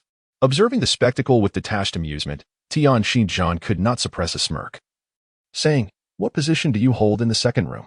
Can you genuinely represent its members?" The major faltered, realizing that he had spoken out of turn. Momentarily at a loss for words.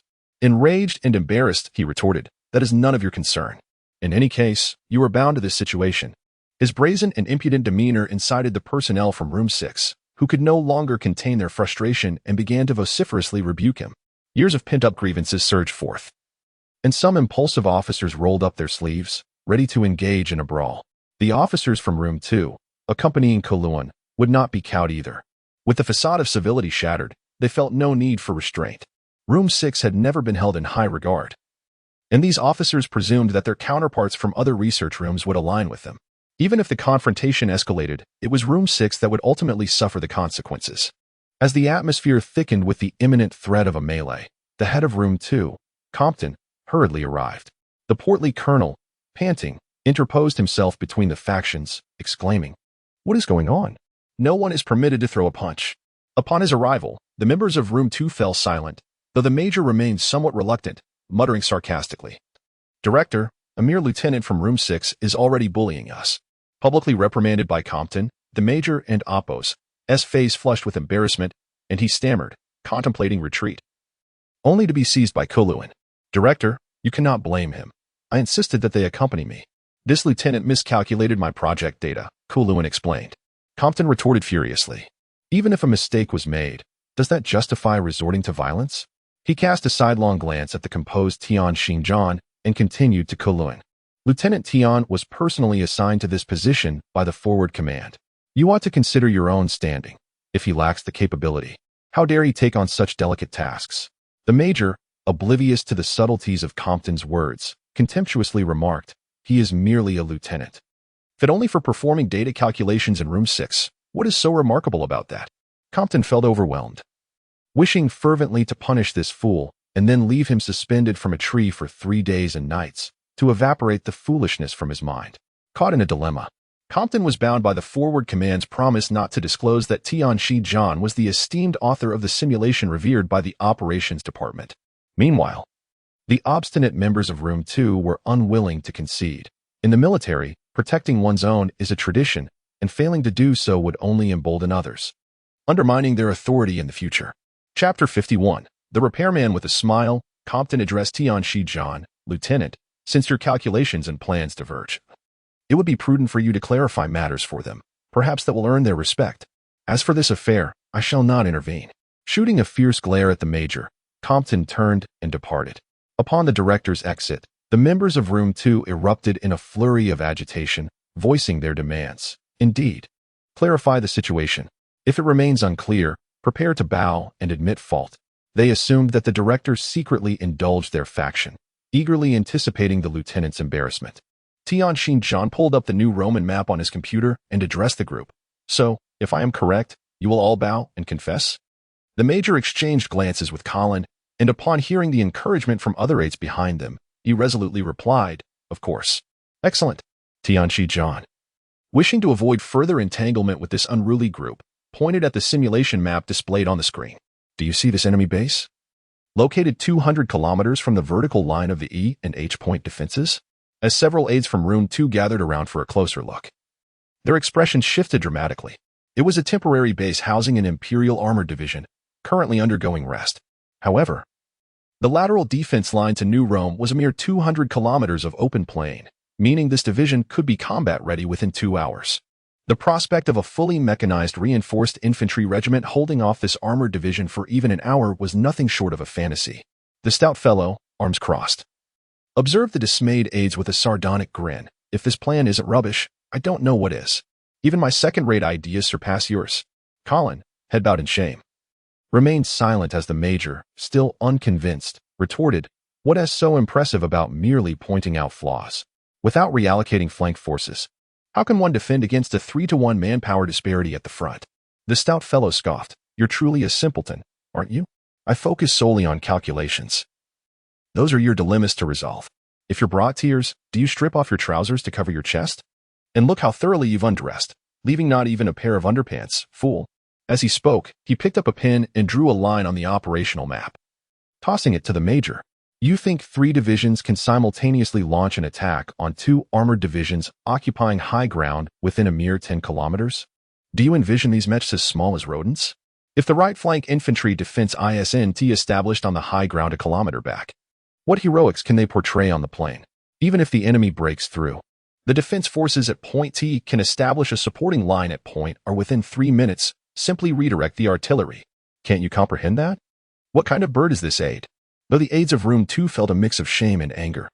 The relief of being spared the humiliation of bowing allowed them to escape, dragging the blushing Major and Colin along with them.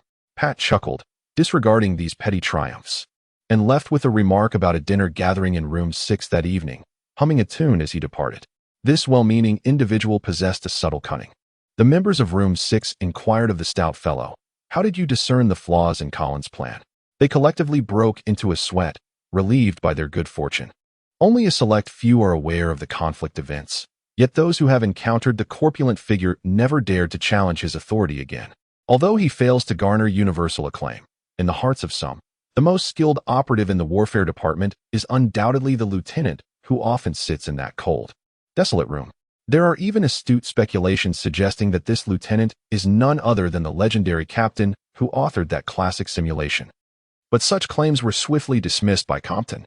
Inquiries directed at friends within the command center yielded negative responses. Yet these denials only served to augment the mystery surrounding the lieutenant, who remained glued to his computer, engaged in calculations. This rotund individual, unfortunate in appearance, lacks the demeanor of a seasoned expert. As long as he is not provoked, he consistently presents a meek and timid facade. Many harbor resentment towards him, notably the Major, who leads a chorus of disparagement both publicly and privately. The lieutenant has become emblematic of ignorance and arrogance, his reputation virtually obliterated. Particularly, some female secretaries and aides, having heard unfounded rumors, have developed an increasing aversion to this lecherous figure. Finally, Heavenly Battlefield has launched as scheduled, and the lieutenant, having taken a day off, eagerly occupies the simulation chamber, his eyes alight with anticipation. In mere moments, the finest mecha experts from across the universe will converge in this virtual realm to engage in combat. And the thought of competing against such luminaries fills him with overwhelming excitement, causing him to tremble in his eagerness. Upon entering the game, however, the lieutenant is taken aback. A new recruit training camp. The instructor wielding a massive sword bears an uncanny resemblance to the bumbling bear of a previous mentor. Having received an ET mecha from 7 centuries past, he is elated, for no one online knows his identity. He bellows with exuberance, "Experts, here I come." Yet, the presence of such experts proves inconsequential, as the world around him teems with ET mechas, none acknowledging his existence. How can he spar with them? No matter how adept he may be, he realizes that such mechas render skill moot. Frustrated for hours, Tian Xinjian resolves to calm himself and meticulously examine the game's system settings. The ET mecha obtained from the training camp can be upgraded continuously, though the necessary parts must be acquired through personal quests or by defeating robbers. Once the components are assembled, he can apply for upgrades at the mecha modification facility, where mechas of all historical repute await, ranging from the most basic to the most advanced. However, the lieutenant dismisses them all, opting instead for the role of a mechanical technician. This choice stems not only from his expertise, but also from the system's provision that this profession allows one to create their own mecha. As long as the parts are arranged correctly, a fine mecha will naturally materialize. Haphazard combinations, however, yield only scraps, resulting in wasted components. The likelihood of successful synthesis is exceedingly low, and even in success, the resultant mechas stand little chance against those meticulously crafted by specialists. Given the game and oppos's realism, the intelligent gaming core evaluates mecha construction according to real-world logic. Without advanced knowledge or skilled modification techniques, crafting a mecha becomes an insurmountable challenge. The sole lament is that the bistable metal remains a closely guarded secret, rendering its data inaccessible within the game. Players are limited to publicly available materials and components. After completing a series of tasks, the plump individual successfully transitioned to the role of a mechanical repairman and received an automated mechanical maintenance arm. Gazing at this familiar contraption in his hand, he squinted his eyes and smiled with pride. Chapter 52. Big-headed Carl. After laboriously battling bandits for an extended period and completing numerous quests, the only rewards he received were a plethora of dilapidated parts, many of which were redundant. The impatient rotund fellow, eager to engage with skilled adversaries and experience the thrill of domination, found himself growing increasingly weary. At this rate, How long would it take to construct a mech comparable to modern standards? The scheming individual began to entertain nefarious thoughts. He decided to modify the mech. And under the guidance of Tian Xinjian, ET gradually transformed, shedding unnecessary components. The focus of the modifications was on speed. It didn't need oppose. T needed to be excessively rapid, nearly twice as fast as the outdated ET. With an ample supply of parts at hand, the primary alteration centered on the transmission system. As there were insufficient suitable components to upgrade the engine, the transformation of the transmission system rendered ET a creature of remarkable speed but negligible attacking power. Consequently, within the stronghold of bandit mechs, a rather unconventional bandit emerged, one known as SM-01314. This rogue relied on his swiftness, charging at the sight of fallen bandit mechs to seize parts with astonishing speed. In a mere gust, he pilfered at least 3 parts from every 10 he encountered, turning the rotund fellow into a pariah, reviled by all. Eventually, others grew wise to the situation. Teams scavenging for parts began to assign dedicated defenders upon spotting this mech. Yet, SM-01314 displayed an unprecedented level of cunning, employing stealthy tactics to target isolated individuals or lurking in the shadows. His adeptness at camouflage and ambush rendered him nearly invulnerable. As the game progressed, his speed escalated, consistently maintaining a velocity twice that of the best mechs available. In this global game, factions were predominantly delineated by nation. The citizens of the Lille Federation had long since acclimated to the antics of SM-01314, no longer finding him remarkable. This rogue would not spare any compatriot. He seized every opportunity to pilfer. The Federation and Oppos S members allowed him to plunder, acknowledging his notoriety as an undefeated deity within the war simulation network, granting him a modicum of respect. Conversely, representatives from other nations were far less accommodating. Most individuals present were either military scholars or soldiers, with numerous high-ranking officers and generals among them. They were unaccustomed to such indignities. The sight of valuable parts being whisked away by SM-01314 incited a fury beyond words. In response, they established the Anti-SM Alliance. While the name may evoke laughter, no one dared mock an alliance forged by millions of players, capable of both opposing and emulating SM. The rotund fellow had reached a point of indifference. His ET had undergone a complete overhaul, constructed according to his own design principles inspired by World of Warcraft. He locked himself in the system workshop, finding the creation of this virtual mech no less challenging than in the real world. Every component and contour received meticulous attention. Logic remained in the laboratory, and this virtual mech would become another iteration of Logic. He intended to pilot this mech and engage in duels against mech masters from across the universe. He yearned for the day when he would no longer encounter the Myth Legion as a mere novice, vulnerable to the whims of others. In the calculations of the operational plans he oversees, Tian Xinjian discerns the severity of the battlefield from the changes in the designations of the frontline troops. To date, the Federation has deployed 10 armored divisions and 16 mechanized infantry divisions in the advance at Mount Gallo, situated on the right side of the canyon. It is noteworthy that Mount Gallo can only accommodate a mere 2 armored divisions and 4 mechanized infantry divisions, implying that 8 armored divisions and 12 mechanized infantry divisions have either been severely battered or entirely annihilated in combat. Such a war appears exceedingly brutal to Tian Xinjian, particularly in recent days, as both sides have suffered the loss of 1 or 2 armored regiments and an entire mechanized infantry division daily in the struggle for several strategic locations on the Gallo side of the Katas Canyon.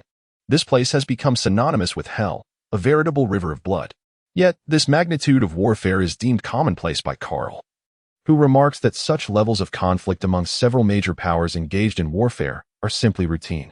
It seems as though these nations cannot go a day without incurring tens of thousands of casualties without it feeling like a battle at all. Karl, an intern in Room 6, is of modest stature, with a slender physique and a large head perched upon narrow shoulders, accentuated by a pair of glasses that render him somewhat comical. Ever since witnessing the outburst of the corpulent figure associated with the Karen plan, Karl has become an admirer of him. Initially, the corpulent one perceived this silent individual in the research room as rather dull, but as their acquaintance deepened, he found himself wishing to silence Karl, who is a person that speaks little by day, yet dreams of articulating his thoughts by night. The corpulent one harbors doubts that if this large-headed oddity were captured by the enemy, interrogation would be unnecessary. Confining him in a room with a recording device would yield all the intelligence required. In the simulations of the war situation, Karl As a student of the Steel Military Academy, has undoubtedly encountered far more than the amateurish Tian Shijian. Within the academy, he has been exposed to countless historical battles. These conflicts, iconic in the annals of human warfare, depict blood-soaked battlefields and the profound grief of fallen soldiers' families, seemingly belonging to another realm. However, to the instructors and students of these military academies, they are merely a collection of cold data. From their very first day in the academy, they grasp a fundamental truth. Mercy does not govern the battlefield. A great general may be intelligent, ruthless, decisive, and valiant, but he must never be a person of compassion on the battlefield. Thus, when Carl observes Tian Shijian and Oppos' distressing demeanor while reviewing the battle reports, he smirks and reproaches the corpulent one for potentially losing his capacity for sound judgment in the future, while the corpulent one responds to the cold-hearted oddity with a fist, to demonstrate his own mercilessness towards the enemy. Chapter 53. Born enemies. The entire operations department was bustling with activity. Yet Tian Shijian and Carl found themselves as mere spectators to the war. Their days were leisurely.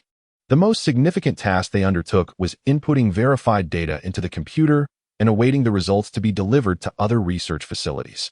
Consequently, much of their time was spent in the confines of the office, engaging in idle chatter. Regarding the specifics of the frontline battles, Carl, who had never truly participated in combat, had no authority to speak. However, when it came to international relations, military power, and classic battles, the rotund figure had no choice but to assume the role of an audience member. "Have you heard of the Battle of the Terra River?" Carl inquired. "I suspect you haven't, for it is a classic engagement of the army." His large head bobbed vigorously, gesturing animatedly, his words punctuated by exuberance. Tian Shijian, lacking in knowledge, could only sheepishly admit he had indeed never heard of it. "I truly wonder how you managed to infiltrate the operations department," Carl remarked, his face a picture of bewilderment. The disillusionment of his idol seemed to pain him. The corpulent man raised a fist, signaling the eccentric giant to return to the topic at hand, lest he face swift reprimand. Having long been at the mercy of a reconnaissance soldier who had beaten him down, Carl quickly learned to read the room and continued. "The conditions of that battle were quite similar to our current engagement. However, in terms of troop deployment, equipment standards, and command tactics, we have yet to reach the level achieved by the great nations of the Ryan Republic and the Naga Federation a decade ago, let alone compare ourselves to those superpowers." Tian Shijian retorted dismissively. "If we cannot reach such standards, how is it that the Gashulan Empire, with half our economic strength, has done so? We merely need to drive them out. What concern is it of ours if other countries excel?" Carl exclaimed. "War is an art. The Battle of the Terra River is a classic example of the artistry of warfare. Moreover, do you think it is so simple to engage with the Gashulan Empire? You do not even comprehend their motives for initiating war." When the topic of war arose, Carl entered an almost frenzied state. Were it not for his fear of Tian Shijian's fists, he might have sprayed spittle in his face. Tian Shijian inquired curiously, what motives could there be aside from resources? Carl felt a profound sense of shame for having once idolized the rotund man. Aside from his skill in simulations, he seemed woefully ignorant of many other matters. He took a moment to compose himself, exerting considerable effort to maintain his calm, and began to educate his companion. "You are aware of the history of these nations, correct?" Tian Shijian nodded. "Yes, I studied human space history." Relieved that he did not have to start from scratch, Carl exhaled deeply. For thousands of years, the capital seized during the dissolution of the Earth Federation has been nearly depleted. The superpowers in the central regions have been exploring territories that hold no developmental value or potential for colonization. Humanity now resembles a pack of wolves trapped in a cage, engaged in mutual slaughter.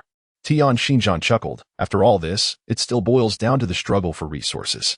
Carl shook his head, stating it is not the same. "The conflict between the Federation of Nations and the Western Alliance is intensifying. Our war with the Gashulan Empire is merely a microcosm of the broader human societal backdrop. The military alliance led by the Republic of Feiyang is referred to as the Federation of Nations, while the military cooperation treaty signed in the capital of the Binalt Empire, Sidon, is abbreviated as the Western Alliance." Tian Shijian nodded, acknowledging, "I understand. But over these past few centuries, despite the incessant warfare, no nation has been annihilated." Carl sighed. "Just because it hasn't happened in the past does not guarantee it won't in the future. We are all ensnared in this whirlpool. There is no escape. The highest human United Council is now merely a facade. If the two superpowers engage in direct conflict, it is likely that a true cosmic war will unfold. Currently, the Gashulan Empire is merely executing the Western Alliance and Oppo's strategy of strangling the periphery while launching a concerted assault on the center. Tian Xinjiang fell into a contemplative silence. The Lele Federation, as a mid-sized nation within human society, had already lost one of its three-star regions to a rival that was itself a smaller, dictatorial military state. If a cosmic war were to erupt fully, with the involvement of other nations, how long could the Federation endure? There was little confidence to be found.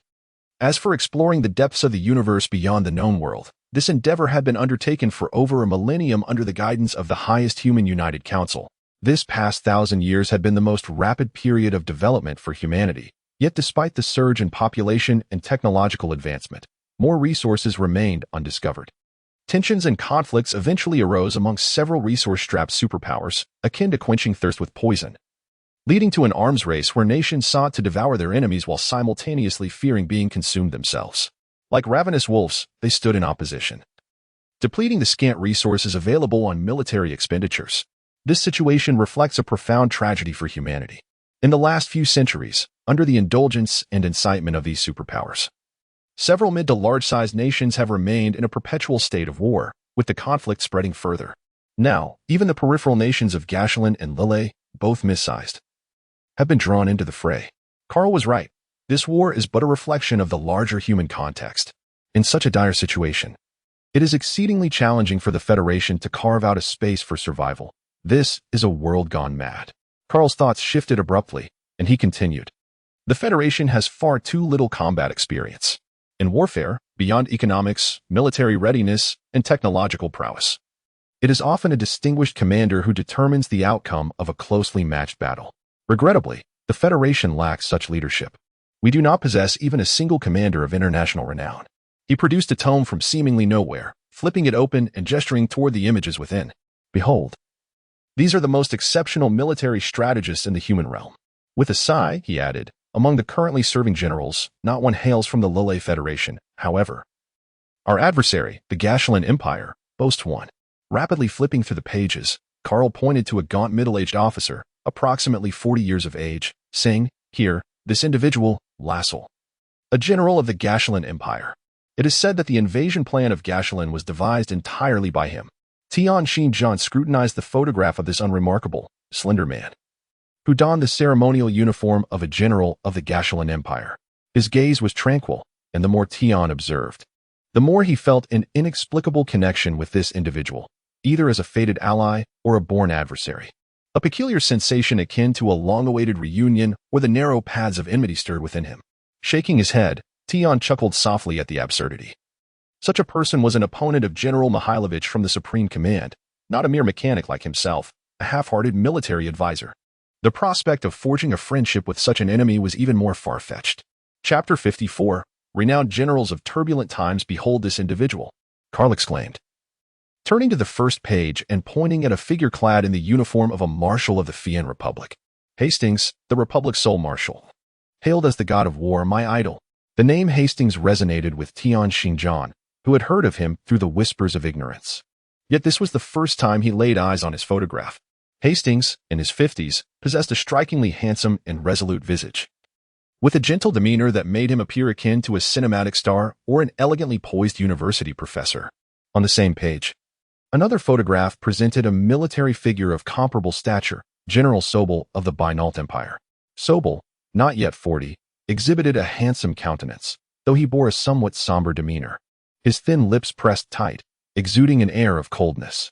He is the most cunning military strategist of all humanity. Carl's appraisal of Sobel was devoid of clear praise or condemnation. During their time at the academy, they had studied nearly all the military exploits of these two figures. At times, they even questioned whether these men were indeed human, so composed were they in the face of rapidly changing circumstances, always seizing the pivotal moment to issue the most judicious commands. I truly wish to see them face off, Carl mused longingly, as Tian Xinjiang turned the pages. Gazing at the images of either youthful or aged military leaders, he found himself lost in reverie, as if perusing an ancient tome of the romance of the Three Kingdoms, where heroes of a chaotic era emerged vividly before him. In times of turmoil, heroes arise. Was chaos truly imminent? And this one, Carl declared, as though conjuring a magic trick, producing another volume. And this one, the mech warrior rankings, along with naval commanders and aces of aviation. You ought to explore these more, instead of remaining so uninformed. One by one, Carl revealed his cherished collection of books. Ignoring Carl and Oppos' teasing, Tian Shijian mechanically perused the illustrated biographies. A sudden wave of anxiety washed over him. He felt as though he had squandered too much time. In comparison to these illustrious figures, he was but an ant beneath the feet of giants, easily crushed by the mere press of their fingers. A profound sense of crisis enveloped him, his heart racing, instinctively warning him that these individuals would transform the world into a hell on earth. To achieve victory, countless bones must lie in ruin. Among those scattered remains, perhaps lay his own, along with all those he held dear. A chill crept down Tian Xinjian and Oppos' spine. A week later, within the raging flames of war, as the level of mechs ascended, the long-anticipated array of combat maps gradually unfolded. The vast central observation chamber teemed with people, a designated safe zone where the system rendered attacks ineffective. Thus, when SM-01314 swaggered into the observation room, the furious gazes surrounding him, if transformed into arrows, would have pierced him 1,000 times over. Tian Xinjian completely disregarded the gazes directed at him, as he was overwhelmed with anticipation for the impending battle, his body trembling with excitement. The modifications to his mecha had been completed, and he was thoroughly satisfied with its speed and power. This was his first privately manufactured mecha, something he had never envisioned creating. After all, during peacetime, private mechas were the exclusive playthings of the affluent. When the beast appeared in the observation room, it inevitably stirred a commotion among the players, who were left astonished. This mecha was likely the first ever crafted by a player, and its existence signified that, aside from its resemblance to the beast, this virtual mecha possessed the same exceptional close combat capabilities as a private mecha. The components for virtual mechas were notoriously difficult to acquire, forcing most individuals to settle for parts of lesser quality, let alone attempt any personal modifications. It was a daunting task to gather the necessary parts for a mecha. A single misstep during the modification process could result in a total loss of the entire machine. The presence of this beast raised two significant points. First, SM-01314 had hoarded an abundance of components sufficient to construct his own mecha. Second, this rather unsavory character was undoubtedly a master of mecha modifications. What does it mean to be a master modifier in the realm of private mechas? It signifies being revered and fervently sought after, a talent that is both rare and highly coveted. The trajectories of private and military mechas diverge entirely, aside from specialized teams with exclusive licenses. No private mecha dares to equip energy weapons, thus limiting combat to hand-to-hand encounters. As a cutting-edge weapon that transforms the nature of warfare, mechas encompass a multitude of complexities, and mastering the theoretical knowledge required is already a formidable challenge, let alone possessing the exquisite skills necessary for modifications. Typically, the modification of a mecha necessitates the collaborative efforts of a large team. Therefore, this SM-01314 could undoubtedly be regarded as a genius-level mecha master. He not only completed the modifications independently but also transformed a mecha originally designed for long-range attacks into an efficient combat machine. The astonishment was palpable. In the boundless space of the central observation room, players from nearly every nation gathered, including a significant portion of the anti-SM alliance. Yet, some among them felt it was an honor to have their parts commandeered by such a modification master. Would those parts have transformed into such a mecha in their possession? For individuals of his caliber, fostering friendship is always preferable to enmity. However, when SM-01314 entered his name into the challenge list, it instantly amassed millions of challengers behind him. This unsavory fellow had offended too many, and the true effectiveness of the beast in close combat remained to be seen. The stout fellow gleefully observed the list before him, his mecha striking an odd, flamboyant pose as if it were selecting livestock. Ultimately, the dazzling array of names and descriptions overwhelmed him, and with a casual tap, he was seamlessly transported into the battle map by the system. Chapter 55, Swift Combat. In no time, the opposing mech closed in on the rotund figure, revealing itself as a relatively modern Hawk mech, one of the more commendable models among the current mechs in the network. It appeared as though this mech bore a deep-seated grudge against the rotund one, charging forward upon their first encounter. The rotund man, having offended too many individuals to recall any specific animosity with this mech, decided to engage nonetheless. Thus, without exchanging pleasantries, both mechs commenced their battle. From the outset, Tian Xinjiang distinctly sensed a difference. This mech exhibited a remarkable proficiency in close combat, far surpassing the novice pilots from the Lele Federation. Moreover, the mech's performance under its operator's control was nothing short of spectacular. The Hawk mech, renowned for its speed, fully capitalized on its advantages, weaving around Tian Xinjiang in a dazzling display of light and motion. In terms of swiftness, the rotund man had yet to encounter anyone faster than himself. Unwilling to concede, he executed a swift sidestep, creating space while mirroring the Hawk mech's rapid maneuvers. The two mechs exchanged blows with astonishing velocity, entangling themselves in a fierce melee. The sound of their strikes resonated like a barrage of gunfire, with the two mechs trading 7 punches and 6 kicks in the blink of an eye before parting, only to launch themselves at each other once more. The rapid exchanges left the spectators in the observation room enthralled and breathless. The operator of the Hawk mech grew increasingly alarmed with each passing moment. The opponent's beast mech was a military variant. Not only did it match the Hawk's speed, but it also seemed to accelerate with each exchange. The operator's hand speed had reached its limit, while the adversary appeared to possess boundless potential. Conversely, the rotund man grew more exhilarated with every encounter. The world was filled with skilled fighters. Each random selection revealed such prowess. His opponent's speed was no less than his own. This rapid combat offered immense benefits for mech control, and opportunities to face such opponents were rare. Recognizing the impending risk of being overpowered by the beast and Oppo's speed, the operator of the Hawk gritted his teeth. He executed a maneuver, evading a side kick from his opponent, and suddenly propelled himself into the air, aiming both fists at the cockpit of the beast mech. This unexpected, rapid assault had previously secured numerous victories for the Hawk and Oppo's operator. However, SM-01314 was even swifter. Leaning back, it delivered a forceful knee strike to the Hawk and Oppo's abdomen as it closed in, stabilizing itself with its mechanical arms on the ground. The entire mech pressed against the Hawk, adopting a provocative position that allowed it to roll over and pin its adversary beneath it. With the opponent's mech under control, the rotund man, well-versed in mech construction, seized the opportunity. With a soft snap, a makeshift mechanical arm, cleverly concealed beneath his abdomen, sprang forth. After a series of deft maneuvers, it reached the left rear flank of the Hawk, dismantling its transmission's electronic panel. Though the two humanoid mechs were entangled in a rather chaotic position, the victor was clear. A woman and Oppo's voice emanated from the Hawk and Oppo's speaker, lamenting, "Oh, you and Oppo's being too cruel." The rotund man was momentarily stunned. His opponent, whose speed had nearly caused his hands to cramp, was, in fact, a female mech pilot. The overweight individual opened the data and beheld Margaret, a major in the Republic of Fine's army. In the observation room, a collective tension gripped the atmosphere, and the cockpit of the Hawk sprang open, revealing a tall, blonde beauty with her hair elegantly styled atop her head. Her porcelain skin and swan-like neck, adorned with glistening tears, rendered her a picture of vulnerability. Margaret shouted at the overweight man, "Despicable and shameless villain, come out." The man was too intimidated to even fill out the data. In such a vividly scanned environment, how could he dare emerge from his mech? The thought of his face being broadcasted across various electronic publications, television, and the internet for a universe-wide manhunt was too harrowing. Isn't it just one victory?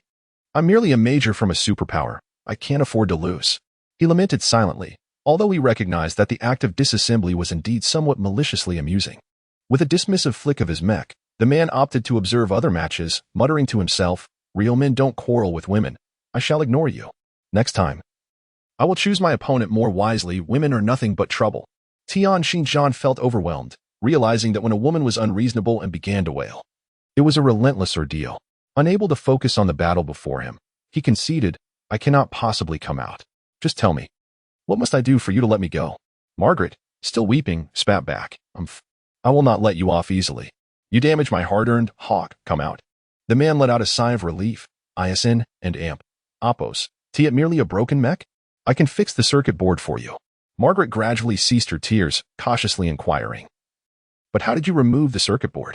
Doesn't the system prevent damage to mech components?" The man thought to himself, "I hired a mechanical technician. The suggestion to dismantle components in battle was my idea for Milan's programming. Why would I divulge such information? If I encounter a skilled opponent, they might directly dismantle my cockpit, exposing my face to the glaring light of day. Then I would be finished." Fearing the woman's probing questions, he leered suggestively, "My dear, I am quite adept at removing women's garments. It has become a talent of mine. Dismantling mechs here seems rather simple. Why don't we descend and have a little spar? Margaret, both embarrassed and enraged, recognized the depravity of SM01314. Continuing the conversation might lead to his lewd advances. So she sulkily closed her mouth, awaiting the completion of her hawk. Once repaired, she swiftly entered the mech and logged off. Meanwhile, in a luxurious villa in the Republic of Fian, a blonde beauty clad in lingerie, exposing herself, was throwing a tantrum, demanding revenge. Yet, the overweight man online was entirely captivated by the ongoing mech battle. Tonight, my wife is burning paper for the elders, and with plans to go out tomorrow. I can only manage one fixed update at midnight. The past few days have seen 3 updates during the day. I trust 2 updates today will not be met with discontent. Chapter 56. The Empire's Grand Offensive among the 2 mechs engaged in combat. One is the classic model known as the Divine Armor, a formidable private mech designed by the esteemed mech master palace of the Binald Empire over a century ago. This singular creation was intended for the exclusive training of royal offspring and has been in production for precisely 100 years. Remarkably, it continued to serve the Binald royal family for 2 decades before being launched into mass production, showcasing its enduring competitiveness and undeniable strength. The other mech is the Hawk, piloted just moments ago by Marguerite. Although it does not possess the same prestigious reputation as the Divine Armor, the Hawk is an impressive model from over 80 years ago, performing on par with its counterpart in various aspects. The intense battle between these 2 mechs captivated nearly everyone present. Set against a mountainous landscape filled with dense forests and intricate terrains that both mechs exploited to their fullest potential. The Divine Armor, taking on the role of the primary aggressor, demonstrated raw power with swift and decisive attacks. While it may not have appeared as fast as Tian Xinjiang and Oppo's agile maneuvers, a mere glance revealed that the prowess of the Divine Armor surpassed his own. Each assault was meticulously aimed at the Hawk's vital points, akin to a skilled surgeon wielding a scalpel with utmost precision. The perception of speed can often be deceptive. That which appears slower may, in fact, be far quicker. For millennia, the control system of mechs has evolved into a classic model combining a control stick with a command keyboard, regardless of the mech. This traditional framework governs the design of the control systems. Most individuals can achieve a speed of 10 actions per second with training, but reaching 20 actions per second is a formidable challenge. This implies that if the left hand operates the control stick with 10 directional changes, the right hand and Oppo's fingers must average 2 movements each. Without rigorous training, it is nearly impossible for an ordinary person to accurately control a mech at such speeds, let alone the terrifying feat of executing 30 actions per second. Currently, the Divine Armor boasts an astonishing speed of 30 actions per second, with each movement issuing a command. This allows for 20 commands beyond the directional changes of the control stick. The combination of commands is a fundamental aspect of every mech pilot's education, with thousands of combinations to memorize. Unique mech maneuvers are also executed through these command combinations. For instance, to propel the mech into a soaring kick with the right leg, the necessary commands would include 3 movements of the control stick, 2 directional changes, and maintaining body balance and orientation. The command keyboard would require 2 actions to push off the ground and leap, followed by 2 actions to extend the right leg for the kick. In total, this amounts to 7 actions. If the hand speed is 10 actions per second, this maneuver can be executed in 0.7 seconds. However, at a speed of 30 actions per second, the same maneuver can be completed in a mere 0.23 seconds. The disparity is staggering. The difference between 0.23 and 0.7 seconds equates to the ability to issue several more commands than one's opponent each second. Certainly, the speed of one and Oppo's hands does not solely dictate victory or defeat. It is essential to consider the mech and Oppo's responsiveness, the rationality of the combination of movements, the precision of command execution, and the time consumed by the mech's physical actions. If a mech's aerial kick requires 2 seconds, even the fastest hands must wait. However, contemporary mechs have evolved to a point where the speed of response matches the speed of hand movements. An aerial kick, from the moment of takeoff to the execution of the strike, does not exceed 0.4 seconds, even if a mech and Oppo's actions lag behind commands. Its computer can store instructions to prepare for consecutive movements or utilize the surplus time for other commands, such as repositioning, hand defenses, interconnected maneuvers, or energy reserves for explosive actions. Thus, a mech capable of 30 actions per second effortlessly dominates one that can manage only 10. Akin to an adult playfully toying with a child. Tian Xinjian, training in the gravity chamber according to the textbook Enhance Your Hand Speed, supplemented by his inherent talent, can typically achieve a rate of 27 actions per second, and with strenuous effort, he can reach 32. Yet, the divine mech has maintained a pace of 30 actions per second for over half an hour. The hawk, equally astonishing to the observer, remains steadfast amidst the tempestuous onslaught of the divine mech, its two mechanical arms forming a protective barrier against all attacks. The footwork is elusive and unpredictable, often evading the lethal strikes of the divine mech at the last moment. The observer grows increasingly familiar with the movements, as if having witnessed them before, often. A mere thought prompts the hawk to counterattack, its mechanical legs springing forth in perfect synchrony with Tian Xinjian's heartbeat, targeting the vulnerabilities of the divine mech. Upon examining the divine mech and Oppo's profile, the pilot and Oppo's introduction reads, Garrett, Major of the Binalt Empire Army. This name is familiar to Tian Xinjian, as it is listed as the 182nd in the hefty mech warrior rankings by Carl, noted for his ferocious offensive style. He recalls this because Carl had coincidentally flipped to that page, and Garrett's fierce appearance complements his technical prowess. The operator of the Hawk bears a Han name, Zhang Qing, a mech instructor at the Victory Military Academy of the Rhine Republic. Based on his skill level, the observer surmises that he, too, should be represented in the mech warrior rankings. As Tian Xinjian continues to watch, a sense of trepidation envelopes him. It is fortunate this is merely a virtual arena, for encountering such an adversary in reality would likely result in severe consequences. It appears that amidst the novices in the Lele Federation, he had been somewhat short-sighted. Engaging with such opponents is the true essence of mech combat. Ultimately, the battle concludes in an amicable draw by mutual agreement. Unsated, Tian Xinjian observes several more contests, discovering several opponents who are not much inferior to him. After all, the human world is vast, with billions of individuals. It is hardly surprising that a few masters emerge from the multitude. Due to the system's configuration, individuals who secure victories may only compete against others with an equal number of wins, while those who have lost are relegated to face one another, and so forth. Consequently, the number of challengers for the corpulent individual has dwindled to merely a few 100,000. Instead of engaging in combat, he has chosen to observe the manipulation skills of others, thereby enriching his knowledge and experience. Just as he was engrossed in this observation, the simulation pod was abruptly opened. To his surprise, it was Carl, drenched in sweat, who exclaimed, "I've been searching everywhere for you. Quickly, check the battle reports. Fighting has erupted ahead." Although Carl and Oppo's statement was somewhat flawed, the corpulent man understood without needing to inquire that he referred to the front lines west of Cato. Days prior, while analyzing the situation, Tian Xinjian and Carl had each conducted a simulation. Though their methods differed, their conclusions were strikingly similar. Based on the enemy's troop movements and deployment intelligence, Carl predicted that a large-scale assault by the Gashulan Empire would commence in 6 days, whereas the corpulent man surmised that the Empire would launch its full offensive within 4 days, not exceeding that time frame. Today marked the 4th day, and upon arriving at the operations department, the corpulent man discovered that the Gashulan Empire and Oppo's major offensive had indeed begun at dawn. Everyone in the operations department bore solemn expressions, bustling about with urgency. This imperial action was not entirely unexpected. Their deployment was largely discernible from the intelligence gathered. However, the manner in which they initiated their full-scale assault was peculiar. At the Garishan front, shadows of the mythical legion had emerged, and the conflict was exceptionally fierce.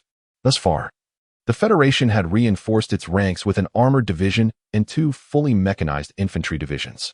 Meanwhile, the flanks remained eerily tranquil, with minimal troop deployment, hinting at an underlying conspiracy. As he perused the battle reports, the corpulent man suddenly recalled an image from the compendium of renowned generals, a face of ordinary appearance, a slender physique, and calm yet profound eyes. "Russell, the supreme commander of the Gashulan Empire's forces, you opened a backdoor last time. What schemes occupy your mind this time?" Chapter 57. Dire circumstances in the War Room's virtual battlefield display. The red arrows representing the Gashulan Empire relentlessly assaulted several strategic high grounds of Mount Garo, while the blue defensive line of the Lele Federation trembled under the onslaught of the enemy.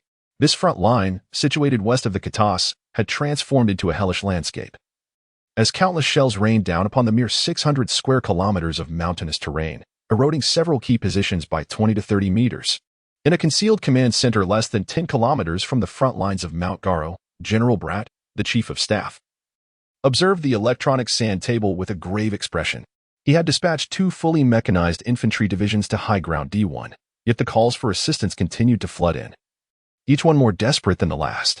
The unfortunate reality was that the individuals who once called for aid had already perished, only for their replacements to pick up the phone in the same dire need. The battle was unbearably brutal. The fortifications on high ground D1 had been leveled, and the reinforcements arrived with only makeshift structures for protection, structures that could hardly withstand the enemy's bombardment. The only hope lay in the time the soldiers could buy for themselves with their engineering arms to dig new defenses. How many reserves would still need to be sent forth? The Gashulan Empire and Opos, as assaults on high ground D1 seemed almost endless in their ferocity, although their losses exceeded those of the Federation. It appeared that the Empire's commanders had resolved to seize this crucial position that obstructed their passage over Mount Garo and around the Katas Canyon.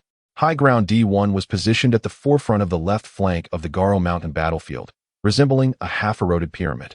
The side facing the enemy was a steep rock face, presenting an almost 80-degree incline that both infantry and mechs would need to scale to capture the high ground.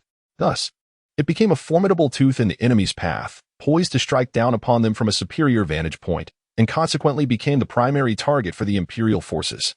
What infuriated General Bratt was that the fire support system had ceased to function properly.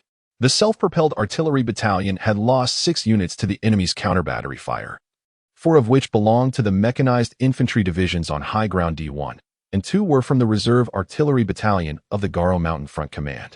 The annihilation of these artillery battalions was directly attributed to the fact that the Skynet system had essentially collapsed under an unprecedented intensity of electronic warfare.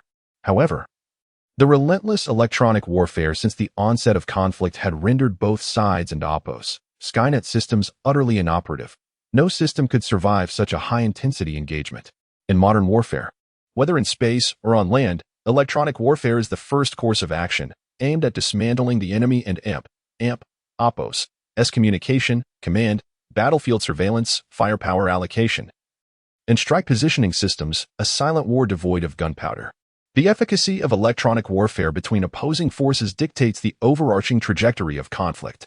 Should electronic warfare falter, combat units will sustain significant losses, rendering them incapable of locating the enemy or providing precise fire support. Communication and command systems would fail entirely, forcing reliance on primitive battlefield communication methods.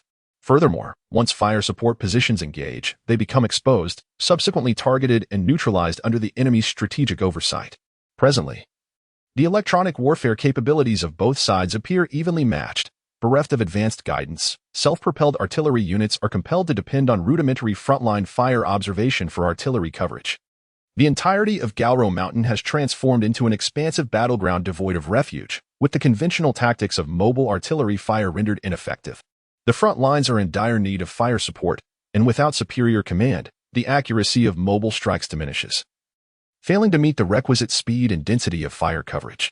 Consequently, both sides are essentially competing in terms of artillery numbers. Self-propelled artillery units from each faction are being systematically destroyed following their exposure, not limited to the D1 high ground. The losses across the entire Garo Mountain theater have reached a critical threshold for General Blatter. Observing the electronic battlefield display, he diligently cross-references intelligence on enemy troop deployments, uncertain how long his remaining reserves can endure. The available fire support has dwindled to its bare minimum, and the armored divisions are nearly depleted, while the mechanized infantry divisions suffer devastating losses upon engagement. Should this assault persist for another day, he may have no choice but to request the reassignment of defensive forces from other sectors. Yet, the question looms, is it prudent to draw reinforcements? Even if he were to act, from where could he extract troops? The entire region west of Cato has devolved into a brutal meat grinder of combat, making any withdrawal untenable. Aside from Gallipalin, forces elsewhere are also stretched thin. Even if reinforcements could be spared, the logistical timeline, from mobilization to deployment, would span at least 2 days. The only units that could be repositioned swiftly are those stationed at Gallipalin, but should these forces be withdrawn and a crisis arise, the consequences could be dire. What remains most unsettling is the uncertainty surrounding the Empire and Opos. sudden launch of a full-scale offensive? Is their intent truly limited to securing a pathway to Cato, only to engage in further bloodshed against the Lele Federation for control of the vast strategic expanse east of Cato? Blatter recognizes that, aside from Galro Mountain, several alternative routes exist for assaulting Cato. The Empire and Oppos' concentrated attack on Galro is likely due to the heavy fortifications guarding these other pathways. Moreover, Galro Mountain and the subsequent Katas Valley host 3 military bases of the Federation Army and 2 Air Force bases, enabling rapid troop movement across the flat terrain behind Galro, making the advancing Imperial forces vulnerable to encirclement. However, such an assault seems ill-advised. Intelligence suggests that the Empire's renowned commander, Russell, has personally arrived on Malak to oversee ground operations. Given Russell and Oppos' strategic acumen, he would not initiate such an attack unless the Imperial forces held a decisive advantage. One must prepare for unforeseen circumstances. Unable to arrive at a solution, Blatter dispatched the situation to the command headquarters in Garibaldi, hoping to uncover a resolution for the defense of Mount Garo and to discern the concealed intentions of the enemy. In the face of the esteemed General Russell of Gashelin, Blatter understood that he could not contend with him alone. Now, the only recourse lay in the collective wisdom of unity. Time was of the essence. Merely a day remained. Chapter 58, Concealed Intentions. The report from General Bratt soon reached the frontline command of Garibaldi. Upon reviewing the document, Bernadotte convened an urgent meeting to discuss the military situation, simultaneously dispatching the report to the operations room with orders for each research unit to formulate simulations and action plans. Every officer in the operations room was deeply engrossed in thought, occasionally sketching on the simulation map, speculating on the strategies of the esteemed Imperial General, Russell. Some officers whispered in hushed tones, but as disagreements intensified, a few even raised their voices in heated disputes, each steadfastly defending their own perspectives. The calmest among them was Tian Xinjiang, responsible for calculations in Room 6, as his team was exempt from simulations and planning. Tian was lost in contemplation, staring blankly at Russell and Oppos' dossier. He muttered through clenched teeth, "This man is no human. He is a veritable war machine." The intelligence department conducted a meticulous investigation into this Imperial general, amassing data that was nearly double that of other commanders within the Empire, encompassing every conceivable aspect of Russell's life. At the age of 42, Russell, an orphan raised in an orphanage, had an obscure background, introverted and socially inept. He bore physical traits akin to the Weibo ethnic group, which led to his enrollment in the Imperial Military Academy at the age of 6. He excelled as a military prodigy among his peers until he officially joined the Gashelin Empire and Oppos' army as a second lieutenant at 20. Apart from a month-long vacation upon graduation, he had hardly left the military academy, exhibiting a level of self-discipline that bordered on the extraordinary. Relying solely on a remarkable simulation technique coupled with a mere suspicion of the mythical legion, he had managed to counteract the advantages of the Federation with apparent ease. Even after his plans had faltered, Russell had the audacity to personally command the battle on Malak Star. With his pale complexion, what could he possibly achieve? The rotund officer felt disheartened, as if he were a helpless bystander witnessing an act of violence unfold before him. In his heart, he ruminated, "If I cannot resist, I might as well surrender." However, having thwarted their plans last time, the Gashelin Empire and Oppos' pathetic royal family is now in a precarious position. How will I account for this? Once they discover my involvement, my life is forfeit. The operations department and Oppos' staff presented their calculated battle plans, which the officer scrutinized closely. Disappointment washed over him as the strategies merely mirrored the opponent and Oppos' actions. By the time they revealed their true intentions, it would be too late. Although he understood that the adversary harbored ulterior motives, he found it maddeningly elusive to pinpoint. Thus, he could only glare at Russell's photograph, seething with the fantasy of eliminating the man once and for all. Meanwhile, the 201st All-Mechanical Infantry Division of the Lille Federation had descended into chaos. 2 artillery regiments directly under the division were obliterated an hour prior during an enemy fire counter-barrage. Had it not been for the command center and Oppos' artillery suppression, the 201st Division would have faced complete annihilation. The infantry of the Gashelin Empire surged forth like a relentless tide, spreading into a line of assault under the protective cover of mechs. Fearless and undeterred, they launched yet another charge, marking the 46th such endeavor since the 201st Division assumed full responsibility for the defense of the position. In previous assaults, The Imperial forces had breached the defenses several times, only to be repelled through desperate hand-to-hand combat and the valiant use of fusion grenades by the tenacious Federal soldiers. The Infantry Division and Oppos' singular mech battalion had dwindled to a mere company after enduring multiple counterattacks, leaving uncertain whether they could withstand another enemy advance. Such warfare had not been witnessed in ages. The brutal melee evoked images of ancient terrestrial battles, a stark contrast to the contemporary landscape of aerial and remote warfare. The intensity of combat had escalated to the point where the two sides found themselves engaged in close quarters, a notion almost unfathomable in the current era. The electronic warfare that had dismantled command and coordination systems had been thoroughly ravaged, while the losses of self-propelled artillery were even more devastating. After a few desperate minutes of covering fire, they succumbed to the more ferocious bombardments of the enemy, resulting in a cyclical exchange where neither side possessed sufficient firepower to provide support. Missiles targeting the mechs, devoid of the Skynet's coordination, floundered aimlessly above the contested ground. While no infantryman dared to risk laser guidance amidst such concentrated fire, an act tantamount to suicide, the aerial battlefield was no less harrowing. At the onset of hostilities, thousands of aircraft from both factions unleashed ground-targeting missiles across the battlefield, leading to mutual lock-on assaults. In a mere few hours, over 1,000 aircraft had been downed or obliterated in mid-air explosions above Mount Gallo. The remaining aircraft remained entangled in combat, their electronic systems compromised, forcing them to revert to primitive combat methods devoid of long-range radar locks or infrared tracking. All that remained were the thunderous roars of energy cannons and missiles fired at close range, guided only by instinct. They resembled a swarm of colossal vultures, fiercely tearing each other apart in the shadowy skies, unrelenting in their carnage. "Fire at will," roared Colonel Gutierrez of the 201st Division, a towering figure at 2 meters tall. Muscles rippling with intensity, he hoisted a heavy energy cannon, requiring 2 men to operate, and unleashed a barrage of fire, his voice echoing above the cacophony of gunfire. The air was thick with the acrid smoke of battle as Federal infantry, armed with a mix of weaponry, opened fire, their concentrated barrage sending the charging Gashulan soldiers reeling. The momentum of the Gashulan offensive was abruptly halted, their disorganized lines collapsing like harvested rice. Yet, as the Imperial mechs advanced, the Gashulan infantry, accustomed to charging through a hail of gunfire, rose once more from the ground, trailing behind the mechs as they pressed forward towards the Federal defensive positions. At that moment, the soldiers stationed at the Federal position heard a piercing shriek emanating from above, a harbinger of the enemy and Oppos' mixed artillery shells soon to descend upon their ranks. The seasoned soldiers promptly took cover in the hastily dug trenches. With a series of thunderous explosions, these makeshift trenches, hardly worthy of the name, were transformed into countless deep craters.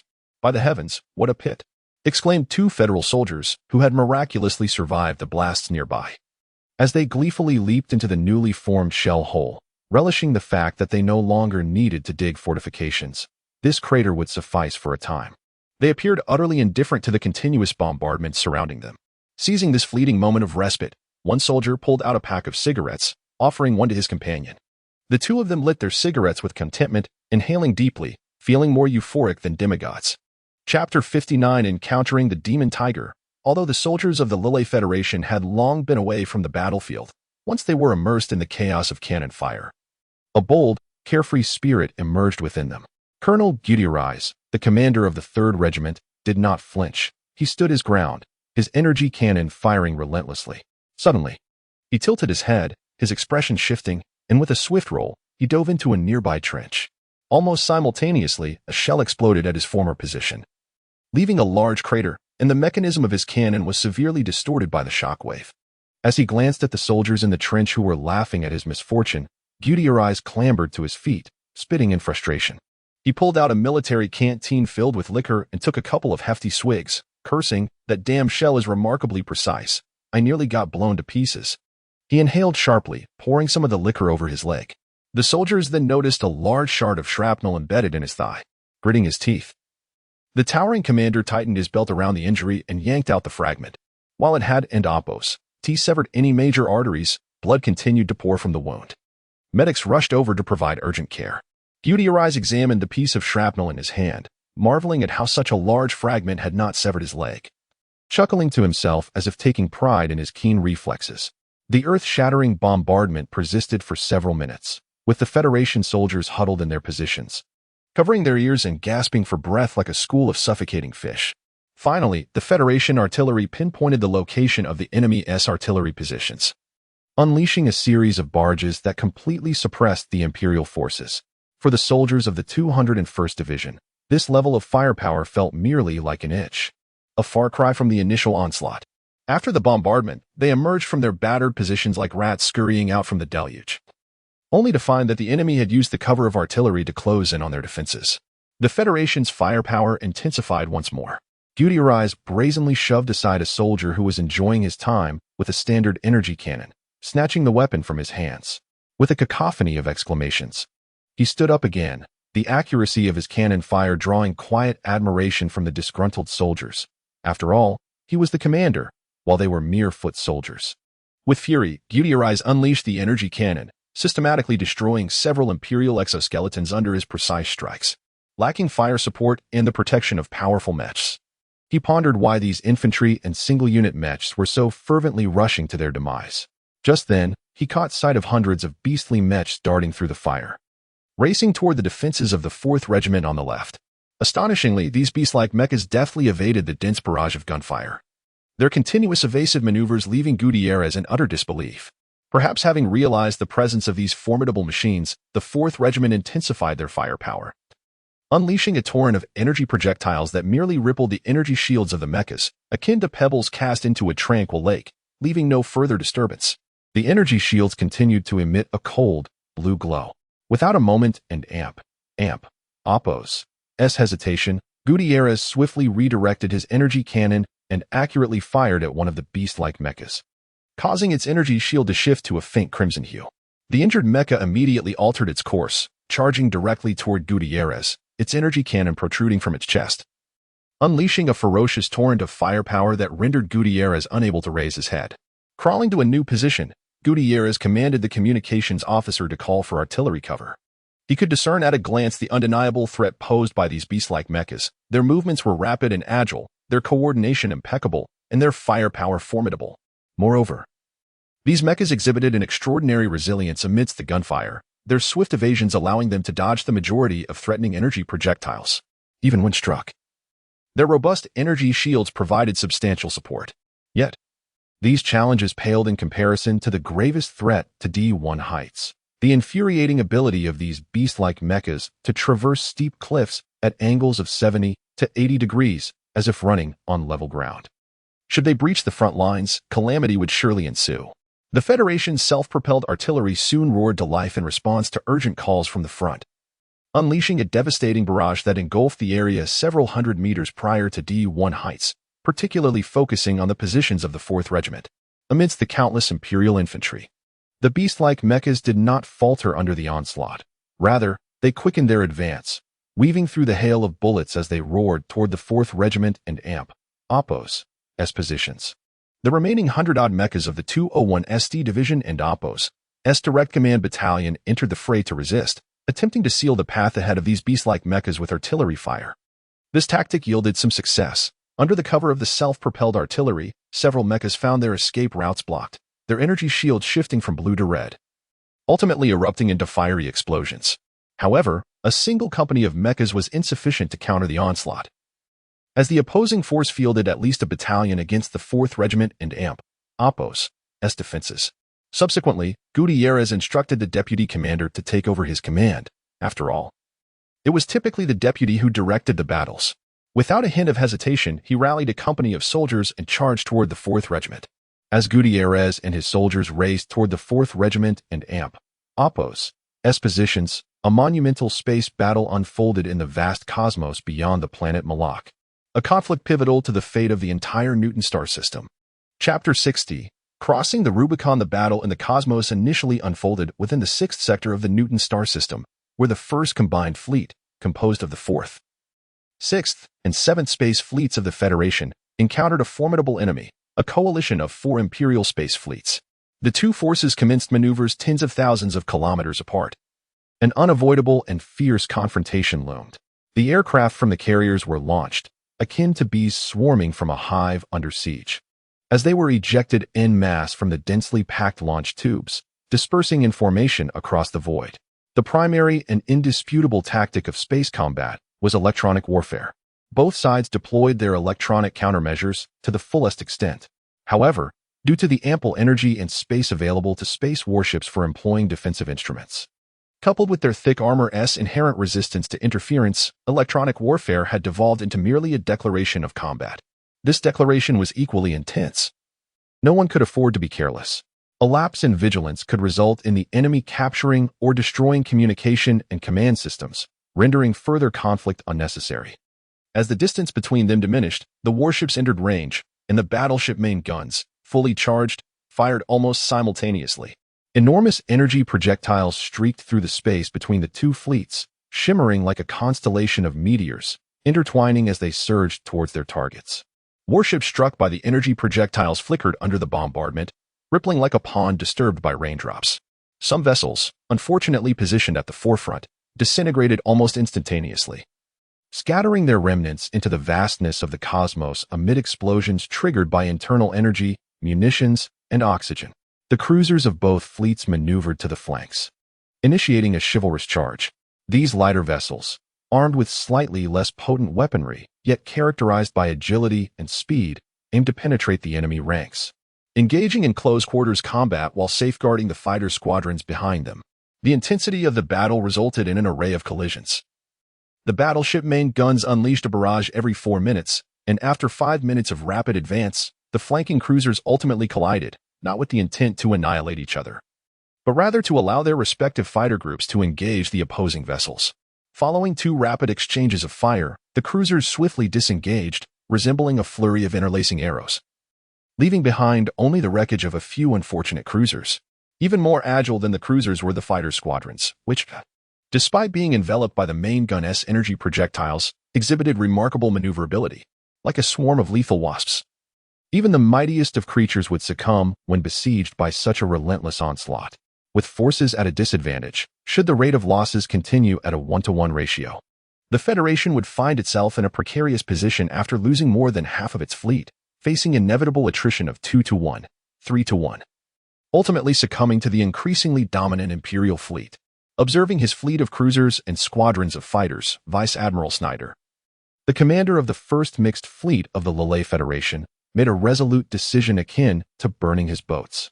He commanded the cruisers to stand down while the fighter squadrons launched a full-scale assault to assist their cruisers in breaking through the blockade, striving to annihilate the enemy and Oppo's aircraft with localized superiority in numbers. This command would later be hailed in the annals of military history as the directive that salvaged the entire Lille Federation, propelling Vice Admiral Snyder to prominence. The opposing fleets resembled 2 schools of fish, darting swiftly through the vast expanses of space, evading each other's fire through the advanced predictive capabilities of their anti-lock systems. The flanks of the schools were nearly entangled, yet the main battleships maintained a respectful distance. Unexpectedly, the Federation and Oppo's aircraft permitted the Gashulan Empire and Oppo's squadrons, which had been encroaching on their cruisers, to suffer a catastrophic blow. The suddenly dispersed Federation cruisers unleashed a barrage of concentrated fire, compelling the Imperial fighters to scatter. In that moment, Federation fighters emerged from behind their cruisers, forming an orderly formation that zeroed in on the now disorganized enemy aircraft. They understood the gravity of the trust placed in them by the crew of the battleships, who stood resolute against the enemy and Oppo's fire, and thus seized this fleeting opportunity. Indeed, the Federation battleships shielded themselves, absorbing the enemy and Oppo's artillery to buy precious time for the flanking cruisers and fighter squadrons. Unimpeded, the Imperial cruiser cluster surged toward the Federation battleships with ferocity. The outnumbered Federation fleet began to shift tactics, fiercely protecting their aircraft carriers while the main guns of the battleships disregarded incoming fire, focusing their firepower on the rapidly approaching cruisers. Had the Federation and Oppo's mixed cruiser and fighter group failed to deliver a devastating blow to the enemy and Oppo's squadrons at that critical juncture, the scales of victory would have abruptly tilted in favor of the Gashulan Empire. The Federation warriors succeeded. Their mixed squadrons swiftly decimated the enemy and Oppo's fighters. The coordination between the cruisers and Oppo's main cannons and the fighter squadrons was seamless, with each cruiser pairing with a fighter formation to confront several disarrayed Imperial aircraft, yielding undeniable results. Unbeknownst to them, Their own squadrons could no longer assist. From the moment they scattered, they had fallen into the trap of fighting individually, devoid of coordination, unity, or a focused breakthrough strategy. Once targeted by the coordinated fighter formations of the cruisers, their fate was sealed. They would transform into fiery remnants against the black canvas of space. As the enemy approached within 1,000 kilometers, the Federation and Oppos's battleships completed their maneuvers. Two-thirds of the battleships began to retreat while realigning their main guns to confront the enemy vessels, maintaining a firm exchange of fire. Meanwhile, the remaining third of the battleships adjusted their course, positioning themselves to shield the main force while employing their more numerous side cannons to resist the onslaught of the Imperial cruisers. Chapter 61. Who truly saves whom? The hybrid formation of the Federation's fighter jets and cruisers was more frenzied than the fleeing enemies, unleashing a fierce onslaught. The fighter squadron locked onto the swirling Imperial aircraft, evading their relentless barrage, as one Imperial fighter after another was obliterated under the might of the formation and Oppos's assault. At last, the hybrid fleet penetrated the enemy and Oppos's ranks, annihilating the majority of the Imperial aircraft, leaving several squadrons to relentlessly pursue the remnants, denying them any chance for reorganization. The remaining cruisers, alongside the fighter jets, launched a full-scale assault on the cluster of Imperial battleships. Reyes and his soldiers encountered the blood-soaked commander of the 4th Brigade, whose beast-like mechs had already infiltrated their position. Fewer than 100 Federation mechs were desperately assisting the 4th Brigade in their defense. This frail commander, whom Reyes referred to as the sickly chicken, was fiercely firing an energy cannon, his bloodshot eyes radiating a menacing intensity. The mechs breaching the defenses were none other than the mythic Legion and Oppos's beast-like mechs, the Oppos, Demon Tigers and Oppos. A battalion of these Oppos, Demon Tigers and Oppos, had penetrated an infantry position defended by merely a company of mechs, and the outcome was all too predictable.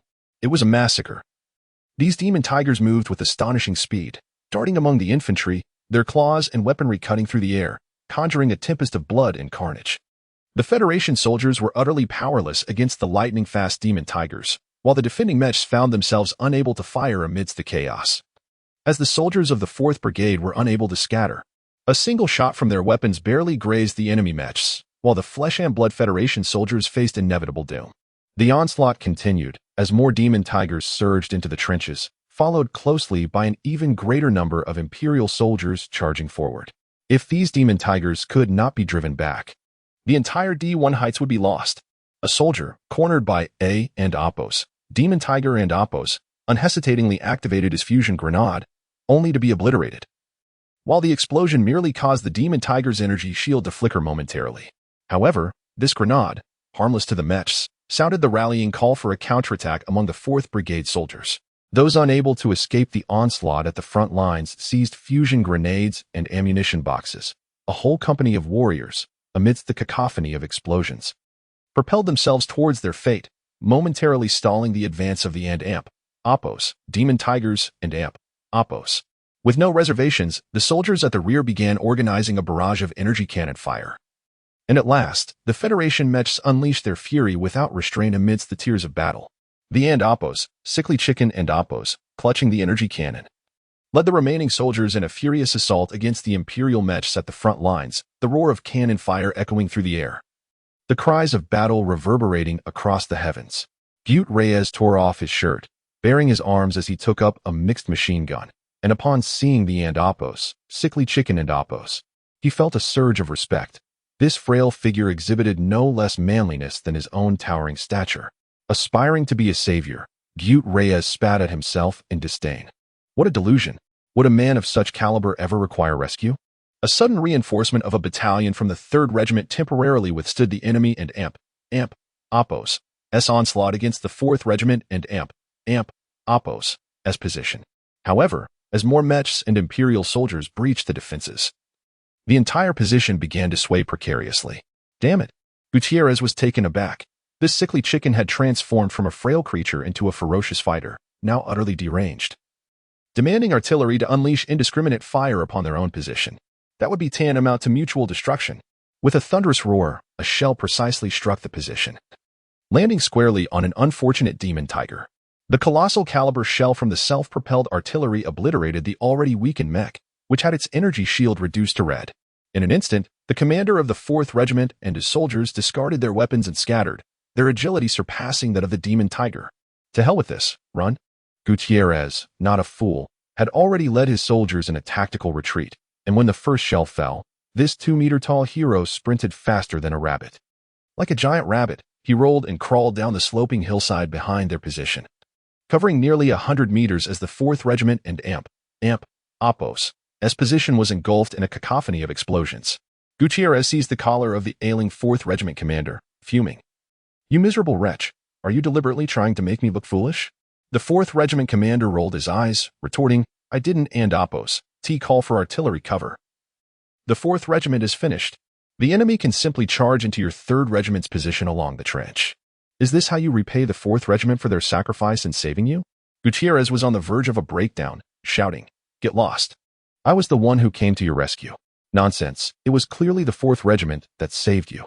Amidst the barrage of artillery, these two colonels, vastly differing in stature, engaged in a heedless quarrel while a group of casually leaning Federal soldiers watched with amusement. Before the Federal self-propelled artillery was suppressed by the enemy, reinforcements rushed in swiftly. This time, it was a restructured armored division, the 16th Armored Division of the Lille Federal Marine Corps, dispatched from the highlands of Cato. This was one of the last 2 armored divisions under General Blatt and Oppos' command. The previous 2 divisions had suffered total casualties, including 2 division commanders who personally charged into the fray. All that remained were the logistical units of the division headquarters, still at the temporary base in the rear, asking everyone they encountered, "Have you seen our division? How is the front line faring?" Chapter 62, Vigilance and Peace, Safety First. Tianjin was utterly overwhelmed, as an incessant stream of combat plans flooded into the 6th research room. Every individual, including the intern Carl, was burdened with a staggering array of calculation tasks. The once spectating strategists had no time to fret over potential errors in their plans. They even hoped that the corpulent figure could identify any flaws within their strategies. For this battle was of paramount importance.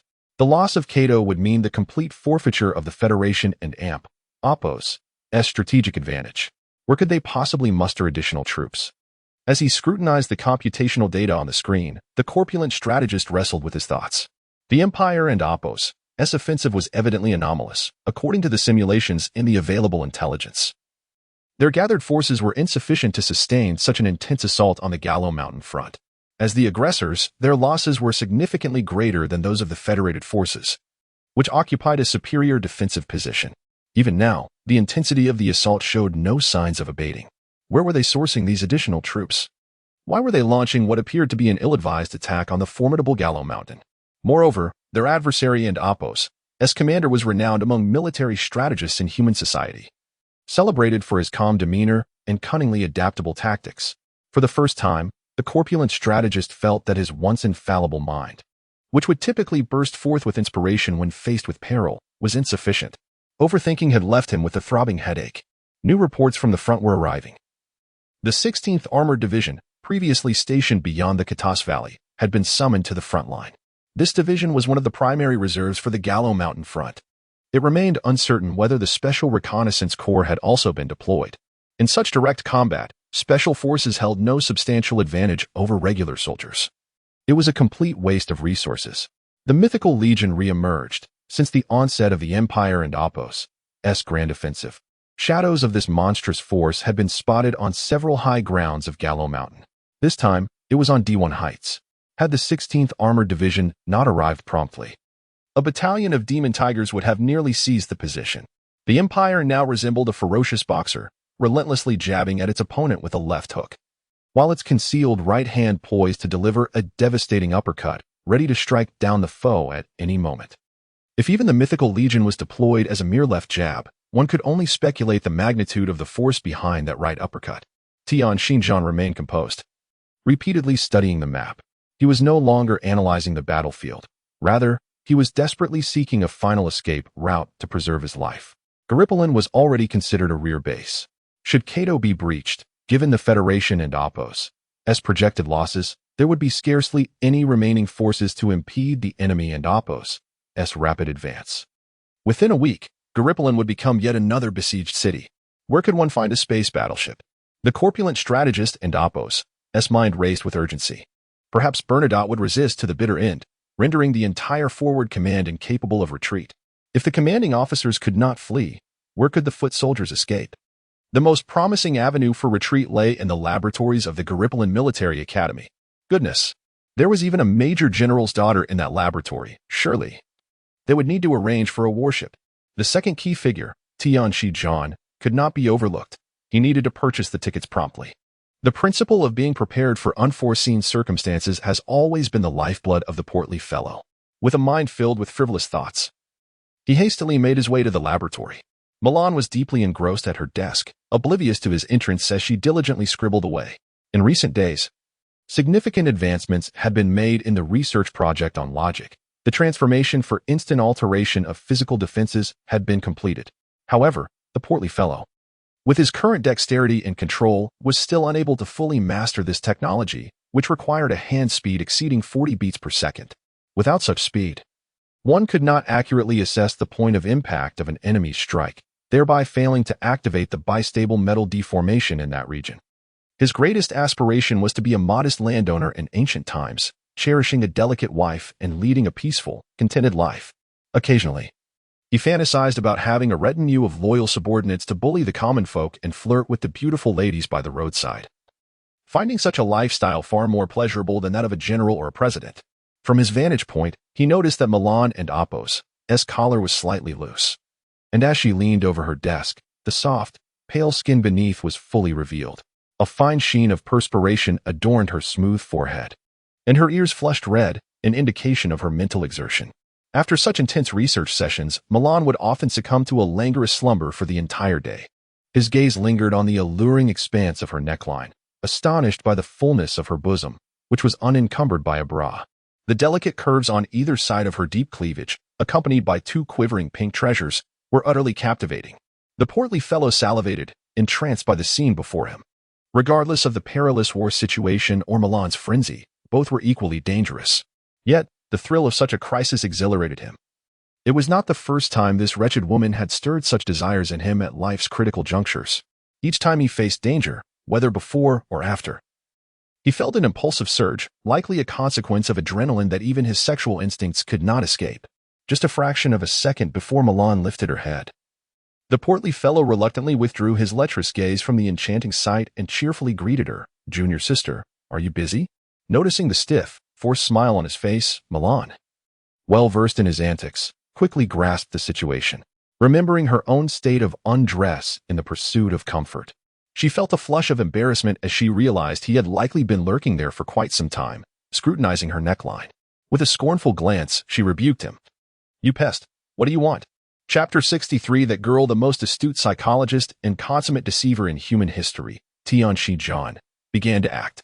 He gazed intently at Milan's exquisite face and sighed, "The front lines can no longer hold. If Cato falters, Garibaldi will also descend into chaos. The operations department is unable to predict the enemy and Apos' movements. We have considered every possibility, yet all the military advisors are unable to discern the enemy and Apos' intentions. If we cannot hold out, Malakstar will be doomed." Milan, sensing the gravity in his voice and feeling a twinge of anxiety, inquired, "Not even you can perceive the enemy's intentions?" Tianshi John offered a bitter smile and shook his head, saying, "What am I? Just a mere observer. Can one become a general merely by reading a couple of books? Each member of the operations department is a graduate of a prestigious military academy. Even the interns possess more knowledge than I do. If they cannot figure it out, how could I?" Milan rose and moved closer to Tianshi John, softly asking, "What should we do now?" His gaze tenderly roamed her face, lingering for a long while, as if he wished to engrave her image in his heart. With deep affection, he replied, "You should call your father. The laboratory involves too many secrets and is no longer safe in Garibaldi. Professor Boswell, along with you, must swiftly evacuate to the Central Star region." Milan clutched Tianshi John and Apos' clothing, urgency in her voice. "And what about you? Will you come with us?" The emotional deceiver thought to himself, "Of course, I will accompany you." Yet his face bore the anguished expression of a painful farewell. His gaze seemingly unable to withstand the desperation in Milan's eyes as he averted his sight, saying, "I cannot leave. I am a soldier, and my responsibilities lie here." Damn it, he was so engrossed in his performance that he noticed the tears welling in her eyes. Finally, Milan could no longer contain her emotions and buried her face in Tian Shijian's embrace. The person before her, to whom her heart had long been secretly pledged, had shared countless intimate moments with her. In the midst of the cruel, shameless emotional theatrics he had orchestrated, Milan could no longer maintain her composure. She clung tightly to Tian Xinjian, crying out, "I will not leave. Wherever you are, I will be." The rotund man's heart raced with urgency. "Damn it, silly girl. Why not say that if you leave, I must leave as well? It would be best if you hit me and then tied me up, insisting that we must go. And if I don't, you might as well cut off my brother. Then I would reluctantly follow along." Seeing Milan in such a state, the emotional deceiver felt a stir of emotion within him. He suddenly realized he genuinely liked this innocent woman. Sighing, he spoke with a firm tone. "No, you must leave. Immediately call your father to arrange for a ship to come for you. The laboratory absolutely cannot fall into the hands of the Gashulan Empire." Milan listened to her beloved man and Appos' resolute words, her tear-filled eyes gazing at his unremarkable yet indomitable face. Amidst the turmoil of love in a troubled world, her heart felt as if it were being torn apart, and she cried out in anguish. At last, Milan withdrew from Tian Xinjian's embrace, her delicate hands gently encircling his neck as she wept, articulating each word with resolve. "I will heed your advice. I will go. However, if you do not survive to meet me, I will come to find you." After speaking, she stood on tiptoe and kissed the plump man with her tear-streaked, tender lips, then sobbed as she fled through the door. The trickster's performance had reached a dead end. The narrative would not adhere to her script. With no path to escape, she was compelled to play the hero. What a predicament! Standing in a daze for a while, he glanced at the figure beside him and sighed, "My friend, it seems we may soon find ourselves lost in the wilderness." Just then, Carl approached, grabbing him and exclaiming, "Where have you been? The higher-ups are pressing for data. If you don't finish your tasks, you might be accused of negligence. By the way, the first mixed fleet of space and the Imperial fleet have engaged in battle. The combat analysis reports have arrived. You need to take a look at how the Imperial forces amassed so many ships." While Tian Xinjian listened to Carl's incessant chatter, suddenly, a figure struck him like lightning, rendering Carl and Appos' words inaudible as the world around him hushed, leaving only himself and that approaching silhouette.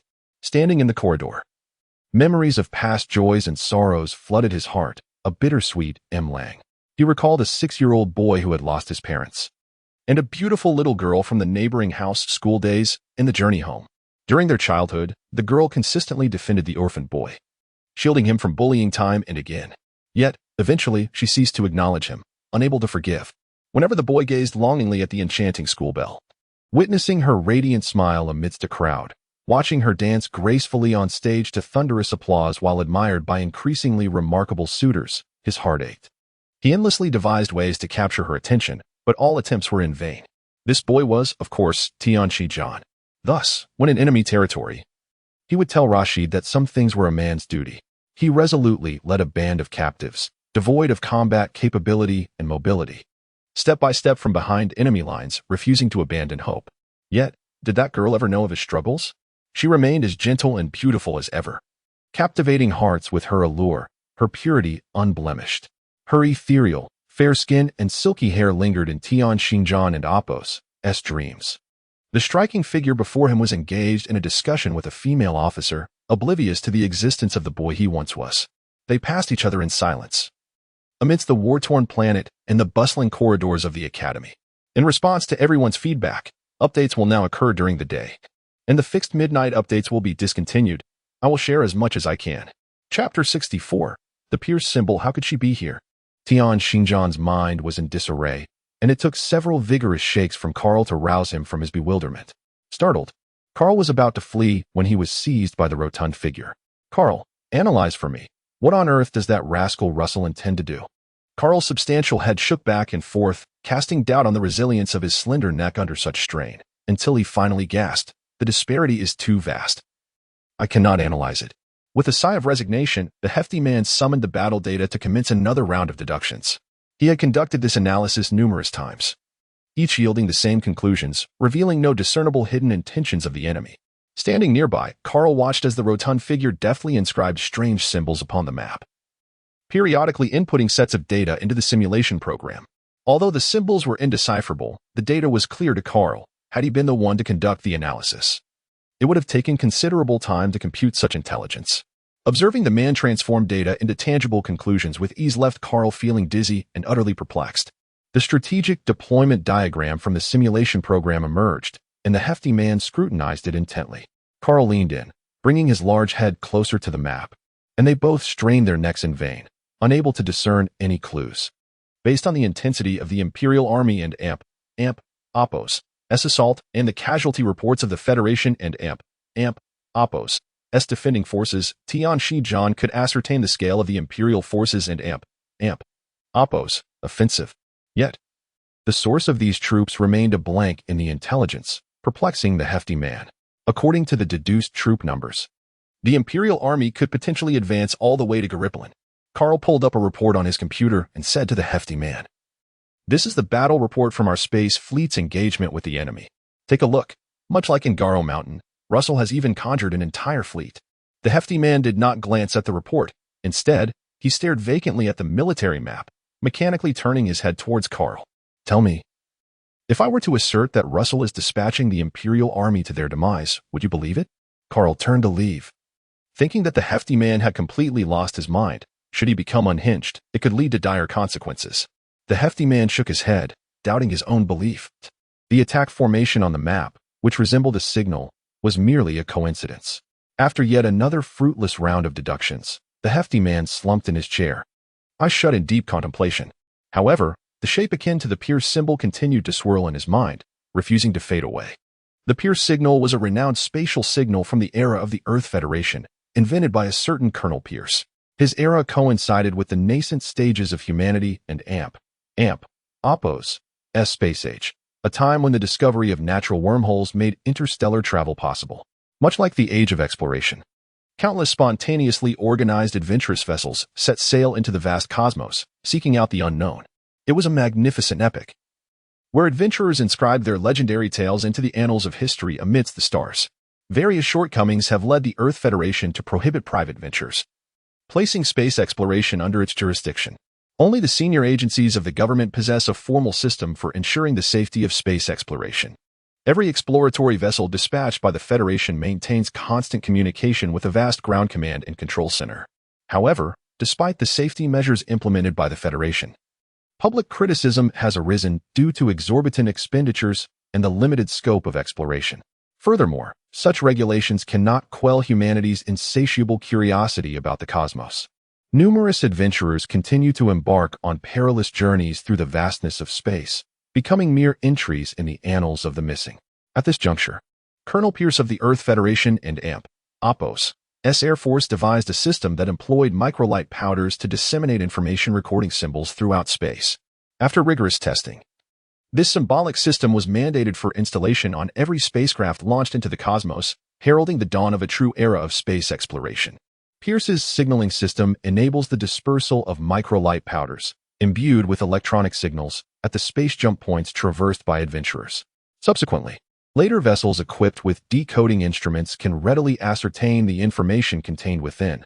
These luminous microlight powders shine brilliantly amidst the vast universe, visible from great distances, and serve as excellent markers for rescue ships in times of vessel malfunction. In the early stages of space exploration, Pierce and Oppos' system played an invaluable role in humanity and Oppos' rapid advancement and has since become one of the most renowned signaling systems. With the continuous evolution of communication technologies, more convenient and reliable systems have emerged, rendering Pierce's signal largely obsolete today. Nevertheless, it remains a classic work within the realm of graphic signals, often referenced in military academies. The character known as Fatty encountered this system, which had been adapted into an enemy reconnaissance graphic code during his training at a reconnaissance camp. The signal symbol on the map is undeniably thought-provoking. Composed of points and lines indicative of an attack position, its meaning is starkly clear: kill me, or you shall perish. Chapter 65, Strategic Analysis Meeting, Part 1. Damn it. If I could kill you, I would have acted long ago. How am I to slay you when I know not your intentions? The rotund man was filled with grievance. He swiftly cross-verified several operational plans, placing the electronic folder into the computer slot, extracting data to commence calculations. After completing his tasks, he casually opened the combat report of the space fleet that Carl had just summoned. Presently, the Newton star system was embroiled in fierce conflict, with several space fleets locked in combat.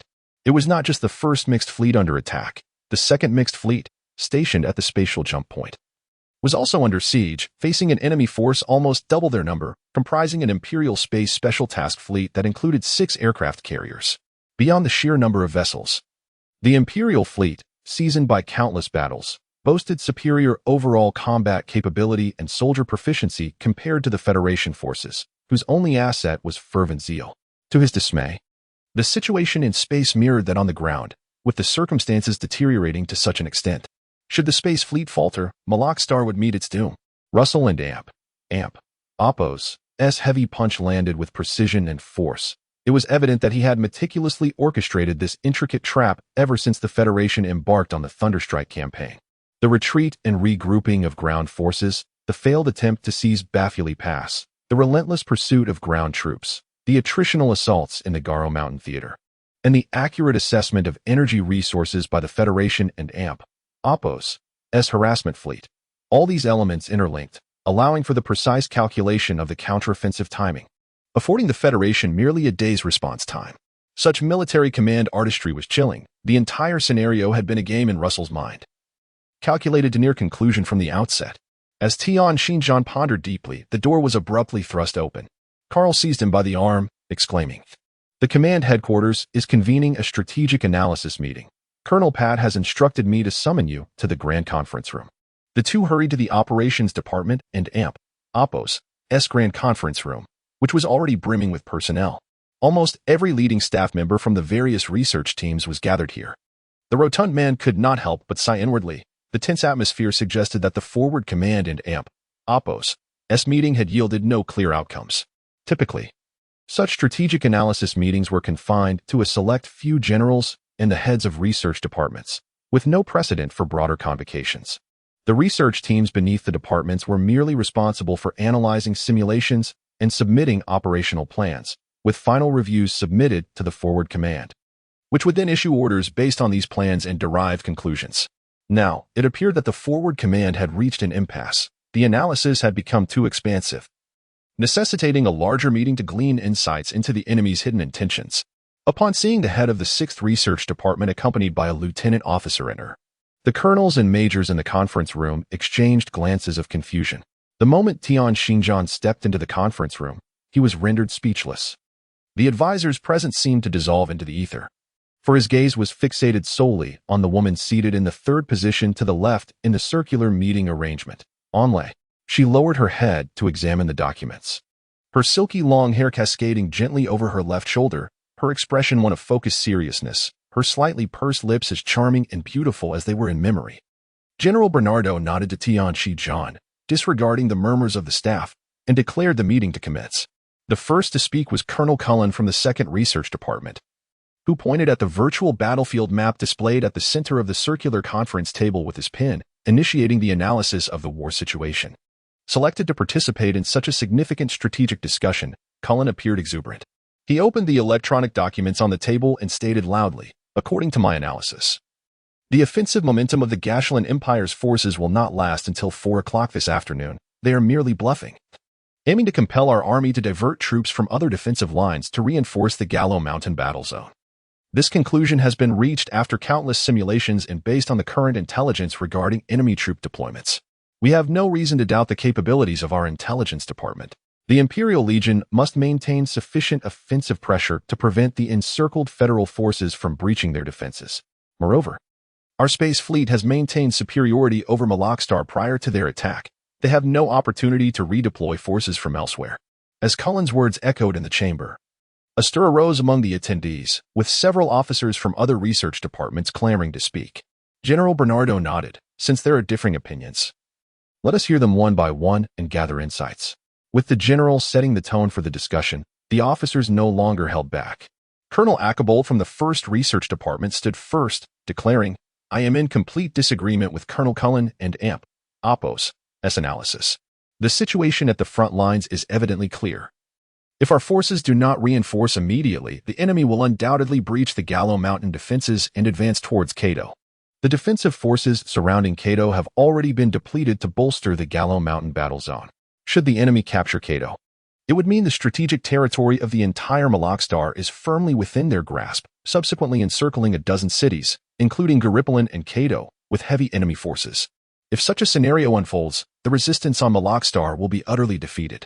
An officer from the 3rd Research Department stood in agreement with Colonel Ackerbold, specifically pointing out, the current frontline situation clearly indicates that the Gashulan Empire has received reinforcements. The sudden appearance of these reinforcements is a result of negligence on the part of our Federal Intelligence Department, and that negligence is beyond question. Chapter 66, Analysis of the War Situation, Part 2, Colonel Kuluan countered, asserting that the situation on the front lines merely represented a ruse orchestrated by the enemy, who had concentrated all their forces in the Garo Mountain battle zone. As a military strategist with a wealth of experience in warfare, Russell could not possibly commit such a blunder, inflicting 800 casualties upon the enemy while suffering 1,000 losses himself. It was evidently a trap. Presently, among the various defensive lines, only Garo Mountain could sustain such a large-scale offensive. Should any other line divert forces, it would require merely 3 armored divisions, or even just the mythical legion, to breach the defenses and achieve the same strategic objectives. A lieutenant colonel from the 5th Research Room nodded in agreement, stating, Colonel Kuluan has made a compelling point. The enemy cannot afford to sustain such a significant cost to penetrate Garo Mountain, nor do they possess the manpower to maintain this offensive until the conclusion of the Garo Mountain campaign. The most prudent course of action would be to redirect forces from other federal defensive lines, as the terrain limits troop deployment, making these lines insurmountable under the current circumstances. If Garo Mountain is treated as a grinding wheel to deplete our military strength, gradually wearing down the surrounding defensive forces, then the Gashulan Empire could seize one of these lines and advance directly into Cato. Most critically, the strategic advantage of Garo Mountain would be nullified as our forces are drained, rendering us unable to respond to the enemy infiltrating our rear. Kuluan nodded, adding, if we must assert that the enemy and Oppo's forces have increased, regardless of whether the intelligence department has faltered, these reinforcements must originate from somewhere. The reports from the besieged cities reveal no indication of a reduction in enemy troops. The blockade by the space fleet also prevents the enemy from receiving reinforcements from other planets to support Malak. Therefore, I am quite confident that the enemy's offensive will not extend beyond 4 o'clock this afternoon. Akibo then pointed to the data on the simulated map regarding the federal casualties, inquiring, how do you account for our losses? From the simulations, it is evident that without reinforcements, the enemy could not sustain such an offensive until 10 o'clock in the morning. A staff officer from the 7th Research Room also stood up, asserting, indeed, this is an undeniable fact laid before us. If we continue to ignore it, who will be held accountable when the enemy truly breaks through Garo Mountain? A supporter from the 3rd Research Room echoed Akibo and Oppo's concerns, seizing upon the issue. Yes, if you can resolve this doubt, we will concede that the enemy is merely bluffing. Clearly, this was a consideration that Colonel Kuluan had not thoroughly contemplated.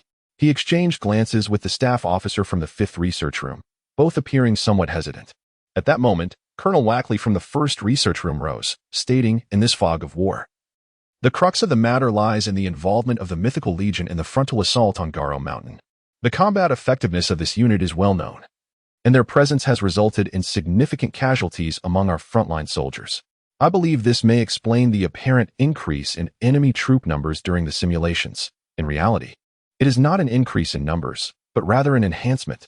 This explanation appeared to be quite logical and immediately garnered the agreement of Kuluan and the staff from the 5th Research Room. Ackerbold, however, was unconvinced and shook his head, stating, I have perused the combat reports of the Mythical Legion. During the frontal assault on Mount Garo, they deployed less than a full battalion, with their most significant offensive involving a single company to seize D1 Hill. The other high grounds encountered no more than a company of the Mythical Legion. Such a meager force, even if they were celestial beings, could not possibly elevate our casualty figures to this extent. In an instant, both parties stood their ground, embroiled in an unyielding debate. Whether it was Colonel Karen's faction or Ackerbold's, both seemed to possess ample justification for their stances. Bernadotte and several generals exchanged wry smiles, realizing that this expanded meeting was a near mirror of the earlier strategic conference at the command center. Essentially, these two perspectives had been debated countless times by the generals. And like before, no one was willing to relinquish their views, rendering the discourse futile. Tian Xinjiang finally diverted his gaze from Enlay, his mind swirling with thoughts of the enigmatic Pierce symbol amidst the arguments of the several research room advisors.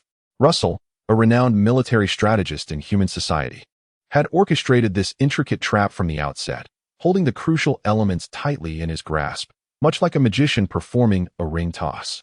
Tossing rings. Magic. A flicker of realization brushed against Tian Xinjiang and Oppo's consciousness, akin to a lightning bolt illuminating the dark canvas, only to vanish again. Witnessing the focus of the debate persistently centered on these two aspects, Bernadotte, in a moment of disappointment, waved his hand, signaling the advisors from the research rooms to depart. It was imperative now for him to deliberate with the generals and reach a decision, even if it were a misguided one. Tian Xinjiang also rose, moving with the throng towards the exit, when suddenly he heard General Bernadotte call out, "Lieutenant Tian Xinjiang, please stay behind." Upon hearing his name, Tian's instinct was to glance at Enlay. She momentarily appeared startled, raising her eyes towards the door. When their gazes met, an imperceptible flicker of complex emotions passed between them, yet her demeanor remained unperturbed, as if he were merely an inconsequential figure. With a wry smile, Tian stayed behind, his heart as cold as ashes. Enlay nonchalantly retrieved the pin she had dropped in the earlier commotion, bowing her head to continue her notes. As the advisors departed, the once grand conference room felt desolate, with only a few generals and department heads still furrowing their brows in contemplation. Bernadotte smiled faintly and addressed Tian, "Lieutenant, the reason I have asked you to stay is to gain your insights on the frontline situation. Although the 6th research room is tasked with calculations, I believe you may offer us a novel perspective." The thoughts of the plump officer became a chaotic jumble, leaving him mechanically standing there, stammering as he struggled to articulate his words. Before Enlay, everything slipped beyond his control. The woman before him represented the deepest scar within his heart. Enlay raised her head to gaze at Tian Xinjiang, her face devoid of any expression, as if she were merely awaiting a report from a lieutenant officer. Pat, noticing that Tian Xinjiang remained silent for an extended period, encouraged him, saying, "Lieutenant Tian, the forward command holds your opinions in high regard. General Bernadotte has specifically requested that you attend the meeting. If you have any thoughts, please feel free to share them for everyone's consideration." Thoughts? Am I to enlighten you on why Russell seems intent on self-destruction, even going so far as to inscribe a symbol to convey his intentions, yet remaining oblivious to how he might truly meet his end? Should I disclose that this individual is merely performing a magic trick akin to a ring toss illusion, though I, too, am at a loss as to how such tricks are executed? Regardless of the generals and Oppo's disappointment, Tian Xinjiang remained resolute in his silence. When he perceived a hint of disappointment reflected in Enlay and Oppo's gaze, the portly man finally steeled himself, thinking, "Since I am regarded as a cowardly fool in your eyes, I shall embrace that foolishness once more." Chapter 67. War Situation Analysis Meeting 3. Tian Xinjiang steeled his resolve, and his thoughts became remarkably clear.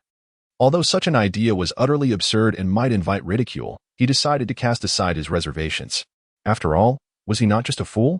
Approaching the simulation map, he seized the electronic pin from the table and marked the entire offensive posture of the Gashulan Empire and Oppo's forces on the map. He addressed General Bernadotte, saying, "General, I have discerned that Russell, through the Gashulan Empire and Oppo's assault at Mount Garo, has sent us a signal, a Pierce symbol. I am uncertain if this is mere coincidence, but I hope it may aid in our analysis of the situation." The generals gathered around the simulation map exchanged puzzled glances. They had long since detached from the Pierce signals, and the intricate symbols were not easily comprehensible to all. The corpulent officer, eyes closed, felt a wave of embarrassment wash over him. How could he have been so impulsive as to voice such an improbable conjecture? Was he still, as in the past, attempting to capture her attention through outrageous claims? The conference room fell into an abrupt silence as the generals stared at the symbol, bewildered. A melodious voice elucidated its meaning. It was Enlay. She explained, "This is a double-loop symbol, symmetrical in nature. The graphical information conveys, and Oppo's, kill me, or you shall perish." And Oppo's. Upon hearing Enlay and Oppo's voice, the corpulent officer could not restrain his gaze, opening his eyes to look at her. She stood there quietly, graceful as a lotus, her flawless visage still bearing traces of the beautiful girl she had been a decade prior. Her fair skin and flowing hair were perpetually pristine and clear, reminiscent of a sweet, ripe peach, drawing the attention of men wherever she went. She was a naturally beautiful and gentle woman, the epitome of femininity. When Tian Xinjiang cast his gaze toward her, a surge of inexplicable emotions welled up within Lei, prompting her to slightly turn away. She had not anticipated encountering this person here, this fool. In her recollection, he should still be living a life of modest comfort on Capital Star, and the notion of serving in battle seemed entirely incongruous with his character. Despite the silence of contemplation among the generals, the voice of derision was, unfortunately, inevitable. Colonel Cater, the head of the 4th Research Room, impatiently remarked, "To present a pure symbol to the enemy on the battlefield, Lieutenant Tian and Amp. Oppos. S. imagination is rather extravagant. This situation is merely coincidental." Most of the research room heads present appeared to concur with this assertion, deeming the symbol entirely dismissible. Tian Xinjiang shook his head and replied, "I do not know whether it is coincidence or not, but if this symbol is indeed valid, then all our problems may be resolved with ease." "Oh?" Bernadotte expressed interest, signaling for Tian Xinjiang to take a seat. "Lieutenant Tian, do not hold back. Share your thoughts with us." The corpulent individual, a quintessential embodiment of solitary ideals, had already resigned himself to fate. At that moment, he overheard Bernadotte's encouragement and decisively remarked, "I can entertain the possibility, though I remain uncertain of Russell's intentions. I shall first assume the veracity of this symbol and subsequently draw my conclusions." Bernadotte exchanged a knowing glance with several generals and waved dismissively, saying, "Do not concern yourself with Russell's intentions. Focus solely on the analysis of the battlefield." Tian Xinjiang nodded, twirling the electronic pin in his hand as he contemplated the situation. He endeavored to maintain a relaxed tone while stating, "The current dynamics are quite apparent. Based on the casualty data from our forces, it is implausible that a single regiment from the enemy's mythical legion could inflict such losses. While formidable, the mythical legion comprises soldiers, and having engaged them in direct combat, I can attest that the more formidable the mecha soldiers, the more they squander their combat effectiveness in frontal assaults. Their advantages cannot be leveraged in such engagements, which elucidates why they have thus far deployed fewer than a regiment's worth of troops." Observing the attentive expressions of the generals, especially Lei, the corpulent man felt a surge of confidence from his easily satisfied vanity, leading to clearer thoughts. He continued, "Moreover, our space forces have established absolute superiority in the airspace over Malak. Under these circumstances, the Gashulan Empire cannot possibly have the opportunity to redeploy reinforcements from other locations to Malak. Therefore, Russell has but one recourse: to utilize the existing forces on Malak for an offensive." He stood, gesturing toward the simulated combat map, declaring, "It is akin to a magic trick." At that moment, every individual in the conference room was captivated by his analysis, for this lieutenant spoke not in nonsensical terms. His reasoning was lucid and methodical, devoid of any logical fallacies. "This magic trick only became clear to me just now. It resembles a ring toss illusion. The sole secret of this trick lies in the fact that the ring with an opening is perpetually held by the magician, while the other ring and the linked rings are merely props. In this battlefield scenario, that opening represents the suddenly appearing forces." Tian pointed towards the Garo Mountain combat zone on the simulated map, stating, "Without this opening, the trick could not be executed. Similarly, should the magician inadvertently reveal the ring with the opening, the illusion would be shattered. The formation of this opening in Russell and Amp, Oppos, as hands occurs right here." Everyone's gaze followed Tian's electronic pin to a line indicating the Imperial Army's counteroffensive, which also marked the retreat line of the Federal forward troops extending hundreds of kilometers after the occupation of the Bafili Pass. A buzz of excitement swept through the conference room as discussions erupted regarding the reliability of this inference. Some impatient generals immediately began perusing the battlefield intelligence and casualty data from the surrounding cities. Ignoring the commotion, Tian Xinjiang pressed on, stating, "At present, we find ourselves ensnared by Russell's performance, our attention fixated on Garo Mountain, deliberating whether to redeploy troops. In reality, we have fallen into a passive stance. The enemy possesses sufficient forces, and regardless of whether we choose to redeploy, the outcome remains unchanged." Chapter 68. Analysis of the Battle Situation, Part 4. Amidst the clamor, the voice of the corpulent man resonated with clarity. If no troops were dispatched, the Imperial forces would launch a fierce assault on Garo Mountain, relentlessly advancing until the strategic objective of capturing Kato was achieved. Conversely, if troops were mobilized, they would utilize the Garo Mountain battlefield to gradually draw in the forces from other federal lines, grinding them down and depleting their strength. ultimately selecting the most opportune line to breach and accomplish the same strategic goal. The essence of this predicament lay within us. For we had remained transfixed by the performance of Russell, this magician, continuously speculating on how he managed to connect the seemingly impossible steel rings. The sudden influx of troops represented a seamless steel ring, while Galro Mountain and the adjacent defensive lines formed two additional interlinked rings devoid of flaws. Our attention had been captivated by his offensive at Galro Mountain, completely neglecting the hand that orchestrated it all. In truth, if we could pry open his hand, we would discern the gap through which he stealthily amassed troops via a counter-offensive route, an elementary game. Indeed, the strategic data he presented was flawless. Even the involvement of the mythical legion was merely a ruse to confound us.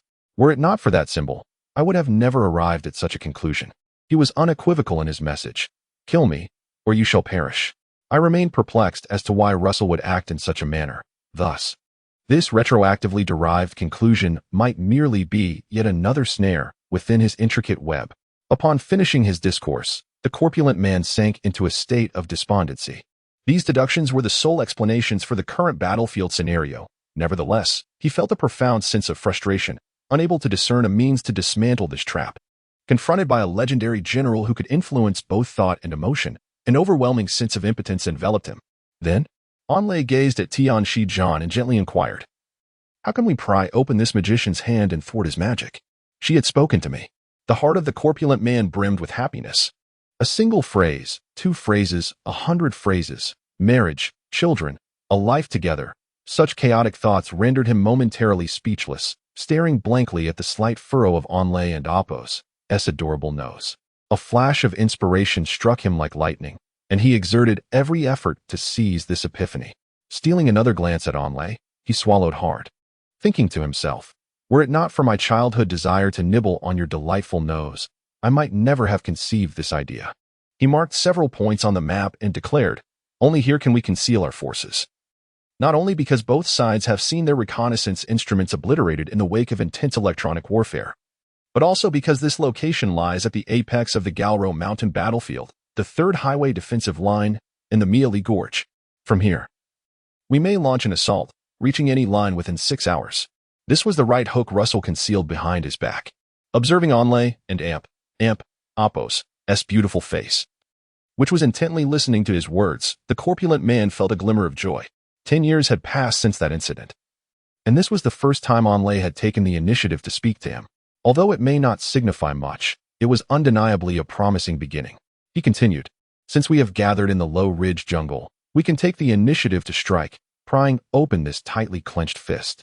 The forces from the 3rd Road defense line and the Miali defense line can form a pincer attack on this area, while we can disregard the enemy's indiscriminate assaults on the cities behind them and launch a counteroffensive directly, thereby constricting their strategic space. We can exhaust the reserve troops amassed in the low ridge jungle, causing this fist to evaporate like moisture under the full force of our army. The situation at Mount Jialua would then be disentangled. If my calculations are correct, our forces at Mount Jialua may even be able to engage in an all-out offensive." Astonished, everyone in the conference room stared at the portly man in speechless awe, regardless of whether his deductions were accurate. The sheer audacity of this line of thought was enough to boggle the mind, effectively resolving previously insurmountable issues.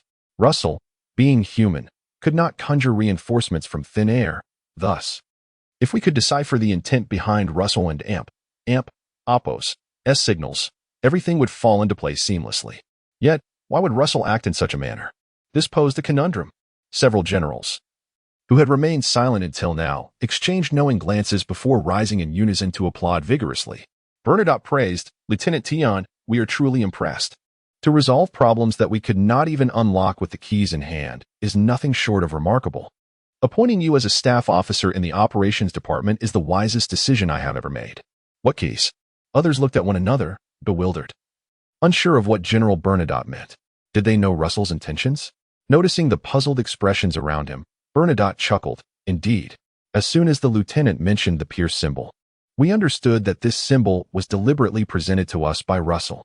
Pointing to Onlay, he continued, "This is Major Onlay, the liaison officer from the Intelligence Bureau. She has just brought us a crucial piece of information, which confirms that Lieutenant Tian and Appo's deductions are entirely accurate. Only such reasoning aligns with logic and can elucidate the current state of the battlefield. The directors of various research departments felt their faces flush with embarrassment. Recalling how their subordinates had just criticized the intelligence department's errors, was that not akin to cursing a bald man in front of a monk? Russell's personal arrival at the front lines was for this very plan, but it was not one that had been mutually agreed upon. Which is why we have struggled to grasp his intentions, leading to today and Oppos' predicament. Major Onlay, please share the intelligence with everyone, Bernadotte instructed her. Rising gracefully, Onlay replied, Yes, General. Her demeanor was never one of brashness. Instead, it exuded a gentle elegance, her Federation uniform accentuating her figure exquisitely, devoid of any harshness. Onlay and Oppos' voice was imbued with femininity, crisp and soothing, capturing the attention of all who heard it, inviting them to listen further. Chapter 69, Algoffer a few days prior. The Military Intelligence Bureau of the Lille Federation received a delegation from the largest anti-government resistance organization of the Gashelan Empire, known as the Free Front. This organization, comprised of the so-called lower classes of the Gashelan Empire, has been actively organizing military efforts to overthrow the monarchy, having instigated several uprisings within the nation. The atmosphere was rife with astonishment. With a modicum of logical reasoning, one could easily surmise that the leader of this movement is none other than Russell. Renowned as the foremost military strategist of the Gashelan Empire. A native of Weibo, he holds an unparalleled position within the military ranks of the Gashelan Empire. What could possibly be occupying his thoughts? Colonel Pat, the head of the 6th Research Division, could not contain his curiosity and inquired. Is the recent battle of Garo Mountain the opportunity they referenced? He pressed further, What shall we do if we cannot ascertain their intentions? Onlay replied, There is no alternative. The envoy stated that their leader represents their sole hope, and it is imperative that he remains undisclosed. No leverage can be left within this plan. Thus, this opportunity must be seized by us alone. Without sufficient military analytical capabilities, we cannot hope to be a compatible partner for their leader. Under such circumstances, he would unhesitatingly obliterate us from a purely military standpoint, showing no mercy. The head of the 4th Research Division, Cater, also felt compelled to voice his urgency, asking, What advantage does Russell gain from such actions? This question struck at the heart of the matter. Onlay nodded and offered a slight smile. The Gashelan Empire is a nation that prioritizes military prowess above all. In their conflicts with neighboring countries, they have yet to encounter a threat that poses a complete challenge to them. Their only true adversary is the Lille Federation. The Federation surpasses the Gashelan Empire in both technological and economic strength. Although their combat experience may be lacking and their military might appear inferior, this is merely a matter of time. According to our analysis, this moment represents the singular opportunity for Russell or that enigmatic leader. He requires a formidable opponent to deplete the military strength of the Gashelan Empire. Moreover, within the ranks, there are numerous soldiers from the Free Front who need a rationale to remain concealed and escape military control. Lieutenant Tion and Oppos' earlier analysis aligns perfectly with these conditions. I believe this battle presents the Free Front with its finest opportunity. A collective gasp echoed through the room. If Russell is indeed the leader of the Free Front, many began to question just how long the imperial monarchy could endure. Russell's military genius is unquestionable. He occupies a high position while remaining shrouded in secrecy. Such an individual is truly formidable. He not only meticulously orchestrated the entire campaign from the very beginning, but also accounted for a retreat, dispatching envoys to propose a strategy that the Federation could scarcely refuse. The success of this plan ultimately hinged on the Federation and Oppos' own efforts. They merely offered an opportunity on the front lines.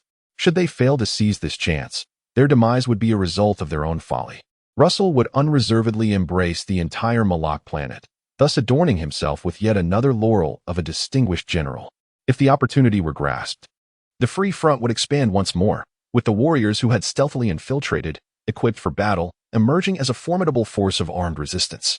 The regular army of the Gashelan Empire would suffer significant losses, greatly benefiting the ultimate goal of overthrowing the Gashelan royal dynasty, an endeavor that would achieve 2 objectives with a single strike.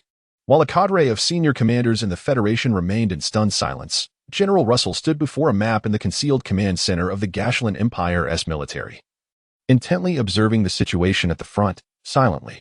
Beside him, a captain was anxiously glancing at his watch, a look of urgency etched on his face. Lieutenant Hamid soon composed himself, standing quietly without uttering a word, enduring the relentless ticking of the clock on the wall, suppressing his desire to glance at it. For him, Russell was a figure akin to a deity. His words were akin to divine commands. Russell was of average height, with brown hair and an unremarkable appearance that would not draw attention in a crowd. However, his gaze was extraordinary, usually calm and profound when angered. His eyes possessed a sharpness that few could withstand. He was a genuine military genius, a general cloaked in the aura of a war god, as well as a rebel covertly striving to dismantle the imperial rule. Russell and Oppos' words were commands. Hamid promptly turned to pour him a cup of coffee and presented it with utmost respect, then sat down with an expression of earnest attentiveness, both serious and reverent. Russell smiled slightly, fully aware that if he required Hamid to kneel and kiss his feet, he would do so without hesitation. Russell set down his coffee and remarked, "Since the Federation can see through my strategy concerning the Katas Canyon, they should likewise be able to discern this plan." Hamid, seemingly dismissive of the Federation general's military acumen, pouted and said, respectfully, "Al-Ghaifal, I find it hard to believe that these Federation generals can penetrate your strategy once more. Is this plan perhaps too covert?" Al-Ghaifal, a name typical of the lower caste Kinta tribe. Chapter 70, Military and Politics, Part 1. Russell shook his head and remarked, "War is not a matter solely within my control. There are too many unpredictable variables. The Federation and Oppos' resistance on Malak has become more resolute and tactically agile than before. I believe these Federation generals, who lack real combat experience, have gradually matured. Moreover, I have not only dispatched Pulse Sheriff to remind the Federation, but I have also conveyed unmistakable signals on the battlefield. With a bit of contemplation, they should discern the entire plan. This is the extent of what I can do. If it were too overt, we would expose ourselves." Hamid expressed his concerns. If the Federation truly perceives this plan, it would undoubtedly be a monumental victory for the Just Freedom Front, credited to you, esteemed Al-Ghaffar. However, such a catastrophic defeat would hardly be easy for you to explain to that cursed Gashelan royal family. The implications for your reputation and the long-term development of the Freedom Front could be detrimental. The thought of this fills me with anxiety." Russell chuckled and waved his hand dismissively. "Hamid, you are focused solely on the terrestrial battlefield. Yet you have overlooked that there is a battle raging in outer space, one that pertains to my accountability to the imperial royalty." Hamid hesitated, cautiously inquiring, "Are you suggesting?" Russell and Oppos' gaze transcended him, as if piercing through the room to witness the fierce combat unfolding in the cosmos. He observed the frenetic energy blasts exchanged between two space fleets, the aircraft entangled like wasps, the battleships shielding themselves with lives at stake, and the clusters of cruisers piercing through enemy lines with dignity as their lance. His voice served as a commentary on the conflict. "From the moment I became aware of my identity, I resolved to dismantle the vile hierarchy. God bless me. Though I am a hybrid, I bear no trace of the Kinta lineage, only the visage of the Wibbo. Al-Ghaffar is the sole legacy my parents bequeathed to me. Regardless of whether I am Kinta or Wibbo, I am acutely aware that my parents perished for love. They died protecting me. The Gashelan imperial family shall be my lifelong adversary. Yet, this enemy is formidable, so powerful that even in my current guise, I cannot overthrow it in one fell swoop.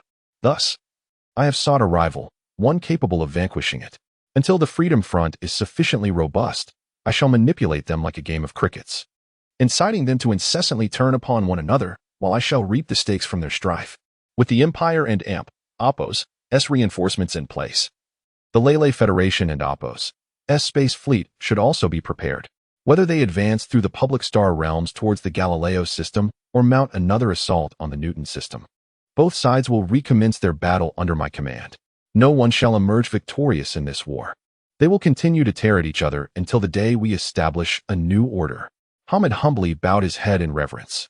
In the hallowed conference room of the Gary Palin Military Academy, a profound silence enveloped the space. After a prolonged deliberation, Bernadotte and several generals reached a consensus. The first order of business was a full-scale counteroffensive against the encircled cities in the enemy rear, situated in a fan-like formation around the low-ridge jungle. This assault would serve as a signal, a test, if the analysis proved accurate.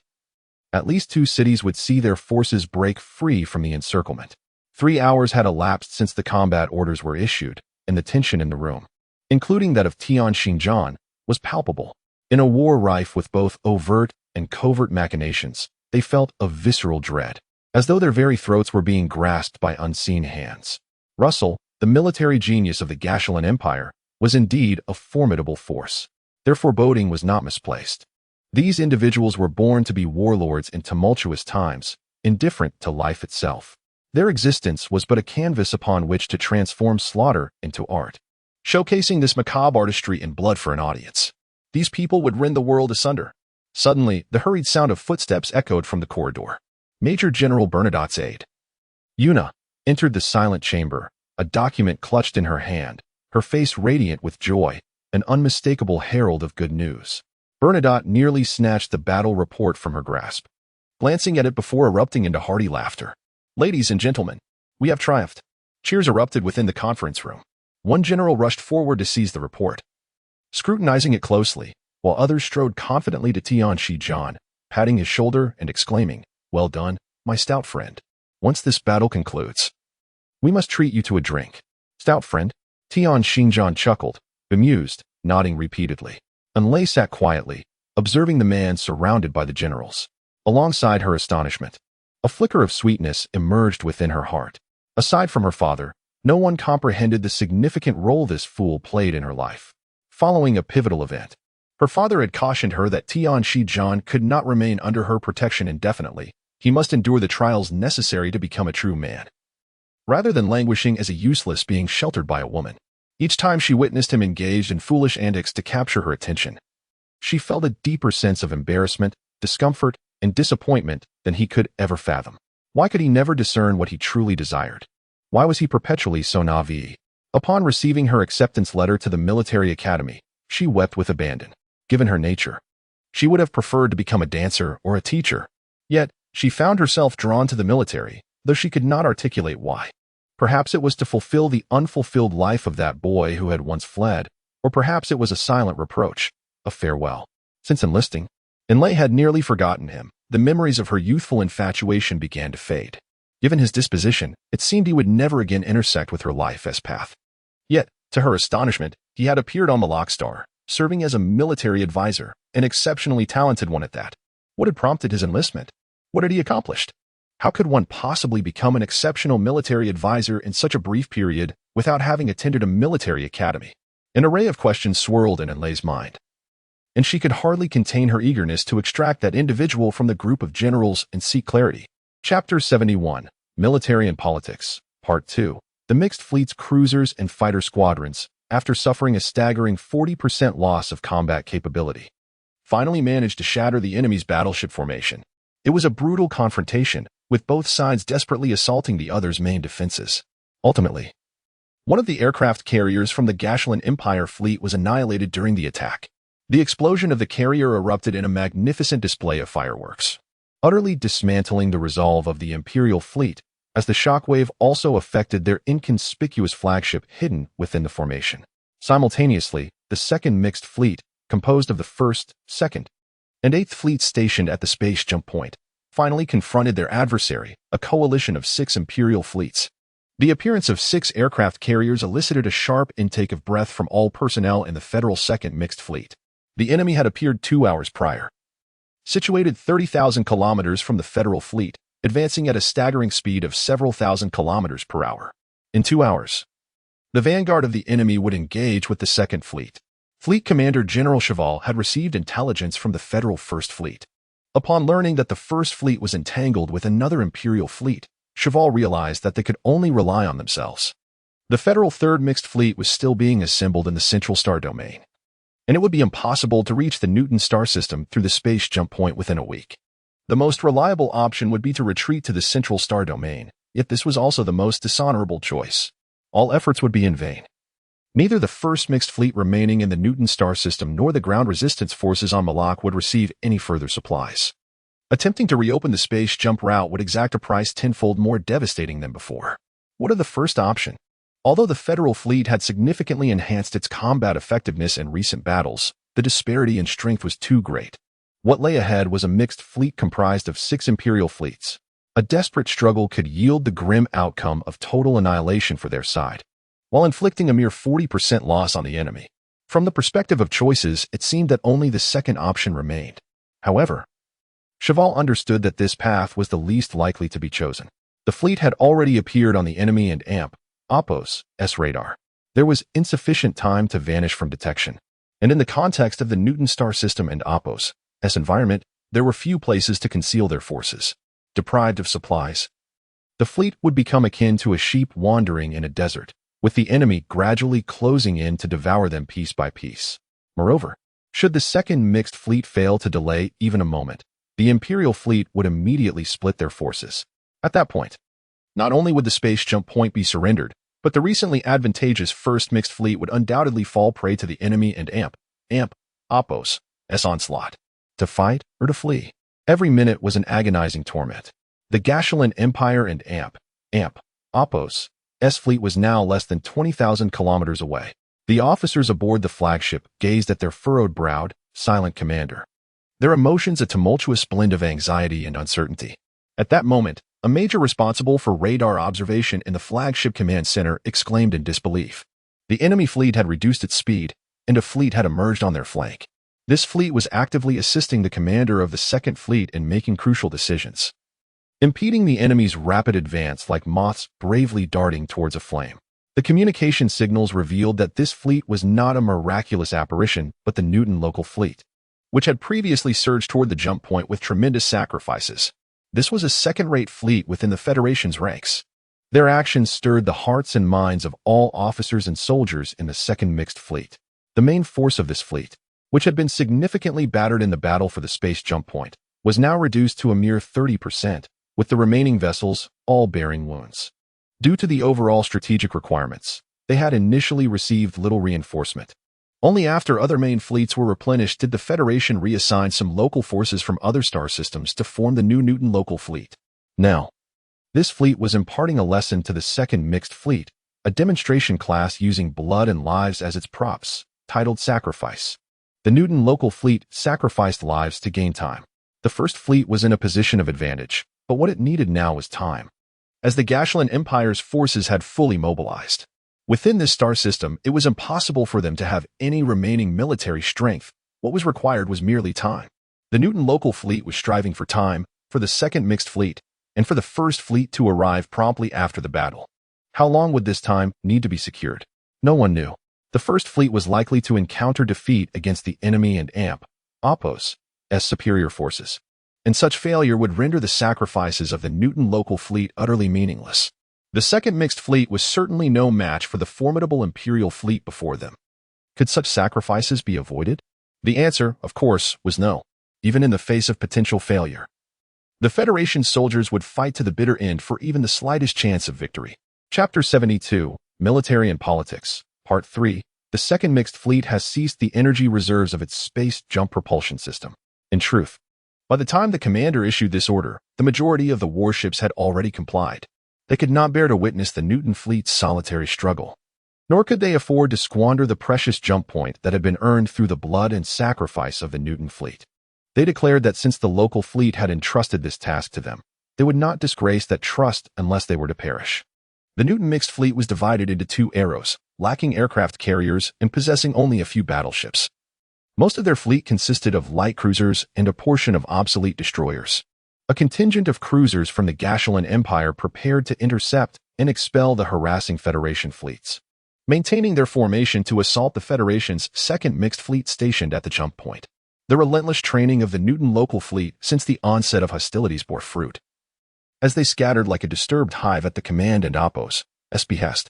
In that fleeting moment, the Gashulan Empire and Oppos' warships lost their coordination as they allocated their targets. The situation had changed drastically from the initial phase. The cunning Federation vessels, weaving in and out, dazzled the Imperial ships with intricate maneuvers that drew their fire. The main guns, fixed at the bow, found themselves ensnared by the Federation and Oppos' elaborate tactics, throwing the Imperial fleet into disarray. Meanwhile, Chief Secretary Yuna stood resolutely at the office door, barring Lieutenant Tian Xinjian and Oppos' entry. With an impassive expression, she informed him that several generals were preoccupied with a matter of utmost urgency and could not spare time for a lieutenant. At that moment, Enlai emerged from another office, carrying a document. Their eyes met, and Tian Xinjian offered an awkward smile, at a loss for words. Enlai, With an air of casual grace, remarked, "I have a little matter to attend to, but I will talk to you shortly. All right?" Tian Xinjiang beamed with delight, nodding vigorously. "Sure, I'll wait for you outside." And Lei smiled softly and turned to enter Bernadotte and Amp, Oppo's office. Tian Xinjiang, momentarily taken aback, pondered, "How have I been shameless?" Yuna, a stunning woman in her 30s, often wore a frosty expression, as if harboring grievances worth millions. This demeanor stemmed from her position as Bernadotte and Oppo's chief secretary. Likely influenced by the negative comments she had overheard about the sole lieutenant in the operations department. In these tense times, both the generals and the staff of the operations department were intensely occupied. The audacity of this rotund individual to linger around a major and Oppo's secretary waiting for romantic opportunities was intolerable, prompting an outburst from her. Now, hearing his inquiry, she fell silent. Recalling that during the meeting, although she was unaware of the discussions, she had indeed seen him present. How many secretaries possess such poor discernment? Moreover, it is commonly said that this rotund individual is shameless, vulgar, and despicable. Indeed, unflattering words seem to befit him perfectly.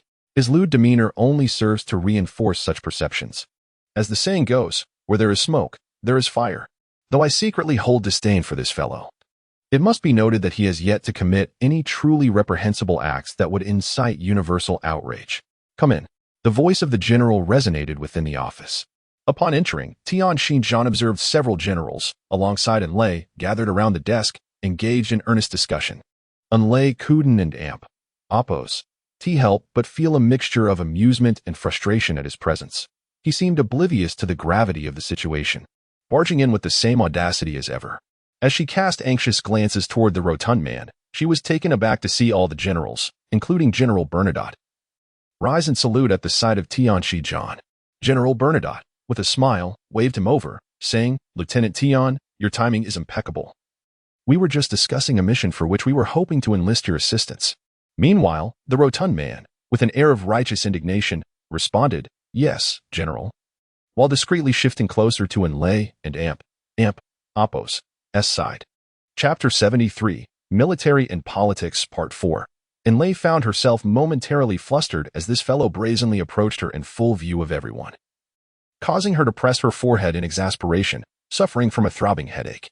Bernardo nodded slightly and addressed Tian Xinjiang, "Lieutenant, this upcoming mission bears considerable danger. We require your assistance to rescue an individual behind enemy lines." Upon hearing the mention of another venture into enemy territory, Tian Xinjiang felt a wave of trepidation wash over him, prompting an immediate desire to decline. Yet, glancing at Enlei beside him, he found himself involuntarily responding, "Yes, General." Almost simultaneously, Enlei, in a state of disarray, exclaimed loudly, "No." As the peculiar gazes of those around turned toward her, her face flushed crimson, and she stammered, I meant to say, such a significant mission should be entrusted to special forces. Lieutenant is merely a combat advisor."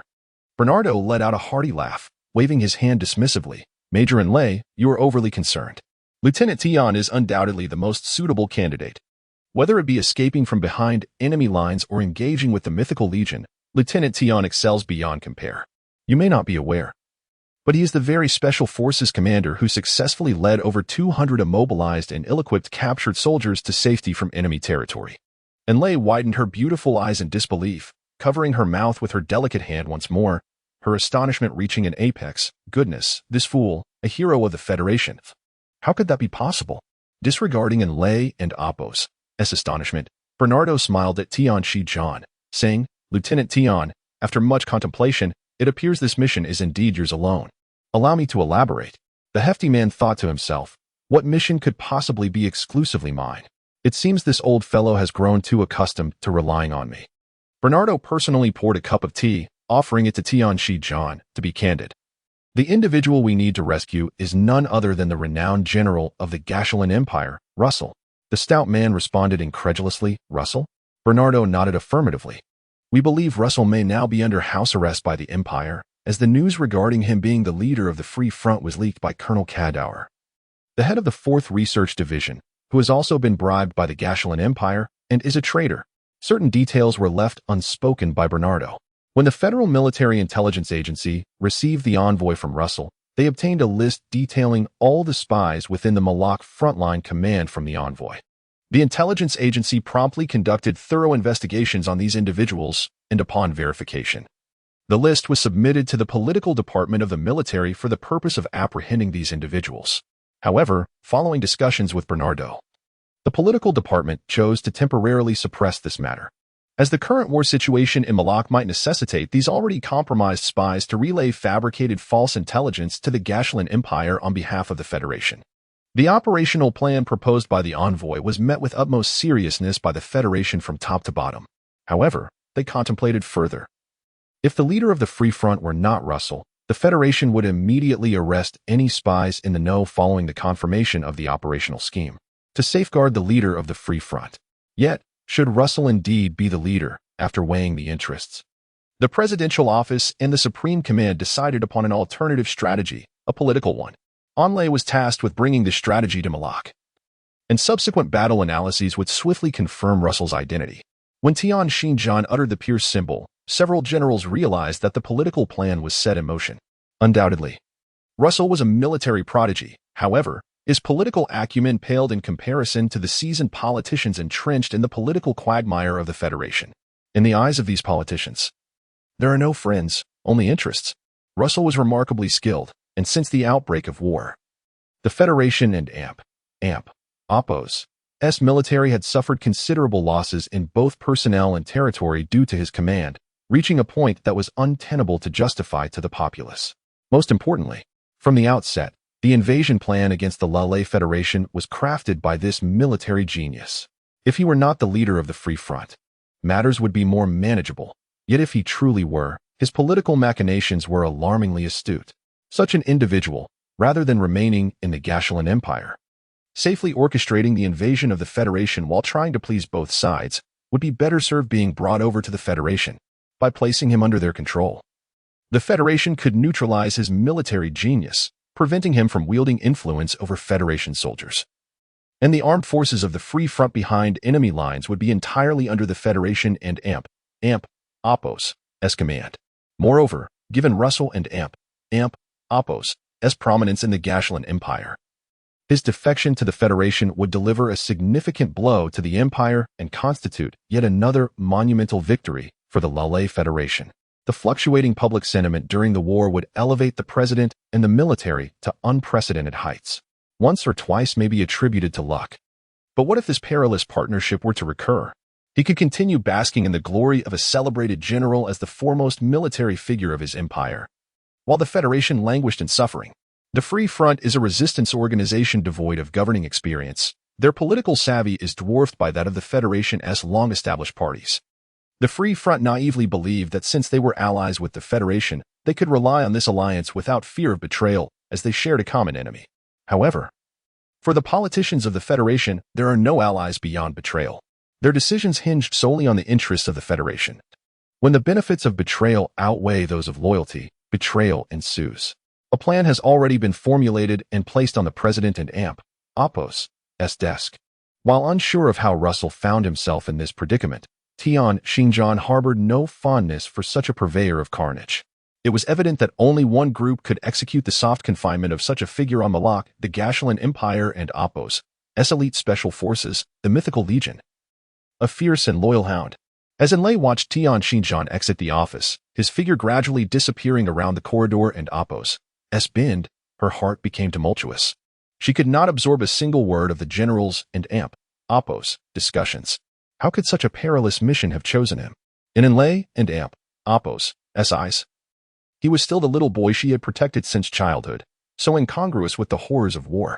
She had never envisioned witnessing him amid the raging flames of battle. Enlay felt her composure slipping away. Memories flooded her mind. The childhood companion she had known had finally matured into a true man. Her heart ached uncontrollably. Realizing she could feel such profound sorrow for someone, this infuriating fool was ultimately the one she cared for the most. What distressed Enlay further was the sudden realization that this person, who had once brought her tranquility, was about to depart to undertake an exceptionally dangerous task. The chaos within her became unbearable, and in the astonished gazes of the generals, Enlay flung open the door and dashed out. The flying car roared away. Tian Xinjiang shook his head with a bitter smile, walking towards the laboratory in the main building. by the time Inlay emerged from the front door. His figure had already turned the corner. After a moment's contemplation, she headed in the opposite direction, as she became lost among the sprawling and intricate buildings of the academy. An inexplicable sense of grievance overwhelmed her, and she could not help but crouch down and weep. The preliminary modifications to the logic had been completed days ago, and Milan was finalizing the work. Earlier, her father had informed her over the phone that the laboratory was set to relocate to the capital military academy in 3 days. She wished to do something for Tian Xinjiang before her departure. All the finest materials had been almost extravagantly utilized on logic by Milan, although several studies remained unrealized. The instantaneous transformation of biometal had undergone rigorous testing. The electronic attack device installed on logic, while not the original design, was equally more aggressive than the antenna. Although the ion light knife had yet to reach its final form, a long-range energy sniper rifle designed for mechas had been manufactured. This cannon could penetrate the cockpit of an ordinary mecha from several kilometers away. The chubby man quietly entered Milan's laboratory, his emotions a complex tapestry. After encountering Inlay, his thoughts were entirely consumed by her every expression and smile, rendering his feelings for Milan, Maidu, and Nia, those ambiguous emotions, utterly irresponsible. As the good man Tian Xinjiang approached Milan, he once again caught sight of the alluring vista at her collar, and his thoughts were immediately swayed by base desires. Damn it, men are such creatures of instinct. Cursing himself inwardly, he stood on his toes, stretching his neck to steal a glance. How fair. TSK. So tender and pale. I could just bite into it. Alas, the chubby man and Appo's estrel landed at Milan and Appo's collar. It was disastrous. Clearly. When Milan raised her head and caught sight of his expression, he found himself facing the most perilous chase since the onset of war. Reluctantly, the hefty man embraced Milan, pinning her against the table, rendering her immobile. Upon contact with Tian Xinjiang's body, Milan felt her strength dissipate. She became languid and warm, her voluptuous breasts pressing against his chest, eliciting the emergence of 2 firm little peaks. The thoughts of a woman can indeed be peculiar. As long as she is fond of someone, nothing else seems to matter. When Milan inhaled the scent of the man to whom her heart was secretly drawn, any notion of resistance vanished. Gently wrapping her soft arms around the hefty man and Appo's neck, she heard him, in his clumsy manner, attempting to articulate an explanation for his indecorous actions. Milan couldn't help but cast him a sidelong glance, inwardly scolding him. No wonder Nia despises him so intensely. What a fool he is. With a sense of bashfulness, she buried her face in his embrace and softly said, "Dead man, why have you come again?" "I just called my father. He said a transport ship will arrive in 3 days to take us away." Particularly when a woman completely surrenders her heart. The hefty man felt an overwhelming sense of responsibility. He must protect her from further harm. Yet, what about Inlay? Was it truly destined that they should remain apart? If only she had appeared a bit earlier, before he had to rescue Meiduo and Nia, before he had formed this ambiguous connection with Milan. Had she always been by his side, perhaps he would have been a good man, forever devoted to her, never allowing even a hint of affection for another woman. In the end, the hefty man concluded, "Damn it, I am just a fat man, neither a noble figure nor a powerful emperor. Is this truly the price of life?" Chapter 75, The Fierce Tiger Special Forces. Noticing that the chubby man was lost in thought, Milan playfully tugged at his neck and chided, "I'm talking to you. You apparition, what are you musing about?" Blushing, Milan buried her head once more into the chubby man and Appo's embrace, her eyes sparkling with a hint of mischief as she remarked, "If you had left earlier, how could I have encountered you, this detestable, odious, and shamelessly lascivious chub?" The chubby man, listening to Milan whisper sweet nothings, felt a blend of joy and vexation. He found himself ensnared in a web woven by several women, and the dilemma of whom to choose left him momentarily bewildered. And then there was Inlay. The mere mention of love summoned that exquisite figure, which had lingered in his heart for the past decade, vividly resurfacing in his mind. Tian Xinjiang shook his head, momentarily setting aside these tangled thoughts. He gently patted Milan's face and declared, "I am here to take logic with me. I have just accepted a mission that requires its assistance." Milan, startled, lifted her head and inquired, "What mission? Is it dangerous?" Not wishing to trouble her further, the chubby man replied with a smile, "It's not a perilous task. The situation at the front is quite favorable. The Federation will undoubtedly secure a significant victory this time, so worry not." With a shy voice, Milan responded, "I will await your return. I've made dinner reservations at the Smile Hotel," and before she could finish, Her embarrassment rendered her unable to meet Tianxi John and Apos' gaze. In a fluster, she pushed him away and dashed off. The chubby man and Apos' mind lingered in confusion, pondering the reason behind her shyness over a mere dinner invitation. What was so shameful about it? Why did she flee in tears and embarrassment? The mechs had been transported to the military airport northwest of Garibaldi. Upon arriving at the airport, Tian Xinjiang noticed a medium-sized transport ship already stationed there. Beneath the transport ship, several warrior leader mechs were lining up to board. As Tian Xinjiang approached, a lieutenant colonel greeted him with a handshake, saying, "You must be Lieutenant Tian. I am Colonel John, responsible for planning this operation on behalf of the Federation Military Intelligence Bureau." Tian Xinjiang glanced around and asked, "Is Major not here?" Having grown accustomed to others being captivated by Anlei's charm, Colonel John chuckled. "She is not in charge of this matter. She is currently engaged with other critical tasks and is quite stretched thin." The chubby man expressed his disappointment with a soft "oh" as he listened to John outline the mission and Apos' key points. "You already know the target. The Military Intelligence Bureau has learned through confidential channels that he is likely in the Low Ridge jungle. The movements of the Myth Legion corroborate this information. We must extract him before the Myth Legion does. Given the current advantageous battlefield conditions for our forces, the Myth Legion will likely be slower, if necessary. Our bottom line is to eliminate him on the spot. If we identify the target, he must not be allowed to leave alive with the Gashulan Empire." Colonel John was evidently a meticulous and efficient individual, articulating his thoughts with clarity and speed, accented by a pronounced voice from the Baimu Star region. The chubby man nodded and inquired, "Then, which brother unit will we be cooperating with this time?" John handed him a map, simultaneously organizing the papers that had been scattered by the wind, gesturing toward the transport ship with a nod. "Do you see it? The elite Tiger Special Forces. An entire restructured battalion has just been dispatched from the capital, representing the finest soldiers in the entire Federation." The stout man responded ambiguously, "Is there no one else?" John pointed to a specific location on the map, stating, "If you can reach here, a special reconnaissance regiment from the 16th Marine Airborne Division will provide support." The stout man, taken aback, remarked, "Isn't the 16th Division at the front? I heard the Special Reconnaissance Regiment was deployed as well." John chuckled. "They were withdrawn early, once the momentum of Gashulan's offensive waned. The Special Reconnaissance Regiment of the 16th Division was ordered back by the command and has begun to advance alongside the forces on the 3rd Road defense line." Upon hearing this, Tian Xinjiang cursed inwardly, realizing that this group of old-timers had long been plotting against him, even sending the Special Reconnaissance Regiment away before feigning to assign him a mission.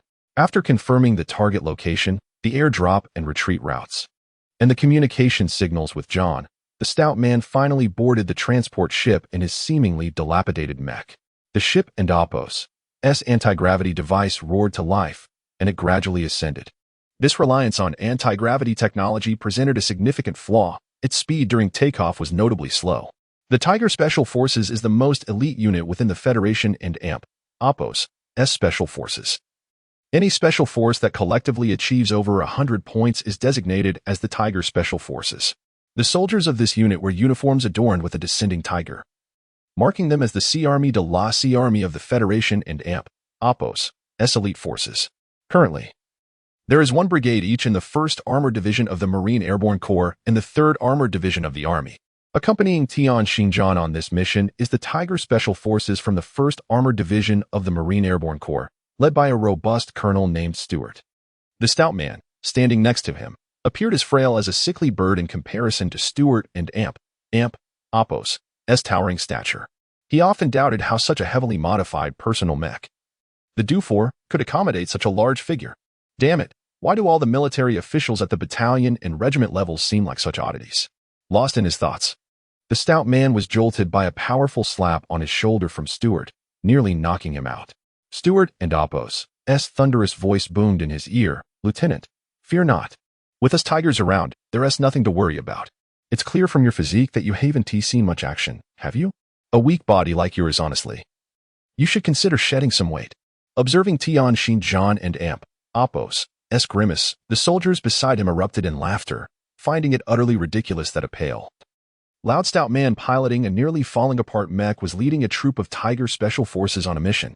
The stout man remained silent, thinking to himself, "Laugh all you want, you inexperienced rookies. Just don't wet your pants when the real action begins." Originally set to debut on September 1st, I reconsidered and thought that the public version seemed rather thin on content. Reluctantly, I decided to postpone the release by a week. It appears that securing monthly votes is out of the question. For those supportive of 72, I appreciate it if you could save your votes for a later time to help out. Thank you all. Chapter 76, The Low Ridge Jungle Operation, Part 1. Stewart appeared to be an incessantly restless individual. Noticing that the plump man remained silent, he turned his attention to another Special Forces soldier and began conversing in a voice loud enough for the entire cabin to hear. O'Neill, what is your current ranking in the war simulation? Upon hearing the term war, the plump man immediately realized that these fellows must be entrenched in the warfare simulation network daily and perked up his ears to listen intently to O and AMP, Oppos, Neil and AMP, Oppos, S response. O and AMP, Oppos, Neil replied. Don't even mention it. Being ranked over 10,000 feels akin to being a millionth. Most of our battalion ranks hover around 80,000. I'm currently at the highest, just over 15,000. Stewart laughed heartily. I'm better than you. I'm nearing 12,000. Observing O and Oppos, Neil and Oppos' sour expression, Stewart feigned sympathy. Not too shabby, considering there are over 100 million participants in this international network. Achieving a rank over 10,000 proves that our Tiger Battalion possesses commendable skills. Lieutenant O and AMP, Oppos, Neil seemed to hold little respect for this monstrous battalion leader, scoffing in disdain. What a joke. Many experts haven't even joined yet. And not a single one of the top 1,000 is Lele. It's a pity SM01314 vanished after just one match. Otherwise, I reckon he could have made it into the top 1,000. The plump man was taken aback, pondering, why am I being mentioned? Have these fellows crossed paths with me? As soon as SM01314 was mentioned, the cabin erupted like a beehive, with Special Forces soldiers chattering animatedly, some hurling insults, while others offered praise. The criticisms were sharp and cutting, leaving the plump man feeling bruised, while the accolades flowed like a tide, bringing a smile to his face. Stewart, seemingly having suffered at the hands of SM01314, vented his frustration. That kid is simply inhuman. Back when we were on the intranet, I faced him, and he used engineer explosives to bring down an entire mountainside, crushing me alive. And as if that weren't enough, upon entering the international network, he snatched at least 20 of my components. Damn it. I searched for ages to uncover his identity. If I ever catch him. Haha.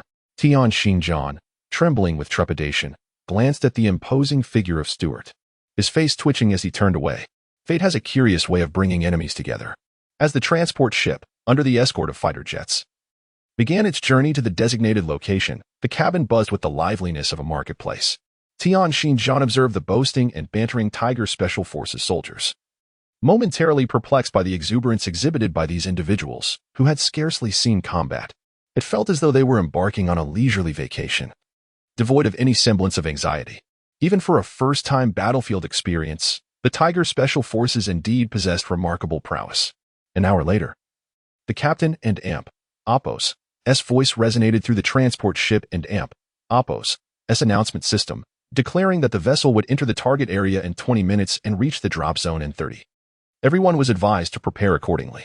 The cabin fell abruptly silent as these seemingly nonchalant individuals began rising to use the restroom or fidgeting in their seats.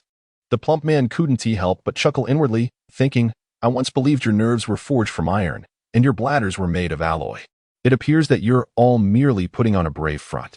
10 minutes later, everyone began to enter their mechs one after another, awaiting the airdrop. These moments were the most excruciating, as time seemed to come to a standstill. The sound of artillery fire echoed within the cabin, with several federal units already engaging in skirmishes with the forces of the Gashulan Empire on the outskirts of the Low Ridge jungle. Explosions erupted in a cacophony, casting a crimson glow through the transport ship's portholes. Tian Xinjiang was the last to board his mech, and as the green signal light for the airdrop illuminated, an entire battalion of elite Tiger Special Forces soldiers erupted from multiple hatches like dumplings being dropped into boiling water. In the twilight sky, it resembled a sudden scattering of beams as hundreds of towering mechs whirled and plummeted towards the ground, with the booster's power intensifying amidst the thunderous roar. The federal mechs swiftly converged upon the landing site of the first mech, descending one after another before rapidly dispersing into a defensive formation. Their movements were swift and methodical. The training of the Tiger Special Forces was indeed rigorous. as Tian Xinjiang observed these special forces temporarily reassigned due to the Federal Army's pressing needs. A sense of reassurance began to settle in his heart. With his descent complete, the Tiger Battalion commander, Stewart, issued a command, and nearly 400 warrior leaders activated their stealth mode. 2 squads of mechs advanced ahead as vanguards, while another 2 squads extended nearly a kilometer to the left and right, providing reconnaissance for the main force. The Tiger Special Forces advanced silently and swiftly towards their objective. Tian Xinjiang intently focused on the map displayed on his mech's computer. The path would traverse the flank of the low ridge jungle before cutting into a gully deep within the forest along the ridge. According to intelligence, Colonel John was quite certain that the enemy's frontline command post lay concealed somewhere within that vast gully. Although its precise location remained uncertain and could only be discovered through the Special Forces reconnaissance behind enemy lines, the rotund soldier smacked his lips, remarking that it sounded deceptively simple. If not for the pressing situation at the front that left the Imperial Army preoccupied, if not for the Federal Forces' control of the airspace, and if not for the involvement of intelligence personnel typically deemed unnecessary, it would be exceedingly difficult to ascertain the approximate location of their command post, especially one belonging to an Imperial general. The team swiftly traversed the jungle surrounding the airdrop's central point, ascending the gentle slope. The low ridge jungle formed a hilly expanse, distinct from the towering mountains of the high ridge jungle. Here, the hills resembled massive steamed buns, with only a few prominent ridges rising at the center. Upon reaching the ridge, the dense foliage concealed the team's movements. One by one, the mechs advanced silently in stealth mode, while distant explosions and a barrage of gunfire resonated in the air. The rotund soldier glanced to the left. Beyond the horizon, the central battlefield was ablaze. As night had fully descended, the clouds in the sky flickered in and out against the backdrop of explosive flashes. The Federal troops from all directions advanced with strategic precision, systematically encircling and isolating the main forces of the Imperial Army spread across nearly 100,000 square kilometers of various war zones. The clarion call for the Federal Army's counteroffensive echoed throughout the entire Malak planet. Simultaneously, the besieged cities behind enemy lines erupted into rebellion. The Imperial forces, already stretched thin, could no longer rely on offensive maneuvers to deceive their adversaries. The magician and Oppos' secrets had been laid bare in the glaring light of day. Now, devoid of unified command and logistical support, the Imperial soldiers found themselves in a desperate struggle, akin to cornered beasts fighting for survival. In the darkness, a raindrop the size of a bean struck the mech, producing a crisp sound, swiftly followed by a torrent of rain that cascaded down in a frenzy. Within mere seconds, Tian Xinjiang was enveloped in a watery realm. As torrential rain poured forth, leaves crackling under the deluge, and the ground gradually transformed into a quagmire. Chapter 77, The Low Ridge Jungle Operation, Part 2. In the absence of any illumination, hundreds of mechs traversed the torrential downpour of the jungle, their movements creating a soft rustle. Through the night vision goggles of the mechs, the surrounding environment appeared distorted, splashes of green and red swirling together in a disorienting display. The ridges began to stretch downward. The 9 anti-slip mechanical spikes, 3 at the front and 6 at the rear, emerged with a soft click, each step displacing copious amounts of mud and leaving deep imprints in the soggy earth. The once clattering mechs fell silent, their movements now more graceful and stealthy than a cat, prompting astonished whispers among the elite Tiger Special Forces following the rotund figure. After half an hour, the team finally entered the valleys nestled between several towering mountains, compressing their formation as a few antennas simultaneously activated signal jammers. Amidst the distant backdrop of artillery fire, the rotund figure sensed an unusual tranquility in the hollow of the mountains, unaware that chaos had erupted within the ranks of the Gashulan Empire's forces. Meanwhile, the Myth Legion had already advanced ahead of them into the valley. The movements of this relentless faction were far swifter than anticipated. Upon receiving direct orders from the Imperial royal family, they not only maintained their offensive in the Gallo Mountain war zone to avoid arousing suspicion in the command center, but also stealthily dispatched 2 companies of Demon Tigers and a platoon of Diamond troops to apprehend Russell. Despite their meticulous caution, the actions of the Myth Legion caught Russell's attention. His original strategy was to wear down this royal lapdog through attrition. Thus he specifically instructed Hamid to keep a vigilant eye on the Myth Legion. Half an hour after the anomalies in the Myth Legion's movements became apparent, Hamid noticed a waning momentum in their frontline assault and discovered a small team from the Myth Legion advancing towards the low ridge jungle. Almost simultaneously with Hamid and Amp, Oppos' report to Russell, the latter received an urgent dispatch from the Free Front, hidden within the inner workings of the Empire and Oppos' political department. A compromised spy, with just a few words, unraveled the entirety of his strategic plans without leaving a single incriminating trace. It took him considerable time to comprehend that the relationship between individuals was not merely binary, defined by friendship or enmity. At times, a friend could morph into a foe, and an adversary might become an ally. Yet politically, he was still a novice amidst seasoned politicians. The art of deception and manipulation was their forte, navigating the treacherous waters of human nature with ease. He was exploiting the Lille Federation, but how was the Federation not also utilizing him? Regardless of how sweetly they spoke or how astutely they calculated their gains, without genuine mutual benefit, the Federation was no fool. Among the political sharks swirling in this vortex, who was truly the more astute? Whenever interests were at stake, any friend could readily become a traitor. That is the essence of politics. The political landscape of the Lille Federation was straightforward. Everything was for the sake of national interest. A diminutive resistance organization, lacking in political experience, might have avoided such a predicament had they concealed their political intentions more deeply. If they had not been so eager to eliminate their final adversary to deplete the imperial forces, and had they chosen to collaborate openly with the Federation from the outset, perhaps the current circumstances could have been averted. Upon this realization, Russell erupted into hearty laughter, admiring the politicians of the Lille Federation. Although they may struggle with cartography, their cunning and strategic thinking are remarkably astute. Russell is undoubtedly a man capable of both grasping and relinquishing. As the reports were reduced to ashes amidst the flames, he relinquished his burdens, no longer yearning to be the leader of a freedom front aspiring for a new order, nor an esteemed general of the Empire. As long as he could escape to the Federation, there remained a possibility for a fresh beginning, albeit with a diminished status devoid of the general's insignia. Without hesitation, he issued a series of commands. His trusted guards swiftly apprehended all personnel from the Gashulan Imperial Army and Oppos' forward command, including 2 lieutenant generals, and executed them on the spot. Simultaneously, the oblivious Imperial troops were dispatched to the front lines, while the freedom fighters concealed within the army began to assemble covertly, preparing for a collective maneuver towards the control zone of the Lille Federation.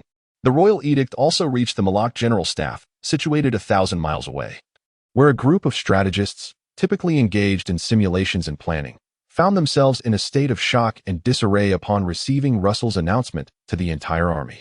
This proclamation declared that the mythical legion could no longer withstand the allure of the Lille Federation and had defected at the front, with traitors, including Russell and Oppos' 2 lieutenant generals among them. The announcement commanded that all army personnel immediately execute these individuals upon discovery. In a state of chaos, the General Staff hastily issued a conflicting announcement, asserting that, per royal order, General Russell had committed treason, his position revoked, and commanding that all Imperial forces apprehend him on sight. The Imperial Army was thrown into disarray, as the unauthorized General Staff directly ordered the arrest of a general, while the command center claimed the mythical legion had rebelled. Coupled with Russell and Oppos' esteemed reputation within the Gashulan Imperial Army, the frontline units found themselves enveloped in a thick fog of confusion, uncertain whom to believe. The defensive line, under comprehensive assault, crumbled in an instant. The disbanded Imperial forces were compelled to fight independently, as the encroaching Federation troops relentlessly divided them further, transforming the entire Malak Star Theater into an inextricable tangle of chaos. Pursuers and the routed were everywhere. As the mythical legion and Oppos' mechs entered the valley, Russell commenced his escape, shielded by a guard company. Behind the mythical legion, a rescue team from the Federation, led by Tianxi Zhan, also ventured into the mountainous enclave. This valley was vast and densely vegetated, cloaked in primordial jungle, hundreds of mechs scattered within, rendered nearly invisible amidst the foliage. Tianxi Zhan was poised to assume command, leading the formation at the forefront. The holographic radar, powered to its maximum capacity, scanned the surroundings, for should they encounter the enemy here, it would be a fierce clash, a meeting of fate on a narrow path. The first to falter would face dire consequences, as the environment offered no opportunity for a second regrouping. As a staff officer, Stewart felt a twinge of discontent at the prospect of relinquishing command. Had it not been for the insistence from above prior to their departure that they must adhere to the directives of this portly commander, he would have ensured that this pale, rotund figure understood that the tasks undertaken by special forces were not suited for just anyone. Chapter 78, The Operation in the Low Ridge Jungle, Part 3. After trailing behind the dilapidated mech for over 10 minutes, Stewart found it hard to believe his own eyes. By all that is holy, am I the Special Forces operative, or is he? Is he the strategist, or am I? That rotund fellow, if he hadn't trained, must have been a long-term chicken thief in his past life. The members of the elite squad trailing Stewart were equally flustered, utterly focused on synchronizing their speed with the mech and Oppo's movements. The worn-out mech moved stealthily, not making a sound, its motions as fluid as water, more furtive than a raccoon, gliding swiftly and lightly. If they lost track of it now, the reputation of the Tiger Special Forces would be utterly tarnished. Who among the Special Forces is not familiar with camouflage and stealth? For the Tiger Special Forces, these fundamental skills were as familiar as their own hands. Yet, this seemingly unsavory rotund man executed stealth with such finesse that it was almost surreal, swaying like willow in the breeze, as if he could vanish from sight in an instant. If he were not one of their own, if not for the radar tracking, he would have long been lost to the eye. Just moments ago, when there was a slight disturbance ahead, he signaled for everyone to halt. In the blink of an eye, he had completely disappeared. After scanning for a while, the radar finally picked up his mech, concealed behind a few trees. Striking an odd pose, its camouflage perfectly blending with the surroundings, almost imperceptible to the naked eye. They had seen stealthy maneuvers before, but nothing quite like this. What kind of camouflage and stealth techniques had they witnessed? Stewart fell silent, realizing that this rotund fellow was not only unsavory but also remarkably adept. The gestures he had just made were more experienced than his own. Under his leadership, the team advanced swiftly and steadily, choosing their route with impeccable precision. As if this jungle were his own home. The pace quickened, and under the powerful scanning capabilities of the logic system, several camouflage command posts were swiftly eliminated from consideration. The absence of guards in this area felt oddly sinister. Where, oh where, was Russell, that cunning fox? Searching for a single individual in such an expansive area was no easy feat. The holographic radar was as clear as a freshly washed slate. How could they find him? Suddenly, a small blip appeared on the logic radar. The rotund man promptly raised his hand and issued a command over the regional communication channel. All units, assume defensive formation and converge. No sooner had the order been given than a violent explosion and a barrage of energy cannon fire erupted ahead, the sound piercing the previously tranquil jungle with a startling intensity. All the Special Forces operatives immediately occupied advantageous positions. A few antennas retreated under protection, while a dozen Fury units established a front line, fanning out in a protective arc. Tianchi John's battered mech suddenly darted forward, its form flickering before vanishing into the jungle. Amidst the chaos, the rotund man and Oppo's voice crackled over the comms. Target acquired, engaging with the Myth Legion. All units, spread out in skirmish lines, have enveloped the area 2 kilometers ahead, radius 500 meters. Prepare to retreat at a moment's notice. First Company, remain in position to construct a defensive stronghold. We must extract the target, and if necessary, eliminate him on the spot. Under the command of the corpulent figure, the signal was promptly returned to Stewart. The situation was clear, and as a capable battalion commander, he should know what actions to take. Although the Tiger Special Forces had never truly faced the battlefield, their rigorous training was among the finest in the Federal Army. With a mere gesture from Stewart, the 3 company commanders instinctively understood their roles and led their soldiers to their designated positions. For the mechs, the 2-kilometer distance was hardly a challenge. Stewart and his team swiftly arrived at the site of fierce combat. The trees had been ravaged, creating a vast clearing where a battalion of the Gashulan Empire and Oppo's military mechs formed a defensive formation, desperately resisting. Among them, steadfastly protected, was a private mech known as the Du Bois. Judging by the markings on these machines, they were indeed the guard company of the Gashulan Empire's frontline command. The attackers, naturally, were the legendary Mythical Legion, comprising 2 companies of beast-type mechs, the MO Tigers, alongside a platoon of the King Kongs. Stewart felt a surge of excitement. The Tiger Special Forces had long yearned for an encounter with the Mythical Legion, yet opportunities had been elusive. Now, he was eager to witness the ferocity of this fabled beast. The combat was primarily close quarters. The MO Tigers and King Kongs only fired their cannons in the direst moments, continuously maneuvering and evading while inching closer to the guard company. When artillery struck them, they would swiftly evade devastating blows the moment their energy shields faltered. Their coordination so precise it resembled a pack of ravenous wolves. Even when wounded, they would retreat under the cover of their comrades, tend to their injuries, and rejoin the fray. What sort of tactics were these? Stuart struggled to comprehend how, at such close range and amidst such concentrated firepower, the mythical mechs could remain so composed. Their energy seemed entirely devoted to maintaining their shields, scarcely firing back, yet they delivered lethal blows while in rapid motion. Any mech that found itself within their proximity met a grim fate. The Guard Company had already suffered the loss of over a dozen Saint Armor 22s and several venomous bugs, including a Cerberus that had failed to retreat in time. In contrast, the mythical Legion had only lost 5 Immo Tigers under the relentless assault of the heavily armed Beast 2 mechs. If this continued, it wouldn't be long before the Guard Company faced total annihilation. There was no time to waste.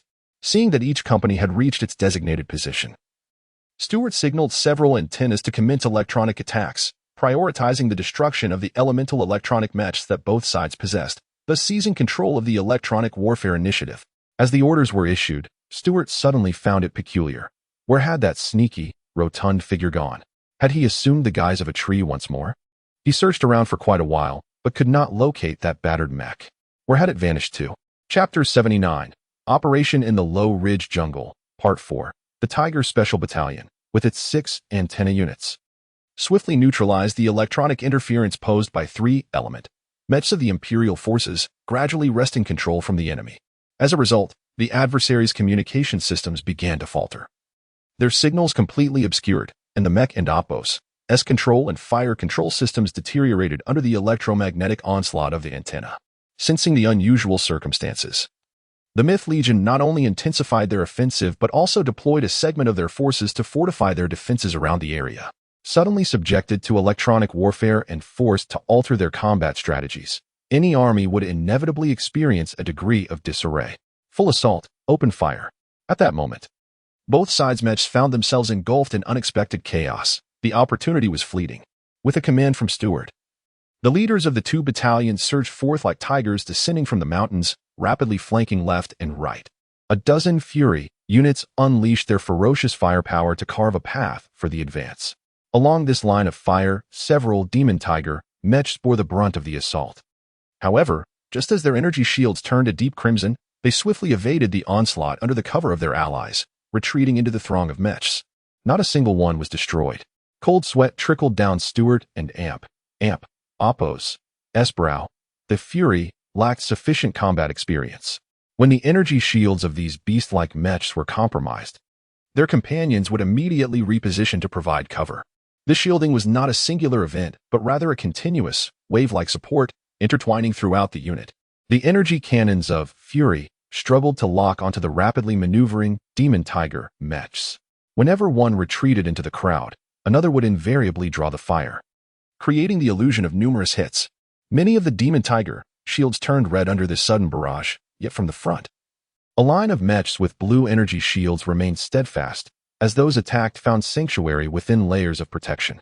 By the time they re-emerged, their shields would have certainly restored.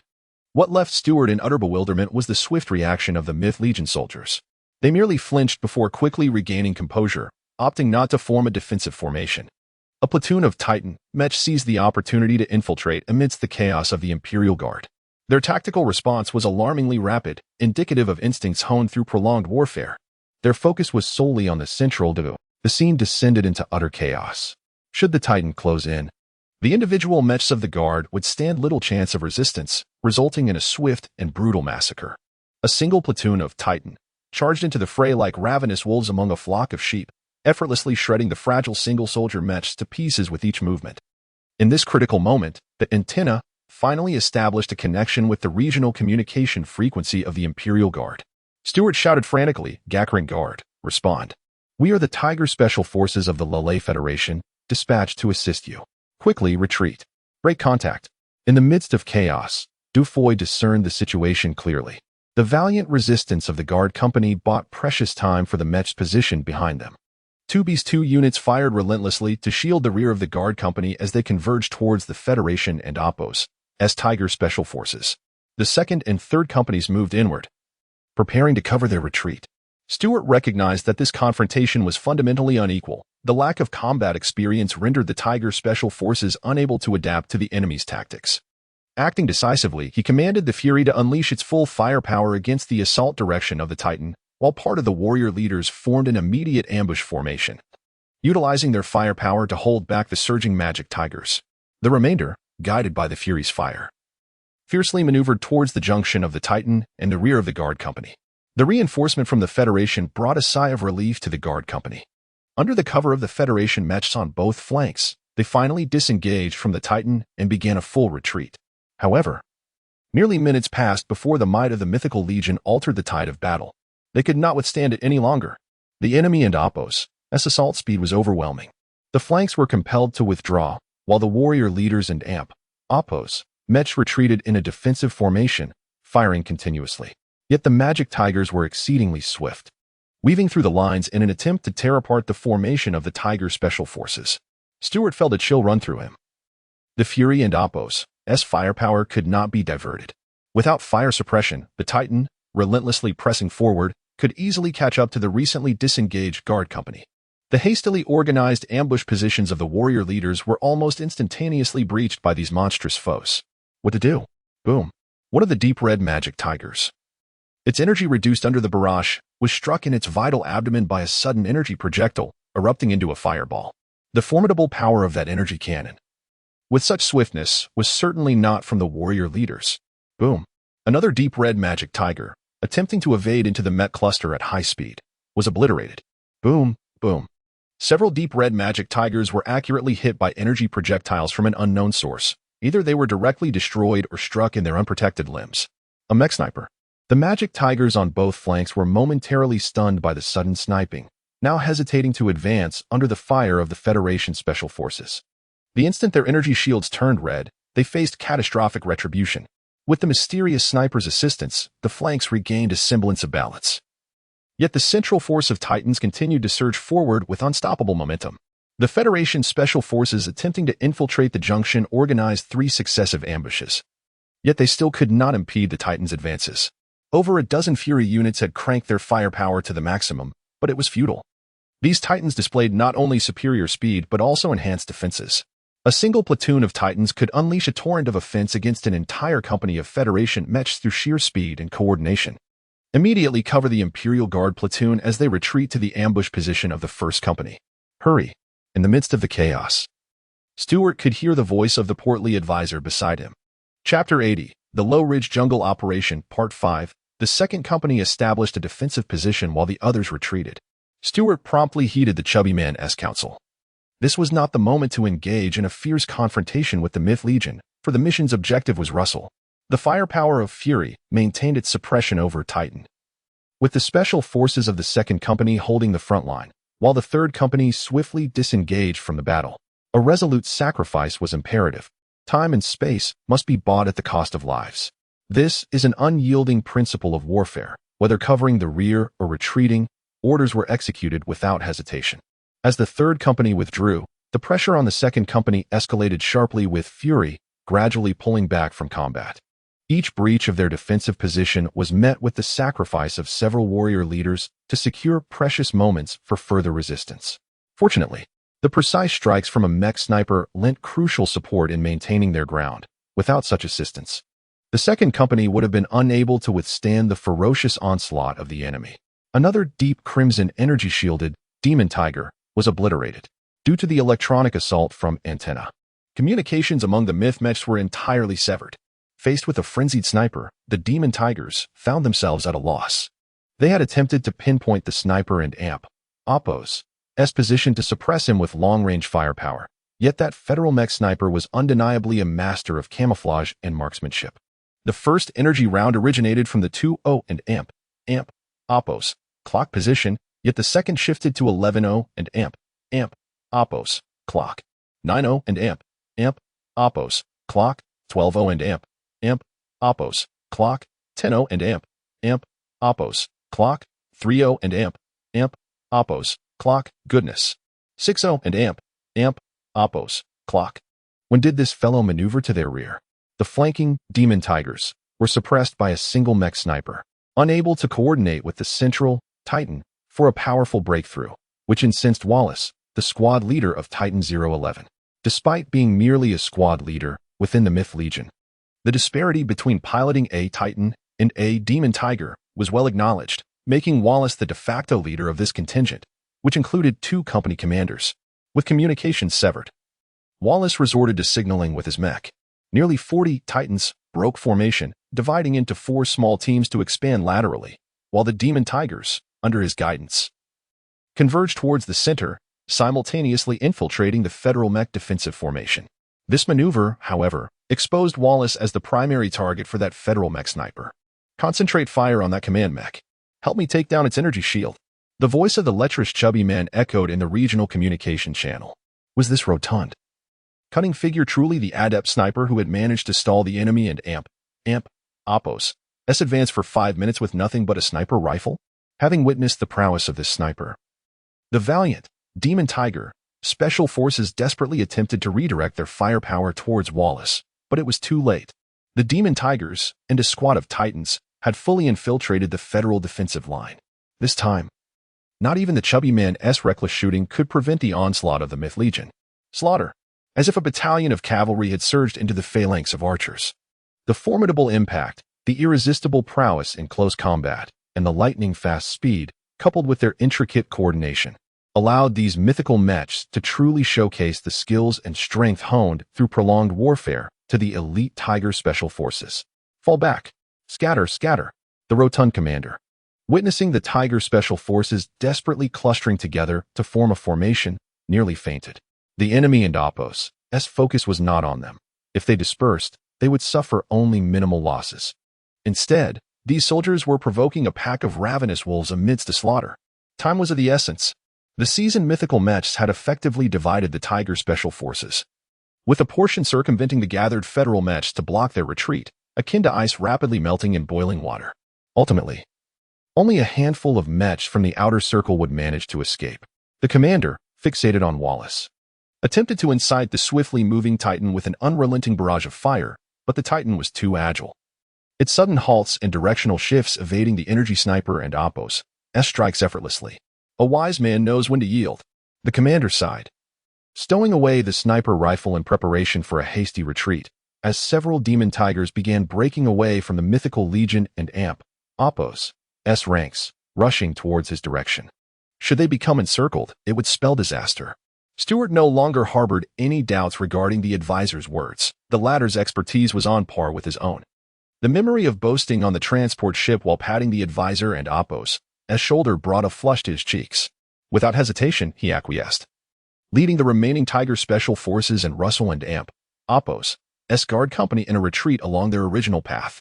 A few Demon Tigers, hindered by electronic interference and unable to deploy radar, resorted to conventional optical modes for reconnaissance.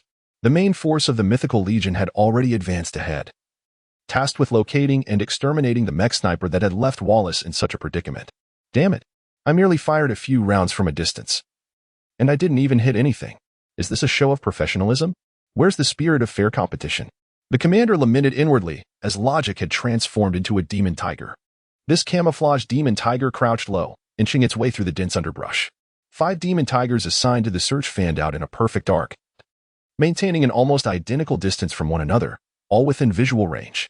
The instantaneous camouflage system of logic came into play, a system he had personally developed that scanned the surrounding environment and simulated it in real time.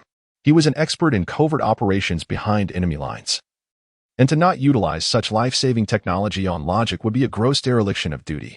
The leftmost Demon Tiger nearly brushed against the commander and Oppos' body as it entered the thicket. With a mischievous grin, he extended his claws, and with a soft snap, the unfortunate Demon Tiger and Oppos' abdominal power system was deftly removed under the commander and Oppos' gentle touch. This maneuver was second nature to him, executed with a finesse surpassing that of a seasoned seducer, reaching a level akin to the butcher skillfully dissecting an ox. As soon as the genuine Magic Tiger fell, the camouflaged Magic Tiger that had instantly changed its hue stood up. A faint sound caused the Magic Tiger on the right to turn its head, only to discover its companion peering curiously from a thicket. Chapter 81, The Low Ridge Jungle Operation 6, camouflaged the upper half of the disguised Magic Tiger, maintained a vigilant stance, while its claws deftly pried open the hatch of the genuine, magic tiger beneath it. The mythic soldier, who had already drawn his sidearm, was silenced before he could even fire a shot. "Brother, the sooner you die, the sooner you reincarnate." The benevolent rotund figure glanced at the blood on the claws of logic, seizing the opportunity while the other mechs were distracted. He extracted a bomb from his mech toolbox and stuffed it into the power system of the magic tiger, continuing until it could hold no more, before slipping away in another direction through the jungle. Russell, the target of this operation, must be brought out. As the hefty figure vanished into the underbrush, his companion discovered the ominously quiet mech. The bizarre circumstances of its demise prompted the remaining 4 magic tigers to huddle together, forming a cross-shaped defensive formation, anxiously scanning their surroundings. Boom! A tremendous explosion echoed through the jungle, reducing 4 more magic tigers to mere fragments. The battered single-soldier mech remained motionless as the rotund figure aimed Logic and Oppo's energy cannon at it, declaring, "Count to 3. If you play dead again, I swear I will fire." Reluctantly, Holy Armor 22 stirred, rising to inquire, "Who are you? And how do you know I am feigning death?" The hefty individual scoffed inwardly, "Damn it. My pretense of death is a natural talent. Your acting skills are utterly amateurish." Without further ado, he coldly retorted, "Do you understand what professionalism is? I was born to play dead." Russell, was it? "Hurry up and follow me." Russell was utterly astonished. How had this battered mech discerned his identity? Everyone's attention was fixated on the heavily guarded private mech of Dufour. "How do you know I am Russell? Who exactly are you?" The Imperial General, Russell, found himself in a precarious situation, compelled to silence and obediently follow the dilapidated mech into the depths of the jungle. Meanwhile, Tianchi John, positioned at a distance for sniping, had a broad view. The Imperial Guard squad had encircled Dufour, yet behind him lurked a mech that appeared to offer protection, Holy Armor 22. At the height of the conflict, this mech was deliberately shielded by Dufour. The rotund figure took note of this. As the battle intensified, it seemed the guard squad could no longer escape. Amidst the explosion of an energy projectile nearby, Holy Armor 22 fell in a rather awkward manner, prompting the rotund figure to exclaim in frustration, "Could you at least show a bit of professionalism in your feigned death? Damn it, your posture resembles that of someone who has been violated." These clues were sufficient for Tian Xinjian to deduce that the single-soldier mech attempting to masquerade was undoubtedly Russell. The rotund figure harbored no fondness for this Imperial general. If it weren't and Oppo's for him, how could he have struggled so hard to escape death over 20 times? 2 mechs, appearing on the verge of disintegration, wandered through the jungle like lost souls. The rotund figure had already determined a path, yet the route he chose was an extreme test of operational skill. Russell, renowned for his composure and resilience, felt himself on the brink of collapse. "I have shown remarkable restraint by not firing my cannon," he mused, all the while energetically engaging in physical confrontations. With the mythical legion having been diverted by the Tiger Special Forces, the rotund figure seized the opportunity. His chosen route paralleled that of the retreating Tiger Special Forces. After all, the low-ridge jungle was teeming with chaotic soldiers. Encountering a federal unit would be fortuitous. But should they cross paths with the Imperial stragglers, it would spell disaster. While he might manage to flee, Russell would likely be left behind. When the beleaguered Russell finally ascended a ridge alongside Tianchi John, his mech was in a state not dissimilar to his own battered form. From the ridge, Tian could glimpse the rendezvous point of the 16th Armored Division and Oppo's Special Reconnaissance Team, where a fierce battle was underway. The speed of the Tiger Special Forces was not significantly greater than that of the rotund figure. They fought and fled in tandem with their escort battalion. The Imperial Escort Battalion had dwindled to a mere handful, and Stuart had not regarded the situation with concern, as the Tiger Special Forces, with Dufour in tow, sprinted away, leaving the escorting mechs as mere fodder. Thus, the mythical mechs continued their relentless pursuit. Upon sighting the makeshift defensive position of an entire special team, the beleaguered Tiger Special Forces were nearly overwhelmed with joy. However, when the valiant vanguard mechs of the special team spread out to form an encirclement, the sight nearly brought the Tiger Special Forces to tears, regardless of the thoughts swirling in their minds. The hundreds of vanguard mechs dispatched for assistance swiftly executed a tactical maneuver. Yet, many of these mechs were in such disrepair that they collapsed mid-stride, their limbs twitching before becoming motionless. Others emitted smoke upon contact with the mythical mechs. Yet, what brought tears to the eyes of the Tiger Special Forces was the unwavering spirit of these mechs. They pressed on valiantly, weaving through the chaos.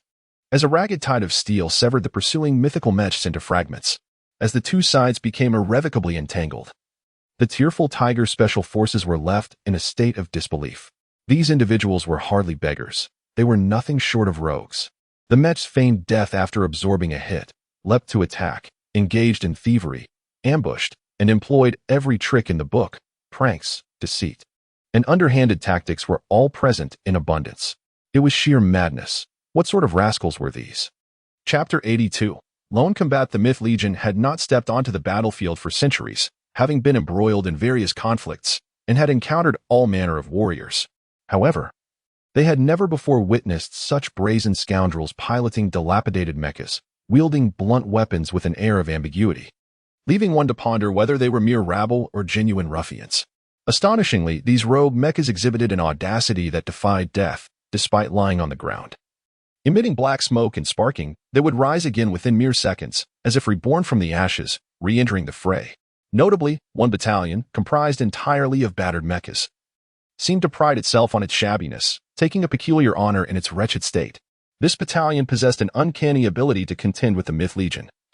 While they were lacking in close-quarters combat, their evasion techniques were markedly superior to those of other Federation mechas. Through relentless interspersing and controlling firepower, they effectively segmented the Myth Legion's coordination, overwhelming them with sheer numbers and systematically annihilating them one by one. The Myth Legion, after all, were not deities. Faced with these swarming, slippery rogue mechas that evaded capture with uncanny agility, they found themselves somewhat helpless. Wallace realized that the mission had reached a point of failure. Acting decisively, he refrained from further entanglement and commanded the Myth Legion to execute a collective breakout. The entire Myth contingent was fragmented into several smaller units, and the breakout was far from effortless. The only group that had managed to coalesce, the Titan, under Wallace and Oppos' leadership, relied on their formidable momentum and exceptional speed to repeatedly charge through, ultimately achieving a successful breakout at the cost of half their numbers. Fleeing hastily into the depths of the jungle, observing the battle from a ridge, the corpulent commander was beside himself with rage, connecting to the regional communication channel and exclaiming, "You fools! Do you really have hundreds of mechas playing dead in such a pitiful state? Furthermore, you allowed them to escape even after encircling them. Should they flee? So be it, but do not let them breach my position." As the Myth Legion and Oppos' mechas approached the ridge, the commander ceased his tirade, crying out, "Help! Russell is with me. For heaven and Oppos' sake, come quickly. They and Oppos, re-killing us." The ruffians, who had been celebrating, were momentarily taken aback, only jolted into action when their leader, Nadal, commanded a pursuit. They soon snapped back to reality, hastily pursuing the direction in which the Myth mechas had fled. However, distant waters could not quench immediate flames. The speed of the Myth mechas far surpassed that of the Warrior series. The commander wept in despair, lamenting that by the time these fools arrived, it would all be for naught. In a frantic moment, the commander caught sight of several prominent boulders on the ridge and Oppos' edge. After circling around this section of the cliff, he erupted into joyous laughter, elated by his discovery. This was an essential pathway to the ridge. If the Myth Legion were to divert towards this location, it would be disastrous. The boulders, along with the cliff above, would likely collapse under the weight of the ensuing deluge, creating a mudslide that could bury them alive. Swiftly identifying several points for detonation, the commander set explosives from his mecha toolbox, eagerly awaiting the arrival of the Myth mechas. The mechs of the Myth Legion arrived in a state of panic, bewildered by the relentless pursuit of the federal rogue mechs, who, having initially reveled in their victory, now seemed as if they had consumed a potent stimulant. Even the most resolute warriors experience a shift in mentality during defeat. The soldiers of the Myth Legion were unequivocally forbidden from capture, as they glanced back at the ragtag group of beggar mechs closing in like hunters on their prey. The already disheartened Myth soldiers became increasingly agitated, their retreat becoming chaotic and frantic. The Myth mechs unwittingly plunged into a trap laid by the rotund commander. With a series of deafening explosions, an entire section of the protruding cliff collapsed in a cascade of destruction. Thousands of cubic meters of rock mixed with rainwater and debris tumbling down. Of the mechs at the forefront, save for the first armored vehicle, all were buried beneath this unstoppable avalanche, while the rear echelon and Oppos' Demon Tiger was rendered immobile before the falling landslide, subsequently surrounded by the advancing federal mechs. Stewart stood dumbfounded, his gaze fixed on the Beast 3 mech on the ridge, excitedly swaying from side to side. After a moment, he clenched his teeth and exclaimed, "It's you. At long last, I have found you." SM-01314, prepare to face judgment. A whole platoon of Titan mechs, along with half a company of demon tigers, were entombed alive. And the sole survivor, Wallace, was driven to madness. Gripping the control stick, the Titan lunged forward like a frenzied beast toward the triumphant beast. The Titan was remarkably swift. Logic barely managed to fire 2 shots before being pounced upon. The ion blade aimed directly at its vital points. The rotund commander was taken aback, almost instinctively executing a series of commands to maneuver Logic out of harm's way, countering with a kick aimed at the wrist of the Titan. The threat posed by the ion blade was too significant to ignore. This adversary was evidently more formidable than the previous Titan he had shattered. How unfortunate that it was he who had to face it. Through gritted teeth, the commander dodged with all his might, his reflexes reaching their zenith. The speed of Logic increased as it deftly maneuvered, while the rapid movements in combat between the 2 mechs on the ridge drew the attention of the soldiers below, who fired their energy cannons at the demon tiger while gesturing animatedly. Though the Titan was not particularly swift, the terrifying presence of its ion blade loomed over the commander, each strike dangerously close to his vital areas. His hands were nearly cramping under the strain, and he struggled to maintain a speed of 40 actions per second. The instantaneous transformation capabilities of the biometal designed by Milan were rendered nearly useless at such velocities. Once again, the Titan surged forward, its ion blade cutting toward Logic and Oppos' lower limbs, while its left hand lunged for the commander's cockpit. At this critical juncture, the commander's speed momentarily exceeded 40 actions per second, and Logic and Oppos' mechanical arm managed to parry just in time to protect the cockpit. With a spring of his legs, he evaded the blade and Oppos' lethal arc and retaliated with a kick aimed at the Titan and Oppos' chest. In the flurry of action, a vivid memory flashed in the commander's mind of a mech piloted by someone named Zhang Qing, which had engaged in a duel against another mech known as Divine Armor. Zhang Qing, he does not merely employ contemporary mechanized combat techniques. Rather, he adeptly integrates an alternative style of mechanized martial arts imbued with the profound philosophies of ancient Chinese martial arts from Earth.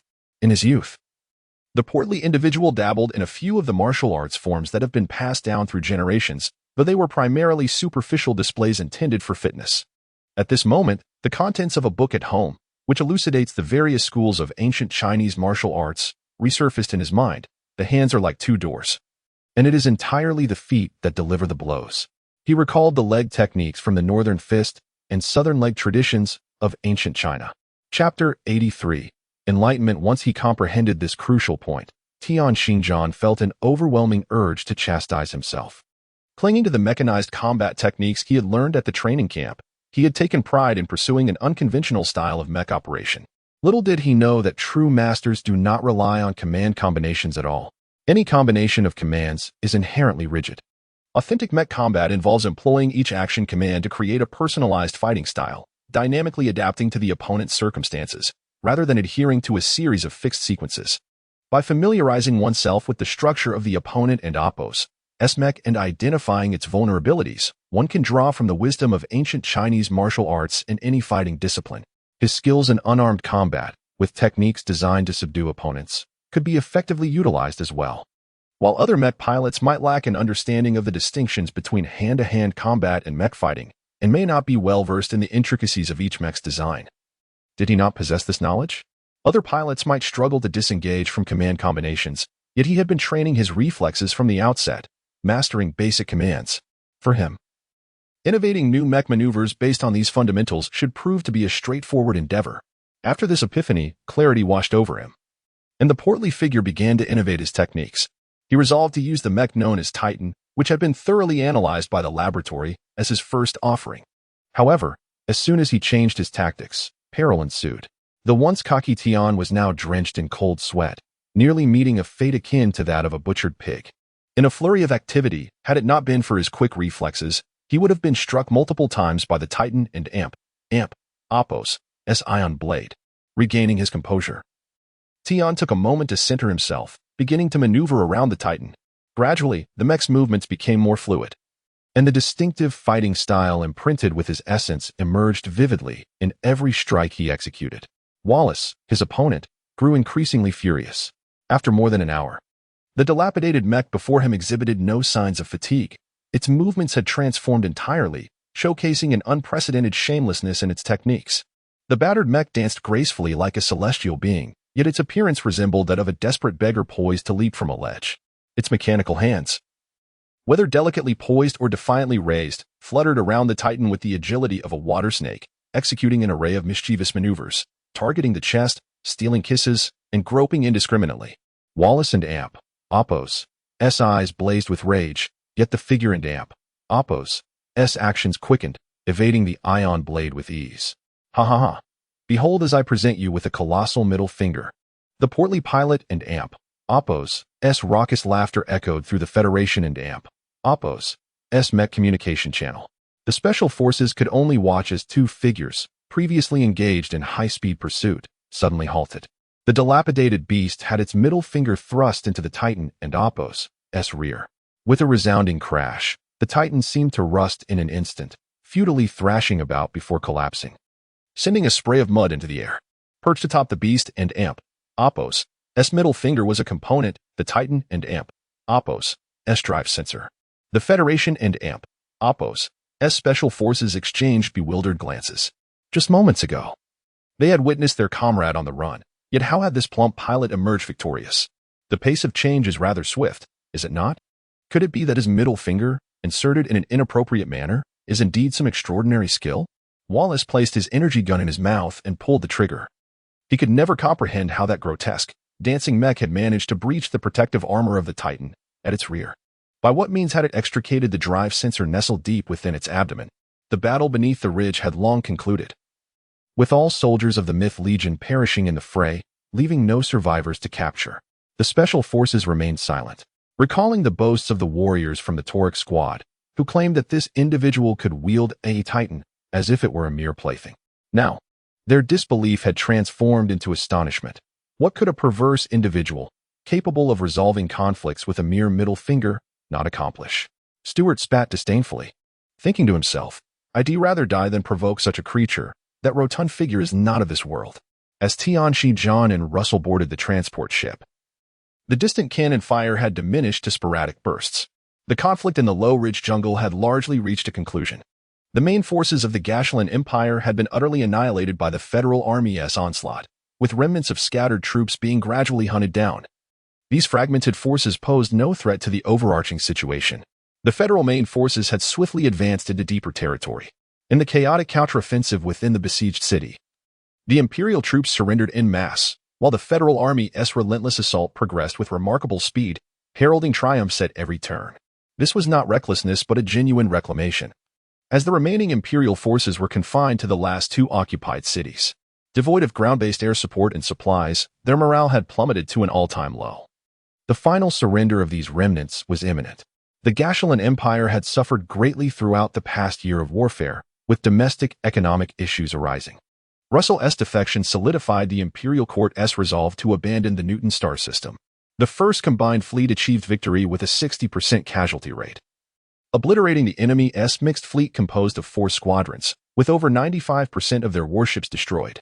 The second combined fleet and the Newton fleet suffered negligible losses, merely escorting the Imperial fleet, which boasted 6 aircraft carriers, out of the Newton star system, while firmly securing the spatial jump point leading to the Galilean star system. Subsequently, the president delivered a nationwide televised address, publicly announcing Russell and Oppos' defection to the light, igniting fervor across the nation. Federal citizens poured into the streets to celebrate victory. For over a year, the Lule Federation had experienced few opportunities to take pride in this war, and Malak and Amp, Oppos' triumph heralded a reversal of fortunes. My outline notebook failed, and I am exceedingly vexed. The publisher is also pressing for the outline, hence 2 updates today. I appreciate your understanding. Chapter 84. A grudge unbearable. They had every reason to feel more elated than those in other regions of the Federation. They were in their homeland, in Malak. Amidst the tumult of war, where the desire for peace was more fervent and the anticipation of victory more palpable. Furthermore, the federal government had approved the budget for the reconstruction of Malak. In the days to come, These two planets in the Newton star system would emerge as substantial forward bases for the Federation's counteroffensive against the Galileo star system. An influx of resources, capital, military forces, large enterprises, merchants, speculators, returnees, and laborers would swarm in, ushering greater prosperity to Malak. Although two cities remained unrecaptured, it was merely a matter of time. Even without further conflict, the remnant Imperial soldiers had been forsaken by their country, their escape hindered by a lack of transport vessels. And even the mythic legions prioritized for retreat had left behind a battalion. This legendary beast had been halved in Malak. And the populace engaged in lively discussions about such enigmatic topics, with the entire city abuzz with tales of the Federation's valor and invincibility. Whispers circulated about which young men proved themselves as exemplary soldiers and which youthful commanders, not only astute in strategy, but also charmingly handsome, had become the dreams of many young ladies. The spread of these narratives heightened the atmosphere of joy, leaving everyone with smiles that seemed uncontainable. The ceremony to welcome Russell was to be grand. Thus, as the hero of Russell's rescue, Tian Xinjiang was afforded special privileges and enjoyed a 2-day stay at the Smai Hotel. After promptly depositing Russell in their room, he joined Nadal, Rashid, and others to celebrate. A raucous gathering that left them in a stupor of inebriation. That night, the portly fellow, in a state of drunkenness, inevitably found himself embroiled in embarrassing fantasies. Though his exploits remained unspoken, the young women of the Smai Hotel, in conversations among friends, staunchly defended the dignity of the rotund man, their resolve akin to that of protective hens. Consequently, portly gentlemen around the globe reaped unexpected benefits. Their friends were perplexed. The young women of the Smai Hotel had been meticulously selected, youthful, beautiful, and well-paid, always at the forefront of trends. Was there a newfound allure in portliness? He hastily descended the stairs to find the hotel manager, inquiring, "Manager, my friend made a reservation here for dinner tonight. Is it still possible for them to come?" The middle-aged manager recognized him as the one who had nearly cost him his job previously, and this time he was cautious. "May I ask, who is your friend?" "Miss Milan." The manager diligently consulted the electronic reservation system and replied, "Yes, Miss Milan did indeed reserve a candlelit dinner for two in a presidential suite. However, due to your presence and that of another important guest, the hotel has been instructed not to accommodate other patrons. We have already contacted Miss Milan, that troublemaker. Russell, here I was, compelled to rescue you after scarcely speaking 2 words with Omlay, and now my first night has been squandered. This deep-seated grudge shall not go unavenged. From this moment on, we are irreconcilable. Our conflict is far from over." Upon returning to his room, the last virgin of the space age, aged 22, could no longer hold back his tears. After some contemplation, the portly fellow decided to call Milan. The Smai Hotel was not an option. But there were countless establishments in Gallipalin. Finding a battlefield was hardly a challenge. It was merely regrettable that his first experience was not in the most splendid of settings. The call connected swiftly, and upon hearing Tian Xinjiang's voice, Milan exclaimed excitedly, "You fatso, where have you been? I'm not leaving anymore, now that Malak is safe. Professor Boswell says the academy is preparing to reopen. How can I possibly leave at this time?" "What do you mean you're not leaving?" The fat man thought incredulously. "How can you change your mind so easily? If you don't leave, how can Milan and I cultivate the emotions of parting and yearning?" He cursed silently within. "So, where shall we celebrate?" he asked, attempting a sly approach. Milan's voice on the line became hesitant. "All right, you go ahead and suggest." The fat man, elated, replied eagerly, "Originally, the Smai Hotel would have been the best choice, but it's now under martial law, and your dinner reservation and room are gone. However, I know many excellent places with delightful food and accommodations." Before he could finish, Milan, both flustered and angry, retorted, "You fatso, you. Celebrate alone. Who said anything about reserving a room with you?" With a sharp click, the phone call ended, leaving the portly man sobbing in frustration, cursing himself for bringing up the room. Upon seeing the Imperial General, Tian Xinjiang's anger flared. "If you wish to enter, then come in. Must I invite you? Are you unaware that eavesdropping is quite rude?" Russell, accustomed to being mistreated by this lieutenant, felt the weight of his own misfortune. The once proud Imperial General never imagined he would face such indignity. With a wry smile, he replied, "Lieutenant, I did not intend to overhear your conversation. It was merely a coincidence. I came to inquire." He stepped inside and sat on the sofa, continuing, "Which general has seen through my plans?" Chapter 85 Life goes on. Which general? The portly man pondered. wondering if Russell was being excessively presumptuous, believing that only a general could discern his plans, while a lieutenant could not. With such an adversary, there was little to be said. He waved dismissively, as if swatting away a fly, and remarked, "You might as well ask General Bernadotte yourself." Having encountered a setback, Russell nodded and departed. His thoughts swirling in astonishment. A mere lieutenant from the Lille Federation was so audacious, displaying no reverence towards an imperial general who was likely to ascend to the rank of a federal general. The demeanor of these federal soldiers exuded an air of nonchalance. The 2 days passed swiftly, and by the dawn of the third day, Tianshi-John had yet to rise, while Russell's convoy awaited outside the Smile Grand Hotel. In a bid to bolster propaganda, the federal government had exerted considerable effort into the welcoming ceremony for Russell. President Hamilton himself presided over the reception in Gallipoli, bestowing upon Russell a level of honor befitting a wartime adversary, simultaneously delivering a stinging rebuke to the Gashulan Empire in the court of international opinion. The television news over the preceding days had been rife with coverage of this event, stirring a cacophony in international discourse, while chaos reigned within Gashulan. The portly man had not anticipated that this individual, whom he had so relentlessly berated, would possess such significance. This general, not particularly high in the ranks of globally renowned military figures, had inadvertently triggered a cascading series of events akin to a domino effect.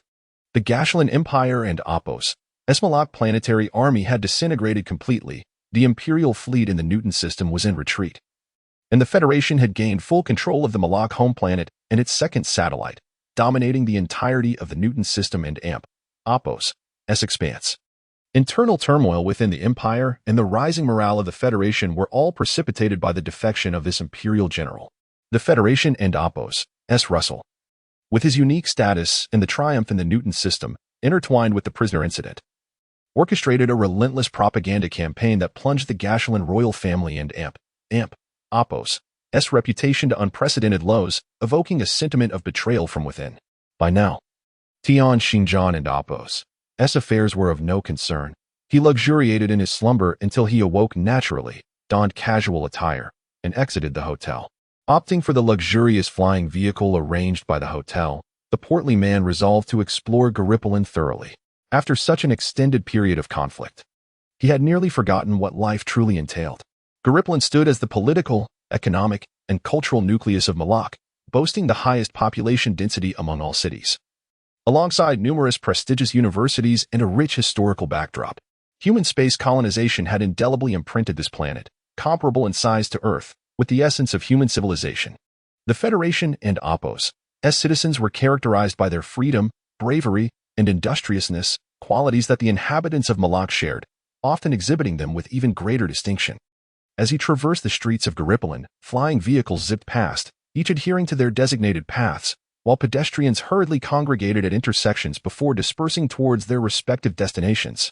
Every individual wore a beaming smile, radiating vitality, and the entire city thrummed with exuberance. Some stores are busily preparing for their reopening amidst the hustle of renovation workers, while roadside billboards have already unveiled posters announcing an upcoming concert by a certain pop star in Malak. A group of high school students stands beneath the poster, chattering excitedly, while an elderly gentleman gazes into the display window, observing a sales assistant dressing a lifelike mannequin in new attire. Noticing the assistant and Opos' glare, the old man sheepishly smiles and wanders away, hands clasped behind his back, his eyes darting around. Several stylishly dressed young women emerge from the mall, their arms laden with shopping bags, chatting animatedly and erupting into peals of laughter. Humanity possesses an extraordinary ability to swiftly mend its wounds, recovering from pain and immersing itself in a new life with an ineffable spirit. The past remains merely a memory, as life continues unabated. Giant trucks rumble past Tianshi-John, laden with various machinery and materials. Construction sites that had paused are now resuming their work, with laborers bustling about. The resilience of this city is remarkable. War has only temporarily receded for a day or two, and like bamboo shoots after a torrential rain, it fervently strives to recover and thrive. A plump man stands foolishly at the street corner, observing the throngs of people. He revels in this life, yearning to be a part of the bustling crowd, longing for a job, a wife, a home, a car, and a pair of children. Yet, after the war, he suddenly realizes how profoundly he feels out of place amidst the remnants of conflict. Watching the life he desires unfold before him, yet feeling unable to integrate. is undoubtedly a source of anguish. Yet, the man feels none of it. He finds solace in the calmness and contentment of merely observing, and even that brings him joy. Enlay stands quietly behind Tianxi-John, having watched him for a considerable time. She happened to pass by but instantly spotted him amidst the crowd, standing at the street corner, looking somewhat foolish and lonely. Unable to contain herself, Enlay instructs the driver to stop, positioning herself quietly behind this childhood companion, attempting to reconcile the memory of the boy she once knew with the man before her. Her memories swiftly intertwine with reality. He remains unchanged, inherently the same, a person completely at odds with the ravages of war. What happens to such a person when thrust into the brutality of conflict is something Enlay had never dared to consider until now.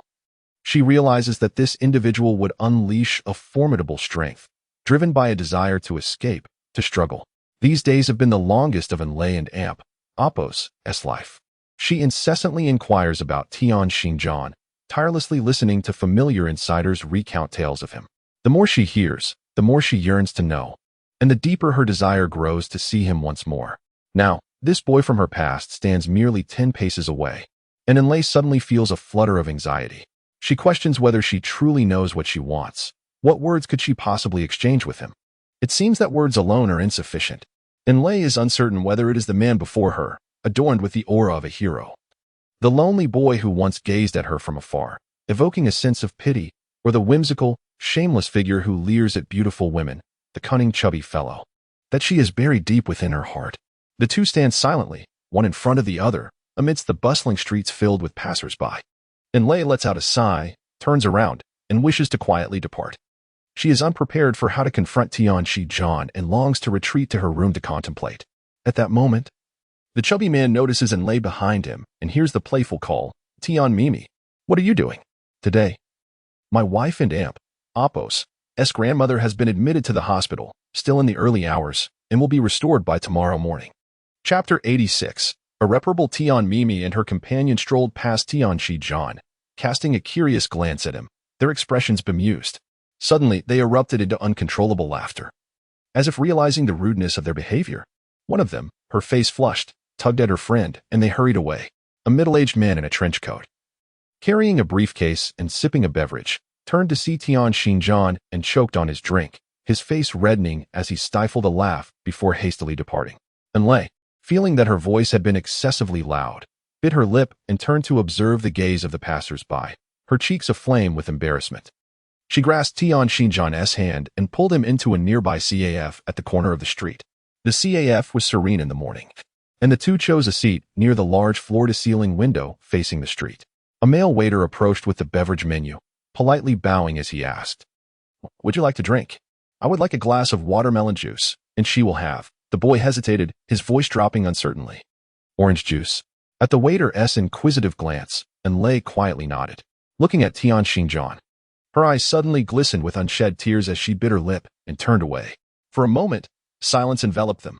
Across the street, a giant screen on the building broadcast the Federation and Appos' welcoming ceremony for Russell. In the image, Russell donned the uniform of a Federation general after defecting from a hostile nation. A rare transformation indeed. President Hamilton delivered a speech that, rather than welcoming Russell, served as a declaration for counteroffensive against the Gashulan Empire.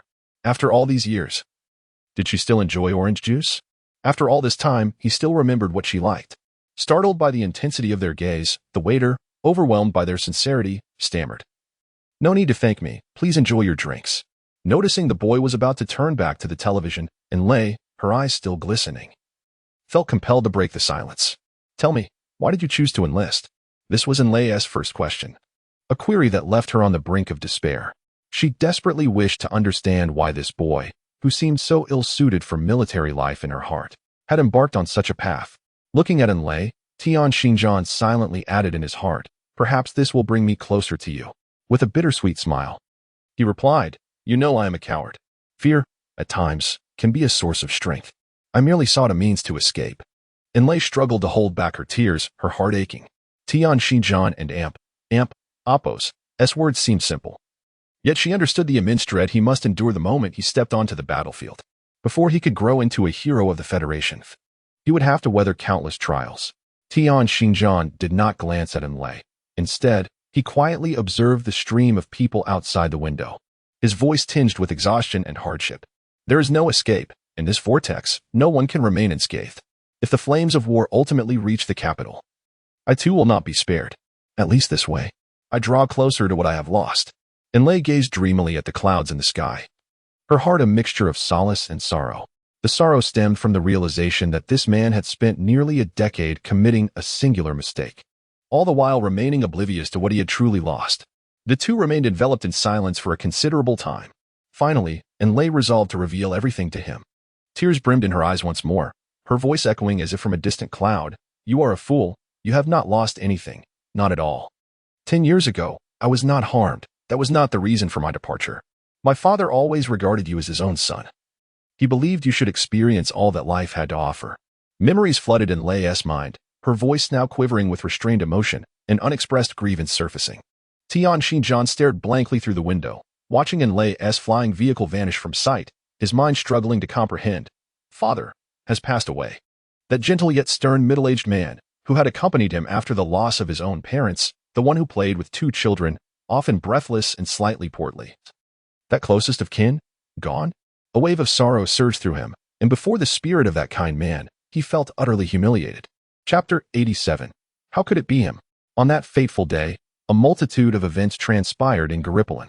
The president personally welcomed General Russell of the Empire, appointing him as a federal general, the chief advisor of the Supreme Military Command, and the joint honorary professor of the 3 prestigious military academies of Lele. Although these positions were largely ceremonial, they nonetheless conveyed a significant measure of respect towards a recently defected adversary. Furthermore, the command did not dismiss Russell's involvement in daily operations, even arranging an office for him at the frontline command center. Simultaneously, the president signed and announced numerous proposals, which had already passed through parliamentary scrutiny, aimed at the reconstruction of Malakstar. These included a series of preferential policies for local Malak enterprises, banking support initiatives, national infrastructure investments, and government procurement plans, alongside military procurement strategies. Hundreds of fully mechanized infantry divisions and armored divisions of the Army, as well as armored divisions of the Marine Corps, were to assemble on Malakstar, preparing for a counteroffensive against the Galileo star system. The 1st and 2nd mixed fleets would be reorganized on Malak, with each fleet receiving reinforcements of 2 new warship formations, thus forming large mixed fleets comprising 5 fleet divisions each. The 3rd mixed fleet was also ordered to be stationed in the Newton star system. This newly established fleet consisted entirely of state-of-the-art warships, a product of the total mobilization of the federal populace. The Newton star system, home to over 30 resource planets, would construct more than 1,300 colossal dry docks to restore its status as a federal space warship manufacturing base. In due course, the new warships of the Federal Mixed Fleet would be constructed here. Upon groggily opening the door, Lieutenant Tian was met by a stoic young aide from the command center. The aide emotionlessly stated, "Lieutenant Tian, General Bernardo has ordered you to report to his office immediately." Without waiting for a response, she turned and departed. Tian, in no mood to engage, mechanically donned his trousers, grumbling to himself, no wonder the aide looked so grim. Gratefully acknowledging her, he sidled into the office. The spacious room was filled with individuals. In addition to General Bernardo and several familiar generals, the Federal President Hamilton, General Mihailovich of the Supreme Command, and a cadre of brigadiers and major generals were present, their ranks glimmering like stars. Lieutenant Tian could not suppress a gasp of astonishment and immediately stood to attention, saluting General Bernardo. "General, Federal Lieutenant Tian Xinjian reporting for duty. Please advise." The previously jovial atmosphere in the office abruptly fell silent as a general seated with his back to the door suddenly whirled around, fixing an incredulous gaze upon Tian, exclaiming, "Is it him?" The general was none other than Russell himself, who, upon hearing this, was met with a nod and a smile from General Bernardo. "At ease, Lieutenant." "Indeed, General Russell, the individual who has seen through your battle plans not once, but twice, is not one of us generals, but rather Lieutenant Tian from the 6th Research Division of the Operations Department." Russell felt his dreams shatter like glass, an indescribable disappointment engulfing him. In times of turmoil, the strength of an individual ultimately proves to be feeble. This truth dawned upon Russell when he realized the complications arising from his collaboration with the Federation. The idealized general he had envisioned as his impetus for joining the Federation was nothing but a mirage. No, there was no sagacious figure, no general. The one who had seen through his battle plans was merely a lieutenant devoid of authority. Furthermore, this very lieutenant was the rotund individual who had single-handedly vanquished nearly half of the pursuing troops to rescue him. This lieutenant seemed to harbor a profound grudge against Russell. The encounters they shared along the way were indelibly etched in Russell's memory, just as it is impossible to articulate the depth of Russell's disappointment. So too is it unfathomable to describe his shock. Who exactly was this lieutenant? He was not only a special forces operative capable of penetrating enemy lines to extricate himself from the clutches of the mythical legions, but also an exemplary military strategist. Astute enough to unravel Russell and Oppo's plans and nearly single-handedly alter the course of the Malak conflict. A lieutenant, merely a lieutenant. Yet, why was he merely a lieutenant? Why? A tumult of emotion swirled within Russell, disappointment and astonishment entwined, leaving him in a state of turmoil. Equally astounded were President Hamilton and General Mihailovich of the High Command.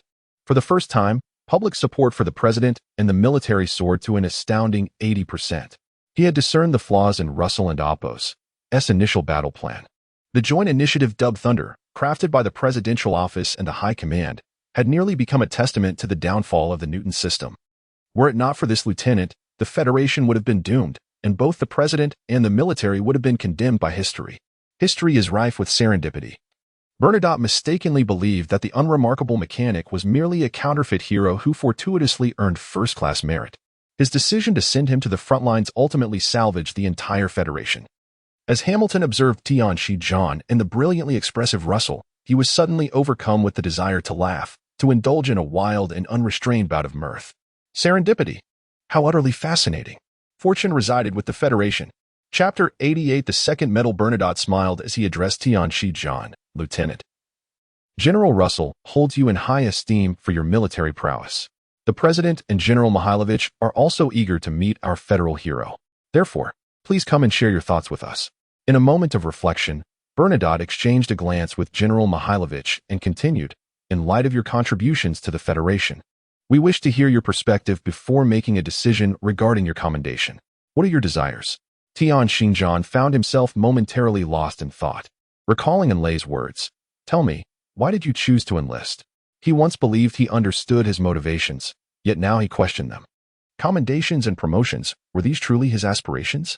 If he were to ascend to the rank of major or above, the Federation and Oppo's regulations dictated that, barring issues of health or age, he would be unable to retire during wartime.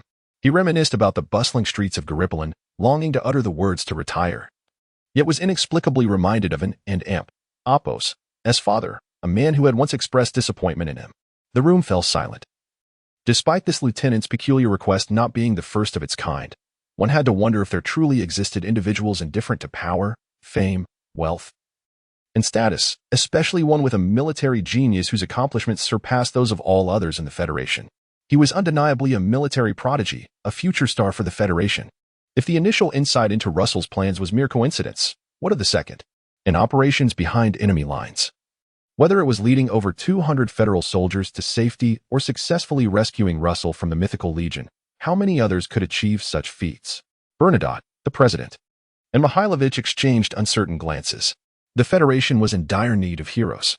Since the onset of war, the President's office and the Supreme Command had established a strategy to cultivate federal heroes, and this individual before them was undoubtedly the prime candidate.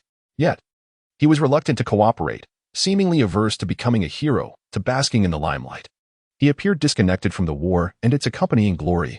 How could someone of such disposition effectively endorse propaganda? Forcing him into the spotlight would only lead to accusations of being a counterfeit hero. The president chuckled ruefully. Here was a man labeled a military genius and a hero. Yet the tales told by Bernadotte of his fear of death and pleas for mercy were both amusing and perplexing.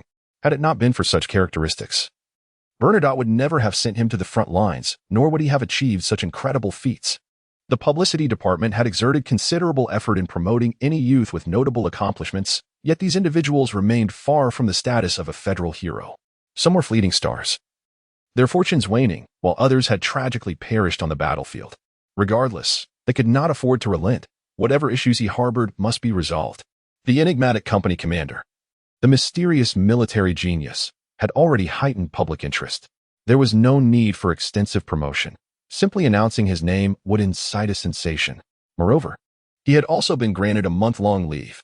As Tianchi-John prepared to depart with a salute, Russell, who had remained silent for an extended period, suddenly exclaimed, "Wait." He gazed at Tian Xinjiang and continued, "I sense your uncertainty. I can provide you with answers, but I have one request. You must become my student. I shall impart my military knowledge to you without reservation. You possess the potential to become the finest military strategist in the Federation. Indeed, you could surpass even me." The generals were overwhelmed with joy. After all, who was Russell? A renowned general. He was the only military strategist from the Federation to have earned a prominent position on the international stage. The honor of being named the Joint Chief Professor of the 3 major military academies was bestowed upon him in hopes of establishing a connection that would allow him to impart his wisdom to the Federation's military trainees. Now, he had taken the initiative to propose this himself, which was utterly delightful. However, Tian Xinjiang and Apos' gaze at Russell grew increasingly disapproving. The sense of innate camaraderie he had felt upon first seeing Russell and Apos' photograph had faded from memory. The rotund figure smiled and declared, "Do you consider yourself exceptional? I have no interest in your offerings. What I wish to learn is beyond your capacity to teach. As for my inquiries, I shall seek the answers myself." With that, he turned and opened the door, leaving behind a bewildered Russell in a room full of disheartened generals. Upon returning to his dormitory, Tian Xinjiang washed his face with water and stared despondently into the mirror. The reflection revealed a stranger who wore a cold smile as he gazed back. Emerging from the assembly of generals, he once again found himself burdened with something he did not desire. When Enlay inquired about his reasons for enlisting, he felt as lost as he did now. Why? To rediscover what he had lost. What had he lost, Enlay? Courage? Had he truly found courage? What is courage?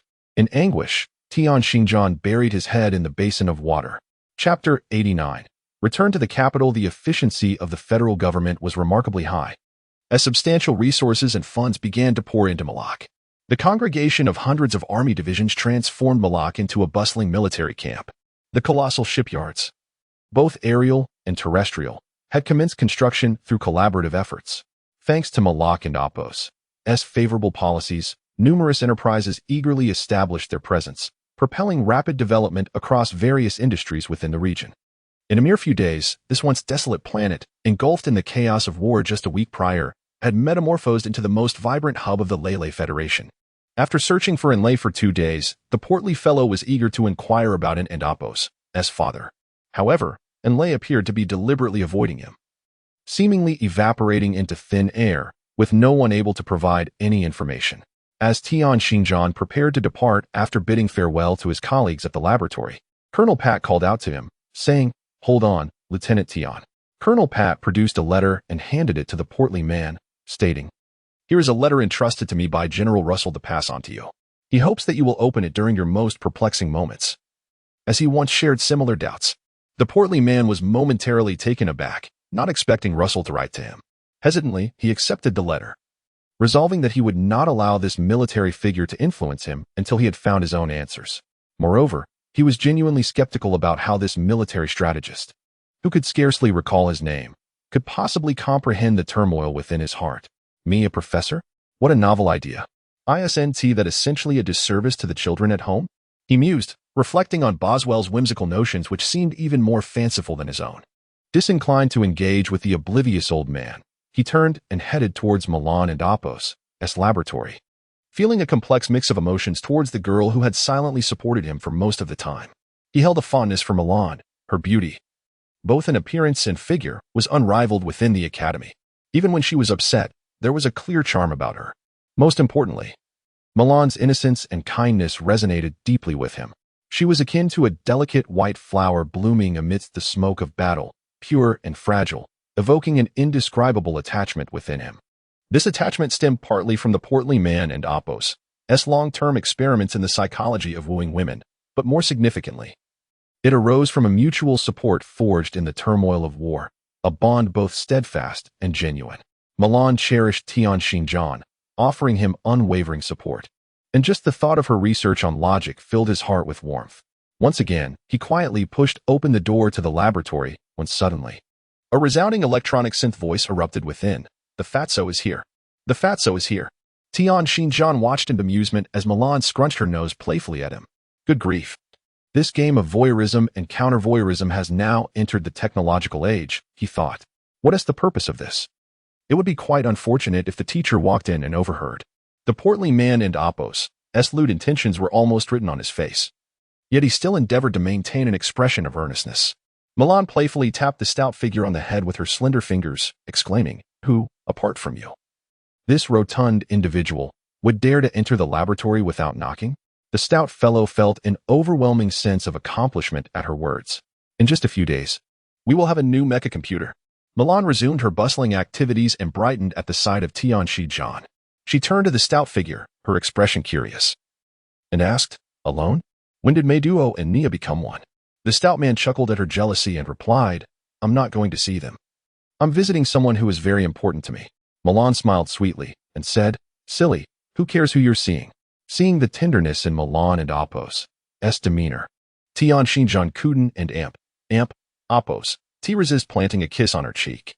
Embarrassed, Milan pushed the grinning stout man away, hastily turning to feign engagement in her research. As the stout man approached the door, he suddenly heard Milan softly say, "When you see Nia, please send my regards." A wave of profound emotion washed over him, and he fought back the urge to weep as he felt like a wounded raccoon, fleeing in disarray. The transport ship ascended slowly, the ground outside shrinking beneath them.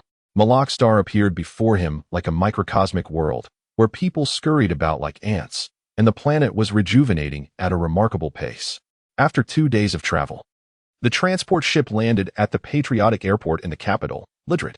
This airport had not always borne this name. It was established post-war, reflecting the political demands of the time. The airport was vast, capable of accommodating hundreds of massive transport ships or thousands of medium-sized vessels simultaneously. As he exited into the terminal, Tianxi-John stood on the conveyor belt, gazing at the colossal, transparent alloy walls outside, feeling a sense of estrangement from the capital of Lille. He had lived here for nearly 2 decades, yet a year of war had rendered it a distant memory. Chapter 90. The Answer of Courage. The taxi swiftly arrived at the corner of 919th Street. After alighting, I carried my bag and walked 200 meters east, reaching the entrance of the community. As I stepped through the gate, an elderly man approached. He glanced at me, initially indifferent, but upon turning his head back, he scrutinized me closely. Tears welled in my eyes. These were my old neighbors who had watched me grow up, treating me like their own son.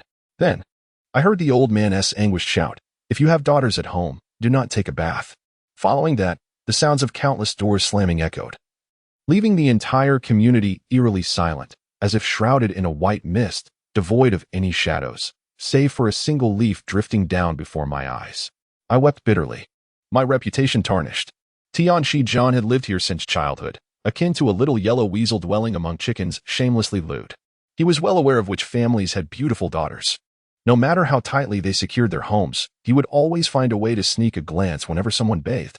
He had an arsenal of tricks up his sleeve, often tinkering with mechanical devices, drilling holes in walls, and eavesdropping. The residents were on high alert, nearly transforming their bathrooms into fortresses. Who would regard such a scoundrel as their own son? Confronting him in the act of peeping would feel akin to reprimanding one's own child. The only father willing to associate with this rogue was Mba, yet even he eventually moved away, purchasing a house outside the street for a bit of money, managing to distance themselves from danger. I lamented the loss, and Lei appeared enchanting while bathing, and had she remained here, who would have the time to gaze at other girls? Mimi, you. The kitchen door swung open, revealing Lei, her face flushed with embarrassment, adorned in an apron and wielding a kitchen knife. After all, it was merely a street apart. The Yin family had a key to their house. I quietly enlisted in the army, only to discover that the house lay vacant when Lei and Appos' father neared death. Lei and Appos' mother often visited to help tidy up, as the care facility lacked attentiveness. Who could have anticipated that while cooking in the kitchen, I would suddenly hear my frantic voice from outside? Lei, blushing and flustered, rushed out without setting down her knife. Fortunately, her gentle nature prevailed. Though she felt both embarrassed and enraged, she refrained from brandishing the blade, allowing me to escape unscathed. After dinner, the blush on Lei and Appos' face lingered as she cleared the dishes, only to catch sight of me furtively fiddling with some instruments. Coming from an intelligence background, Lei recognized these devices, albeit rudimentary. They could function as listening and spying equipment once equipped with miniature energy cells. She was both amused and exasperated. What on earth had this childhood companion of mine filled his mind with to become a federal hero? The world was truly terrifying. In the afternoon, and Lei drove Tian Xinjian to the grave of Anba. As Tian Xinjian gazed at the name engraved on the tombstone, he finally comprehended that this man, akin to a father, had truly departed. Confronted with this reality, Tian Xinjian found himself struggling to accept it. He knelt before the grave, intently staring at the photograph on the tombstone. In his memories, Anba was a gentle soul, a man of few tempers, who spent his life as a diligent company employee, living a stable and secure existence. In his childhood naivety, Tian Xinjian often believed he should be called in one. As a reflection of his calm demeanor, Anba was not particularly bold. This was a trait he shared with Tian Xinjian. Nevertheless, in the eyes of all who knew him, Anba was a stalwart figure. Even the most critical neighbors had only good things to say about him. During his childhood, having lost his parents, Tian Xinjian grew up in the An household, where Anba and Apos' care for the two children was beyond description. Thus, it was common to see a somewhat portly middle-aged man puffing behind the two children, breathlessly admonishing them, "Be careful, don't run too fast, safety first." Tian Xinjian, from a young age, was timid, afraid of the unfamiliar, dogs, mice, the blaring of truck horns, thunder, and even the thought of boarding a transport ship. In terms of courage, he was even less daring than Lei. Whenever Anba would lecture Tian Xinjian about the importance of courage for boys, Ma would tease him, saying, "You still fear thunder. Whenever it storms, you cover your head with a blanket." Anba would retort, flustered, "Oh, go on, stop causing trouble. I'm trying to educate the child here." And Ma would chuckle, "Come back to educate when you're no longer hiding under the covers." These memories played in Tian Xinjian's mind like a film, and as he looked at the smiling middle-aged man in the photograph, tears streamed down his face. Deep within his recollections, Anba and Apos' words resurfaced. "Xiaojian, you see, a man and Apos' courage is not defined by his absence of fear. A man who is reckless, yet shirks responsibility, is not worthy of the title. Thus, a man's courage is rooted in responsibility, towards friends, towards family. This responsibility must be upheld even in the face of fear. When a man embraces these responsibilities, confronting his fears without yielding, he becomes a warrior, a true soldier of courage." "Olden, the children are watching a movie. You're being quite bothersome." This was in Ma's voice. "Yes, Dad. I can hardly hear what's happening in the movie." Chandan Lei. "You too. Such an educational film should be discussed thoughtfully with Xiaojian, not disrupted." "Jian, you are naturally timid. It's in your nature. But even the timid can be warriors. It's all right if you don't understand now. One day, you will." At that moment, young Tian Xinjian was captivated by the warriors' battles in the film, his mind wandering. Finally, he understood that being timid is not a fault. A man's courage does not lie in how high he can climb, nor in his fearlessness, nor in his readiness to engage in reckless bravado. Rather, it is the willingness to shoulder responsibility in the face of the unknown and the fear that accompanies it. Earning a livelihood to support one and Apos' family is a profound responsibility, as is the duty to safeguard one's nation. When the sense of responsibility surpasses the fear of adversity, an individual confronts all threats with unwavering courage, embodying the essence of a true man, a warrior. Anba, a seemingly ordinary yet timid figure, is a warrior who values responsibility above life itself. In this moment, the cowardly Tian Xinjian has finally discovered the answer he had long since obtained. The middle-aged man in the photograph smiles with an air of ordinariness, yet exudes a certain masculine authority. Chapter 91. The soldier's responsibility. And Lei gazed at Tian Xinjian, her eyes fixed on the photograph of her father adorning the gravestone, tears cascading down her cheeks. These two men represented the most significant figures in her life. However, they had been separated for far too long, and their reunion occurred in such a sorrowful manner, transcending the realms of life and death. She retrieved a letter, its envelope tinged with yellowing, and placed it beside Tian Xinjian. This was a missive from her father addressed to him. As she observed Tian Xinjian kneeling before her father and Apos' spirit, weeping inconsolably, it felt as though her father had come back to life, their images gradually merging in her mind. Wiping away her tears, Lei quietly walked towards the flying car, unwilling to intrude upon their poignant moment.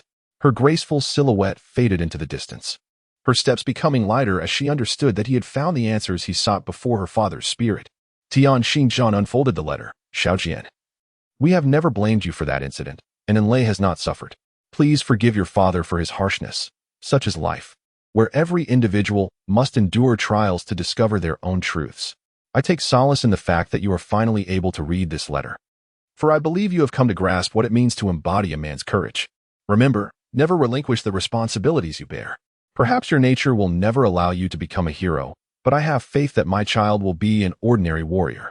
Now, I entrust you with your first responsibility, to care for Ma and Lei on my behalf.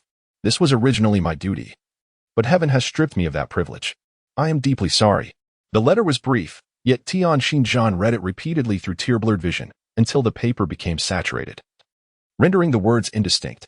Father, I know what I must do. Before the grave, a portly man knelt, sobbing uncontrollably. Once the knots in his heart were unraveled, he felt an overwhelming sense of relief, as if he had suddenly lost 50 pounds. Suddenly recalling Russell's letter, he pulled it out, eager to discern what this individual had to convey. The letter was penned in exquisite calligraphy, akin to an Ba's missive, which brought comfort to Tian Xinjian. A handwritten letter symbolized respect. It read, Lieutenant Tian, you are the most gifted young soldier I have encountered. I perceive in your eyes a sense of confusion regarding war, as well as an instinctual aversion to the profession of a soldier that centers on killing. I share a similar experience. I shall refrain from unnecessary words and simply convey this. War is not dictated by human will. Since we cannot dictate the initiation of war as soldiers, we are destined to determine its outcome. The consequences of that outcome affect your family, friends, and country. Though these may seem like platitudes, they are indeed truths. Consider Malak. If your loved ones were weeping amidst the ruins of their home on this planet, is that a sight you would wish to behold? Regardless of one and Oppo's status as a soldier, each individual bears the inescapable duty to safeguard their loved ones and homeland. This obligation cannot be evaded. One may bury their head in the sand like an ostrich, but upon lifting it again, they will find their kin fallen beside them, their home ravaged by the flames of war. War signifies slaughter, and soldiers serve as instruments of this bloodshed. This truth is undeniable. However, let it be remembered that mercy towards the enemy constitutes cruelty towards oneself, a timeless adage. Your responsibility is to protect your homeland, not to lament the preciousness of life in the face of an enemy's bayonet. You possess talent and capability. Thus, you are obliged to learn how to preserve your comrades in battle, shield your family, and defend your nation. Remember, only the victors are worthy of peace. Do not forget your duty. The enemy has their own responsibilities. You have yours. Upon reading the letter, Tian Xinjian pondered deeply for an extended period. Perhaps Russell and Oppo's reasoning was clear. Perhaps the notion of responsibility stirred something within him, prompting him to decide to become Russell and Oppo's pupil.